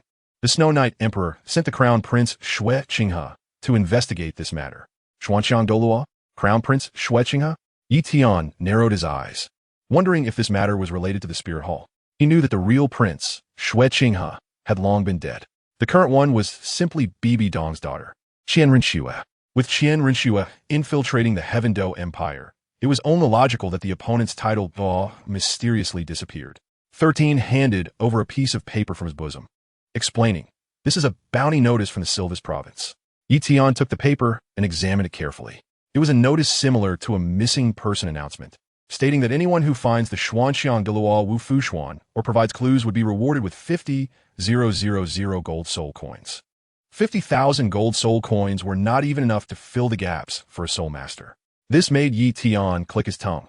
The Tian Empire was truly stingy. He continued reading, and below was an image of the Xuanxiang Douluo. He appeared middle-aged with a scar on his face, and his martial soul was a spear. Wait, why did this seem somewhat familiar? Tian's eyes suddenly narrowed, and he was momentarily stunned. After observing carefully, he suddenly realized that this was none other than the pirate Coral. At that time, Zhou Long had shown him Coral's severed head. However, due to the heavy bloodstains on the other party's face, he hadn't seen it clearly. Nevertheless, the scar on the face was very distinctive. It was evident that the scar in the portrait was exactly the same as the one on Coral's face. Interesting. Seeing Tian lost in thought, Shursen asked, "Young master, have you ever seen the Xian gun Douluo?" Tian smiled lightly, shrugged, and said, "Not only have I seen it, but the head was also personally severed by Zhou Long. 13's eyes widened in disbelief. The battle Sol Douluo was actually killed by Zhou Long. If the Tian Empire found out, wouldn't the entire East Sea coast be surrounded by their army? The Tiansong army only has 5,000 troops, which is not enough to confront the entire ancient Tian Empire. He immediately became alert and quietly asked, "Young master, does anyone know about this?" Tian's expression was serious as he shook his head and said, "It's hard to say. During the battle, the furious Xuanxiang Douluo personally took action. There were at least 800 people who saw the appearance of Xuanxiang Douluo." Chapter 60. The Li family is not good news. Especially those pirate leaders seem to know what Xuanxiang Douluo looked like. The key point is that he had instructed Li Haitian to transport the captured pirates to the eastern coast for the public to identify. If any pirate slips up, his low-profile life would be over. It's not that he's afraid of the wrath of the Tian Empire. With his hidden trump cards, even if the Tian Emperor mobilizes the entire nation's power against him, he could still leave the eastern coast calmly. He just really doesn't want to get involved in this chaotic dispute. Fortunately, due to the damage to the Li family's ships in the typhoon, the pirates have not been sent to the eastern coast for the time being. Moreover, the news of Xuanxiang Douluo's disappearance has not spread yet. So, there's no need to worry about leaks in the short term. Tianqing patted his forehead and said helplessly, later, "You take my token and send a fast ship immediately to the Li family. Inform Li Haitian about the situation and let him relocate all the pirates to the 5 islands notified by Purple Pearl, where they can settle down and must not enter the mainland. The 5 pirate islands under Purple Pearl are isolated from the world and are excellent places for quarantine." Tian also had a plan. If the situation on the mainland were to collapse in the future, and the Spirit Hall and the 2 empires engaged in a full-scale war that affected the East Sea coast, he would take his sister and move to the island where the Purple Pearl was located to live in seclusion. "I understand," 13 replied with a bow. After confirming that Tian had no other instructions, he turned and left to handle his tasks. Leaving Tian alone, he gazed at the lush grass before him. Lost in thought, he was somewhat puzzled. Why would the Marine Admiral, the Xuanxiang Douluo, still associate with the Pirate King Coral? It could be understood if it were forcibly explained as a strategy to keep the enemy at bay. However, the Xuanxiang Douluo, being in a high position, would not attack a small family like the Li family for no reason. As he thought of this, Tian vaguely sensed something. Damn it, Li Haitian is not a good person. Tian shook his sleeves, feeling that there must be some reason he was unaware of. He vaguely remembered that when Coral took action, she had said something. However, the wind was too strong at that time, and by the time her words reached him on the city wall, they were almost inaudible. After pondering for a while, Tian decided to ask Zhou Long. Zhou Long had not returned to the Haihun Valley base after following him back to the farm. When he saw Tian approaching, Zhou Long slightly bowed. Tian chuckled lightly and handed the bounty notice to the other party. Are you familiar with this? Zhou Long was slightly taken aback as he picked up the bounty notice and examined it carefully. Frowning, he said, Coral? That's right, it's him. He appeared somewhat surprised. I didn't expect that the other party would actually be a naval general of the Tian Empire. I remember when you and Li Haitian fought against Coral. He said something. Do you still remember? Tian raised his head to inquire. This made Zhou Long lower his head deep in thought and pondered. Coral once told Li Haitian, didn't he expect it? I'm still alive and seemed to want to take revenge for his loved one. I thought you knew about this, young master. You didn't say much when you were at the Li family. Damn it, the Li family really has something to hide from us. Hearing this, Tian cursed loudly. Goodness, they really took him for a fool. Zhou Long's expression turned cold as he asked, should we dispatch the Tian Su army? Zhou Long made a slashing motion, indicating to wipe out the Li family. How dare they deceive young Master Yi? They truly are tired of living. Given the remote terrain of Jinao Island, it was most suitable for large-scale operations by the Tian Su army. In just one night, the entire Jinao Island could be turned into a peaceful land, ensuring that not a single living thing would remain. The other party's crimes were not limited to this. Tian chuckled softly and waved his hand. Zhou Long had been wandering the continent before, accustomed to decisive killings. When faced with problems, he easily acted without thinking. In fact, this couldn't be blamed on Zhou Long. The entire Douluo continent was like this. The environment shaped one's character. They were used to solving problems through violence. Eliminating problematic individuals naturally resolved all issues. This was also the reason why the Spirit Master world experienced numerous bloody storms and deep-seated grudges every year. Seeing Tian wave his hand, Zhou Long realized he had been abrupt and couldn't help but bow slightly and ask, how should this be resolved? The matter of the Xiangun Douluo had already alarmed the high-ranking officials of the Tian Empire. Even the Crown Prince Xue Qinghe had sent someone, and any slight oversight could lead to a major incident. Tian narrowed his eyes and said, the death of the Xiangun Douluo is bad news for some people, but for others, it is good news. For Qian Renxue, she would be more than happy if a few more experts from the Tian Empire died. This way, the chances of her usurping the throne would increase significantly. Upon hearing this, Zhou Long was slightly taken aback, not quite understanding. Tian didn't explain much, waving his hand with a smile. In the coming days, we need to act low-key and can't engage in any small tricks anymore. However, we must always keep a backup plan. After you return to Haiyan Mountain, the Tian Su army must be on high alert and ready to strike at any moment. Zhou Long nodded. The Tian Su army indeed needed to be prepared for war at all times. Keeping an escape route would allow for flexibility in response. Meanwhile, in the study, Hulaina was reporting to Bibi Dong about her observations on the road. The recent typhoon had a significant impact, and although there wouldn't be any famine in the next 3 months, the fields that were replanted wouldn't yield any food in that time. It was estimated that after 3 months, the entire Silvis province would face famine. Hulaina said with concern, Teacher, can we help them at the Spirit Hall? Bibi Dong's fair face showed a thoughtful expression.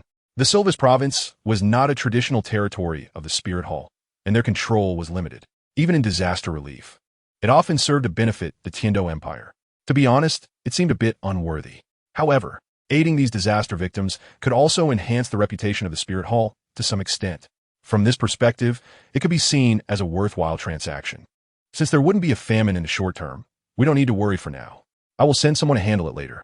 The most important thing right now is to complete the reassignment of Spirit Hall officials.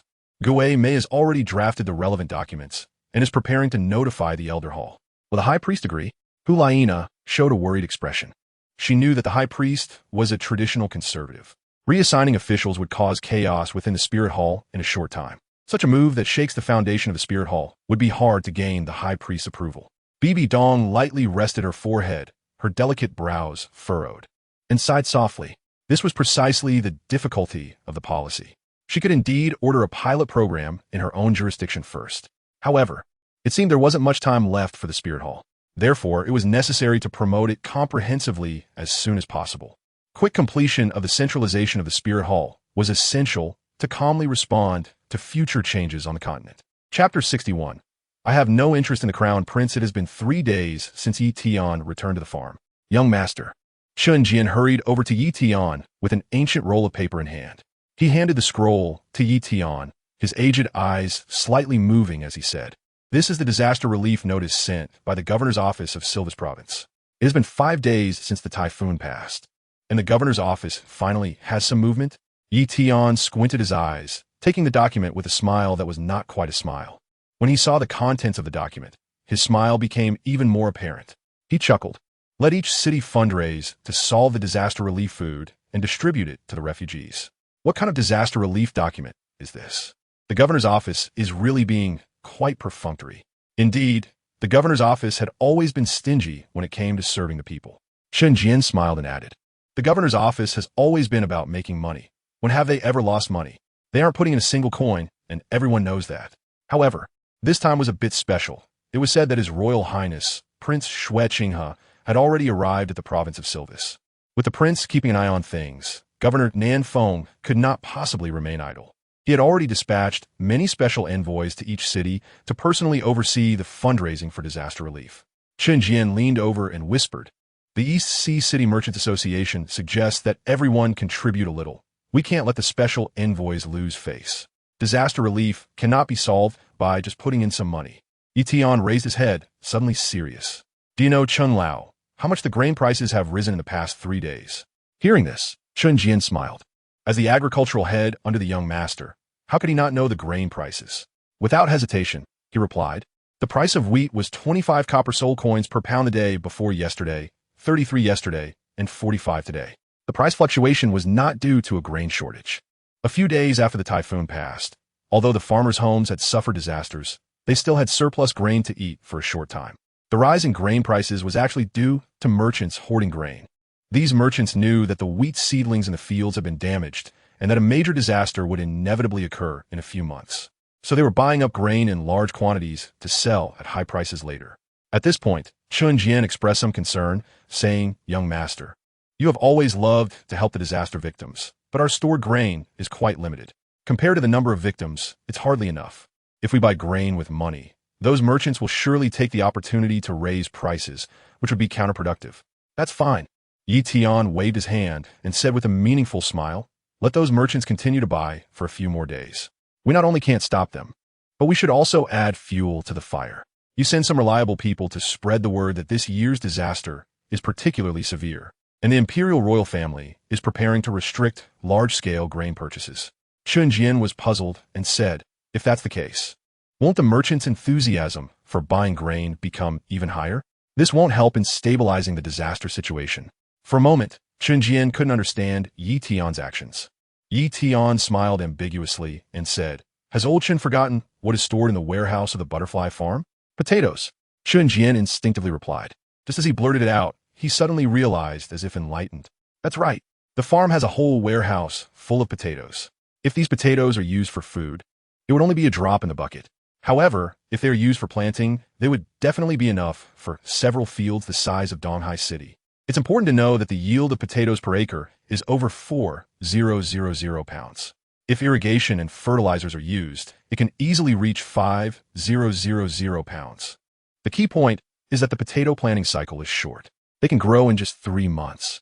At this time of year, it's too late to replant wheat. But planting potatoes will not cause any delays at all. Moreover, through this disaster, if potatoes and fertilizers are promoted, it won't only benefit the farmers. It can also bring extra income to young Master Yi. When the farmers realize that using fertilizers will increase their crop yields, will they buy fertilizers again? Of course they will. And in the entire Silvis province, only young Master Yi produces fertilizers.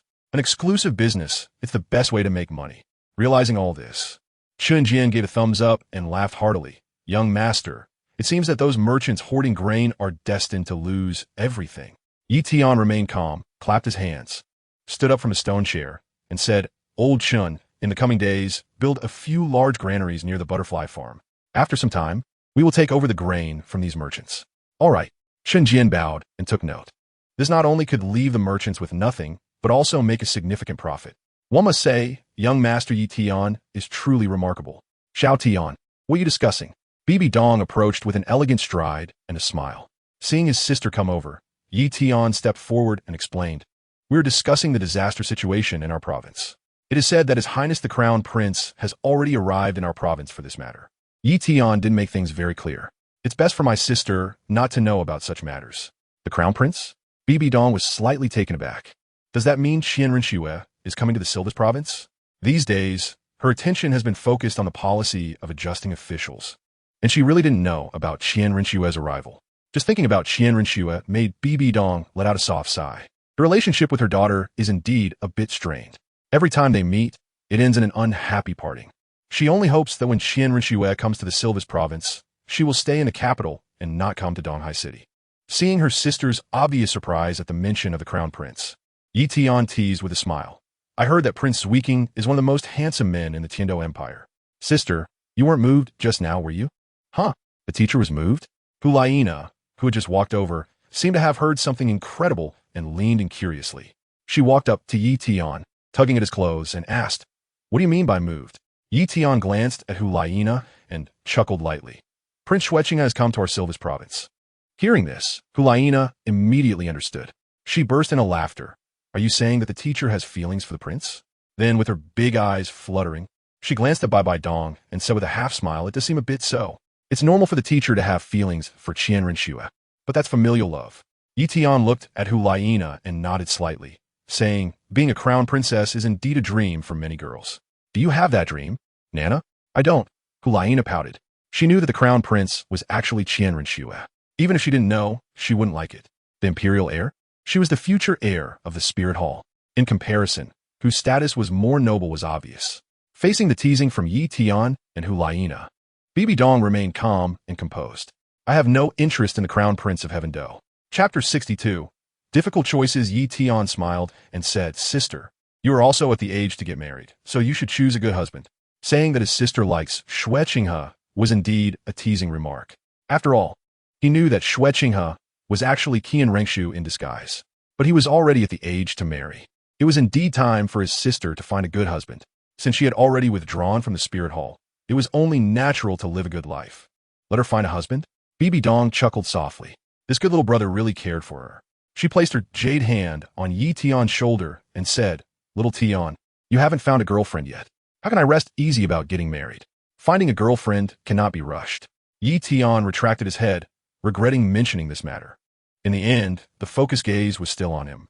He shrugged his shoulders and said helplessly, "The East Sea is too small, and I haven't encountered my white moonlight." Bibi Dong said meaningfully, "Looking at you, it seems you're not planning to leave the East Sea. If that's the case, when will you be able to find a girlfriend?" Yi Tian scratched his head. This is indeed a debatable question. Then he chuckled and said, "In a few years, when the Pope of the Spirit Hall fails to resist the two great empires and retreats to the shores of the East Sea, I will descend from the sky and save the beauty. Who knows, I might win the Pope's heart and live a scandalous life with her from then on." Huh.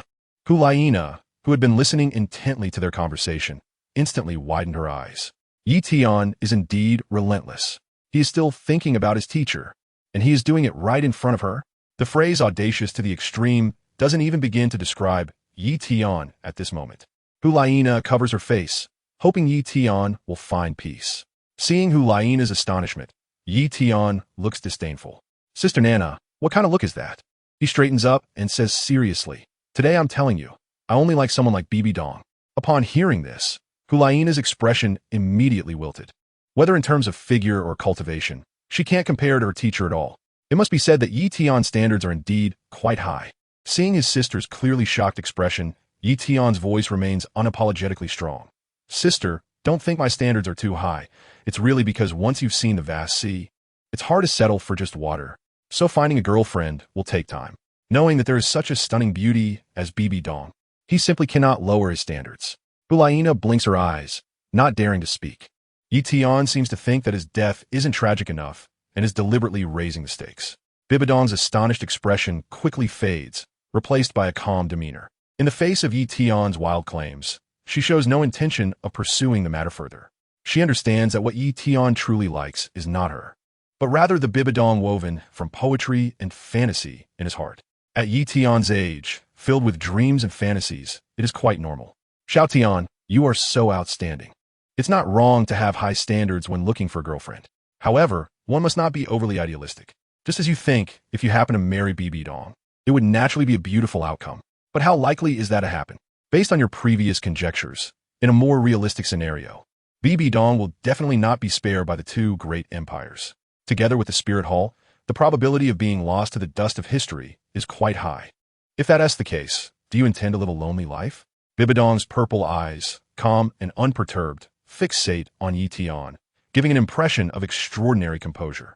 Tian rested his chin on his hand, deep in thought. Sister, what you said makes a lot of sense. Bibi Dong lightly patted Tian's shoulder, leaned close to his ear, and whispered, don't put all your eggs in one basket. With your strength, marrying a few more wives isn't too much to ask. Tian immediately retreated strategically, looking at Bibi Dong with suspicion. Sister, something's not right with you. Aren't you forcing him to be a bad guy? Bibi Dong smiled indifferently, turned around, and pulled Huliana's little hand, pushing her in front of Tian. Nana has been by my side for some time now. I want her to marry you.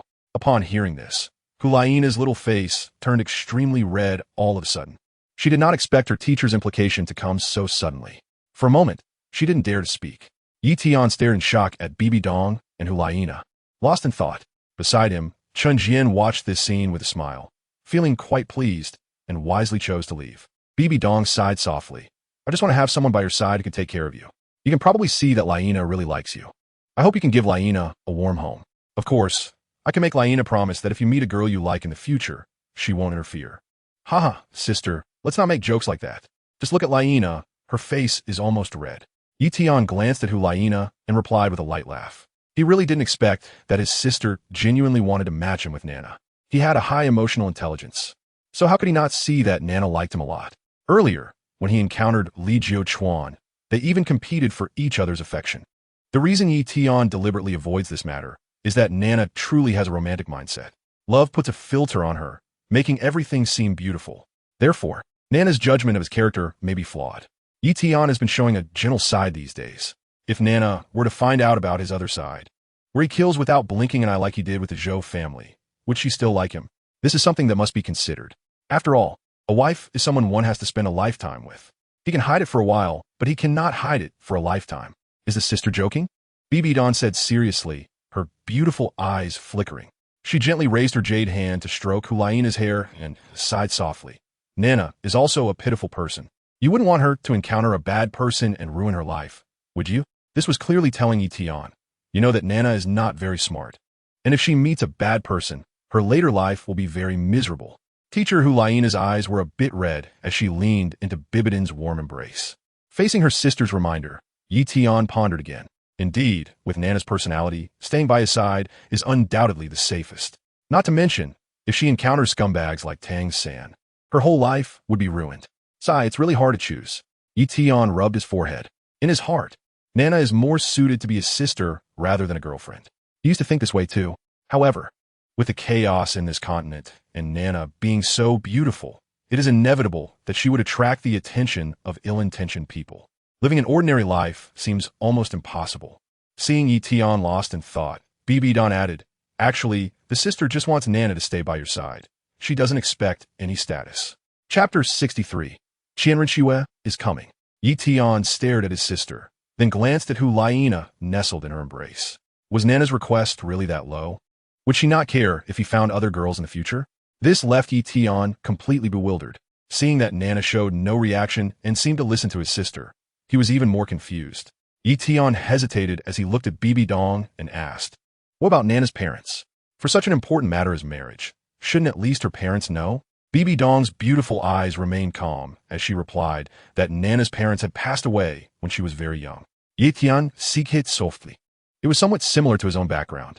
However, in the perilous Douluo continent, being orphaned was all too common and not surprising at all. It seemed that his sister had deep feelings for Nana, wanting her to stay by her side forever. The reason was simple. At the very least, Nana's safety could be ensured. Since the conversation had reached this point, it would indeed be a bit excessive for him to disagree. Nana might be a bit love-struck, but her figure and looks could definitely be described as stunningly beautiful. Even in his past life, during an era where beauty was ubiquitous and pure desire was rampant, Nana's looks would have been enough to captivate anyone. He quietly took hold of Nana's wrist, feeling her warmth, and after a long while he asked, would you like to be my girlfriend? Upon hearing this, Huliana, who was leaning against Bibi Dong, suddenly turned around, her big eyes staring at Tian. As their eyes met, the distance between them closed, and then they embraced each other. All words were rendered unnecessary. Watching the two, Bibi Dong revealed a faint smile. Youth is truly wonderful. She crossed her arms and walked away with graceful steps, leaving the space around them for the two. Behind the distant bushes, several staff members were watching Tian. At this moment, a confused little kid approached, pointing at Tian and Hulaina, and asked, "Isn't that the young master? And there's a big sister with him. Why are they kissing? Children shouldn't be looking." The staff member referred to as Uncle hurriedly covered the child's eyes. The other staff members quickly lowered their heads. If the young master caught them peeking, it would be disastrous. However, what the staff members felt more was relief. You see, in the countryside, most kids had already settled down at Tian's age. Although they were just farm workers, they cared about the fact that young Master Tian was still unmarried even more than they did about their own children. After all, it was young Master Tian who provided them with a respectable job that allowed them to support their families. Now that young Master Tian had finally achieved romantic success, it was truly a joyful occasion for everyone. As the staff members bowed their heads, Hulaina hurriedly struggled to separate from Tian, her face flushed. As a soul master, her hearing was much more sensitive than that of ordinary people. The moment the little kid spoke, she had already heard it. She was embarrassed to realize that someone had been watching them. Seeing Hulaina's reaction, Tian looked at her suspiciously. What's wrong? Hulaina instinctively pointed her right index finger towards the bushes on the left. Tian strode over, coming face to face with dozens of eyes in the grass. A staff member hurriedly stood up, brushing off the grass stains on his clothes, and awkwardly laughed. "Ha! Young Master Yi, we were just passing by." "No, they've been lying here for a long time." A child next to him stepped forward to report. As soon as these words were spoken, the surrounding staff all forced a smile, feeling embarrassed. Tian glared at everyone, but casually said, "In a few days, we'll have wedding candies." "Young Master Yi, we've been waiting for you to say that." Everyone immediately burst into laughter. The laughter reached Hulaina's ears, making her face turn even redder. She covered her face and walked over to Tian, whispering, "Let's go." She believed she had experienced many grand occasions and had a strong mentality. However, for some reason, she always felt shy in situations like this. Miss Nana is truly beautiful. Seeing Hulaina, everyone gave a thumbs up in praise. Being with the young master is simply a match made in heaven. Tian Imbranjit Nana, lowering his head and saying, "Did you hear that? They are praising you. Aren't you going to greet everyone?" Hulaina raised her head, her expression calming significantly, and stretched out her delicate hand, saying, "Hello, everyone." "Hello, Miss Nana." The crowd collectively responded. "No, now we should call her Madam Nana." Someone corrected. That's right. "Hello, Madam Nana." The crowd spoke again. This made Nana's previously calm face flush once more, her heart racing like a little deer. She was now actually Tian's girlfriend. Happiness came so suddenly that she was completely unprepared. She never expected that being so close to the water's edge, she would truly be the first to receive the moonlight. At this moment, Hulaina's heart was filled with excitement, leaving no room for any other emotions. It wasn't until the staff dispersed far away that Hulaina finally stepped out of this excited state. With starry, beautiful eyes, she looked up at Tian's profile. She had to admit, he was really attractive. He always seemed to exude an air of wisdom. No matter from which angle one looked, he radiated a confident demeanor. Sensing Hulaina's gaze, Tian turned around, gently resting his forehead against hers and wrapping his arm around her waist. Their eyelashes almost brushed against each other. "What are you thinking?" he asked. "I was thinking about how to spend the first day of dating with my brother," Hulaina replied with a smile, leaning into Tian's embrace and listening to the strong beat of his heart. "I have a good idea," Tian said with a light laugh. Hulaina's eyes suddenly brightened, asking, "What is it?" "Help me find another girlfriend and experience double the happiness." "Huliana, Tian, Himepe." Hulaina huffed slightly in a tsundere manner, turning her head to the side. Tian adjusted the golden-haired girl's head, stroking her flowing hair, staring at her haughty expression with an increasingly unfriendly look. "What are you doing?" Hulaina instinctively took a step back. However, she was forcefully pulled back by the wrist around her waist. "Hee, what do you think I'm doing?" "Of course, I'm going to eat you." "Young master, there's an urgent matter." Just as the two were about to take the next action, Shan Jian hurriedly approached to report. This made Hulaina look up at the sky, wearing an expression as if nothing had just happened. Tian's expression became more composed as he moved his hand away from Nana's chest and placed it behind his back. He turned to Chen Jian and asked seriously what happened. As his assistant, Chen Jian had a lot of autonomy in handling matters.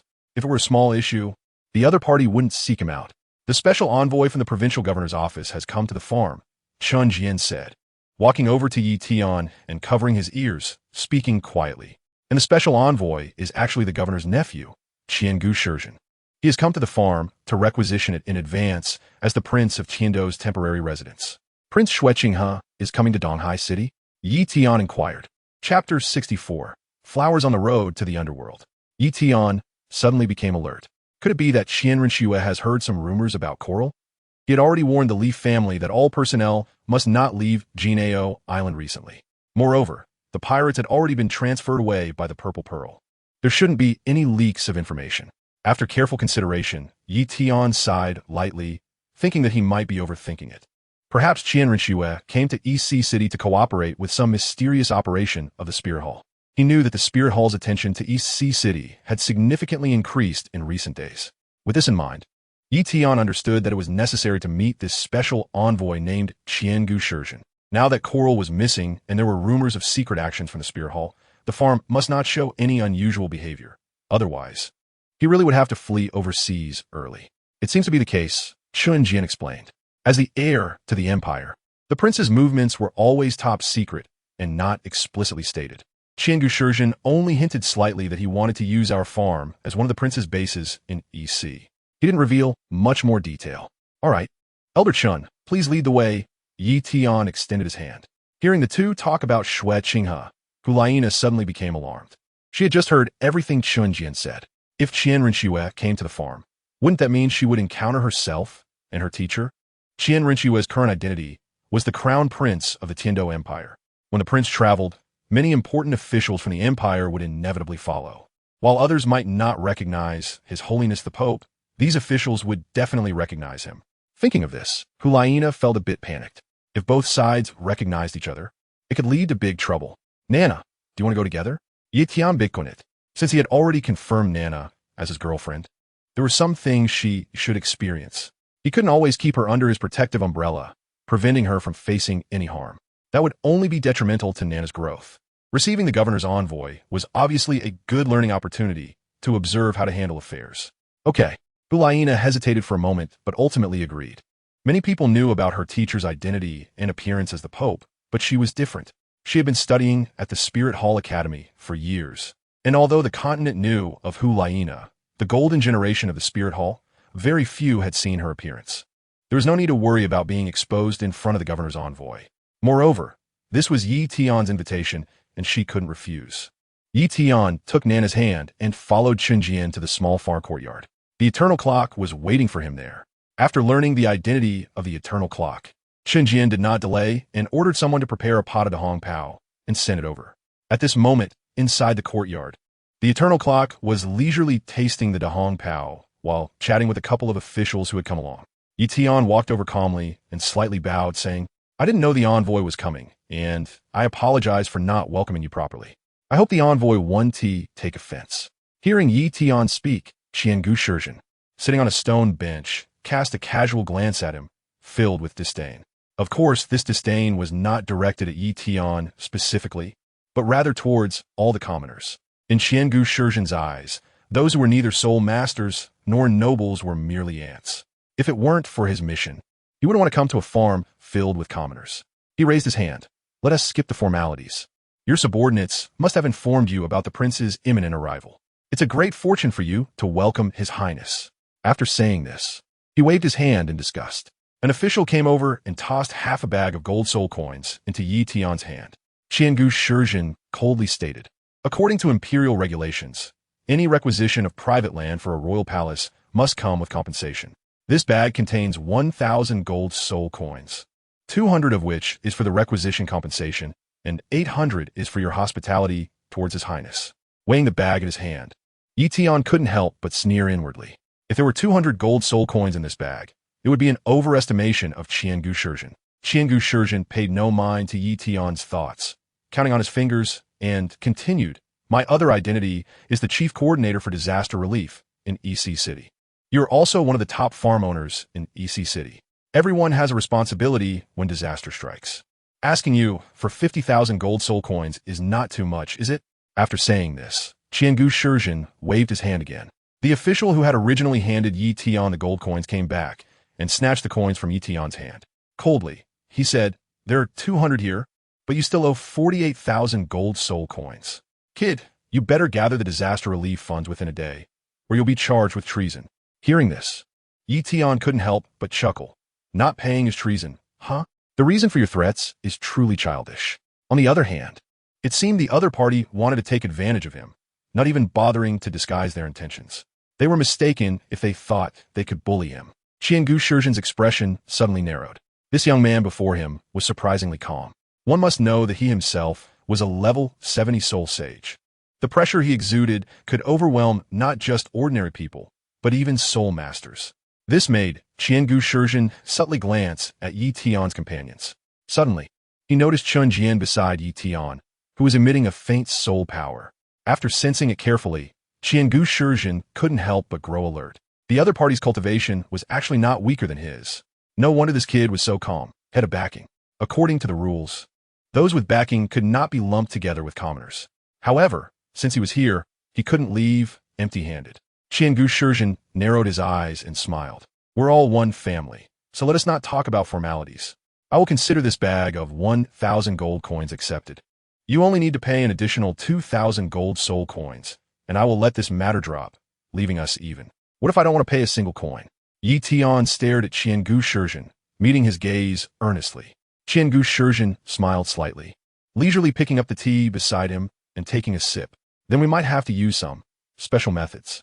Yi Tian laughed heartily. Ha! Since it's for the relief of disaster victims, how could I not contribute money?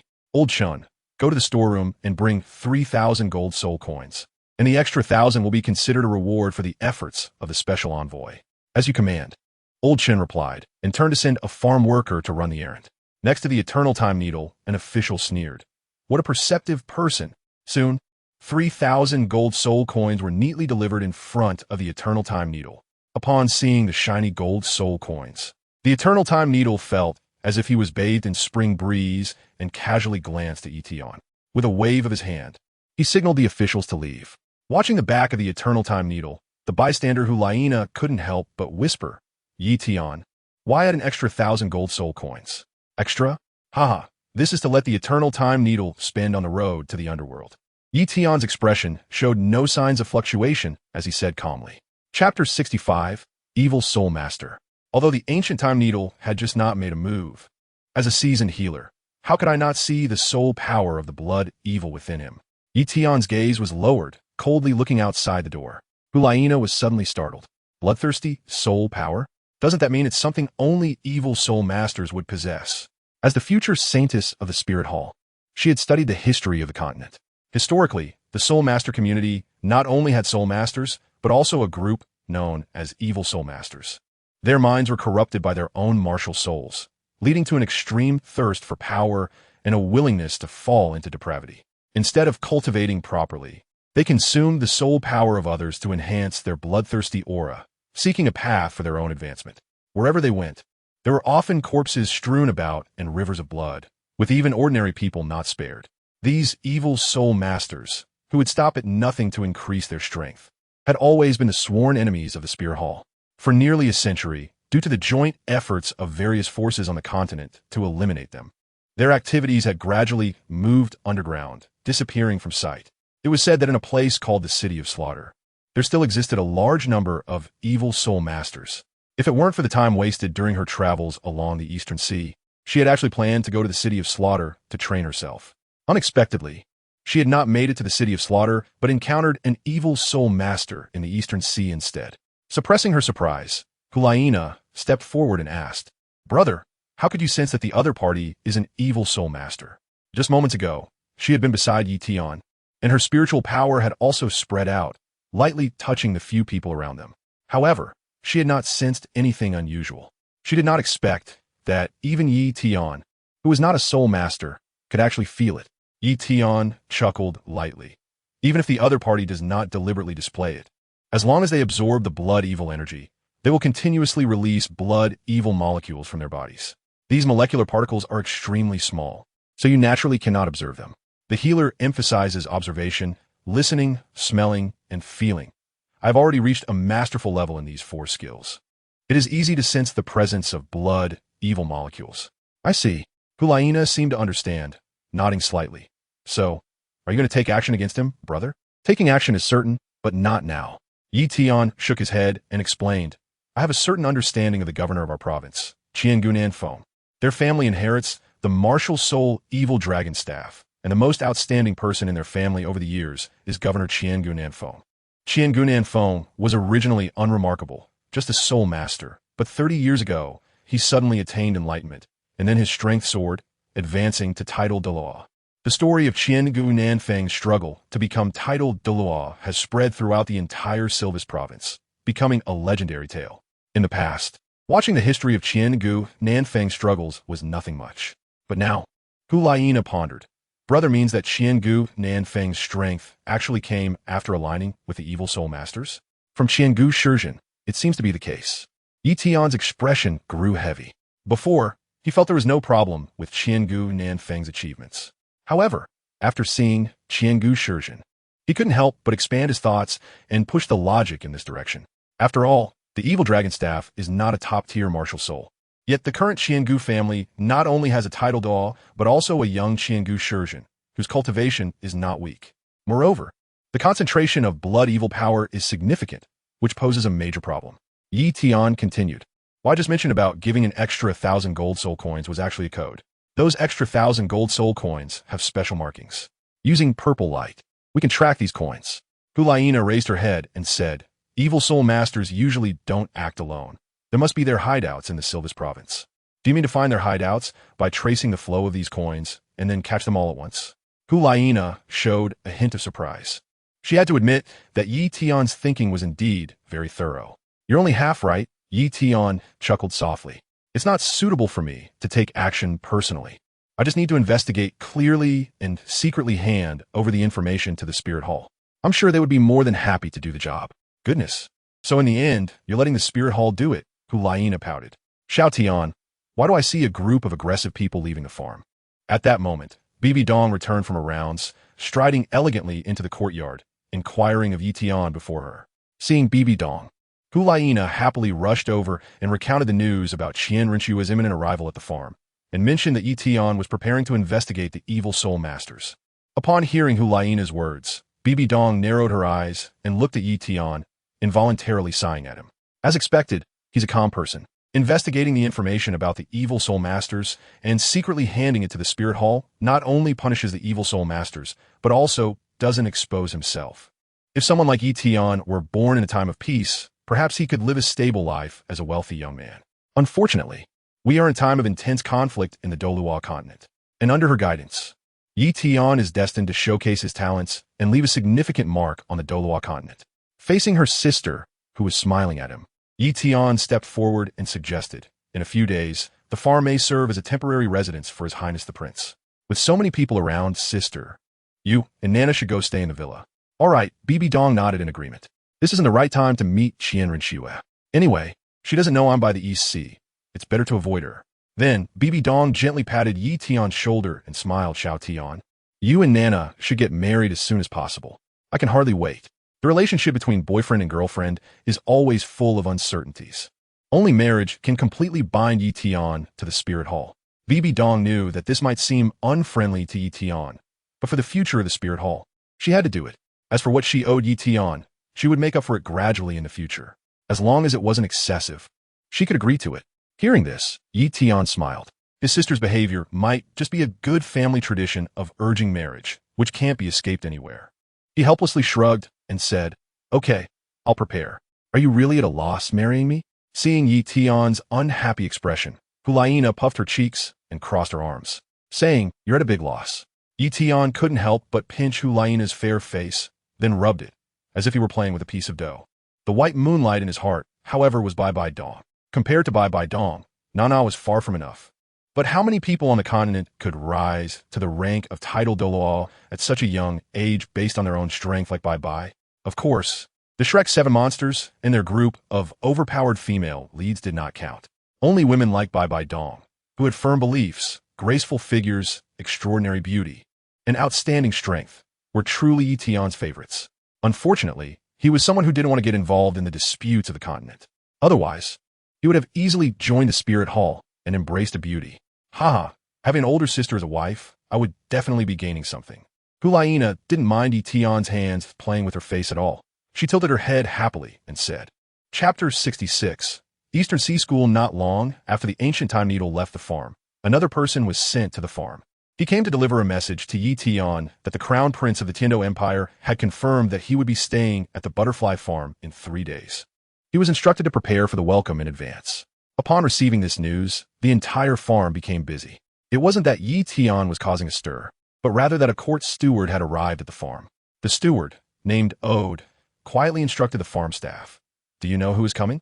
That is the heir of the entire Tian Empire, His Highness Xue Qinghe. We are here today, not for anything else, but to educate you unruly rascals on etiquette. He scanned everyone with disdain, covering his nose with a handkerchief, and said, If anyone makes a fool of themselves in front of His Highness and earns his disgust, I won't be able to spare you. Not only the farm staff were being trained, but also Yi Tian, as the farm owner, was among them. None of the farm staff were familiar with the complicated and intricate court etiquette. During a break, one by one they lamented, Is this something humans can learn? Court etiquette is too complicated. If this is a necessary condition for being a noble, it seems I won't have a chance in my life. That dead eunuch Ode really knows how to make things difficult. Yi Tian was also exasperated by the ceremony. Wiping the sweat from his body, he realized that he had to continue practicing as long as Ode didn't call for a stop. Chun Jian, an old man, quietly said beside Yi Tian, If this Ode weren't a eunuch from the palace, I would really want to slap him to death. This thought was quite appealing.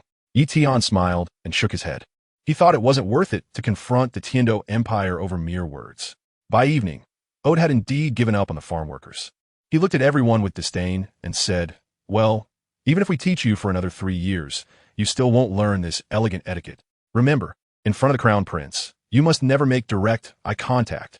And unless the crown prince speaks, you absolutely cannot do anything else. In fact, Ode was just going through the motions at work. He was not sent by the crown prince himself, but was assigned by the crown prince's tutor to prepare the commoners on the farm in advance. The main reason was that the crown prince requested that the farm personnel should not be cleared out, so she could experience the local customs and culture. This made Ode secretly lament that a prince who cares for the common people like this is rare in a century. It is truly a blessing for the Tian Empire and its people. Rest assured, Chief Ode, we take your words to heart. Yi Tian perfunctorily complimented and performed a clumsy court etiquette to send off Chief Ode. Seeing Yi Tian's level of awkwardness, Ode almost spat out blood. Today was truly a waste of teaching.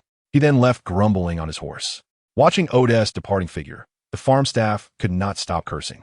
The dead eunuch finally left. With sore backs and aching waists, if they practiced for one more day, they would surely be worn out. This prince doesn't seem to be a good person either. That's right, he just came and made us commoners suffer. Young Master Yi Tian is much better. We've been working on the farm for 2.5 years. And every household has built new houses. If young Master Yi Tian were the emperor of the Tian Empire, the common people on the continent could live good lives. Exactly. In my opinion, young Master Yi Tian is the most qualified person to be emperor. Hearing the crowd's discussion, Yi Tian couldn't help but smile with anger. Such words cannot be said carelessly. According to the laws of the Tian Empire, discussing the throne is a serious crime. It harms not only you, but also me. The farmer spoke freely, and he had to remind them slightly. Chun Jian stepped forward and scolded. It's fine to say such nonsense privately, but if anyone discusses it in public again, don't blame me for being rude. Upon hearing this, everyone nodded in agreement. Old Chun, we were just venting. How could we dare to discuss it in public? Yes, we understand some of the Empire's laws and know that discussing the Emperor could lead to the entire family being exiled. Outside, we absolutely wouldn't dare to speak of it. That's best, Chun Jian replied calmly, waving his hand. It's getting late. Everyone finished dinner and rest. The staff bid farewell to Yi Tian and Chun Jian and headed to the cafeteria. Yi Tian walked towards the small courtyard of the farm, with Chun Jian following behind. Upon reaching the front of the courtyard, Yi Tian stopped, looked into the darkness, and beckoned. Come here. The next moment, a soldier with a resolute expression emerged from the shadows, bowing to Yi Tian. Please give your orders, young master. These were his personal guards, secretly protecting him. Even professional intelligence agents would find it extremely difficult to detect them near the farm. Tell San to withdraw all the secret sentries around the farm. Qian Renshue is about to arrive, and her current identity is the Imperial Prince. There will inevitably be troops accompanying the prince for protection. Having too many sentries would be inconvenient. Understood. The soldier bowed again and slowly retreated, disappearing into the darkness. After this, Yi Tian finally entered the small courtyard. A girl with long black hair approached Yi Tian, dressed in a maid outfit, clasping her hands together, her voice as melodious as a songbird. Young master, the meal is ready. Yi Tian looked at the long-haired girl in surprise and exclaimed, Su Xiaoxin, your injury is healed? It's almost better under Aunt Qin Xian's care. Su Xiaoxin replied softly, not daring to meet Yi Tian's gaze. Chun Jian smiled and explained, after Xiaoxin's injury healed a bit. She begged me to come to the small courtyard to take care of your daily needs, young master. I originally wanted her to rest for 2 months, but this little girl is just too persistent. Yi Tian rubbed Xiao Xian's head affectionately and said, You are a clever little girl. Su Xiao Xian immediately looked up and pleaded, Young master, my injury is healed. Please let me stay here to serve you. Otherwise, I would know how to repay your kindness. She just wanted to do her best to repay Yi Tian's life-saving grace. If she were forbidden, she really wouldn't know what to do for Yi Tian. I save people, but I never ask for repayment. Yi Tian rested his chin on his hand, deep in thought, and said, Looking at you, even if I try to stop you, I bet you won't be able to sit still. He turned to Chun Jian and waved his hand, saying, Old Chun, let Xiao Xian do some lighter work in the small courtyard for now. In 2 months, when her injuries are mostly healed, we'll send her to Dong High School. Dong High School is a regular school that Yi Tian established, which only teaches ordinary children to read and learn professional skills. School? Is it the kind where teachers teach knowledge? Su Xiaoxin's face was full of excitement. She had never seen a school from childhood to adulthood. Chun Jian smiled kindly, yes. Once you graduate from Dong High School, you might be able to become young master Yi Tian's right-hand person. Upon hearing this, Su Xiaoxin's eyes lit up, and she hurriedly bowed to Yi Tian, saying earnestly, I will definitely work hard to study. Chapter 67. The secret of Dong High School can't be kept any longer. While quietly waiting for Qian Rushue's arrival at the farm, Yi Tian received a tricky piece of news. Young master, Chief Steward Ode said that His Highness the Crown Prince has changed his mind and is going to Dong High School. What? Yi Tian, who was leisurely sitting on his chair, immediately stood up. Qian Rushue is going to Dong High School? This is troublesome. It should be noted that the knowledge taught at Dong High School is quite advanced on the continent. If Qian Rushue picks up on any clues, it will be another tricky problem. When did the news come? How long has the Crown Prince been gone? Yi Tian lightly tapped his forehead and sighed, hoping there was still time to remedy the situation. If Qian Rushue had not yet arrived at Dong High School, he could take the initiative to go there and stop the ongoing classes to avoid exposure. One of his subordinates replied, The Crown Prince is traveling incognito this time and did not send a large army for protection. His departure was very sudden, so we do not know when he left. Chun Jian, who was nearby, analyzed, to ensure the safety of the students, we have many hidden sentries stationed at Dong High School. If Prince Shui Qinghe arrives, they will definitely notify us immediately. Since we have not received any news yet, there are only 2 possibilities. One is that the sentries are still on their way, and the other is that Prince Shui Qinghe has not yet arrived. Let's hope it's the second one. Yi Tian sighed softly and strode out. He said to the attendant by his side, Go fetch the horse. I need to go to the EC school. Chun Jian stepped forward and suggested, Young master, it might be better to send some guards with you. Recently, the EC has not been peaceful. There have been appearances of evil soul masters. And young master Yi Tian's safety needs to be ensured. No need, Yi Tian waved his hand. Although he was not a soul master, he had mastered the Tai Divine Needle to an extraordinary level, and ordinary thugs posed no threat to him. Moreover, in the EC school, there were hidden sentries everywhere for the protection of the students, and even a titled law would not be able to harm the students. The journey from the farm to the school only took half an hour, and even if dangers were encountered along the way, help would arrive in time. So there was no need to worry too much about safety. Soon, the servant brought a batch of black horses. Yi Tian mounted his horse and rode out of the farm, galloping along the road towards Dong High School. He had covered more than half the distance. Yi Tian was suddenly stopped by a large group of people on the road. What caught his eye were 3 horse-drawn carriages and 7 or 8 riders. Young man, slow down. Why are you running so fast? Are you up to no good? Shouted a burly man with a fierce expression, riding a tall brown horse and carrying a long sword at his waist. He appeared to be an official. Yi Tian, who had important matters to attend to, didn't want to explain too much after being stopped by the official. I'm a resident nearby, just in a bit of a hurry due to some urgent matters. As he spoke, Tian deliberately moved closer to the burly man to show that he was not a soul master. In this era, if one was not even a soul master, they would generally be judged as low-level beings, lacking social status, and even unworthy of being labeled as dangerous. Upon sensing that Tian was not a soul master, the burly man's expression relaxed slightly, and he lost interest in Tian. He waved his hand impatiently. No speeding on the road. If I see you rushing like a monkey again, I'll have to teach you a lesson. Xiao Shunzi. Hurry up and catch up with the group. Why are you lagging behind and chattering? Suddenly, a head popped out from the carriage ahead, calling to the burly man. The burly man immediately put on a smile and flattered. A master steward. I'll catch up right away. The head that appeared from the carriage did not respond to the burly man, but hesitated as it looked at Tian beside him. Tian, the owner of Butterfly Farm? Hearing someone call his name, Tian instinctively looked towards the carriage. It was quite a coincidence to run into the chief eunuch, Ode. On the road, after glancing at the number of carriages, Tian realized that this must be the entourage of Qian Renxue. He hadn't expected to encounter her on the road. In front of Chief Ode, Tian, a commoner, naturally could not be disrespectful. He stood on his horse and slightly bowed. Master Chief Ode, it's good to see you. What brings you here? Ode hesitated and asked. Tian's expression was calm. I was just about to head to Dong High School, but I was stopped by your subordinates because I was riding too fast. Since we've met, there's no need to hide it. I must go to Dong High School.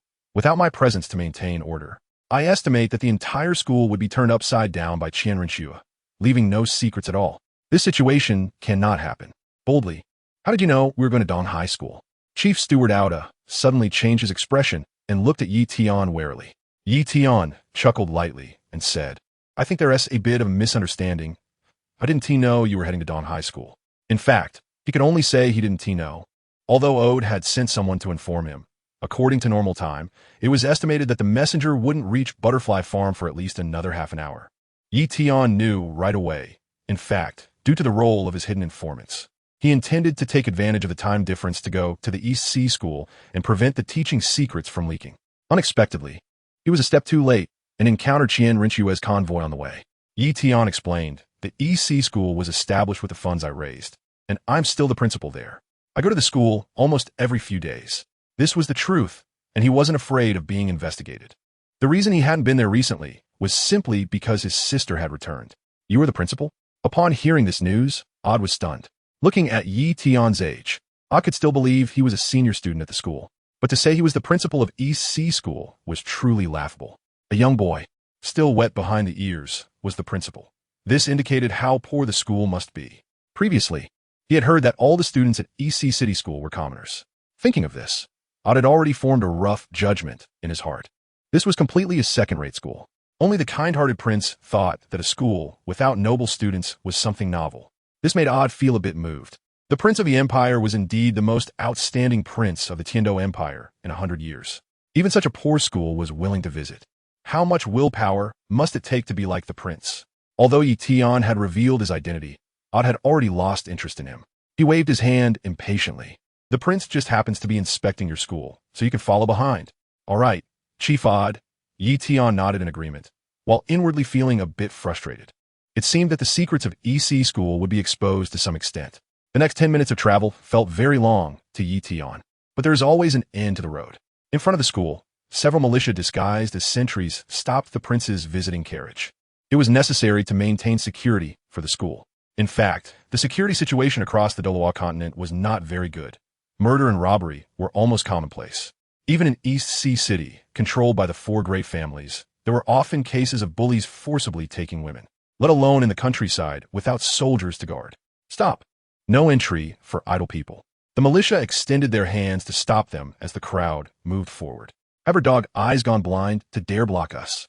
A rather effeminate young eunuch with a sharper voice than Odd shouted. The militia sneered. It is our responsibility to protect the student's safety. If you think you can, then come in. How noisy. The young eunuch immediately displayed his 2 yellow and 1 purple soul rings, ready to teach the short-sighted soldiers a lesson. However, he did not know that in the darkness, several black sniper rifles were quietly aimed at him. As soon as he dared to make a move, the entire carriage team would become a pile of corpses. Just then, a voice, slightly feminine yet authoritative, came from the middle carriage. We are here incognito, not to flaunt our power. The voice was devoid of any emotion, yet carried a sense of pressure. The young eunuch immediately fell silent and retreated quietly. From a middle carriage, two beautiful maidservants were the first to step out. One lifted the curtain, while the other placed down a wooden stool draped in golden silk. Then, a tall blonde young man stepped out of the carriage, walking gracefully down onto the ground. The action of the person getting off the carriage made Tian, who had been silently following behind, glance sideways. Although he had never seen Qian Rinxue, he could tell from this aura that it was undoubtedly her. Of course, her current identity was Xue Qinghe, the prince of the Tiando Empire. Tian couldn't help but click his tongue slightly upon glancing at Qian Rinxue's chest. How harsh must she be on herself to bind such a large chest so flat? It was fortunate that Tiando City was located in the north, where there were many cold days throughout the year, and the nobles liked long robes. Otherwise, even if it were bound tightly, just relying on that exaggerated pectoral muscle, her disguise would be exposed in front of the nobles of the Tiando Empire. Since Qian Rinxue had already gotten off the carriage, Tian could no longer hide in the back. He dismounted and walked up to the militia guarding the school, raising his hands and saying, "This is an important person from Tiando City, so you mustn't be unreasonable." Upon seeing Tian's appearance, the militia members relaxed their tense expressions. They had originally planned to pay their respects to Tian, but upon hearing his words, they halted their intentions to bow. An important person from Tiando City? That's not necessarily a good thing. Young Master Tian once taught that the more one is in the presence of important figures, the more one should act low-key, or even not express oneself at all. The two militia members exchanged glances and stepped back. "Who are you?" Facing the suddenly appearing Tian, Qian Rinxue's indifferent gaze fell on him as she asked. Before Tian could respond, Ode stepped forward, bowing slightly and whispering, "Your Highness, this is Tian, the owner of Butterfly Farm, and also the principal of Dong High School." Hearing Tian's name, Qian Rinxue recalled that during her recent visit to Dong High City, she had considered staying at Butterfly Farm. She had heard Tian's name mentioned a couple of times among her subordinates. However, after arriving in Dong High City, she changed her mind and decided to inspect the school, which was comprised entirely of commoners. Unexpectedly, Tian had transformed and become the principal of Dong High School. Qian Rinxue couldn't believe such coincidences existed in this world. She could roughly guess the real situation. It was likely that Tian, wanting to gain favor by welcoming her, the crown prince, was trying to enhance his reputation. Moreover, Qinggu had accepted Tian's ill-gotten money, which resulted in Tian being allowed to welcome her. Since she had changed her mind about going to the farm, Tian, undeterred, had transformed into the role of principal. This made Qian Rinxue frown slightly. She generally detested those who sought to curry favor and gain reputation. However, since she was primarily here to investigate the people's situation, she would let this small-time character go for now. Casting a calm glance at Tian, she said indifferently, "Since you are the principal of the school, take me inside for a tour." "Of course, Your Highness," Tian replied with a slight bow, though he felt somewhat reluctant. He secretly pondered where to take Qian Rinxue. Dong High School was quite large, offering everything from early childhood education for 6-year-olds to vocational training for 18-year-olds. Except for extremely confidential subjects like firearms manufacturing, everything was included in the school. From simple aquaculture techniques to complex metallurgy, shipbuilding, and medical treatment, all could be found at Dong High School. As they walked, Tian couldn't help but sigh inwardly. The Dong High City region had been bustling for the past month. First, it was visited by elite spies from the Martial Soul Hall, and now Qian Rinxue had also arrived. If he claimed there were no conspiracy theories behind this, he wouldn't believe it himself. He needed to investigate thoroughly, otherwise, he wouldn't be able to sleep soundly. After thinking for a while walking ahead, Tian decided to first take Qian Rinxue to the elementary school section. To avoid exposing the advanced educational techniques of Dong High School, he could only let a group of young children take the lead. At Qian Rinxue's age, she would likely appreciate the younger kids. The elementary school section was located at the far west of Dong High School, in a separate courtyard. At the same time, the elementary school section had the highest number of students among all the departments in Dong High School. It would be best to make Qian Rinxue believe that the entire Dong High School was focused on teaching elementary students. That way, the true strength of Dong High School would not be revealed. Tian thought to himself. However, before he entered the courtyard of the primary school department, he heard a series of clanging sounds coming from inside. Tian was a bit surprised and approached a female teacher who was holding books and preparing to give a lesson. "What's going on? Why is it so noisy in the primary department?" The female teacher looked up and, upon seeing that the inquirer was Tian, immediately smiled warmly. In Dong High School, No one did not regard Yi Tian as an idol. The female teacher felt the same way and respectfully answered Yi Tian's question. Young Master Yi Tian. According to the teaching plan, this week is the internship week for the primary department. Each student will be assigned some iron ore and will smelt it into a piece of pig iron as their assignment for the internship week. Behind Yi Tian, the steward Ode let out a dismissive chuckle after hearing the female teacher's words and said to Tian Rushue beside him, "This school really teaches haphazardly. Refined iron is extremely rare. Even a master blacksmith can't guarantee to produce refined iron in one go. How can a group of elementary school students possibly create it? Indeed, this wild chicken school lives up to its name. These little kids have no common sense. Doesn't the teacher know this? It seems the teachers at EC school are just a bunch of mud-legged folks who have never experienced any high-level education. This is not teaching. It's simply teaching how to brag." Tian Rushue remained calm and glanced at Yi Tian in front of her. "I actually want to see how this refined iron is produced." Hearing this, Yi Tian quickly stepped in front of Tian Rushue and waved his hands.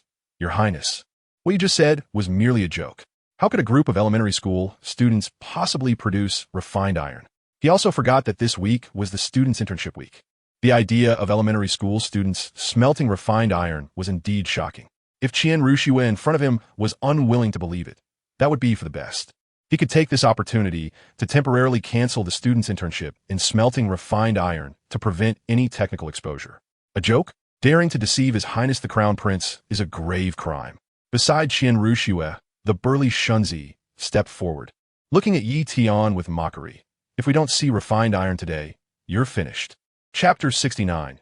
Internship Manual. The palace steward Ode looked at Yi Tian's troubled expression with a hint of cruelty and comforted him. "Yi Tian, don't worry. His Highness is just here to visit the students of EC school. He is not here to make trouble for you. And it's understandable if refined iron can't be produced. Shunzi's words are just a joke. With His Highness here, how could he trouble a mere commoner like you?" In Ode's eyes, Yi Tian's troubled expression was clearly one of fear. Fear of embarrassing himself in front of His Highness and facing punishment. Yi Tian was completely unaware that His Highness was refined and easygoing and would never punish his subordinates casually. A commoner like him didn't even have the qualification to be punished by His Highness. He was really overestimating himself. Thinking of this, Ode couldn't help but feel moved. His Highness was indeed the most remarkable crown prince in 100 years, with such a kind heart. If His Highness could inherit the throne of the Tiando Empire, it would be the luckiest thing for the entire nation. "Thank you for the reminder, Steward Ode." Yi Tian absent-mindedly thanked Ode. In reality, what he was worried about wasn't these things, but rather that the secret of smelting refined iron would be leaked. But at this point, there was nothing he could do. It was already too late. Forget it. Anyway, even if the other party obtained the technique for smelting refined iron, they couldn't quickly improve their strength. So what if it leaked? Yi Tian comforted himself. Even if Tian Rushue obtained the technology for refining fine iron, she would only use it to make cold weapons. This wouldn't have much impact on the overall situation of Douluo continent. Having thought this through, Yi Tian was no longer worried. He led Tian Rushue and the others into the primary school department to observe the students' internship situation. Upon entering the primary school department's gate, a square came into view. At that moment, several tall furnaces stood in the square. Some of the furnaces had chimneys emitting thick black smoke, while many others had yet to be lit. Groups of 7 or 8 elementary school students were busy filling the furnaces with coal. Seeing the scene, the steward Ode stroked his chin and nodded in approval. It looks quite decent. As the palace steward, Ode had seen a lot. Almost every blacksmith shop would have such a furnace. One difference was that the furnaces in blacksmith shops were generally shorter. Next to Ode, a young attendant named Shunzi sneered after observing the furnaces and the students' actions. Before entering the palace, he was born into a blacksmith family. The furnace in front of him was almost identical to those in blacksmith shops. To think that such a furnace could refine fine iron? It was simply a delusion. Yi Tian, is your furnace made of gold, or is the fuel made of silver? With this broken furnace, can you really refine fine iron? Wouldn't the price of fine iron on the continent plummet to the ground? Hearing this, Tian Runshue's attendants began to jeer as well. I see no difference between this furnace and other iron refining furnaces. Not to mention differences. Can't you see that this furnace is taller? If a taller furnace could refine fine iron, wouldn't the iron refining furnaces on the continent have to reach the heavens? Not to mention anything else. Just the fact that the iron refining operators are a group of elementary school students makes it impossible to refine fine iron. If they could refine fine iron, I dare to eat shit. Brother speaks the truth. I never speak empty words. Facing the crowd's merciless mockery, Tian smiled easily and said to everyone, one of you is actually right. The secret to refining fine iron lies in the height of the furnace. What you all see now is actually a new type of iron refining furnace called a blast furnace. Want to eat shit? Tian sneered inyardly, thinking that he might as well fulfill his dream. What he said was not a deception to Qian Ruxue and the others. The secret to smelting pig iron lies in the height of the furnace. Only when the furnace is tall enough can a stable chain of chemical reactions form during the smelting process.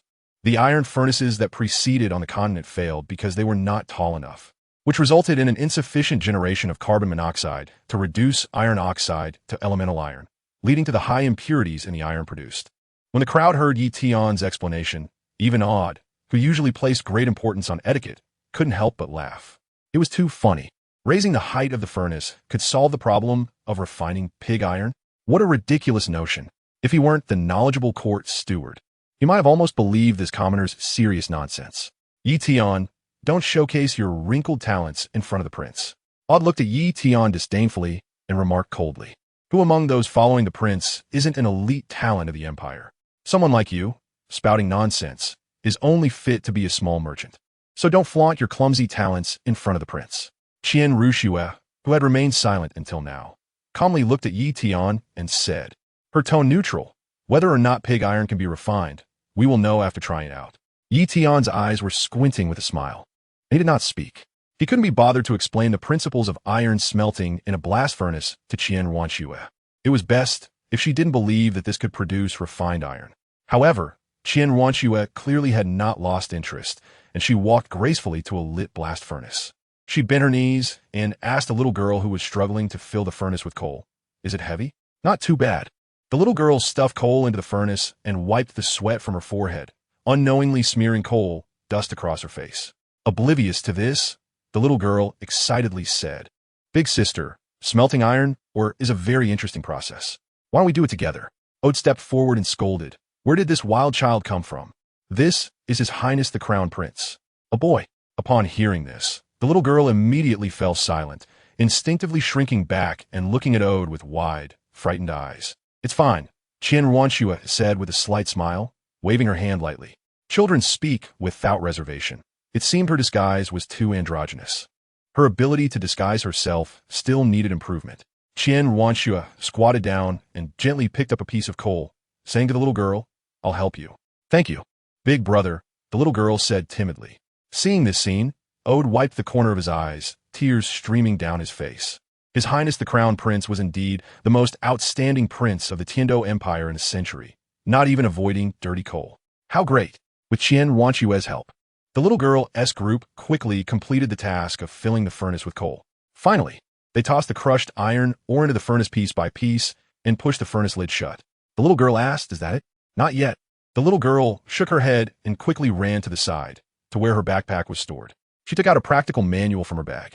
Flipping through it, she handed it to Qian Ruxue, saying, big brother, look, after the blast furnace is closed, it needs to be blown so that it can speed up the smelting process. Chapter 70. The bet Qian Ruxue stared at the vivid illustrations in the practical manual, secretly amazed. She had not expected that the method of using a blast furnace could be demonstrated through illustrations. Such a presentation method was much simpler than dry text. Moreover, it was easy to understand. Even illiterate people could comprehend it. This school was quite interesting, and Qian Ruxue developed a strong interest in it. At this moment, the little girl guided Qian Ruxue to the other side of the blast furnace. A round pipe extended from the wall of the furnace, connecting to a small blower. The blower, like a bicycle wheel, had pedals, allowing students to simply use their feet to drive it. In fact, the smelting furnaces in the workshop were all mechanically blown. These blowers were specially made for students' practical training, and they could be strung together like candied haws to send air into the blast furnace. Ode, standing beside Qian Ruxue, saw the clover-like blowers and laughed out loud. Is this what you call a blower? It's too childish. Nowadays, high-end blowers are made of sheepskin and cowhide. They blow air into the furnace like human breathing, inhaling and exhaling. How could this bizarre-looking blower, which didn't use any sheepskin or cowhide, possibly have a blowing effect? Hearing Ode's laughter, Qian Ruxue frowned slightly and asked, Chief Ode, what are you laughing at? Ode continued to smile, pointing at the blower and explaining, this blower is truly peculiar. I've never seen anything like it. It's really embarrassing not to have seen a proper blower before. Let me demonstrate. A mischievous little boy came over and innocently said. Then he made a face at Ode. Sitting on the blower's support, he began to pedal the drive shaft. The blower slowly started to speed up, and the smoke from the furnace's chimney gradually thickened. Oomph. Facing the little boy's mockery, Ode angrily flicked his sleeve. With His Highness the Crown Prince nearby, as the court steward, he couldn't stoop to the level of a little boy. Seeing the little boy's actions, other children quickly joined in. They rode on the bicycle-like blower, focusing on the drive shaft. The combined effort of 7 or 8 children produced quite a bit of wind. The air was sent into the blast furnace, which began to rumble and emit black smoke and sparks. At that moment, the little girl suddenly produced a crucible from somewhere and brought it to Tian Wanshue. She introduced it, saying, "This is the pot for holding molten iron." She pointed to a small hole on the other side of the blast furnace, saying, "The molten iron will flow out from here. We just need to wait quietly." Tian Wanshue nodded lightly. The little boy beside her, hearing the little girl's words, let out a disdainful snort. As someone from a family of blacksmiths, he was already clear at this moment. The process of Tian smelting iron is no different from other blacksmiths. At most, he has a slightly more advanced blower. Can he really produce refined iron with that? Absolutely impossible. He coldly looked at Tian. "You're just wasting His Highness's time." Faced with Xiao Shunzi's continuous mockery, Tian frowned. "What if I can produce it? Are you going to eat dung like that guard?" And what if I can't produce it?" Xiao Shunzi squinted his eyes and said, "How about we make a bet? As a businessman from Donghai City, you should have plenty of money. At this moment, it's essential to take advantage of this arrogant merchant. As long as he keeps an eye on the furnace and doesn't give Tian a chance to swap. This bet is undoubtedly a sure win. A bet that can only be won, if not placed, would be a huge loss." Hearing Xiao Shunzi's provocation to bet, Tian secretly chuckled. "One arrogant fellow. Those who only believe in their own experience will eventually succumb to the truth. All right, let's make a bet." Tian responded indifferently. Hooked in, Xiao Shunzi was overjoyed and said, "If you lose, you must give His Highness a treasure worth 100,000 gold coins. This trick is called borrowing flowers to present to Buddha." In Xiao Shunzi's view, 100,000 gold soul coins would be enough to bankrupt Tian, this arrogant merchant. This is the outcome that the arrogant Tian deserves. Taking Tian's money to present to the Crown Prince is just perfect. If the Crown Prince is pleased with this connection of offering treasures, he could become prosperous. Good, but since it's a bet, you also have to put up a suitable stake. My request isn't much. If you lose, you have to do 100 frog jumps around the school. Tian accepted the bet from Xiao Shunzi and stated his own requirements. The reason he didn't let the other party suffer was that Xiao Shunzi was someone from Qianrenshue. One must consider the owner when dealing with a dog. If Xiao Shunzi really had to eat the dung, it would be a serious matter. "I agree," Xiao Shunzi replied without a second thought, not paying any attention to the scale of Dong High School. With his physique, if he were to leap 100 times, he would surely lose half his life. However, Xiao Shunzi did not think he would lose. After all, he came from a family of blacksmiths and knew that the furnace would only produce ordinary iron. This iron had many impurities, was extremely brittle, and would break with a single strike. It could be used to make farming tools, but not ordinary weapons, let alone high-quality fine iron. Meanwhile, Qianrenshue quietly listened to the bet between Tian and Xiao Shunzi, a faint smile appearing on her lips. "Since you both sincerely want to bet, this prince will be the judge." At the same time, Qianrenshue took out a jade pendant from her waist and waved it in the air. This jade pendant is a precious soul guide device that has the effect of calming the mind. Why not add it to your stakes? Whoever wins will take it. "Thank you, Your Highness." Xiao Shunzi's eyes instantly lit up upon hearing this. In his view, this jade pendant was already in his pocket. Moreover, the calming effect of this jade pendant was simply invaluable. Tian glanced at the jade pendant indifferently, feeling not the slightest interest. Using external objects to calm the mind was a method that should have been eliminated long ago. The jade pendant was of no use to him at all. However, Qianrenshue's current identity was, after all, that of a prince. If she appeared too indifferent, it would be easy to raise suspicions. She feigned a look of delight, repeatedly glancing at the jade pendant, showing a very eager expression. This made Qianrenshue frown slightly. She had taken out the jade pendant, which was actually meant for Xiao Shunzi. Xiao Shunzi was a eunuch assigned by the Tian Emperor to take care of her daily life. While it was said to be for her care, he was actually also responsible for monitoring her actions and words as a prince, regularly reporting back to the Tian Emperor. Therefore, She actually wanted to use this opportunity to win over Xiao Shunzi and turn him into her own person. This would undoubtedly make her plans for usurping the throne smoother. But the expression of the merchant Yi Tian in front of her made her quite unhappy. That scoundrel from Qiangu Shizhen who accepted black-hearted money was truly despicable. How could he let someone like Yi Tian, who was greedy for money and arrogant, be responsible for welcoming her? After Qian Rinxue waited with no interest for half an hour, the scorching molten iron finally poured out of the furnace. Chapter 71. Is this for real? The appearance of the molten iron attracted everyone's attention. Xiao Shunzi, eager to win the bet, had long prepared a basin of cold water. Seeing that the molten iron in the crucible was nearly full, Xiao Shunzi immediately stepped forward and used iron tongs to place the crucible into the water to cool it. With a sizzling sound, the scorching molten iron quickly cooled into a silvery iron block. It fell from the crucible and landed in the basin. Hee. Whether this iron meets the standard can be known with a single strike of the hammer. Xiao Shunzi mockingly looked at Yi Tian, reaching out to hold the silvery iron block in his hand. If the quality of the iron did not meet the standard, then under the impact of the hammer, this iron block would shatter like ice. In Xiao Shunzi's eyes, he was certain to win this bet.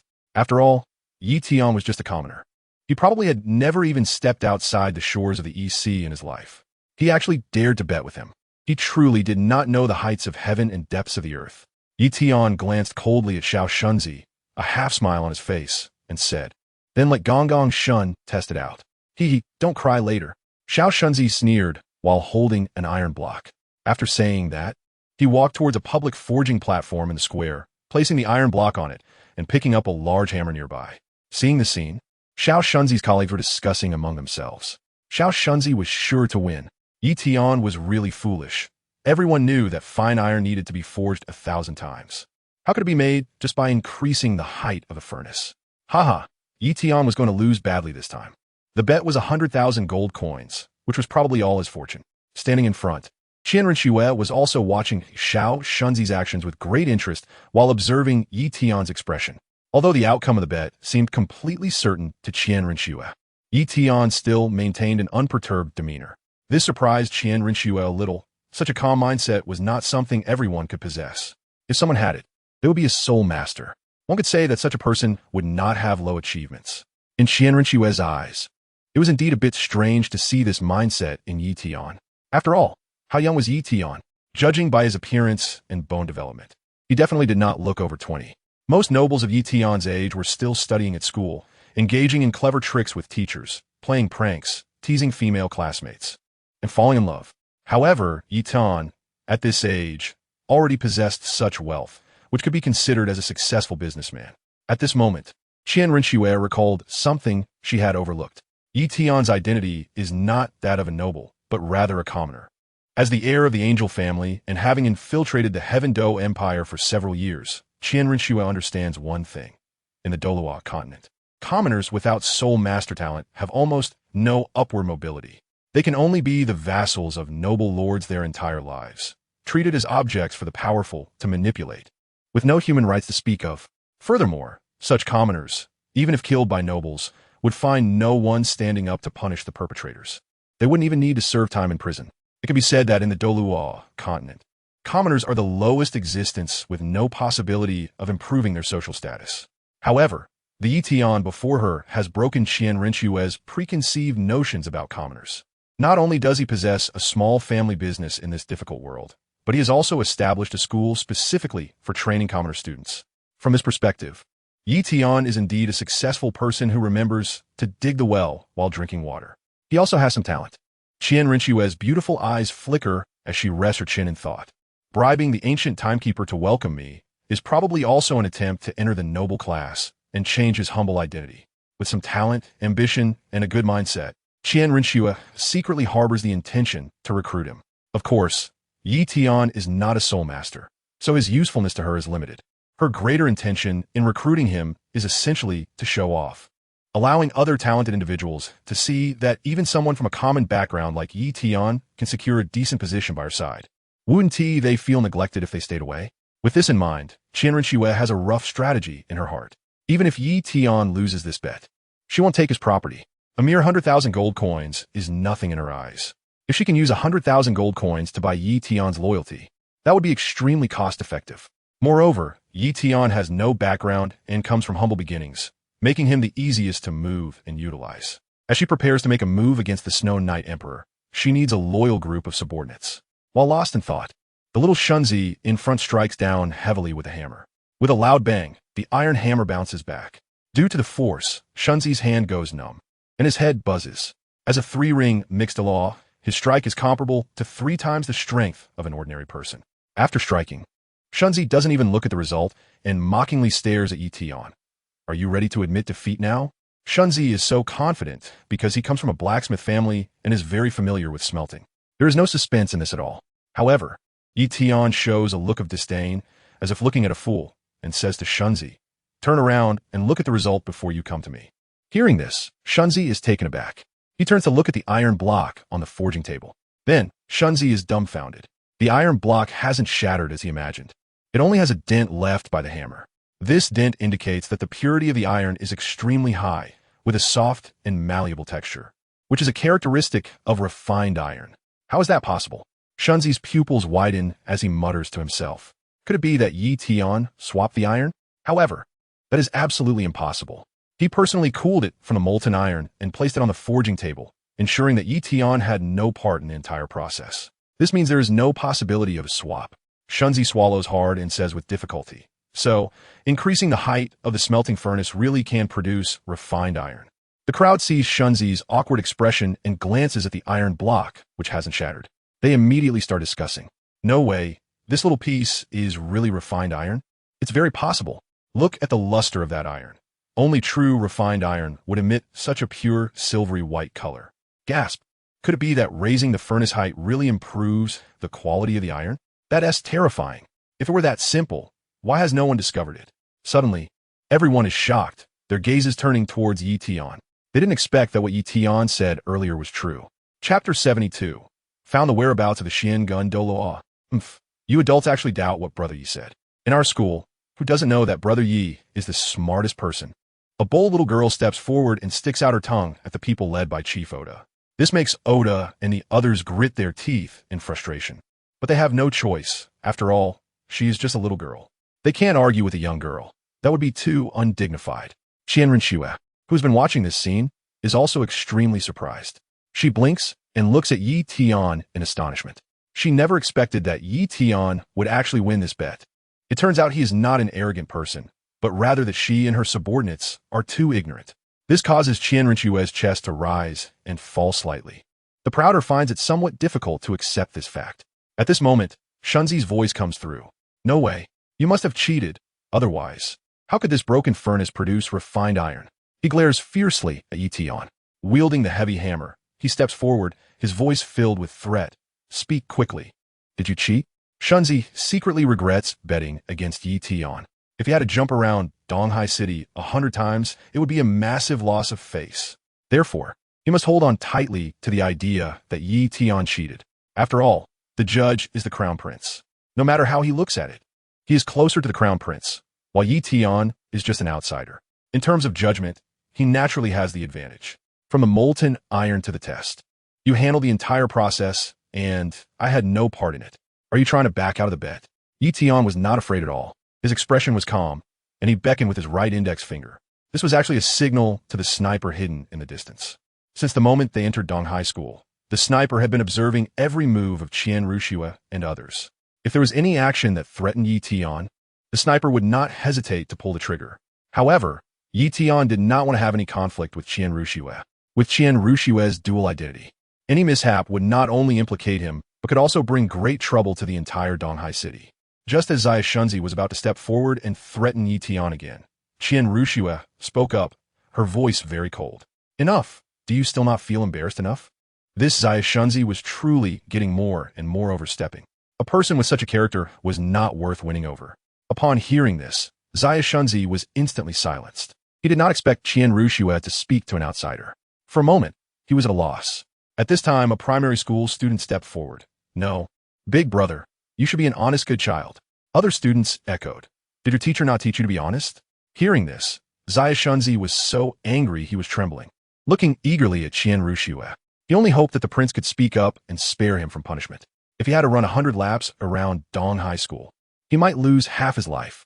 However, Qian Rushue completely ignored Xia Shunzi's plea, her gaze fixed on Yi Tian. She took out a lifelike jade pendant and handed it to Yi Tian. This prince is willing to bet and accept defeat. This jade pendant is yours. Thank you, Your Highness. Yi Tian feigned a look of surprise as he caught the jade pendant. Casually, he raised it towards Xia Shunzi. Upon seeing the jade pendant, Xia Shunzi was filled with shame, wishing he could find a crack in the ground to hide in. Today was truly a huge embarrassment. Yi Tian said lightly, Shun Gonggong, if you're willing to gamble, you must be prepared to lose. With these little friends watching, you shouldn't let them learn dishonesty. Xiao Shunzi trembled all over and pleaded, Yi Tian, can we make it half? If I lose, will you let me take 5,000 gold coins less? Yi Tian squinted his eyes and asked calmly. After speaking, he casually glanced at Qian Rinxue. He was looking forward to how Qian Rinxue would respond next. In this situation, Qian Rinxue fell into a moment of contemplation. On one side was the commitment to the bet, and on the other was the little subordinate she wanted to win over. Although the little subordinate's character was not worth winning over, he was after all a person of the Snow Knight Emperor, and his identity was significant. If the little subordinate were to embarrass himself here, then the idea of winning him over would likely be out of the question. However, if she went back on the bet to recruit Yi Tian, that would also be unthinkable. After all, no one would follow a lord who did not keep his promises. At that moment, Odd stepped forward as a mediator. He approached Yi Tian, patted him on the shoulder, and whispered, the bet is just to liven up the atmosphere. The Donghai City School is so big, having the little subordinate jump 100 times is like asking for his life. Listen to this, steward, where one can spare. One should spare. Don't make things difficult for yourself. Yi Tian could not have failed to hear the hidden meaning in Odd's words. This was essentially a warning to him, albeit from a mere commoner. On the other hand, Xiao Shunzi, as a high-ranking eunuch in the palace, was not someone to be underestimated. It was certainly pleasing to bask in temporary glory, but what awaited afterward would inevitably be revenge. Xiao Shunzi, having gained the favor of the Snowy Knight Emperor and being assigned to the crown prince, was not someone foolish. After seeing Odd persuade Yi Tian on his behalf, he stepped forward again, intending to bow and apologize to Yi Tian. I have to say, Yi Tian, you are a very talented person. My insight was lacking, and I am willing to accept the punishment of the bet. After saying this, Xiao Shunzi really turned to leave, preparing to do 100 frog jumps. However, his departure was quite slow, clearly waiting for Yi Tian to speak. Yi Tian glanced at Qian Rinxue, who seemed to be deep in thought. He chuckled lightly and approached Xiao Shunzi, grabbing his shoulder. What I said earlier was merely out of impulse. How could I possibly let you, Lord Shun, jump 100 rounds of frog leaps? Upon hearing this, Xiao Shunzi was immensely grateful and once again lowered his head in shame, cupping his hands and saying, thank you. At this moment, Qian Rinxue finally stepped out of her contemplation and came to Yi Tian's side. Her beautiful eyes moved slightly. Yi Tian, I find you quite talented. Would you be interested in working under me? Faced with Qian Rinxue's invitation, Yi Tian appeared somewhat taken aback. He had never considered that Qian Rinxue would recruit him. However, he did not hesitate much and bowed to refuse, saying, thank you for your kindness, Your Highness. I have grown accustomed to staying by the EC and have no grand ambitions. I'm afraid I wouldn't be able to bear the prince's favor. Qian Rinxue appeared slightly regretful and shook her head. With your talent, it's a pity not to hold an official position. Meanwhile, she revealed a sense of surprise in her heart. Yi Tian was surprisingly indifferent to her invitation. Could it be that her prior assumption, believing Yi Tian was after fame and fortune, was wrong? This left Qian Rinxue's thoughts in a moment of chaos. Just then, a knight in armor arrived at the elementary division. Reporting, the knight dismounted quickly and knelt beside Qian Rinxue, saying, Your Highness the Crown Prince. Lord Qiangu Shizhen said he has found the whereabouts of Admiral Xuanxiang Douluo. Chapter 73. Discovered? Have they found the missing Xuanxiang Douluo? A hint of surprise flashed in Qian Rinxue's beautiful eyes. Her main mission to Sylvis this time was to investigate the disappearance of Xuanxiang Douluo. Unexpectedly, this Qiangu Shizhen was quite capable. In just a few days, he had learned about Xuanxiang Douluo's whereabouts. Where is Qiangu Shizhen right now? Qian Rinxue asked. The soldier respectfully replied, at the port. According to Lord Qiangu Shizhen, Xuanxiang Douluo is on a small island. Upon hearing this, Yi Tian was secretly astonished. Damn, could it be that Qiangu Shizhen really found him? If the other party knows that he was killed by me, it would be a big problem. No way. Yi Tian shook his head. Even the people near Donghai City didn't know Xuanxiang Doluo's whereabouts. Qiangu Shizhen had only arrived at Donghai's coast a few days earlier than Qian Renxue. How could he know? The chance that he was just guessing was very high. He probably wanted to show off in front of Qian Renxue to gain some rewards. But whether this matter was true or not, he had to be prepared. Better safe than sorry. If Qiangu Shizhen guessed correctly and he was unprepared, wouldn't he be in trouble? With this thought, Yi Tian glanced at Qian Renxue. It was evident that she was very interested in the news about Xuanxiang Doluo. She was already itching to leave. This made Yi Tian feel slightly relieved. Once Qian Renxue left, he would have the opportunity to mobilize his forces and take some preventive measures to prevent the worst-case scenario. As Yi Tian expected, Qian Renxue spoke to those around her. Since we have news of Xuanxiang Doluo's whereabouts, we cannot miss this opportunity.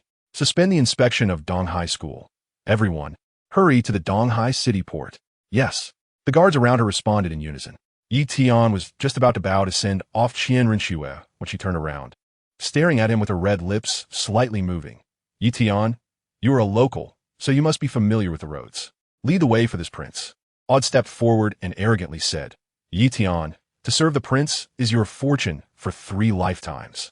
Hurry up and thank His Highness the Prince. Thank you, Your Highness. Yi Tian displayed a professional smile, feeling helpless inside. This guy Qian Renxue really knows how to command people.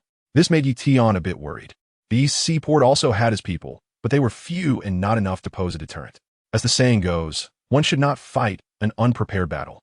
Putting oneself in danger was something Yi Tian did not want to see. He flickered his eyes and said, Your Highness, may I change to another horse? The previous one is already tired, and if I ride it to the East Sea City port, I fear it will delay us on the way. That is fine. Qian Renxue casually agreed without feeling anything. Odd waved his hand impatiently. Hurry up and come back. The prince's time is extremely precious. All right. Yi Tian feigned a look of fear and trepidation, jogging out of the elementary school courtyard. In fact, his temporary departure was not to change horses, but to relay a message to the guards. Finding a secluded place, Yi Tian used a special code. Immediately, a staff member in ancient clothing with a resolute expression walked forward. Young master, what are your orders? Yi Tian said calmly. You immediately notify the Polaris team to head to the port. Understood. The staff understood and quickly left, as if they had not conversed with Yi Tian at all. After giving the instructions, Yi Tian went to the school stable and casually changed to another horse. He returned to Qian Rushue's side. At this moment, Qian Rushue and the others had already mounted their horses, waiting for Yi Tian. Hurry up. Aoda looked at Yi Tian, a bit impatient. The prince's time was extremely valuable. Yi Tian did not respond, merely exchanging a knowing glance with Qian Renxue before urging his horse forward along the path to the EC City port.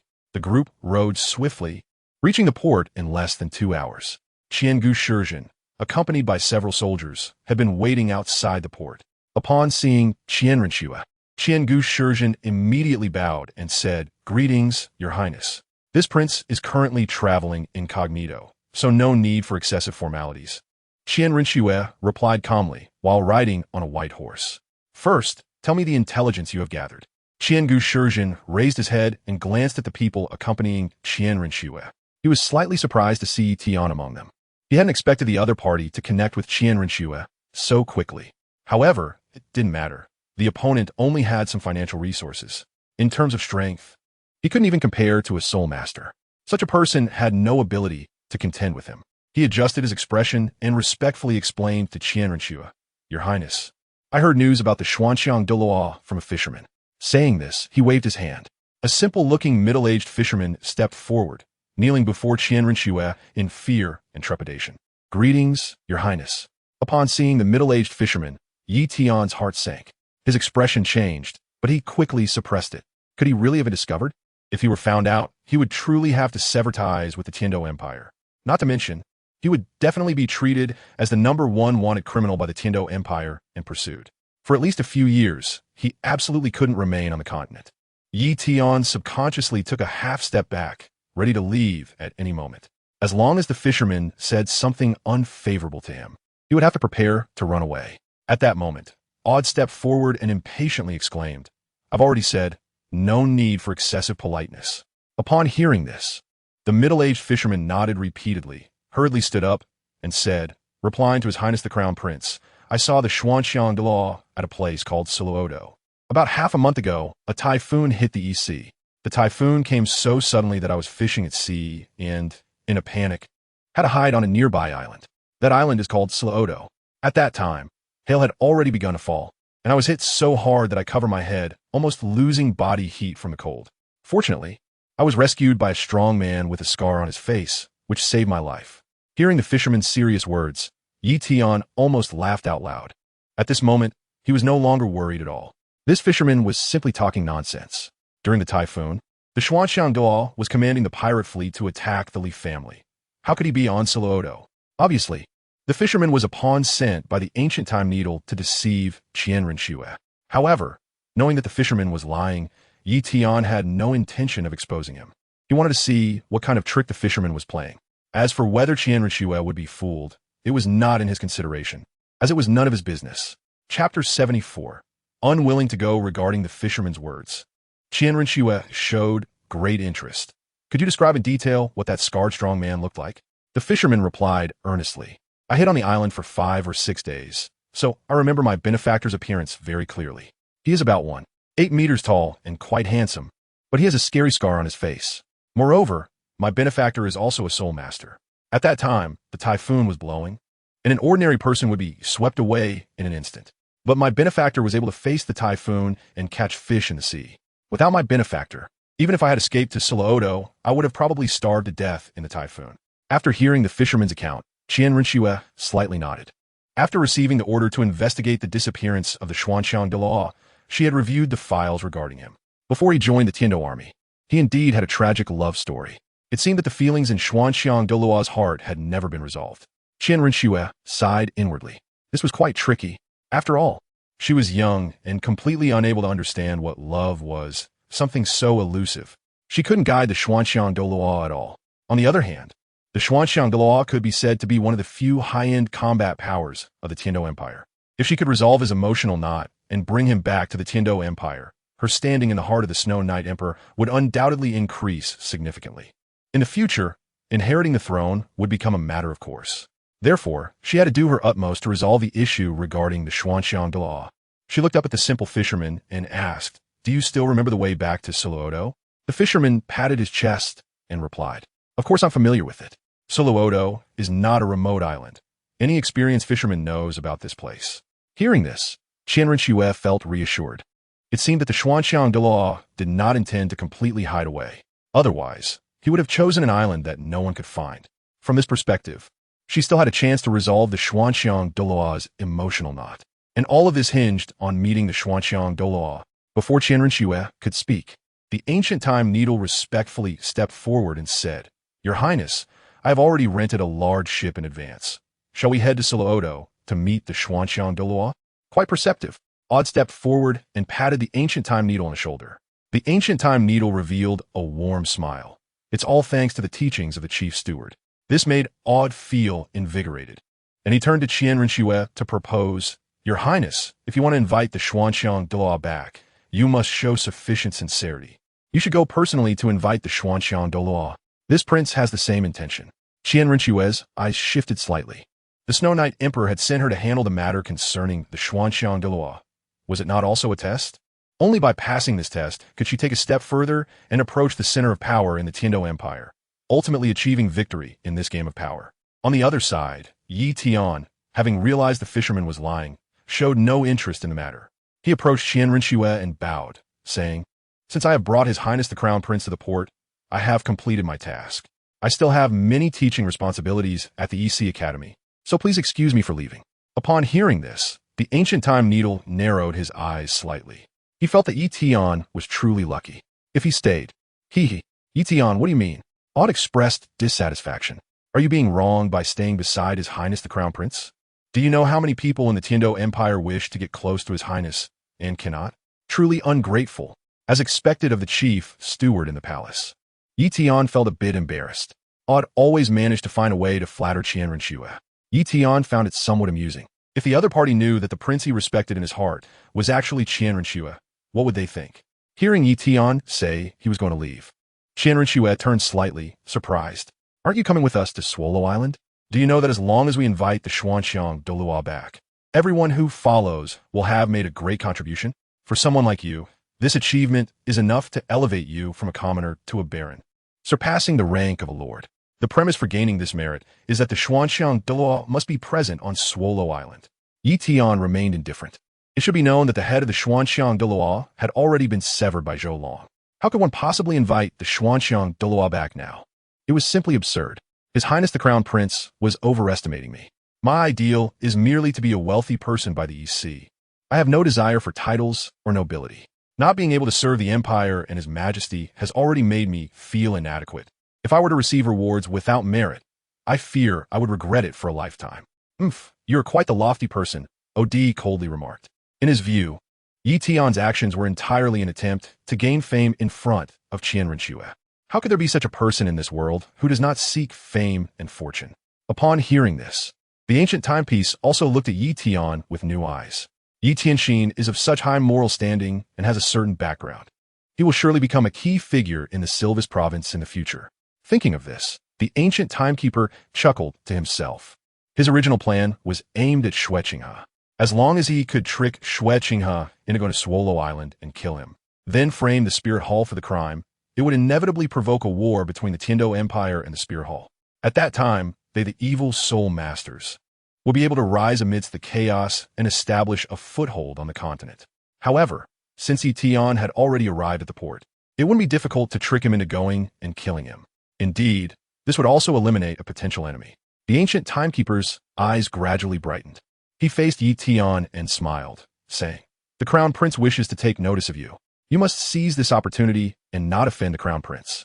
Otherwise, even if the Crown Prince is magnanimous and does not hold it against you, I will not let you off." This statement was clearly threatening.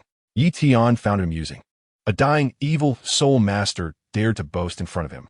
If it weren't for wanting to understand the connection network of the evil soul masters behind the ancient time needle, the Tiansu army would have already moved out to eliminate the ancient time needle. The reminder from a lord of the ancient time needle was well-intentioned, and I appreciate it. However, I really don't want to go to Douluo Island. Chapter 75. Tian's Reduced Presence. Tian glanced at Tian Renxue and said, "I don't think His Highness the Crown Prince would make things difficult for a small person like me." This was actually a reminder to the other party using Tian Renxue's identity. After all, she was now the Crown Prince of Tiando, and he was just a mere commoner. Forcing a commoner to do something, if it got out, wouldn't be a graceful matter. Tian Renxue, who cherished her reputation, shouldn't ruin her own name because of him. Hearing Tian's words, Tian Renxue smiled lightly. "A small person? I don't think so. With your talent and ability, even in Tiando City, you wouldn't be out of place." Her beautiful eyes suddenly met Tian's, and she said seriously, "Are you not going because you have something to hide?" Tian's heart skipped a beat. The guess was spot on. The ancient clock hands were undoubtedly tied to the evil soul master. There's no way this trip to the island is without ulterior motives. Even a ghost wouldn't believe that. This was the real reason he didn't want to go. Then why do you refuse so adamantly? Tian Renxue raised an eyebrow. Tian's refusal, neither humble nor overbearing, was indeed somewhat unsatisfactory to her. Having been pampered since childhood, she had never been rejected by anyone. Whether in the Spirit Hall or in Heaven Do City, everyone she encountered either showered her with compliments or went beyond that, let alone refuse her. "How dare you refuse the prince's invitation?" The steward, Ode, spoke sharply commanding. The ancient time needle also chuckled lightly and added, "The Crown Prince has already spoken for the second time. Tian, if you refuse again, it would be somewhat disrespectful. If you don't want to miss out on the merits from this event, it's just a matter of a word from His Highness." Upon hearing this, Tian had no rebuttal. The ancient time needle was determined to encourage him to go. Tian became more suspicious, believing that there was an ancient conspiracy behind this journey. He gazed into the sea with a distracted expression, and at the edge of his mental perception, a blurry black shadow appeared in the deep sea. Tianxin understood that the Polaris Team S submarine was in position, since his escort was already in place. It wouldn't be a problem to go with them. Tian sighed and bowed to Tian Renxue. "Your Highness's kind invitation. How could I dare to refuse?" Hearing this, Tian Renxue smiled faintly. She really overestimated Tian's character. She didn't expect that with just a little insistence, he would be forced to agree. This made Tian Renxue lose interest in Tian immediately. With a lack of enthusiasm, she waved her hand. "Let's board the ship." Qiangu Shizhen quickly responded, inviting Tian Renxue onto the ship, then turned to Tian with a smile. Don't worry that His Highness the Crown Prince will target you with His Highness's temperament. You are not worthy of his attention. Although he said this, Qiangu Shizhen secretly poked fun at Yi Tian in his heart. Hee, when we get to the place, I will feed you to the fish. Facing the smiling tiger, Qiangu Shizhen, Yi Tian also wore a cheerful expression. Thank you for your reminder, Lord Qiangu. If Qiangu Shizhen had no ulterior motives, he could still slowly gather intelligence and compile the final information to hand over to the spirit hall. In that case, Qiangu Shizhen could live a few more days. But if Qiangu Shizhen made any moves, he shouldn't blame Yi Tian for being impolite. The special forces, Polaris, that he invested heavily in training are not to be trifled with. Everyone had their own thoughts as they boarded the big ship. Strong sailors raised the sails, and with the help of the sea breeze, they quickly set sail for Solo Island, located in the deep sea. The distance from Solo Island to the port was not far. With the aid of the sails, they arrived in just 3 hours. Ahead of them was a desolate island. Apart from some visible moss plants, there was nothing else. Looking at the jagged rocks of Solo Island, Qian Renxue raised an eyebrow and asked the fisherman beside her, "Are you sure the Xuanxiang Douluo lives on such an island?" The fisherman looked fearful and said, "Even if you gave me the courage of several bears, I wouldn't dare to deceive your highness." "That's good," Outer suddenly added. He walked over to the fisherman and whispered fiercely, "If there are no people on the island, you'd better stay there yourself." The fisherman took 2 steps back in fright, involuntarily looking at Qiangu Shizhen. A hint of shadow flickered in Qiangu Shizhen's eyes. "You useless fisherman, why are you looking at him? If you're discovered, won't that expose us?" He then laughed heartily, reassuring the fisherman, "The supervisor is just joking with you. Don't take it seriously." Standing quietly in the corner of the big ship, Yi Tian looked at everyone with a calm expression, trying to minimize his presence. The Xuanxiang Douluo had long been dead, and he wanted to see how the people in front of him would find the whereabouts of the Xuanxiang Douluo on Solo Island. Yi Tian's gaze was faintly fixed on the ancient timepiece. The other party's hand was continuously making unknown signals, likely preparing some small tricks. Not far away, Qian Renxue furrowed her brows after hearing the fisherman's explanation. She waved her hand and said, "Let's go take a look." "Yes," replied the ancient timepiece, respectfully following closely behind. Upon arriving at Soro Island, everything seemed to become tense. Qian Renxue and her group's attention was focused on the mysterious gun-wielding Douluo on the island. Meanwhile, the ancient timepiece's thoughts were constantly revolving around Qian Renxue. In contrast, Yi Tian, who quietly distanced himself from the crowd, was left on the boat, ignored by everyone. Yi Tian was too lazy to step forward, casually leaning against the ship's railing and leisurely glancing at Qian Renxue and the others. Not everyone on the ship had disembarked. A few sailors remained chatting in the cabin. Soon, the sailors noticed that Yi Tian had not gotten off the ship. One of them stepped forward and shouted, "Hey, why didn't you come down?" This made Yi Tian laugh. "Why does it concern you if I don't disembark?" "Why does it concern me?" the sailor repeated, looking back at the other sailors and laughing recklessly. Then, the sailor sneered, "If you don't go, it certainly concerns us." Another one said, "What a hassle. It looks like our deck is going to get some blood on it." The sailor at the front then said, "Everyone, this kid is just an ordinary person. There's no need for you to bother. I'll handle it." Yi Tian looked content, his hands resting on the deck, with no intention of escaping. He glanced at the sailors with interest. "It seems you want to make a move against me. But dying without knowing why isn't really fair, is it?" The sailor standing at the front, with 4 soul rings glowing in yellow and purple, revealed the characteristics of his leopard martial soul. Looking down at Yi Tian with contempt, "Well, since we're all about to die, let me make it clear for you. We are the subordinates of the Great One from ancient times. Our main purpose today is to kill the Crown Prince of Tiando and frame the Spirit Hall for the crime. So don't be too sad. You want to be the only one dying. To die alongside the Crown Prince of Tiando can be considered a blessing in your 3 lifetimes." Upon hearing this, Yi Tian leaned against the railing behind him and closed his eyes. The sailor smirked. "You're quite a smart person. You know you can't escape, so you've given up struggling. Don't worry, I'm a straightforward person. With a swift strike, your head will roll in the blink of an eye, and I want to let you feel the slightest bit of pain. Don't blame me for being ruthless. I'm just doing this for the money." Saying this, the sailor stepped forward, preparing to finish Yi Tian. When he was 2 meters away from Yi Tian, he began to channel his soul power, his claws slowly raising, ready to attack Yi Tian. Just as the claws reached their peak, a soft sound was heard. The sailor suddenly felt warmth in his chest. He slowly looked down and found that blood was already staining his chest.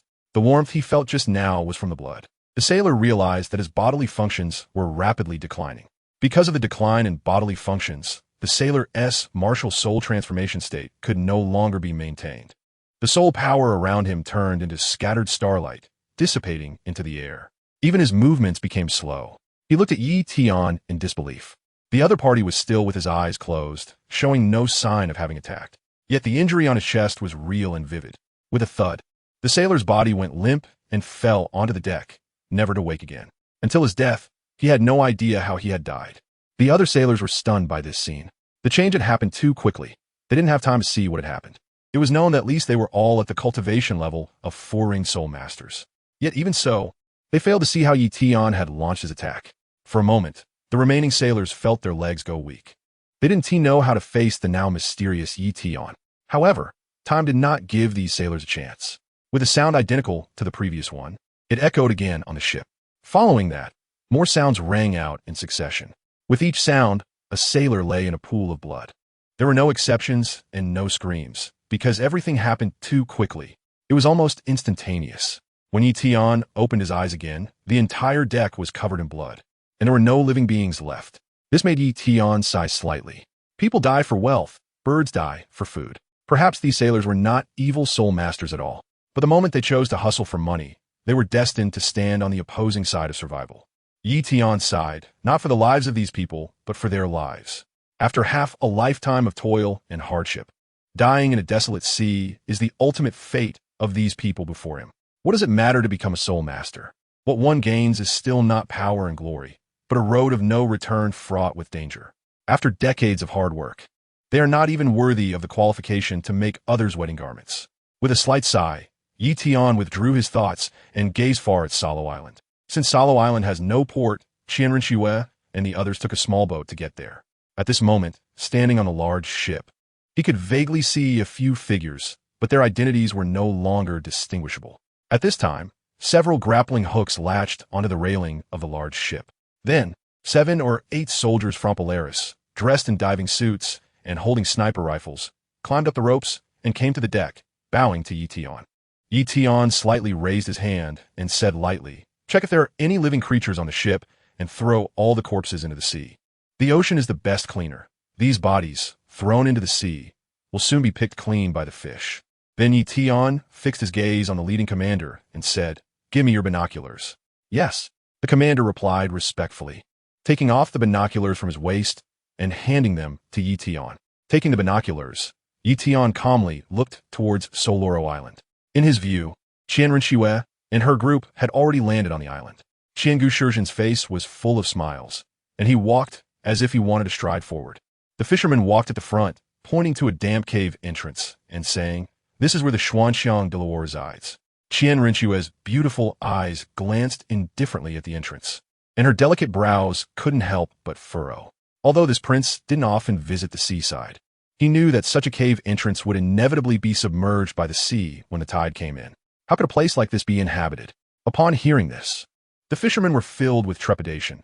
Now that they were on Soloro Island, no matter how many lies he told, he could not conceal the truth of his deceit. The fisherman looked blankly at Qiangu Shizhen beside him. Haha, Qiangu Shizhen, however, wore a calm expression, casually walking up to the fisherman and patting him on the shoulder, his tone laced with a hint of amusement. "Your acting skills are lacking. The prince hasn't even entered the cave yet, and you've already been discovered." Saying this, he suddenly exerted force with his hand. The fisherman's pupils dilated, and blood flowed from his eyes, nose, and ears. Without even a struggle, he collapsed to the ground. "Qiangu Shizhen, what are you doing?" Odd suddenly became alert. "Do you know that deceiving the prince and arbitrarily killing innocent civilians alone are enough to strip you of your noble title and send you to prison for 10 years? "Oh dear, I'm so scared," Qiangu Shizhen said, his eyes wide with rage, gritting his teeth. Then he burst into laughter again. "All of this is the work of the spirit hall. What does it have to do with me?" Qiangu Shizhen. Upon hearing this, Odd's face turned pale as he retreated repeatedly, pointing at Qiangu Shizhen's face in anger. "You want to assassinate the prince and frame it on the spirit hall? Now you realize? It's too late." Qiangu Shizhen sneered. Then he scanned the crowd. "Since everyone is here, why is someone missing?" Suddenly, Qiangu Shizhen remembered that Tian was not among them, probably still on the ship. "What a lucky guy." Qiangu Shizhen spat. However, since he was here, no one could escape. Such big talk. Odd was extremely furious. Qiangu Shizhen, everything you eat, were use. And your current status and glory were all given to you by His Majesty. I didn't expect that in the end. You raised a white-eyed wolf. Today, I will see how you can harm the prince. Earth Dragon's spirit activate. As soon as he finished speaking, 6 soul rings lit up around Odd. As the prince's chief steward, his cultivation had already reached level 63. Moreover, his spirit was quite special, possessing a trace of dragon bloodline. If he didn't consider his life source, he could even face a soul sage. Odd's eyes turned red, his voice filled with anger. Today, even if I risk my life, I will leave you on this Douluo island. Noisy. Qiangu Shizhen smiled wickedly. Do you think I don't know you have the Earth Dragon bloodline and can temporarily resist a soul sage? However, halfway through his words, Qiangu Shizhen's expression suddenly turned cold. I am an evil soul master. With a loud boom, a terrifying bloodthirsty power erupted from Qiangu Shizhen's body, making his voice turn gloomy. Looking around at his subordinates, what are you still waiting for? Move. Yes. Accompanied by Qiangu Shizhen's command, more than 10 guards he brought release their cultivation. Boom. Waves of overwhelming blood energy mixed with soul power were released, turning the surroundings into a sea of blood mist. This was Qiangu Shizhen's ultimate skill. When the blood mist combined, it could exhibit the power of a domain. In such a domain, his strength would greatly increase. Comparable to a soul, Douluo. I will kill you. Odd was extremely furious, his earth dragon armor protruding as he lunged at Qiangu Shizhen's life point. Qiangu Shizhen swept his right leg sideways, not retreating, as his evil dragon staff spirit suddenly appeared and struck down. With a bang, it struck directly on Odd's head. Odd only had time to scream once. He didn't even manage to unleash half of his power before he breathed his last. After dealing with Odd, Qiangu Shizhen looked at Qian Rinxue with interest and approached her aggressively. Prince, I apologize. I will now send you to hell. Chapter 77, Qian Rinxue versus Qiangu Shizhen. Seeing the people around her fall one by one, Qian Rinxue's fair face was filled with seriousness. But she did not act rashly, not even calling forth her spirit. Facing Qiangu Shizhen, who was approaching her step by step with the evil dragon staff, Qian Rinxue bit her jade teeth. I have to admit, you actually deceived my eyes. Qiangu Shizhen smiled indifferently. It's not that I deceived you, but that my family deceived the Tiando Empire. You certainly wouldn't think that a family loyal to the royal family for nearly 100 years would suddenly betray one day. He stepped closer, his expression proud. This is not that your vigilance has lost its effect, but rather that my Qiangu family has been enduring for decades. Qiangu Shizhen spread his hands, not in a hurry to deal with the snow-clear river in front of him. Douluo Island is an isolated island. Once you arrive here, it's hard to fly away. Did you not expect that I am an evil soul master? Upon hearing this, Qian Rinxue's expression remained unchanged, but her jade hands clenched into fists tightly. You are violating the principles of being a soul master. Principles? Qiangu Shizhen deliberately widened his eyes and then brazenly laughed at Qian Rinxue. Since my uncle's generation, our family has fully allied with evil soul masters. This continent will inevitably be ruled by evil soul masters in the future. You talk to me about principles? Let me tell you, the principle of the continent is that the strong are respected and the weak are preyed upon. Throughout history, the Spirit Hall has been this way, and so have the 2 empires. We evil soul masters are merely carrying this principle to the end. What justice are you pretending to uphold? As the prince of the Tiando Empire, you have drunk as much blood as I have. Qiangu Shizhen gradually lost patience, and the bloodthirsty energy on him became increasingly violent. I will kill you and frame it on the Spirit Hall. The war on this continent will surely come like a torrential rain. Don't worry, when we evil soul masters unify the continent, this battle will surely go down in history, and you will have died for a reason. Qian Rinxue's expression gradually turned cold. Then let me see if you have that ability. Swan Spirit. Suddenly, a pair of swan wings appeared behind Qian Rinxue. She also soared into the air. Her martial soul was actually that of a 6-winged angel. However, Qian Rinxue did not have confidence in this battle. Therefore, her identity still could not be exposed. The reason she waited for her attendant to die before taking action was due to this aspect. It is important to note that before Shui Qinghe's death, he was already a soul king at the 5-ring level. This means that the first 5 soul rings were already known to those around him. When she disguised herself as the prince, she would not easily use force, so there was no risk of exposure. But now, to fight, she had to use her soul rings. If her attendants were still alive, her identity could not be preserved. She did not want nearly a decade of undercover work to be ruined in an instant. Therefore, her attendants had to die. Now, she was the only one left. She could finally fight without restraint. Angel Assault. Tian Rinchue's first ring lit up as she silently chanted the skill in her heart.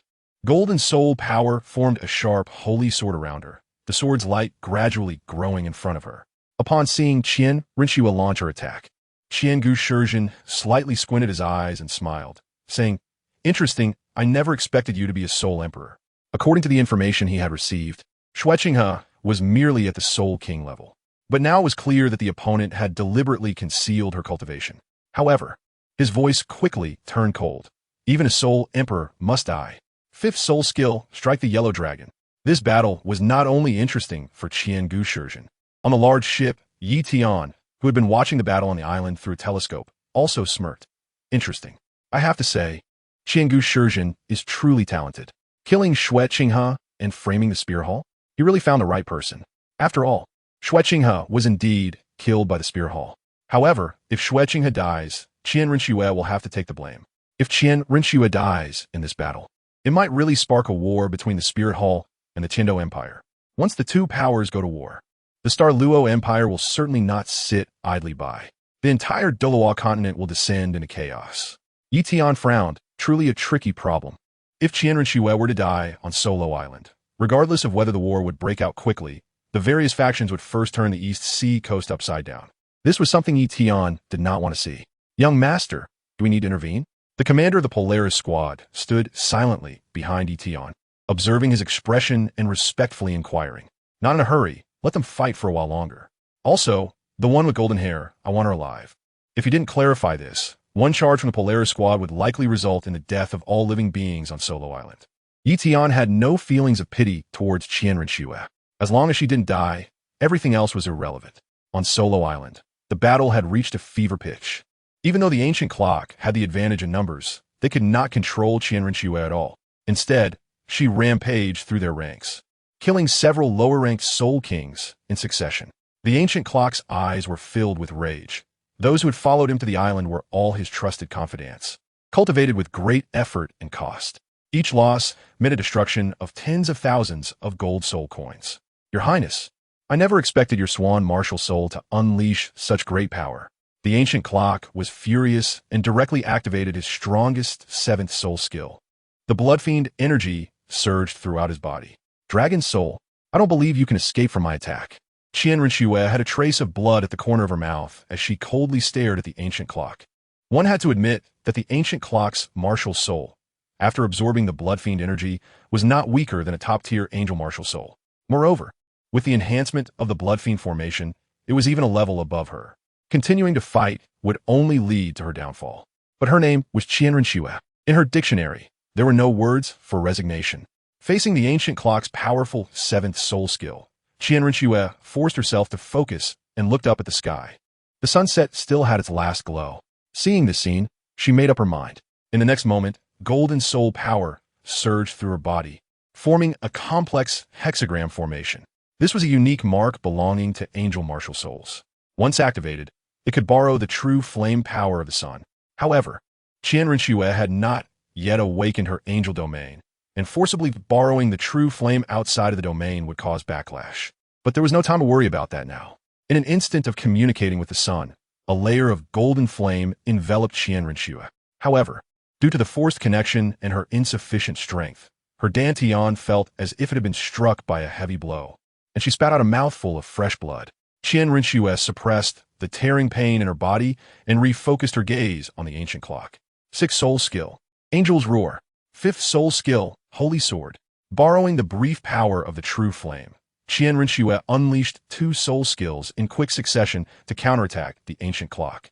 Chapter 78. Dragging away. Seeing Tian Rinchue's actions, the ancient clock was filled with disdain. He did not reduce his attack speed at all. The evil dragon staff struck straight towards Tian Rinchue's chest. 1/3 of a second later, a loud boom echoed. The two soul skills collided, producing a tremendous roar. Tian Rinchue's sixth soul skill, Angel's Roar, directly hit the ancient clock. However, It only caused him to pause slightly before continuing his assault on Qian Renxue. Taking advantage of the ancient clock's brief pause, Qian Renxue slightly shifted her body, and the holy sword formed from her fifth soul skill stabbed directly towards the ancient clock's abdomen. In the next moment, Qian Renxue suddenly felt a weight on her shoulder. There was no doubt that she had been hit. The weight of the evil dragon's staff, with its 1,000-gene force, struck her. Bright red blood instantly stained her shoulder. She could feel that not only had her shoulder been injured, but even the bones within had been shattered by this blow. However, the ancient clock was not in a good position either. Before attacking, he had secretly cast a defensive soul skill on himself. He never expected that Qian Renxue's holy sword would be so destructive. The defensive soul skill had not provided any protection. After breaking through the defense, the holy sword pierced into his lower abdomen. Fortunately, he had dodged in time, and the destructive power of the holy sword did not harm his internal organs. Moreover, with other evil soul masters continuously supplying him with blood-fiend energy, his strength was hardly affected. But Qian Renxue was different. Losing an arm meant her combat power had dropped by more than half, which was not an exaggeration. Enduring the pain in her lower abdomen, the ancient clock once again raised the evil dragon staff in his hand and sneered, "What a pity. A single misstep in the game." Qian Renxue coldly stared at the ancient clock, saying nothing. She once again forced herself to focus and used her left hand to unleash the fifth soul skill, Holy Sword. However, this time, the holy sword she condensed was clearly much lighter in color than the last time. This was due to the diminishing soul power in her Dantian. The ancient clock also noticed this. He understood that as long as he launched another attack, even if he couldn't kill Qian Renxue, he could drain all the soul power from her body. "Die for me." The ancient clock thrust the dragon staff directly at her. In the distance on the ship, Tian was still using the telescope to observe the battle. When he saw the bloodstains spreading across Qian Renxue's shoulder, he couldn't help but furrow his brows. After all, the other party was considered the future peak of combat power in the Douluo continent. How could she be so easily injured? He originally thought that Qian Renxue would be able to handle the battle on her own, but now it seemed impossible. Tian waved his hand and instructed the commander of the Polaris squad next to him. "Send someone to take action." "Yes." The commander, receiving the order, took out a signal flare from his waist and fired it into the sky. In fact, before the battle between Qian Renxue and Qian Gushiji, soldiers had already infiltrated from the water to the coastal line of the island, but they had not shown themselves until now. As the signal flare ascended, the members of the Polaris squad immediately entered combat mode. They surfaced from the water and launched an assault on the island. The first target was the minions within Qian Gushiji's camp. The members of the Polaris squad were all at least Soul Sage level, and although only 5 members had landed on Soloro Island, even without considering anything else, just a pure comparison of Soul Master strength would undoubtedly lead to Qian Gushiji's defeat. Of course, under Tian's rigorous training, the members of the Polaris squad were all seasoned veterans. They sought nothing but the swift death of the enemy and would not adhere to any martial ethics. Therefore, as soon as they landed, they quickly opened fire. The minions behind Qian Gushiji fell one after another like wheat being cut down. Sensing the blood evil formation rapidly dissipating, Qian Gushiji immediately became alert. Then he was shocked. His subordinates all died in an instant. Moreover, they all died in the same manner, having suffered some kind of irreversible injury. This made Qian Gushiji suddenly recall a murder case that occurred over a month ago in Donghai City. The 4 great families of Donghai City were wiped out overnight, all dying from such injuries. "Who is here?" Qian Gushiji was like a startled bird, looking around and forgetting about killing Qian Renxue. When his gaze focused on the coast, he instantly spotted 5 individuals dressed in black uniforms, carrying standardized canisters on their backs. These 5 black-clad figures held a type of special iron weapon in their hands.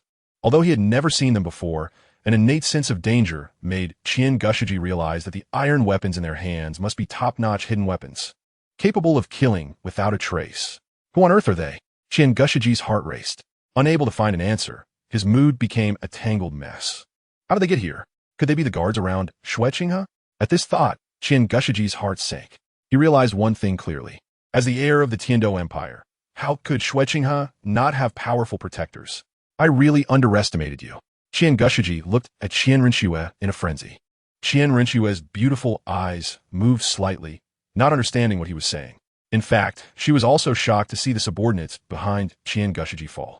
However, due to the backlash from forcibly using the Sun True Flame, coupled with her severe injuries, her vision had become somewhat blurry. She could only see a few indistinct shadows approaching the coast and could not perceive anything else. At this moment, Tian Gushiji had become somewhat deranged.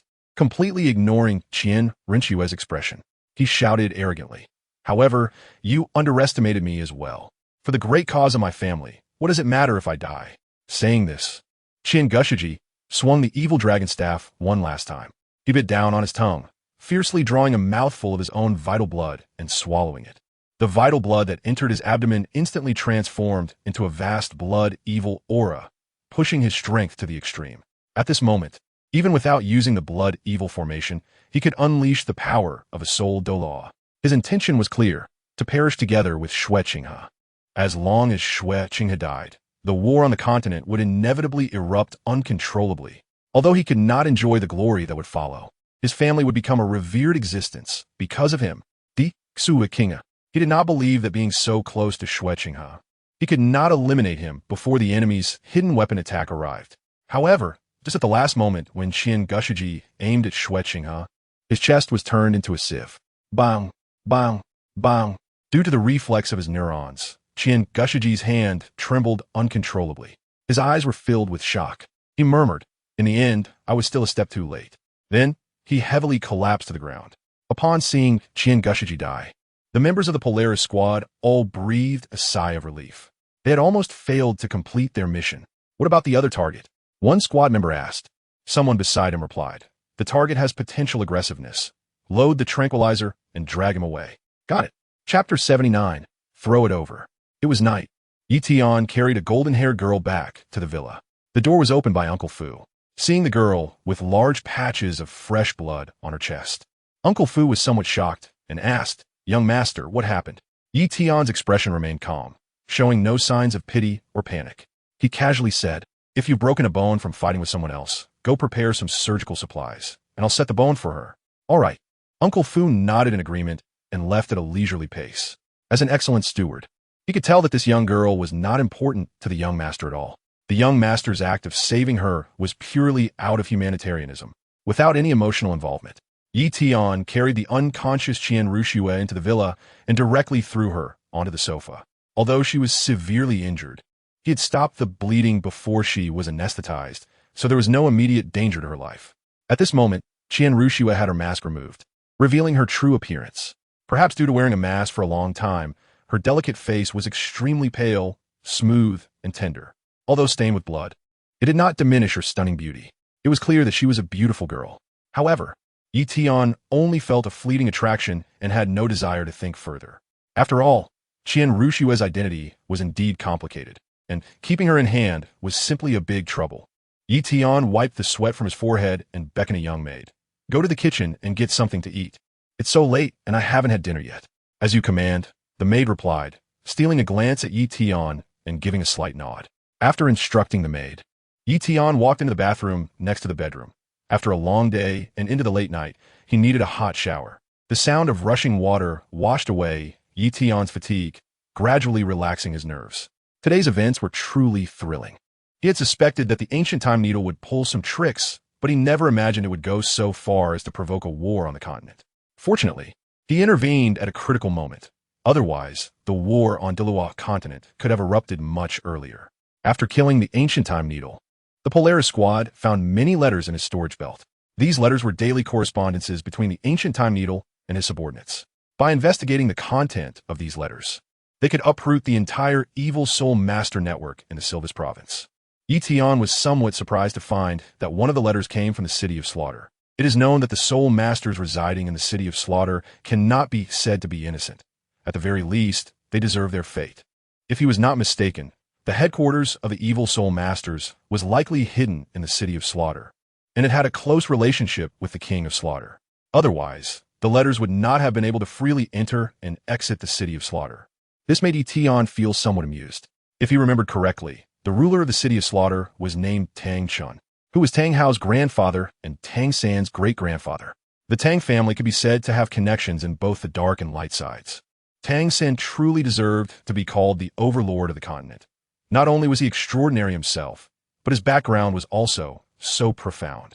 After enjoying a comfortable shower for a while, Yi Tian felt refreshed as he changed into a new outfit. When he arrived in the living room, the maid was already holding a tray, waiting for him. Since it was already late at night, the chef had long gone home. Only the maid was on night duty.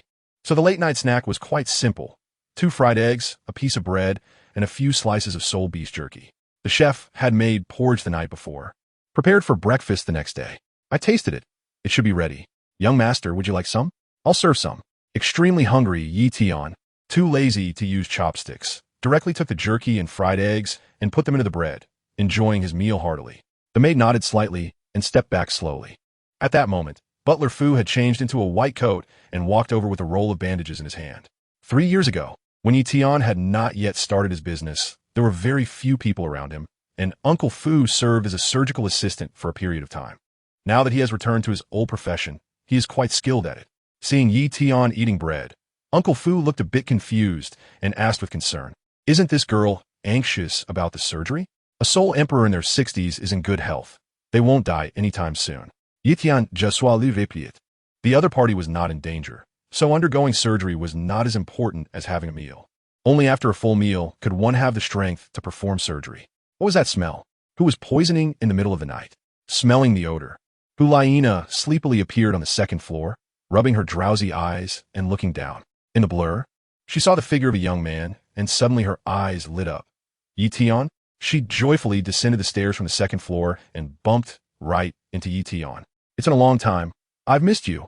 Feeling the soft pressure in front of him, Yi Tian curled his lips and helplessly said, "It seems like it's only been 4 days.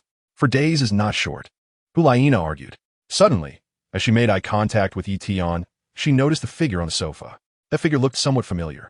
Hulaina instinctively looked at Qian Rinxue's face. Then she was shocked. "Isn't that Qian Rinxue?" Qian Rinxue was injured and looked seriously hurt.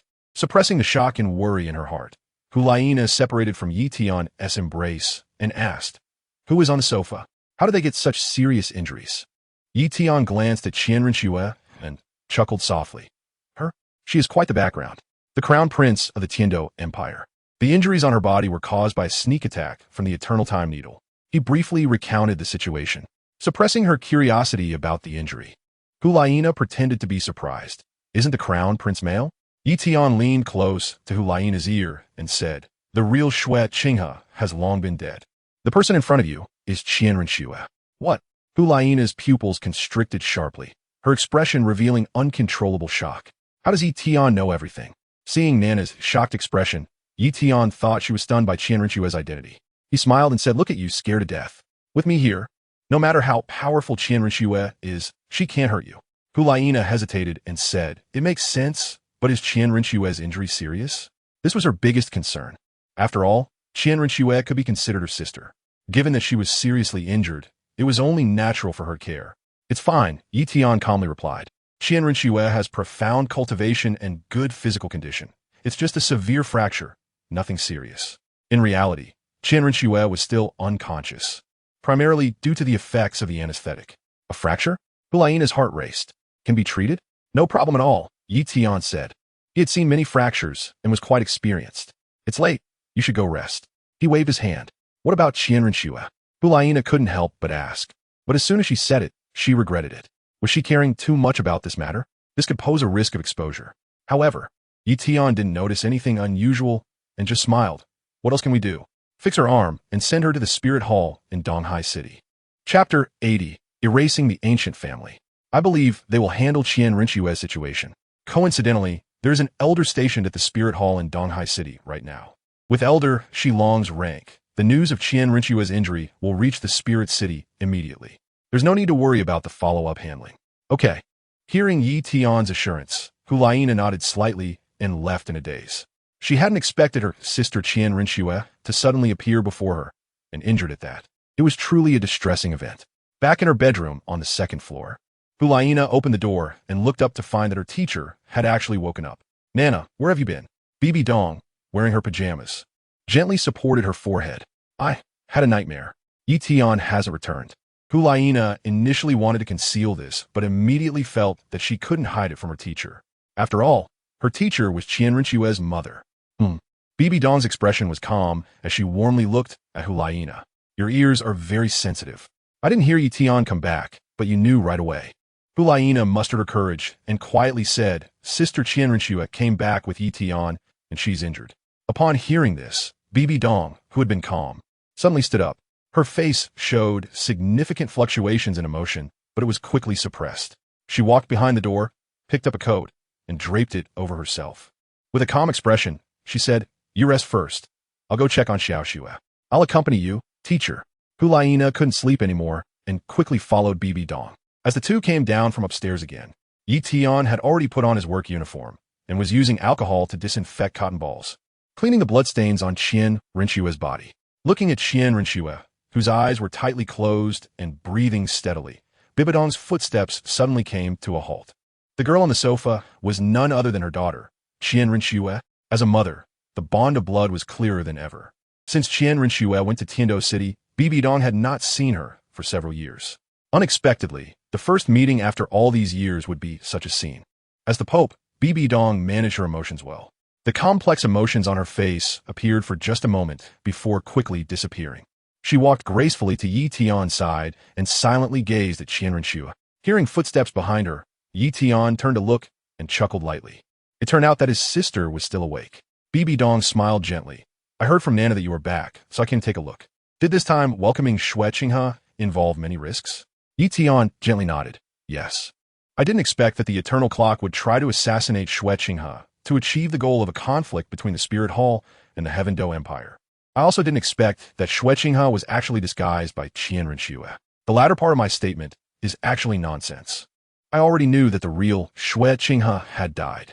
But in order to provide a reasonable explanation, I had to deceive my sister like this. Luckily, Xiao Tian, you stopped it in time. Otherwise, the continent would truly be shrouded in war clouds. Bibi Dong sighed lightly. Yi Tian turned around and continued to clean the blood off Qianrenxue. Without raising his head, he said, The purpose of saving Qianrenxue is to prevent the continent's attention from overly concentrating on the East Sea. As the saying goes, in any intricate plan, there are bound to be flaws. Too much attention will only force us to step out of the shadows into the light. Saying this, Yi Tian summoned his martial soul, the Tai divine needle, and sealed the meridians on Qianrenshue's shoulder. Then, he gently made a cut with the needle tip, and Qianrenshue's delicate skin was directly sliced open. The meridians and broken bones were clearly visible. This made Hulaina instinctively cover her eyes, as it was simply too frightening. Bibi Dong was somewhat better, only frowning slightly. However, her heart was already filled with extreme anger. How dare that evil soul master harm her daughter? None of those who hurt Qianrenxue could be spared. Throughout the entire bone-setting process, Bibi Dong did not say a word, fearing that she would disturb Yi Tian and affect his treatment of Qianrenxue. But in reality, Yi Tian did not put forth his utmost effort. In his view, Qianrenxue was merely an inconsequential person. A simple treatment would suffice, and he could just throw her to the Spirit Hall. Thus, the entire surgical process was focused on speed. Half an hour later, Qianrenshue's completely broken right shoulder was reconnected. Afterwards, Yi Tian stitched up the wound. After washing the blood off his hands in a basin nearby, Yi Tian waved to Fu Bo, saying, Send a few people to throw Qianrenxue at the entrance of the Spirit Hall in EC City. Hearing the word throw, Hulaina was somewhat dumbfounded. Yi Tian, Qianrenxue has just been seriously injured. Wouldn't it be too violent to throw her over? Besides, she's a girl. Throwing her over at night isn't appropriate. Yi Tian smiled lightly. I didn't expect you to think so thoroughly, Nana. Since you reminded me, let's have Qianrenshue's stay in the villa overnight. Yi Tian said. He wanted to send Qianrensue away quickly, purely out of fear that Nana would get jealous. After all, having such a beautiful woman at home, whom he had saved, might lead Nana to think too much. Among those who went to Solar Island, only he and Qianrensue returned. Regardless of whether he sent her to the Spirit Hall, the first thing Qianrensue would do upon waking up would definitely be to inquire about the situation from him. Keeping Qianrensue in the villa also had corresponding benefits. At the very least, it would allow her to realize that he was the one who brought her back from Solar Island. As for how the ancient clock was destroyed, Yi Tian had already thought of a reason. Don't ask, just say it was saved by the Xiangun Douluo. After all, the Xiangun Douluo had already died, so there would be no witnesses to contradict that. Thinking of this, Yi Tian secretly chuckled. Xiangun Douluo is really lucky. He died half a month ago and can still gain a reputation. Let Qianrensue sleep with us. Since she is injured, if there are any after effects, we can notify you immediately. Bibi Dong's purple eyes looked at Yi Tian. Without waiting for Yi Tian's consent, she lifted Tian Renxue with both hands and walked upstairs. Okay. Yi Tian shrugged, expressing helplessness. His sister had worked in the spirit hall for many years and probably had a kind of inexplicable affection for this young master of the spirit hall. Since his sister took the initiative to take care of Tian Renxue, he couldn't stop her. After Bibi Dong returned to the bedroom, holding Tian Renxue, the coldness in her eyes lowered the temperature of the entire room. Fu Lai's chest was also rising and falling erratically as she angrily said, "Damn ancient clock. How dare it harm Sister Tian Renxue? Nana, write a letter and secretly send it to Elder Shilong. Let him use all the spirit hall forces available around to investigate the ancient family. No matter what, those who dare to harm little Shui must be erased from the continent." Bibi Dong said with an extremely cold gaze. Chapter 81. A big fish arrives. The night gradually lightened. After resting for half the night, Yi Tian washed up and came outside the villa, looking at the blue sky while waving his hands to stretch his lazy body. As a person with a very regular schedule, even if he hadn't slept the first half of the night, his biological clock would still wake him up on time. Looking around, Yi Tian noticed that there were quite a few more sentries at the villa. He wondered what's going on. Butler Fu Bo walked over, respectfully bowing. These were all added by Uncle Zhou. The heir of the angel family has been taken back home by you, young master, and you are in danger now. Improper wording. Yi Tian chuckled and waved his hand. What do you mean taken back home? Uncle Zhou and the others don't know, but Fu Bo, you should know, right? You personally opened the door for me last night and are well aware of what happened with Tian Renxue. Who would have thought that Fu Bo would quietly say, "Young master, if you seize this opportunity, you could soar to great heights." Yi Tian rolled his eyes in annoyance. So was this. Yi Tian understood that although Zhou Long, Fu Bo, and the others had joined him for several years, deep down they still had the Douluo mindset. They believed that with his talents, even if he did not establish a nation or unify the world, he should at least create a sect and become a large sect like the Haotian sect. It must be said that competing for power and fighting through bloodshed to carve out a throne is indeed very passionate and attractive. Not to mention anything else. As long as Yi Tian has this idea, with a call to arms, the entire East Sea coastline would definitely gather in response, eager to join. Then, it would be easy to create some reputation on the continent and recruit a group of strong individuals. But what about afterwards? Competing for territory with the two great empires? Battling against the spirit hall? Struggling for power? If that's the case, it would be better to set up a roasting oven on the farm and roast a few chickens for some nourishment. If he spent all day scheming and plotting, it would be strange if Yi Tian didn't go crazy. Unfortunately, he had grown accustomed to comfort and simply could not adapt to the intrigues of power struggles. Yi Tian pressed his hand down. Uncle Fu, there's no need to say more about this. First of all, I don't have such thoughts.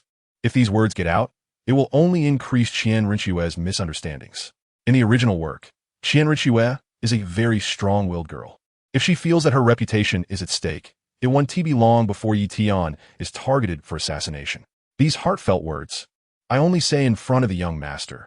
I would never reveal a word in front of others. Uncle Fu immediately expressed his stance. He said that he only wanted to provide Yi Tian with another perspective to consider and had no other intentions. Once Yi Tian makes a choice, he will absolutely adhere to it without questioning or making minor adjustments. While the two were talking, a distant sound of the duff from horse hooves came. Young master, good morning. Chun Jian, riding on horseback, dismounted and walked over to greet Yi Tian. Yi Tian greeted with a smile. How did you come to the villa? Chun Jian, with a broad smile on his face, leaned closer to Yi Tian and said, a big fish has come to our Donghai city. Big fish? Yi Tian raised an eyebrow. Intrigued. What big fish? Chun Jian straightforwardly replied. Have you heard of the Lightning Commerce Association? It's probably a commerce association from the Star Luo Empire, Yi Tian said thoughtfully. Although he had never been to the Star Luo Empire, he knew a bit about the situation there. The Lightning Commerce Association belonged to the Blue Electric Tyrannosaurus family. Because the Blue Electric Tyrannosaurus family supported the Star Luo royal family, their status was extraordinary. Therefore, the Lightning Commerce Association had significant privileges in the Star Luo Empire. With a large scale of operations, their presence could be seen in almost every main city of Star Luo. The Lightning Commerce Association is coming to Donghai City to do business with us? Yi Tian inquired.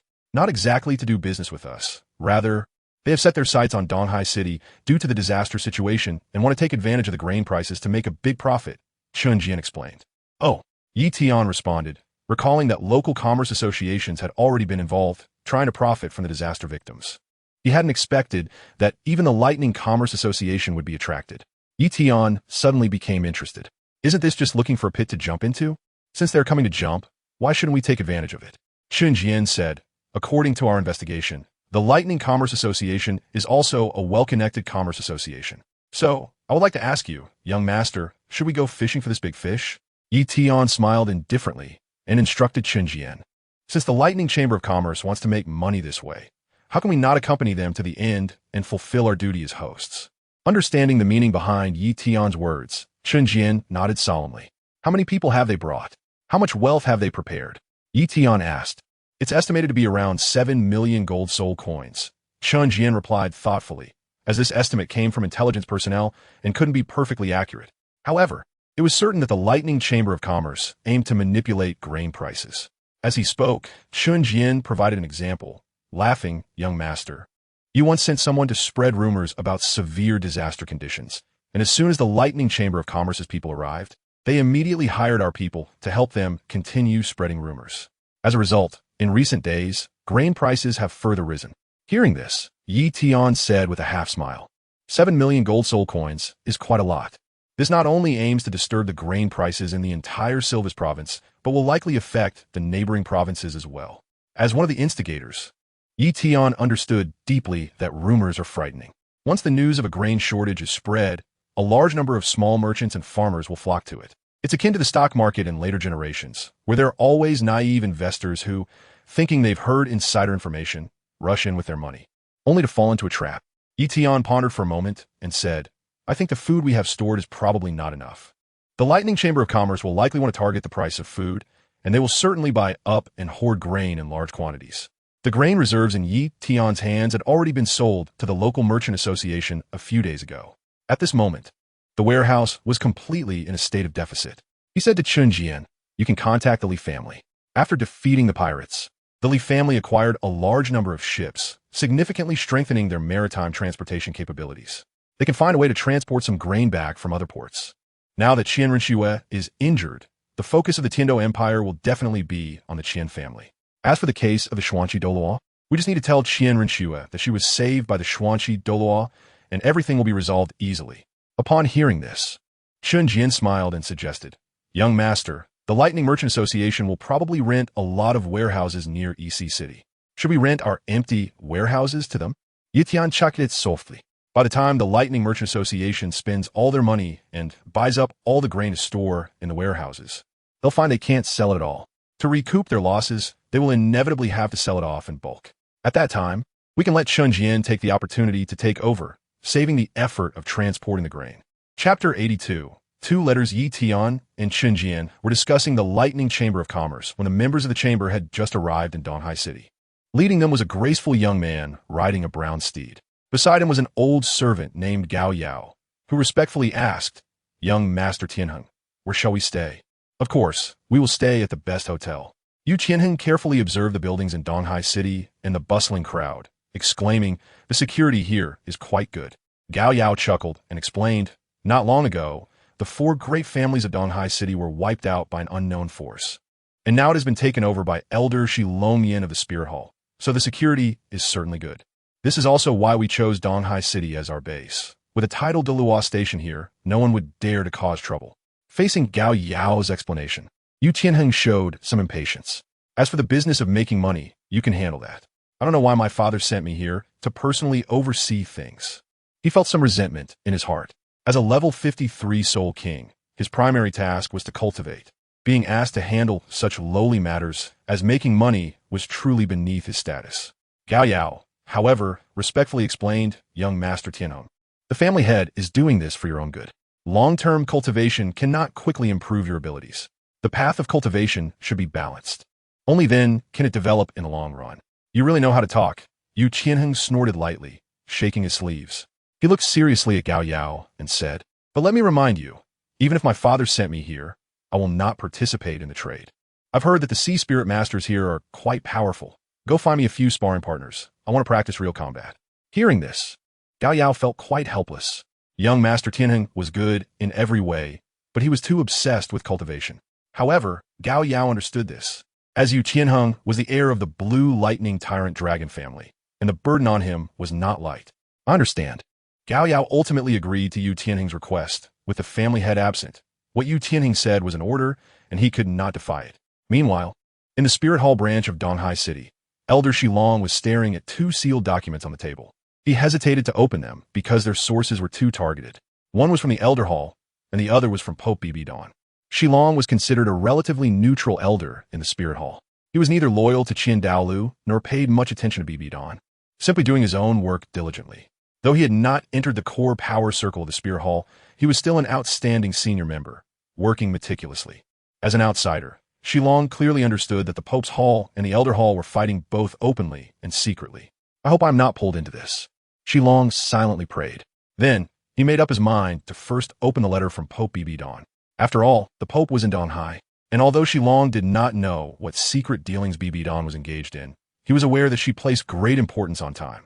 If there were extremely important matters, she wouldn't stay on the shores of Donghai for nearly 2 months. Shilong opened the letter and, upon seeing the handwriting, he couldn't help but breathe a sigh of relief. This letter was not handwritten by Bibi Dong, indicating that it wasn't an official document. When necessary, Shilong could choose not to comply, and doing so would not violate the rules of the Spirit Hall. However, as he read further, his expression grew increasingly serious. Qian Renxue was severely injured.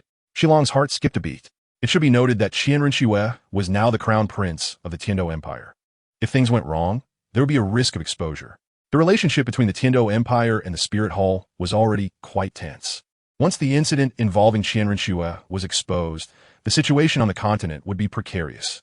When he reached the end of the letter, where Bibi Dong ordered him to thoroughly investigate the Qiangu family, Shilong felt a chill in his heart.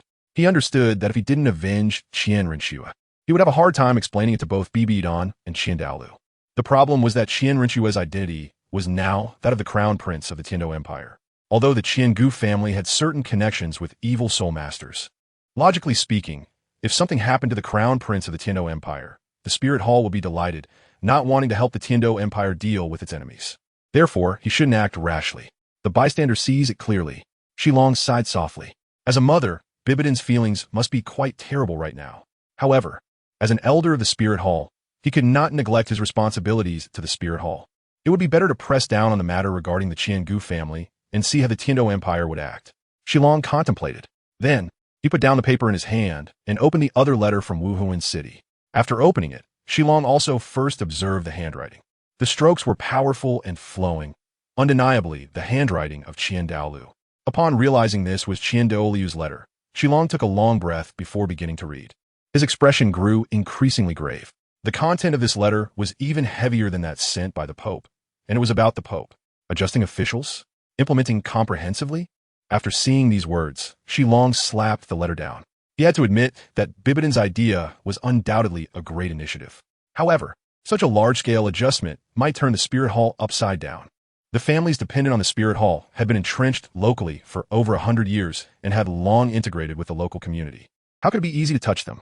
In the letter, Qian Douluo also mentioned this point, making it clear that he was completely opposed. He even harshly criticized Bibi Dong, saying, "Don't think that just because you are the Pope, you can act recklessly. I am still alive." At this, Shilong could already imagine the imposing face of the grand offering. Endless frustration welled up in Shilong's heart as he picked up the letter again. He knew that the grand offering was not simply venting his frustrations, but had important matters for him to handle. No matter how he tried to avoid it, he was ultimately caught in the struggle between the Pope's Hall and the Elder Hall. Shilong sighed. He continued reading. Sure enough, at the end of the letter, Qian Douluo instructed him to personally take the letter and tell Bibi Dong not to act recklessly.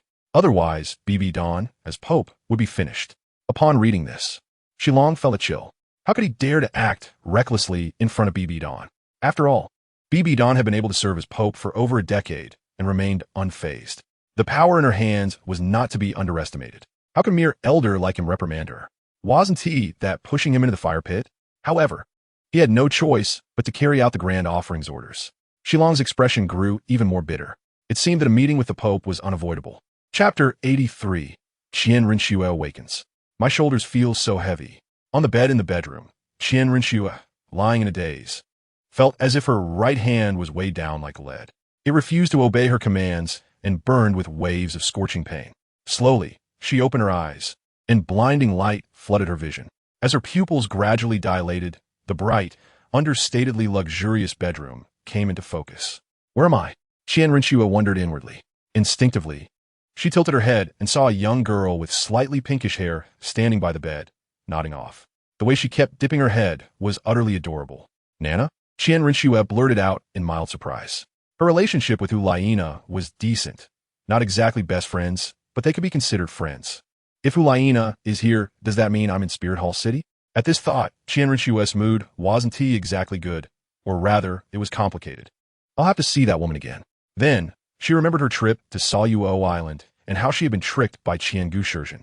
Before losing consciousness, she vaguely recalled a group of mysterious soldiers killing Qian Gushirjin. This made her uncertain. Were those soldiers from Spirit Hall? Sister Shui, you're awake? Hulaina, who had been dozing off, jolted awake at the sound of Tian Rinchua's voice. She quickly added, your shoulder fracture is severe. You'll need a month of rest. Tian Rinchua tried to sit up halfway, but her injuries weren't limited to her shoulder. The slightest movement sent sharp pain radiating through her heart and lungs. The intense agony surged through her mind, forcing her to give up the struggle. Opening her mouth, she asked hesitantly, am I in Spirit Hall? In her memory, Spirit Hall's decor wasn't like this. Hulaina shook her head. You're still on the eastern coast. It was Tian who brought you back. At the mention of that name, a vague figure surfaced in Tian Rinchua's mind. A young man with awkward manners, yet always carrying himself with quiet confidence. She had considered many possible scenarios of being rescued, but never Tian. After all, that boy, who wasn't even a soul master, was far too easy to overlook. Suddenly, Tian Rinchua instinctively touched her face. The mask is gone. A flicker of wariness crossed her expression. Does he know my identity? He does, Hulaina replied, pursing her lips. Hearing this, Tian Rinchua grew uneasy. Quietly, she murmured, my undercover mission isn't over yet. Tian can't be allowed to escape. He has too much of a risk to me. Then, as if realizing her tone was too harsh, she added, at the very least, until my mission is complete. He must remain under surveillance. Haha, don't worry about that, Sister Shui. Hulaina waved her hand with a laugh, her cheeks slightly flushed. Actually, Tian is practically half a member of Spirit Hall now. Tian Rinchua caught the subtle shift in Hulaina's expression and asked in surprise, you two aren't? We are. Hulaina's face lit up with happiness before she hurriedly shook her head and waved her hands. Well, not like that. We're not married yet. But shouldn't he be long now? Does she know? Tian Rinchua asked calmly. The she referred to was Bibi Dong. That woman had never cared for her, so she had no right to be called mother. Hulaina's words carried far too much information. Marrying Tian? Hulaina was the future holy maiden of Spirit Hall. Tian is not worthy of Hulaina. Moreover, given Hulaina's status, her marriage is not something she could decide on her own. Everything must prioritize the interests of the Spirit Hall. This is also the price she has paid for being cultivated by the Spirit Hall for so many years. Hulaina smiled slightly, revealing an unmistakable joy on her face. This marriage was personally approved by her teacher. Tian Rinchua's beautiful eyes clearly showed her astonishment. Personally approved by Bibi Dong? It is important to know that in that woman's heart, the Spirit Hall is more important than her own daughter. Prior to this, Bibi Dong had already shown her willingness. As the heir to the Pope, Hulaina's future husband, if not a top-tier talent, at least has to be at the super Douluo level. Never would she have expected Bibi Dong to change her mind and betroth Hulaina to Tian, who is not even a soul master. This left Tian Rinchua filled with great doubts. No wonder Tian had previously refused her invitation. It turns out he has latched onto the Spirit Hall. For a moment, she was a bit confused. How was I saved exactly? I don't know. Hulaina shook her head. When you were brought back last night, it was already late.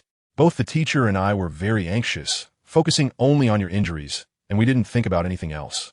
Upon hearing this, Tian Rinchua's expression showed a hint of complexity. She didn't expect that woman would worry about her. While the two were talking, Bibi Dong walked into the bedroom holding a bowl of rice porridge. Upon seeing that Tian Rinchua had already woken up, a smile spread across her tired face. You're awake? First, finish the meal. Tian Rinchua hesitated as she looked at Bibi Dong. Is this still the woman she knew? Surprisingly, she had to feed herself. This was the first time in her life. For a moment, Tian Rinchua felt a bit sour at the tip of her nose. However, she held back and absolutely could not cry in front of Bibi Dong. Thank you. She said those two words awkwardly, with a hint of unnaturalness. Bibi Dong raised her eyes and gave Qianrenxue a glance, but did not respond. Meanwhile, in the fields of Zizikin, Tian, wearing a felt hat, stood on the ridge, gazing into the distance. In the nearby fields, farmers were diligently digging furrows. The method of digging furrows was taught and disseminated by Jian. There are certain differences between planting potatoes and planting wheat. Wheat only needs to be planted on flat ground, while potatoes need to be grown in ridges to thrive better. As Tian observed, Jian approached him wearing a felt hat similar to Tian's. With a gentle smile, he said, planting potatoes requires a large spacing, which indeed reduces a lot of planting time. Tian stood with his hands behind his back, smiling calmly. The nearby 10,000 acres of farmland need to be quickly promoted for planting. As for other areas, let's wait a bit to give the Lightning Merchants Association some time to purchase. Although this will delay the potato harvest season, it won't be delayed for long. With just a little relief, the common people will be able to welcome the bountiful potato harvest season and live a life with food to eat. Haha, in this way, the Lightning Merchants Association will truly jump into the big pit of grain procurement. Jian smiled calmly. Tian said with profound meaning, even daring to profit from the life-saving money of commoners. If not them, then who else should be exploited? Young master, urgent report. At some point, 13 had already arrived before him, his face showing a rare expression of anxiety. Seeing 13's expression, Tian asked in confusion, "Oh, could it be news from Spirit Hall City?" He remembered that some days ago, he had sent 13 to dispatch intelligence agents to Spirit Hall City. No, Spirit Hall City will likely take another week or two. 13 shook his head and explained before handing Tian a small slip of paper. It was written in Morse code and had yet to be deciphered before 13 presented it to him. Tian sensed a trace of danger and asked, "What's going on? Please explain in detail." Chapter 84. Actually holding hands with Bibi Dong? Shursan spoke somewhat anxiously. The army of the entire Silvis province has begun large-scale mobilization since yesterday. Their target is very clear. It is our East Sea city, with about 50,000 troops. Hearing this, Tian's expression became serious. The Tiando Empire has strict military regulations. Any mobilization of troops exceeding 1,000 must receive the emperor's personal approval. Such a mobilization of 50,000 troops would not be without reason. Do you know why they are mobilizing? Tian asked, raising his head. No, Sisan Said Laitli. Our intelligence personnel have secretly inquired with mid-level officers. But those mid-level officers also do not know the reason. They only know that this was ordered personally by the Snow Knight Emperor, using the Tiger Talisman to mobilize the troops. Jian remarked, "It seems that something significant is about to happen in our East Sea city." No. Tian suddenly raised his head in alarm. This troop mobilization is very likely fabricated by Governor Qian Gunanfeng. The timing is too coincidental. Qianrenxue just arrived in East Sea city, and the army is mobilizing right after. According to the law, even if the Snow Knight Emperor wanted to mobilize troops, he should have let Qianrenxue, as a prince, take charge of the situation and be responsible for the mobilization. Upon hearing this, Shursan was also taken aback. Qiangu Nanfeng wouldn't he be preparing to betray the Tiando Empire, would he? You must know that Qiangu Nanfeng's family is a thorough soul master family. If they betray, it would be expected. Very likely, Tian said thoughtfully. Qiangu's actions against Xue Qinghe could not have been without informing Qiangu Nanfeng.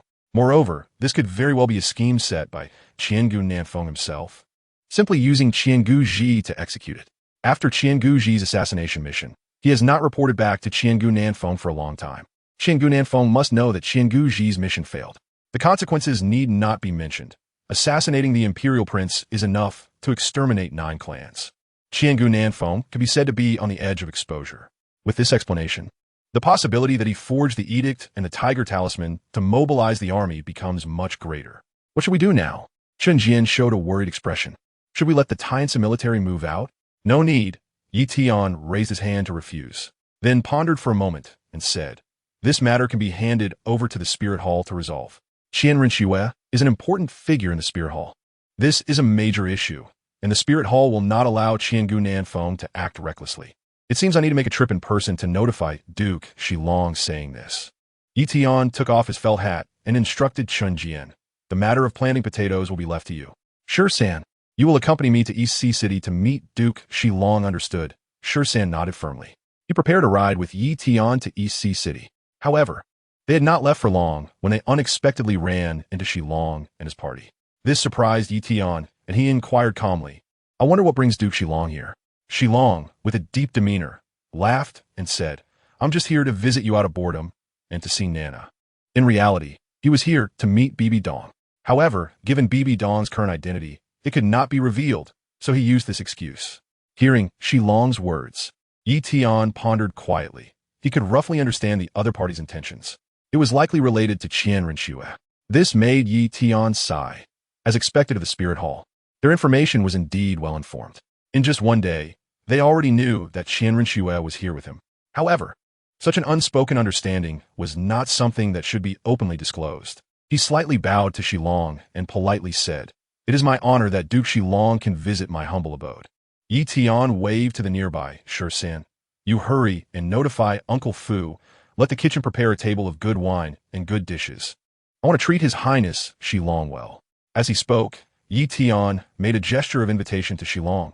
Your Highness, my villa is just ahead and not far. Nana and the others are there too. Why don't we go there chat? That suits me perfectly. Shilong laughed heartily and rode behind Yi Tian. The group swiftly glided over the flat cement road, and after passing a small stream, they arrived at the villa. At this moment, Bibi Dong and Hulaina were pushing Tian Rinxue outside to bask in the sun. Tian Rinxue's angel spirit is quite special. Under the sunlight, it not only accelerates cultivation, but also speeds up wound healing. Upon seeing Bibi Dong and the others, Shilong's eyes flickered with Yi Tian around. He couldn't really talk to the Pope. It seemed he needed to think of a way to send Yi Tian away. Upon arriving at the villa, Yi Tian also saw Hulaina and the others. He dismounted with a smile, approached the three, and looked at Tian Rinxue with a beaming smile. I didn't expect your highness to be a woman. In front of Tian Rinxue, he certainly couldn't expose his knowledge of the secret. Otherwise, it would only add to his troubles. Tian Rinxue had already learned everything about Yi Tian through Hulaina. So facing Yi Tian's surprise, she appeared calm. Everyone has their own secrets, and this prince hopes you keep it well, Yi Tian. Also, thank you for saving me. Yi Tian chuckled lightly and shook his head, offering the lie he had long prepared. It wasn't me who saved you. It was the mysterious spear Douluo. He arrived on Soluo Island with his men and rescued both of us. Upon hearing this, Tian Rinxue pressed her lips together, suppressing a smile. However, she concealed her emotions flawlessly, showing no trace of her true thoughts. Instead, her expression feigned surprise as she replied, Oh, really? Indeed, that's the case. Yi Tian said with a serious expression. The spirit also mentioned that he no longer wishes to involve himself in the conflicts of the continent, and hopes His Highness the Crown Prince will cease searching for him. I understand, Tian Rinxue replied, suppressing the laughter in her heart while speaking clearly. After explaining everything to Tian Rinxue, Yi Tian took Bibi Dong and Hulaina by the hand and smiled. Today, we have two distinguished guests, His Highness the Crown Prince and Lord Shilong. Let's prepare some ingredients and personally host them. Yi Tian said this just to provide a space for Shilong and Tian Rinxue to talk. Of course, he would never have thought that Shilong was actually there to find Bibi Dong. Seeing Yi Tian's actions, Shilong's pupils narrowed. Pulling Huoliana's hand was one thing. But did he even dare to pull Bibi Dong's hand? Wasn't that courting death? However, Bibi Dong showed no anger at all, lightly nodding and leaving with Yi Tian. Shilong stood in place, secretly clicking his tongue. What was going on? The Pope was being held by someone, yet showed no reaction? This was a bit absurd. Of course, he wouldn't dare to step out and reprimand Yi Tian, since even the Pope herself said nothing. If he jumped out to scold, it would be tantamount to seeking his own death. If Bibi Dong got angry, a single slap could kill him. Chapter 85. Testing Yi Tian. Seeing Bibi Dong being taken away by Yi Tian, Tian Rinxue's eyes were filled with surprise. Although Bibi Dong had never taken care of her since childhood, she knew Bibi Dong very well. The latter was an extremely cold woman both in appearance and essence. Over the years, there had been no shortage of super-level powerhouses secretly pursuing Bibi Dong, but they were all rejected without a chance for reconciliation, let alone holding hands.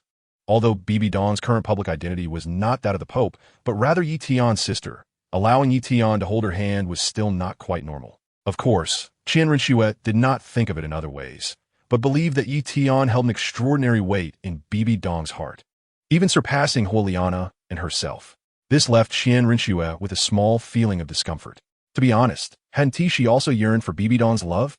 A love she had never received growing up. As she grew up, she never understood what she had done to offend Bibi Dong. Why did Bibi Dong always have a cold face whenever she saw her? Why did Bibi Dong prefer to nurture Huoliana rather than give her a shred of love? This was also the reason she had harbored resentment towards Bibi Dong for not calling her mother for over a decade. As she grew older and gained more experience, she began to have a vague suspicion that there might be an unusual story behind it all. But who could replace the familial love that was lacking in her childhood? Based on this psychology, when she saw Tian able to hold Bibi Dong's hand, her eyes became particularly complicated, tinged with a bit of envy and jealousy. Bibi Dong and Tian had known each other for less than 2 months, yet their relationship had become so close. Meanwhile, as Bibi Dong's daughter, she had known her for over 10 years, but they were not even close enough to be considered friends, let alone have a mother-daughter relationship. The Pope had actually left. Xilong looked up at Tian's back and sighed softly. He did not understand the reason behind Bibi Dong's hidden identity, nor did he dare to expose it. So he could only approach Tian Rinxue and quietly report, "I might encounter many troubles if I report to the Pope in person. So I thought it would be the same to report to you, young master. What is the matter?" Upon hearing this, Tian Rinxue raised an eyebrow and looked at Xilong. Xilong smiled and took out the letter written to him by Douluo. From the content of the envelope, it was clear that Douluo actually wanted to deliver the letter directly to Bibi Dong. However, since Bibi Dong had not left a contact address, he had no choice but to pass the letter to Xilong. Tian Rinxue took the envelope with a puzzled expression and opened it, surprised. "My grandfather wrote this?" She immediately recognized that the handwriting on the envelope was her grandfather's. Then, she read the letter from beginning to end. Her expression was almost identical to Xilong's when he first read the letter, her eyebrows raised. She is really taking big steps in preparing for the new policy this time. The content of the letter appeared to only consist of a few lines regarding the adjustment of officials, but the amount of information and its implications were truly vast. Xilong nodded in deep agreement. "I believe the worries of the grand offering are not without reason. With 2 major empires and the 3 upper sects lurking outside, the reform of the Spirit Hall is not easy to carry out. You must present the pros and cons to the Pope after you deliver the letter, young master," he said earnestly. "The ideal state of reform may greatly benefit the Spirit Hall, but the steps are indeed too large. 1 step is called innovation, but 2 steps could lead to a collapse of the situation." Tian Rinxue lowered her eyes slightly, her delicate white right hand resting against her chin as she said, "I have a different opinion from you." Xilong had spent many years in the Spirit Hall and had little communication with the high-ranking officials of the 2 major empires. However, she had been undercover in the Tiando Empire for over 10 years and was very clear about the empire's policy inclinations. In recent years, the Tiando Empire has been making material preparations for war every year, and the training of militia has been gradually strengthened. Besides that, the nobles have become increasingly dissatisfied with the Spirit Hall's expansion of power. The sentiment of resisting the Spirit Hall has been on the rise. She fixed her determined gaze on Xilong. "According to my estimation, a war will inevitably break out on the continent within 10 years. With our Spirit Hall's strength, we are more than capable of dealing with Tiando, Xingluo, or even the 3 upper sections. But Xilong, have you ever considered what will happen when a powerful lion appears in a place where a pack of wolves is fighting?" Xilong instinctively replied. "The wolves would temporarily abandon their internal consumption, unite together, and deal with the lion. Although the lion is powerful, it would probably find it difficult to withstand the wolves' ambush." Tian Rinxue replied expressionlessly. "Our Spirit Hall is also like this. The Spirit Hall appears to be the strongest force on the continent, but in reality, it is caught in an invisible net, hindered in every direction. You may not know that at the request of the Snow Knight Emperor, I have already taken Ning Fengji as my master. The Prince of the Tiando Empire has taken the master of the 7-treasure glazed tile school, one of the 3 upper sects, as his master, and its meaning is self-evident." Xilong's expression grew heavy. An alliance between the empire and sects was not good news for the Spirit Hall. Tian Rinxue continued. "As for the Xingluo Empire, it is probably similar. The Xingluo royal family has always been very close to the Blue Lightning Tyrant Dragon sect. Therefore, while our Spirit Hall appears to be incredibly strong and has ample time, in reality, enhancing our strength is an urgent matter. I reserve support for my sister's actions. It's likely that what you said, young master, doesn't hold much weight." Xilong sighed lightly, not to mention issuing the order for adjustments. Even if the news leaks, it will cause huge waves among the various subordinate families of the Spirit Hall. He paused and lowered his voice. "Moreover, you know the temperament of the Grand Offering. Douluo is notoriously stubborn and unyielding. The adjustment policy has already touched the Spirit Hall's fundamentals. Convincing the traditionally stable and cautious conservative leader Douluo seems not very easy. Having grown up alongside her grandfather, Tian Rinxue certainly understood his temperament. From her grandfather's handwritten letter, it was also clear that he held 1,000 opposing opinions regarding her sister's policy. She lightly tapped her forehead, realizing this was a tricky problem. Moreover, she could not personally return to Spirit City to explain the situation to her grandfather, making this matter quite difficult to handle. In the midst of chaos, Qianren Shui suddenly thought of Yi Tian. She suddenly realized that the policy of adjustment was something her sister had come up with during her days by the EC. This made her somewhat suspicious. Could this policy have originated from Yi Tian? This could also explain why her sister was so invested in Yi Tian.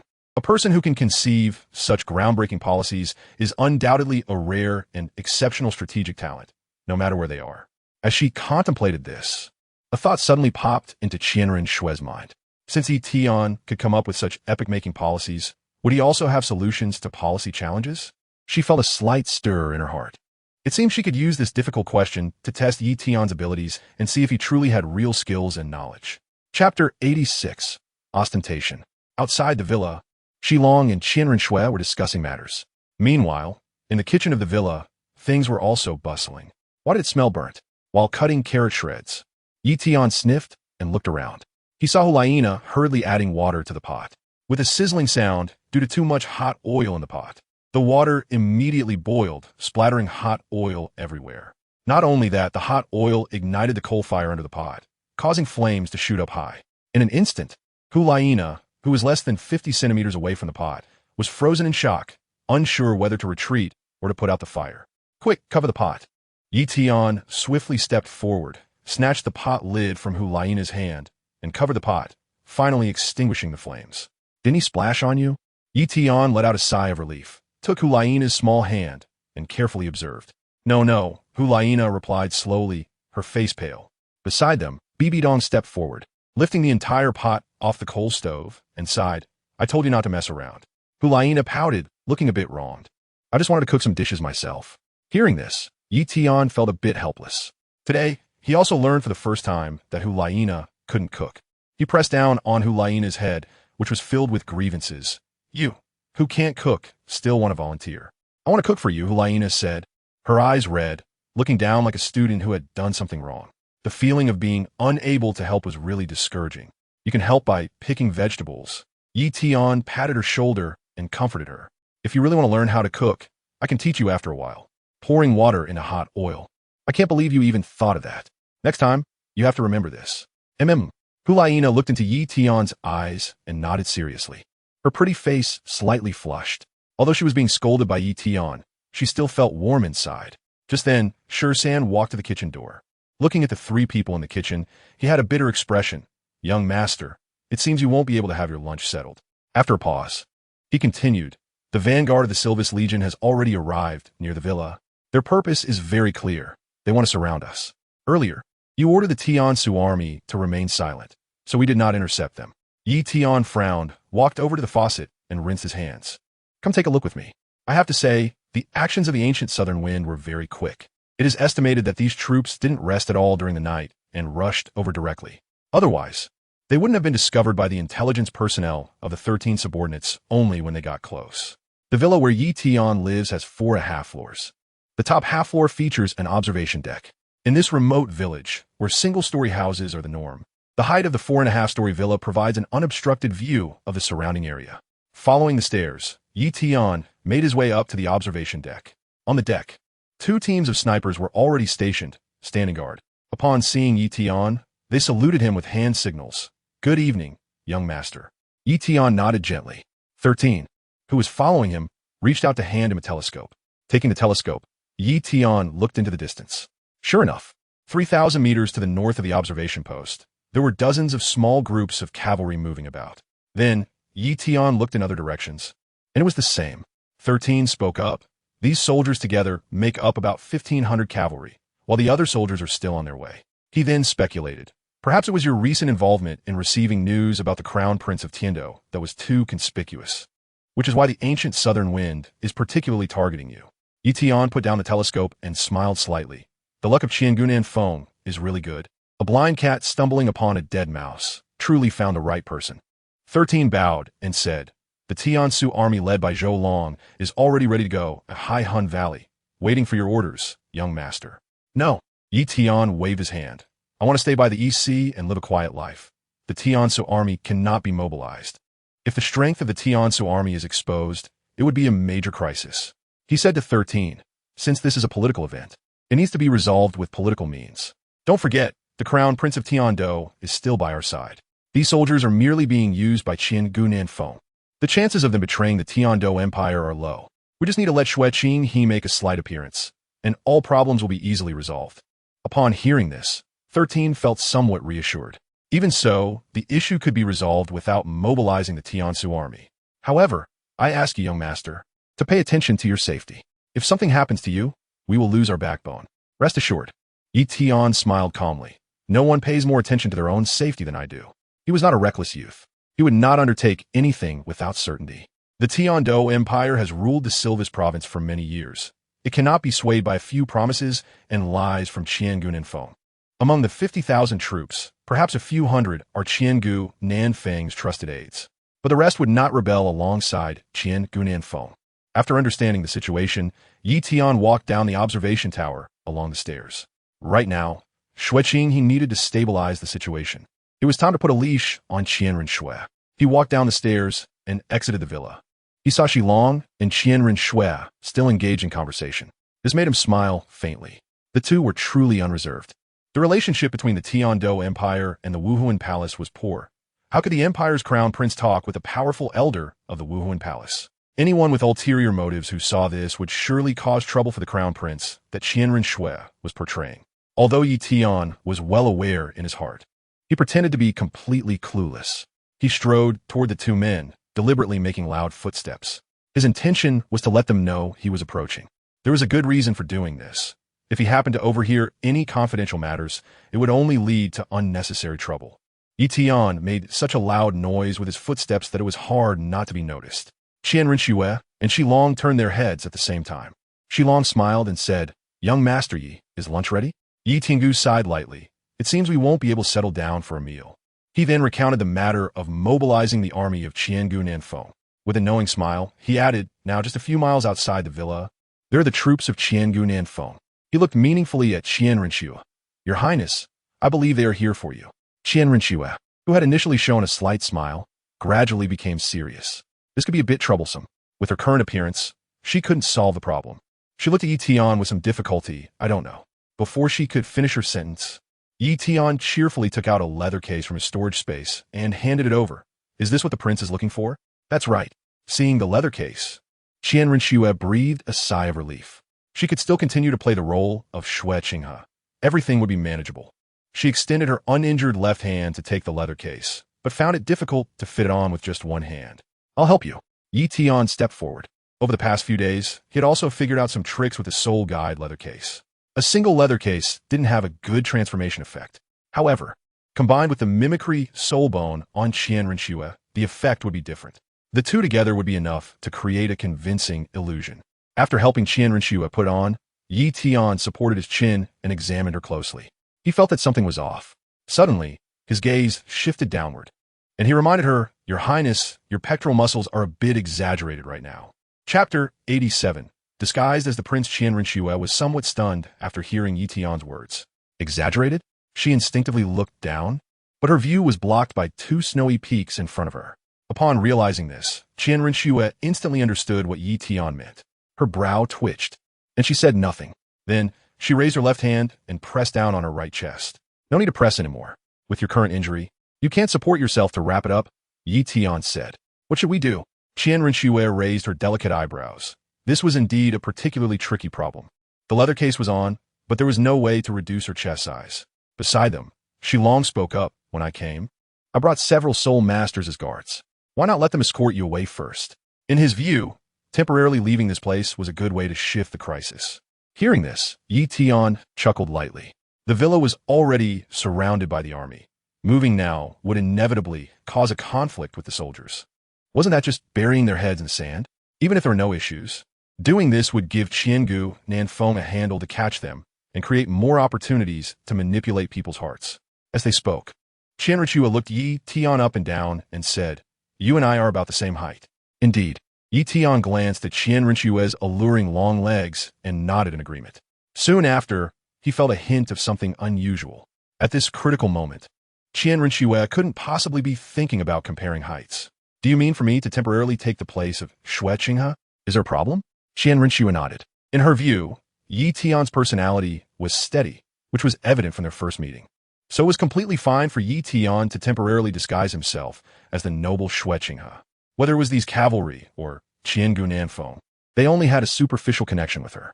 As long as you wear the mask and with my mimicry skill, there will be no exposure at all.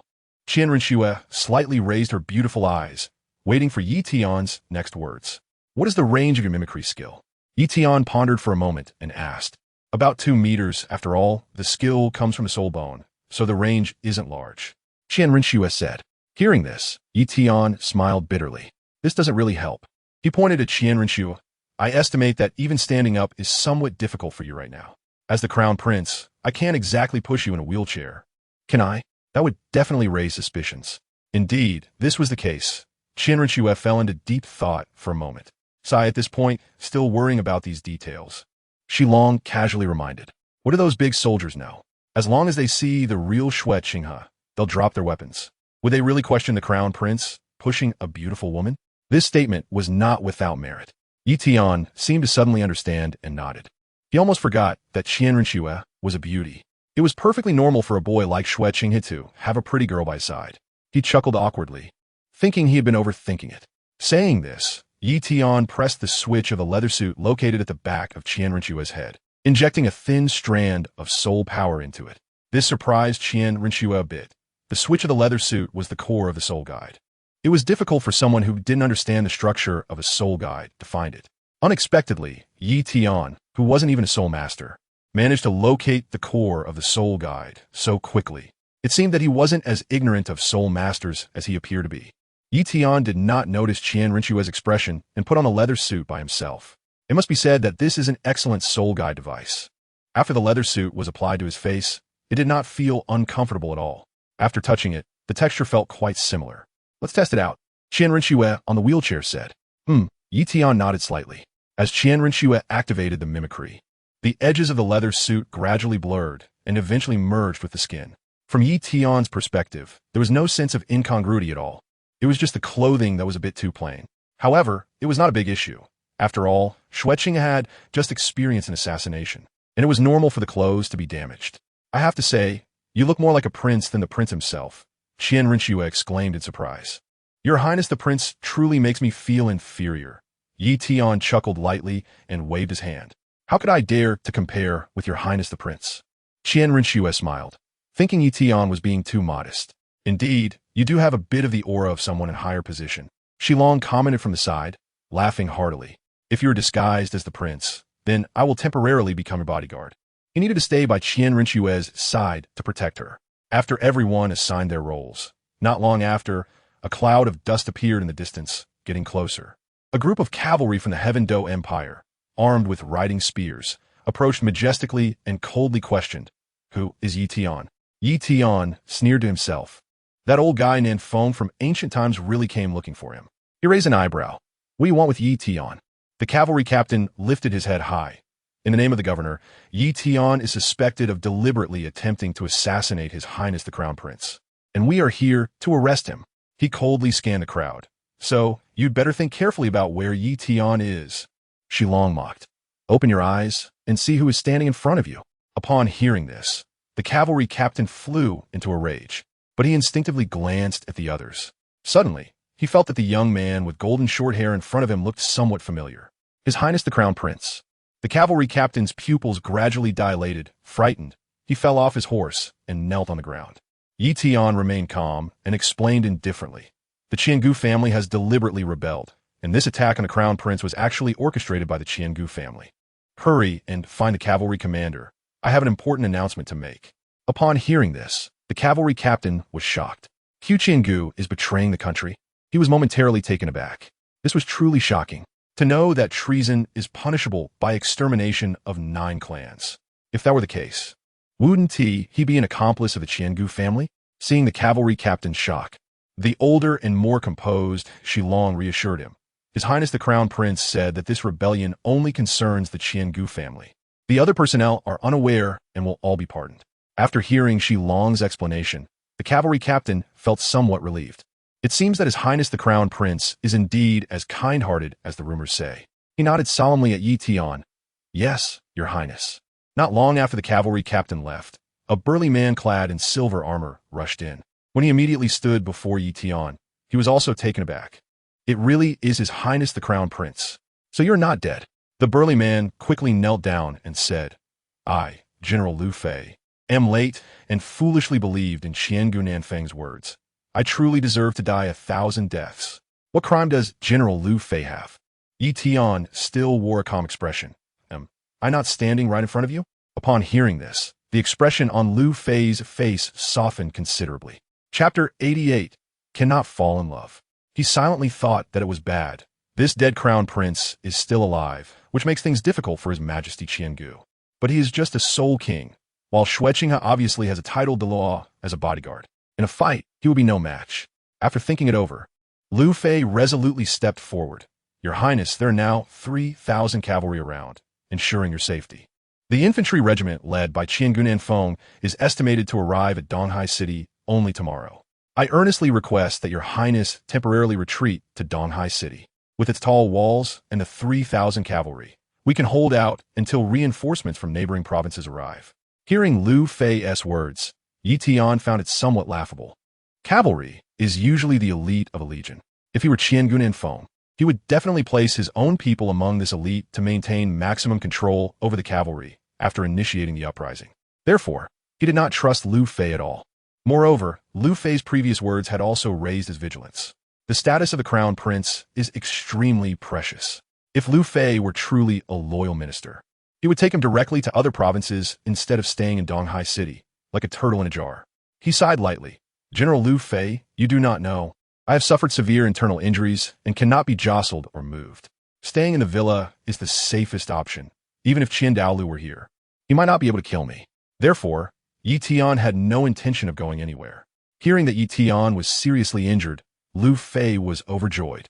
Although he could not trick the crown prince into going to Donghai City and then detain him, keeping him in the villa would be even easier to guard.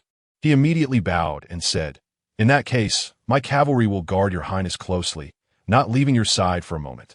Well, I appreciate your efforts, General Lu Fei. Tian nodded slightly, his expression showing no signs of fluctuation. Lu Fei's eyes shifted, and he spoke again. Your Highness, there must be many deceived individuals around Qian Gunanfeng. If we can win them over, Qian Gunanfeng will immediately become isolated. Want to send a message? Tian almost couldn't help but laugh. What a loyal fellow. He feigned difficulty. Most of my main attendants are basically dead. Such a heavy responsibility. Who can I entrust it to? Lu Fei resolutely patted his chest. This kind of task, I will not shirk my duty. Good. General Lu Fei is indeed a man of loyalty. Tian applauded and expressed his approval of Luffy's actions. However, he secretly mocked him, thinking that as long as the ancient southern wind dared to come, the rebellion could basically be considered over.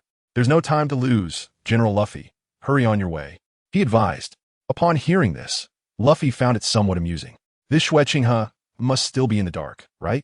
If you urge me to set out, then I'll listen to you one last time and quickly send you on your way to the afterlife. He laughed heartily on the surface, and didn't forget to give Tian a courteous gesture. Take care, Your Highness. After saying that, he mounted his horse and rode off. Qian, who had been listening to their conversation, now spoke with some confusion. Tian, letting General Luffy infiltrate the ancient southern wind side to incite other officials seems rather inappropriate. Tian looked at Qian with a smile that seemed to be a smile and explained, This Luffy is actually the person from the ancient southern wind. Upon hearing this, Qian expression changed greatly in shock. Tian can determine from this brief conversation that Luffy is 1,000.